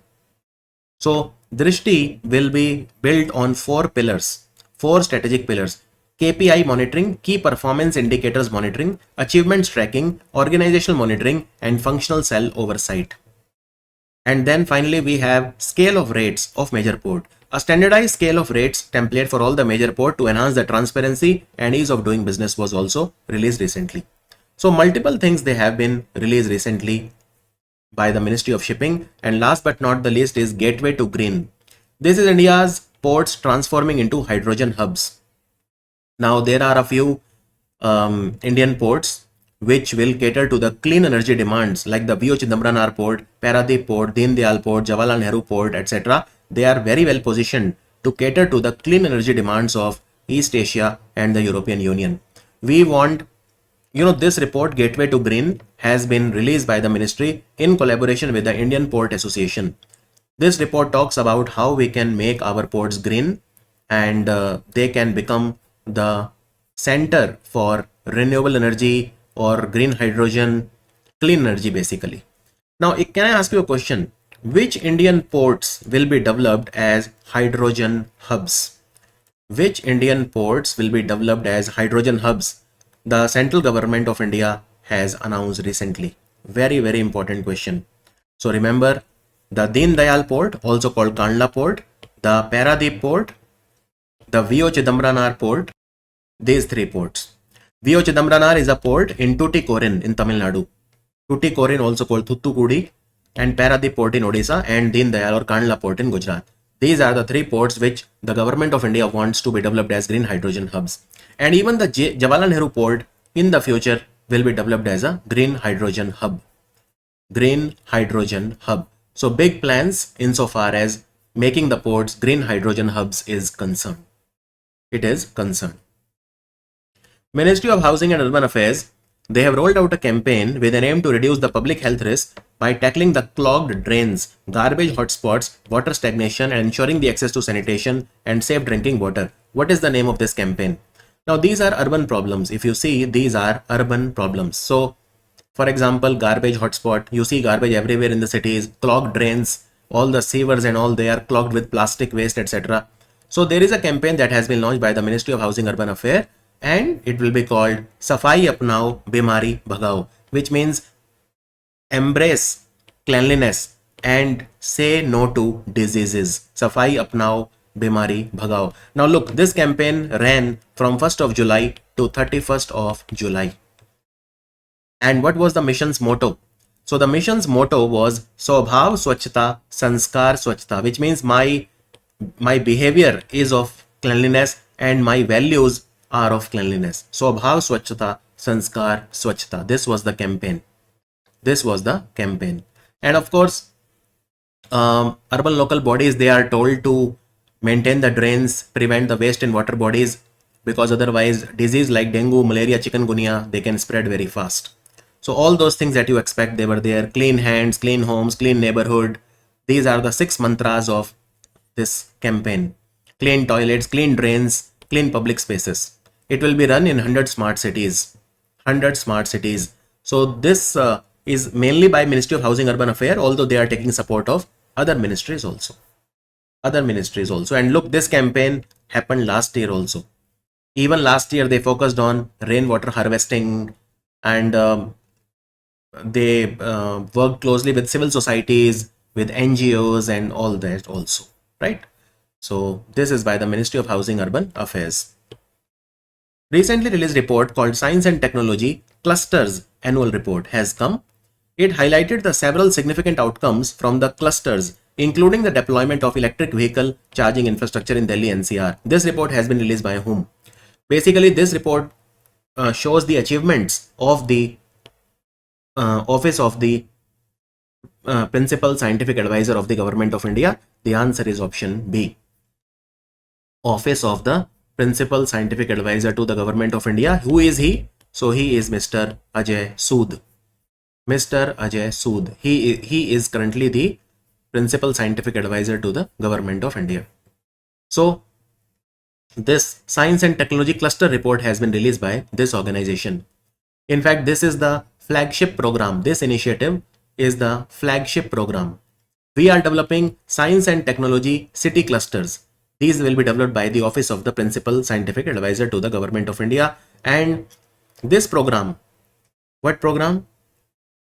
That we should have science and technology clusters. It was launched in 2020.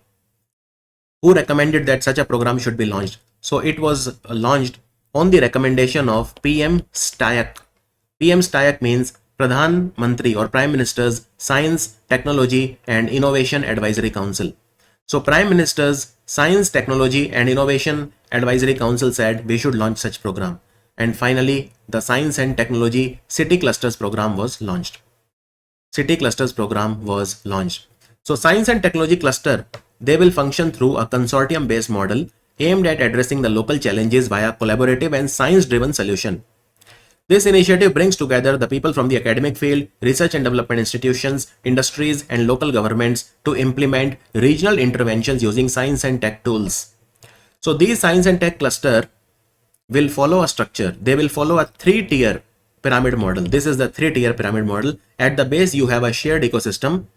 On the top, apex, you have the nationally and globally competitive clusters. And in the middle, you have regional solution provider. So the foundation tier builds a shared ecosystem among the institution. The intermediate tier has regional problem solving, and the top tier has nationally and globally competitive cluster. So this is the model of these science and tech cluster. Science and tech cluster. Now, if I ask you how many such clusters are active right now in India? So there are 8 clusters, 8 science and technology clusters which are active in India right now. We have the Research and Innovation Circle of Hyderabad, this cluster. It was set up in 2020. And I told you this scheme came in 2020 only. We have the Jodhpur City Knowledge and Innovation Cluster in Jodhpur. And all of these clusters, they cater to some science and tech requirement. For example, these are the verticals in which they work. Jodhpur City Knowledge and Innovation Cluster works in medical technology, water, environment, etc., etc. Pune Knowledge Cluster, you can see the year is either 2020 or beyond. Then you have Delhi Research Implementation Innovation Cluster, Bhubaneswar City Knowledge and Innovation Cluster, Bangalore Science and Tech Cluster, PU IIT Roped, Punjab University IIT Roped Cluster, and finally you have Vizag Science and Tech Cluster. The latest one is this. It was established in August 2024. Understood now completely what is this cluster approach? And this cluster approach is an approach of Office of the Principal Scientific Advisor to the Government of India. Now, Principal Scientific Advisor to the Government of India, he has a status equal to the Cabinet Secretary. It is a Cabinet Secretary level position, and this position was created in 1999 by the Atal Bihari Vajpayee government, and the first Principal Scientific Advisor was APJ Abdul Kalam. APJ Abdul Kalam ji. So, very important position, this one. Which of the following country has become the first African country as well as the first high burden HIV country worldwide to achieve WHO's gold tier status for the elimination of vertical transmission of HIV is a public health issue? What is the meaning of this? See, HIV virus can enter your body from three ways. One, unsafe sex. If you do sex with a person who is suffering from HIV, then HIV will come in your body. Second is sharing the syringes. Lot of drug addicts, they share the syringes. If you are sharing syringe with a person whose body is HIV positive, the virus can come to your body. And the third is the vertical transmission. That is from the mother to the child. From the mother to the child. So these are the only three ways. And mother to the child, we call it vertical transmission. Now they have eliminated the third one. That is this one. Vertical transmission from mother to child has been eliminated completely. So it has been eliminated in an African country recently. And this is still a big achievement.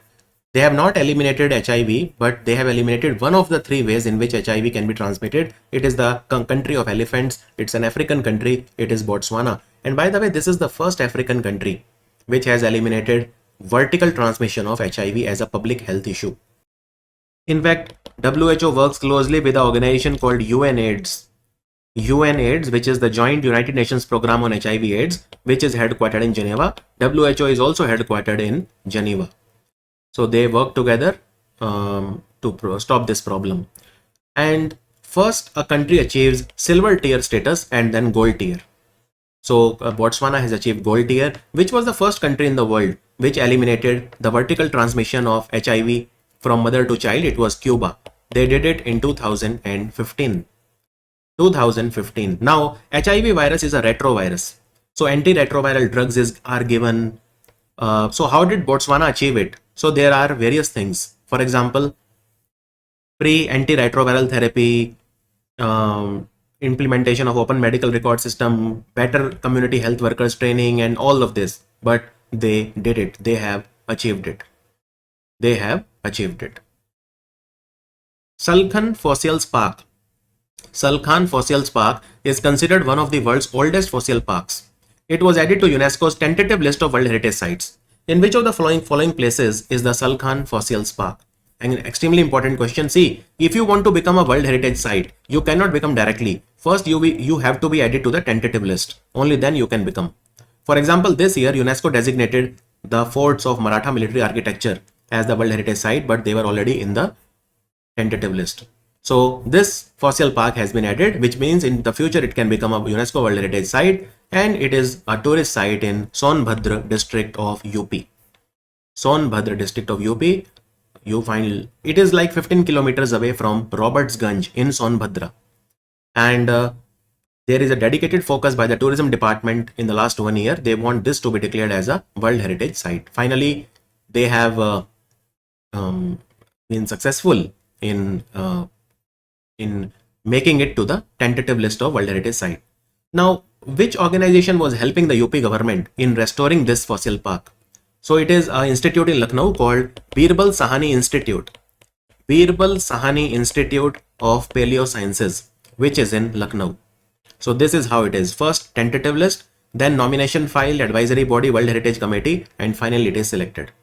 Now, why is this park so famous? Because 1.4 billion year old algae fossils, stromatolite fossils and all, they are all present here. That is why it is very famous.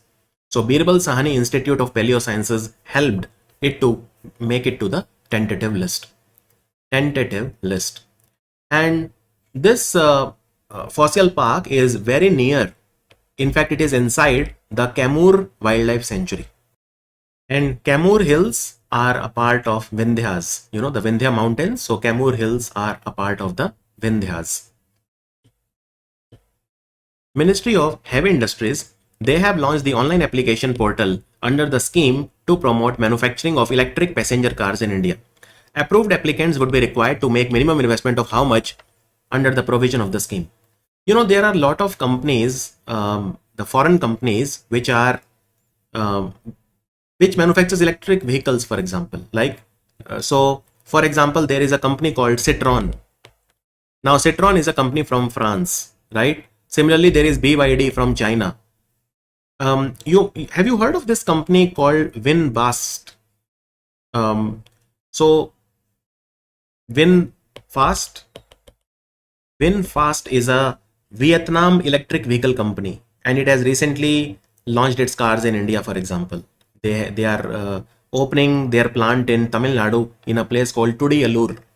So I'm just saying that we want lot of foreign companies to open their manufacturing units in India. It will give us access to technology. It will create jobs. So the Ministry of Heavy Industries, they have launched a scheme called Scheme to Promote Manufacturing of Electric Passenger Cars in India. If a foreign electric vehicle manufacturing company invest minimum 4,150 crore in India, then they will get a lot of subsidies from the government of India, right? And the application portal has been launched now. This application portal was opened on 24th of June, and you can submit your application till 21st of October. So they have given a window to you, approximately 4-5 months window. So this scheme wants global EV manufacturers to set up their production bases in India and generate employment and boost technological innovation. So a lot of custom duty benefits are also given. For example, to encourage the global manufacturers, the approved applicants will be allowed to import completely built-in units of electric four-wheelers with a minimum cost, insurance and freight value of 35,000 USD at reduced custom duty of 15% for a period of 5 years. Okay, so for a period of 5 years, you will have a custom duty of just 15% on the cars which are up to 35,000 USD value. Then the maximum number of electric four-wheelers allowed to be imported at the aforesaid reduced duty shall be capped at 8,000. So you can bring in India 8,000 cars maximum per year, per company per year, and you have to pay just 15% custom duty. Now under this scheme, how much is the maximum financial incentive that will be given to one company? So that will be the lower of these two. The maximum duty foregone per applicant will be limited to lower of the 648.4 crore or the investment made under the scheme. It will be lower of the two. So the maximum duty foregone per applicant will be 6,484 crore or the investment made under the scheme, whichever is lower. For example, let's say I am investing 10,000 crore. So minimum I have to invest 4,150 crore. Let's say I'm investing 10,000 crore. Now, how much will be the maximum duty that I can claim? So this will be lower of my investment or 6,484 crore, which means I will get 6,484 crore. So you can say the maximum duty foregone will be 6,484 crore, right? 6,484 crore. This is the maximum that you can get, maximum. And what will be the minimum? Minimum will be the lower. Minimum will be the lower of the two, 6,484 crore or your investment. So if I have made an investment of 3,000 crore, can I make an investment of 3,000 crore? No, because minimum is 4,150 crore. So let's say I have made an investment of 4,200 crore. What is the maximum duty foregone possible here? It is 4,200 crore. Lower of these two numbers. So lower of these two number is 4,200 crore. And also domestic value addition criteria is there. if it's not like you can manufacture a car abroad and sell in India, so you have to do some domestic value addition in the car. Minimum domestic value addition will be 25% within 3 years, and minimum domestic value addition will be 50%, which has to be achieved within 5 years. Can every car company apply? Can every foreign car company apply? No. The group revenue should be minimum 10,000 crore, and the global investment of company or its group companies in fixed asset based on their latest audited annual financial statement should be minimum 3,000 crore. So global investment of the company in fixed assets should be minimum 3,000 crore, and the group revenue of the company should be at least 10,000 crore. HDFC Life Insurance Company, they have collaborated with Society for Innovation and Entrepreneurship, and which of the following institute they have launched HDFC Life Insureka, which is an innovation challenge for the startup. So it is like a hackathon, it is like a competition launched by IIT Bombay in collaboration with HDFC Life Insurance Company. They collaborated with Cine. Cine is a center of IIT Bombay, Society for Innovation and Entrepreneurship, and this is a center, Cine, of IIT Bombay. So they have started this competition of insurance technology. Last day to apply was 7th of July. 7th of July. And Cine is a technology incubator at IIT Bombay, which was set up in 2004. 2004. HDFC Life Insurance Company was launched in the year 2000. It is a subsidiary of HDFC Bank. India's first advanced traffic management system project has been inaugurated on the Dwarka Expressway in Delhi. ATMS has been developed by which company? Advanced traffic management system. How will it work? So it has been developed by Indian Highways Management Company Limited, and it has been installed on the Dwarka Expressway recently, and basically it will create smarter and safer roads. How does it work? Look, first of all, this company IHMCL, it is a company under the Ministry of Road Transport and Highways, and so they have developed it. And who will be implementing it? Implementation will be done by NHAI, National Highway Authority of India. National Highway Authority of India, right? So in fact, IHMCL is a subsidiary of NHAI only. It is a subsidiary of NHAI only. So this system, basically, there are traffic monitoring cameras, right? There are incident detection video cameras. So they will be able to detect if you have not worn the seat belt, if you are overspeeding, triple riding. So they will catch if you are violating any traffic laws automatically. There are some 14 different types of incidents like overspeeding, no seat belt, triple riding, and challan will be issued to you automatically. So that is how this ATMS system works. Challan will be issued to you under the Motor Vehicle Act. And what they will do is they will integrate ATMS on the NIC e-challan portal. E-challan portal. On e-challan portal, you can get to know all of your traffic violation and all the money that is due. E-challan portal was designed and developed by National Informatics Center of the Ministry of Electronics and IT.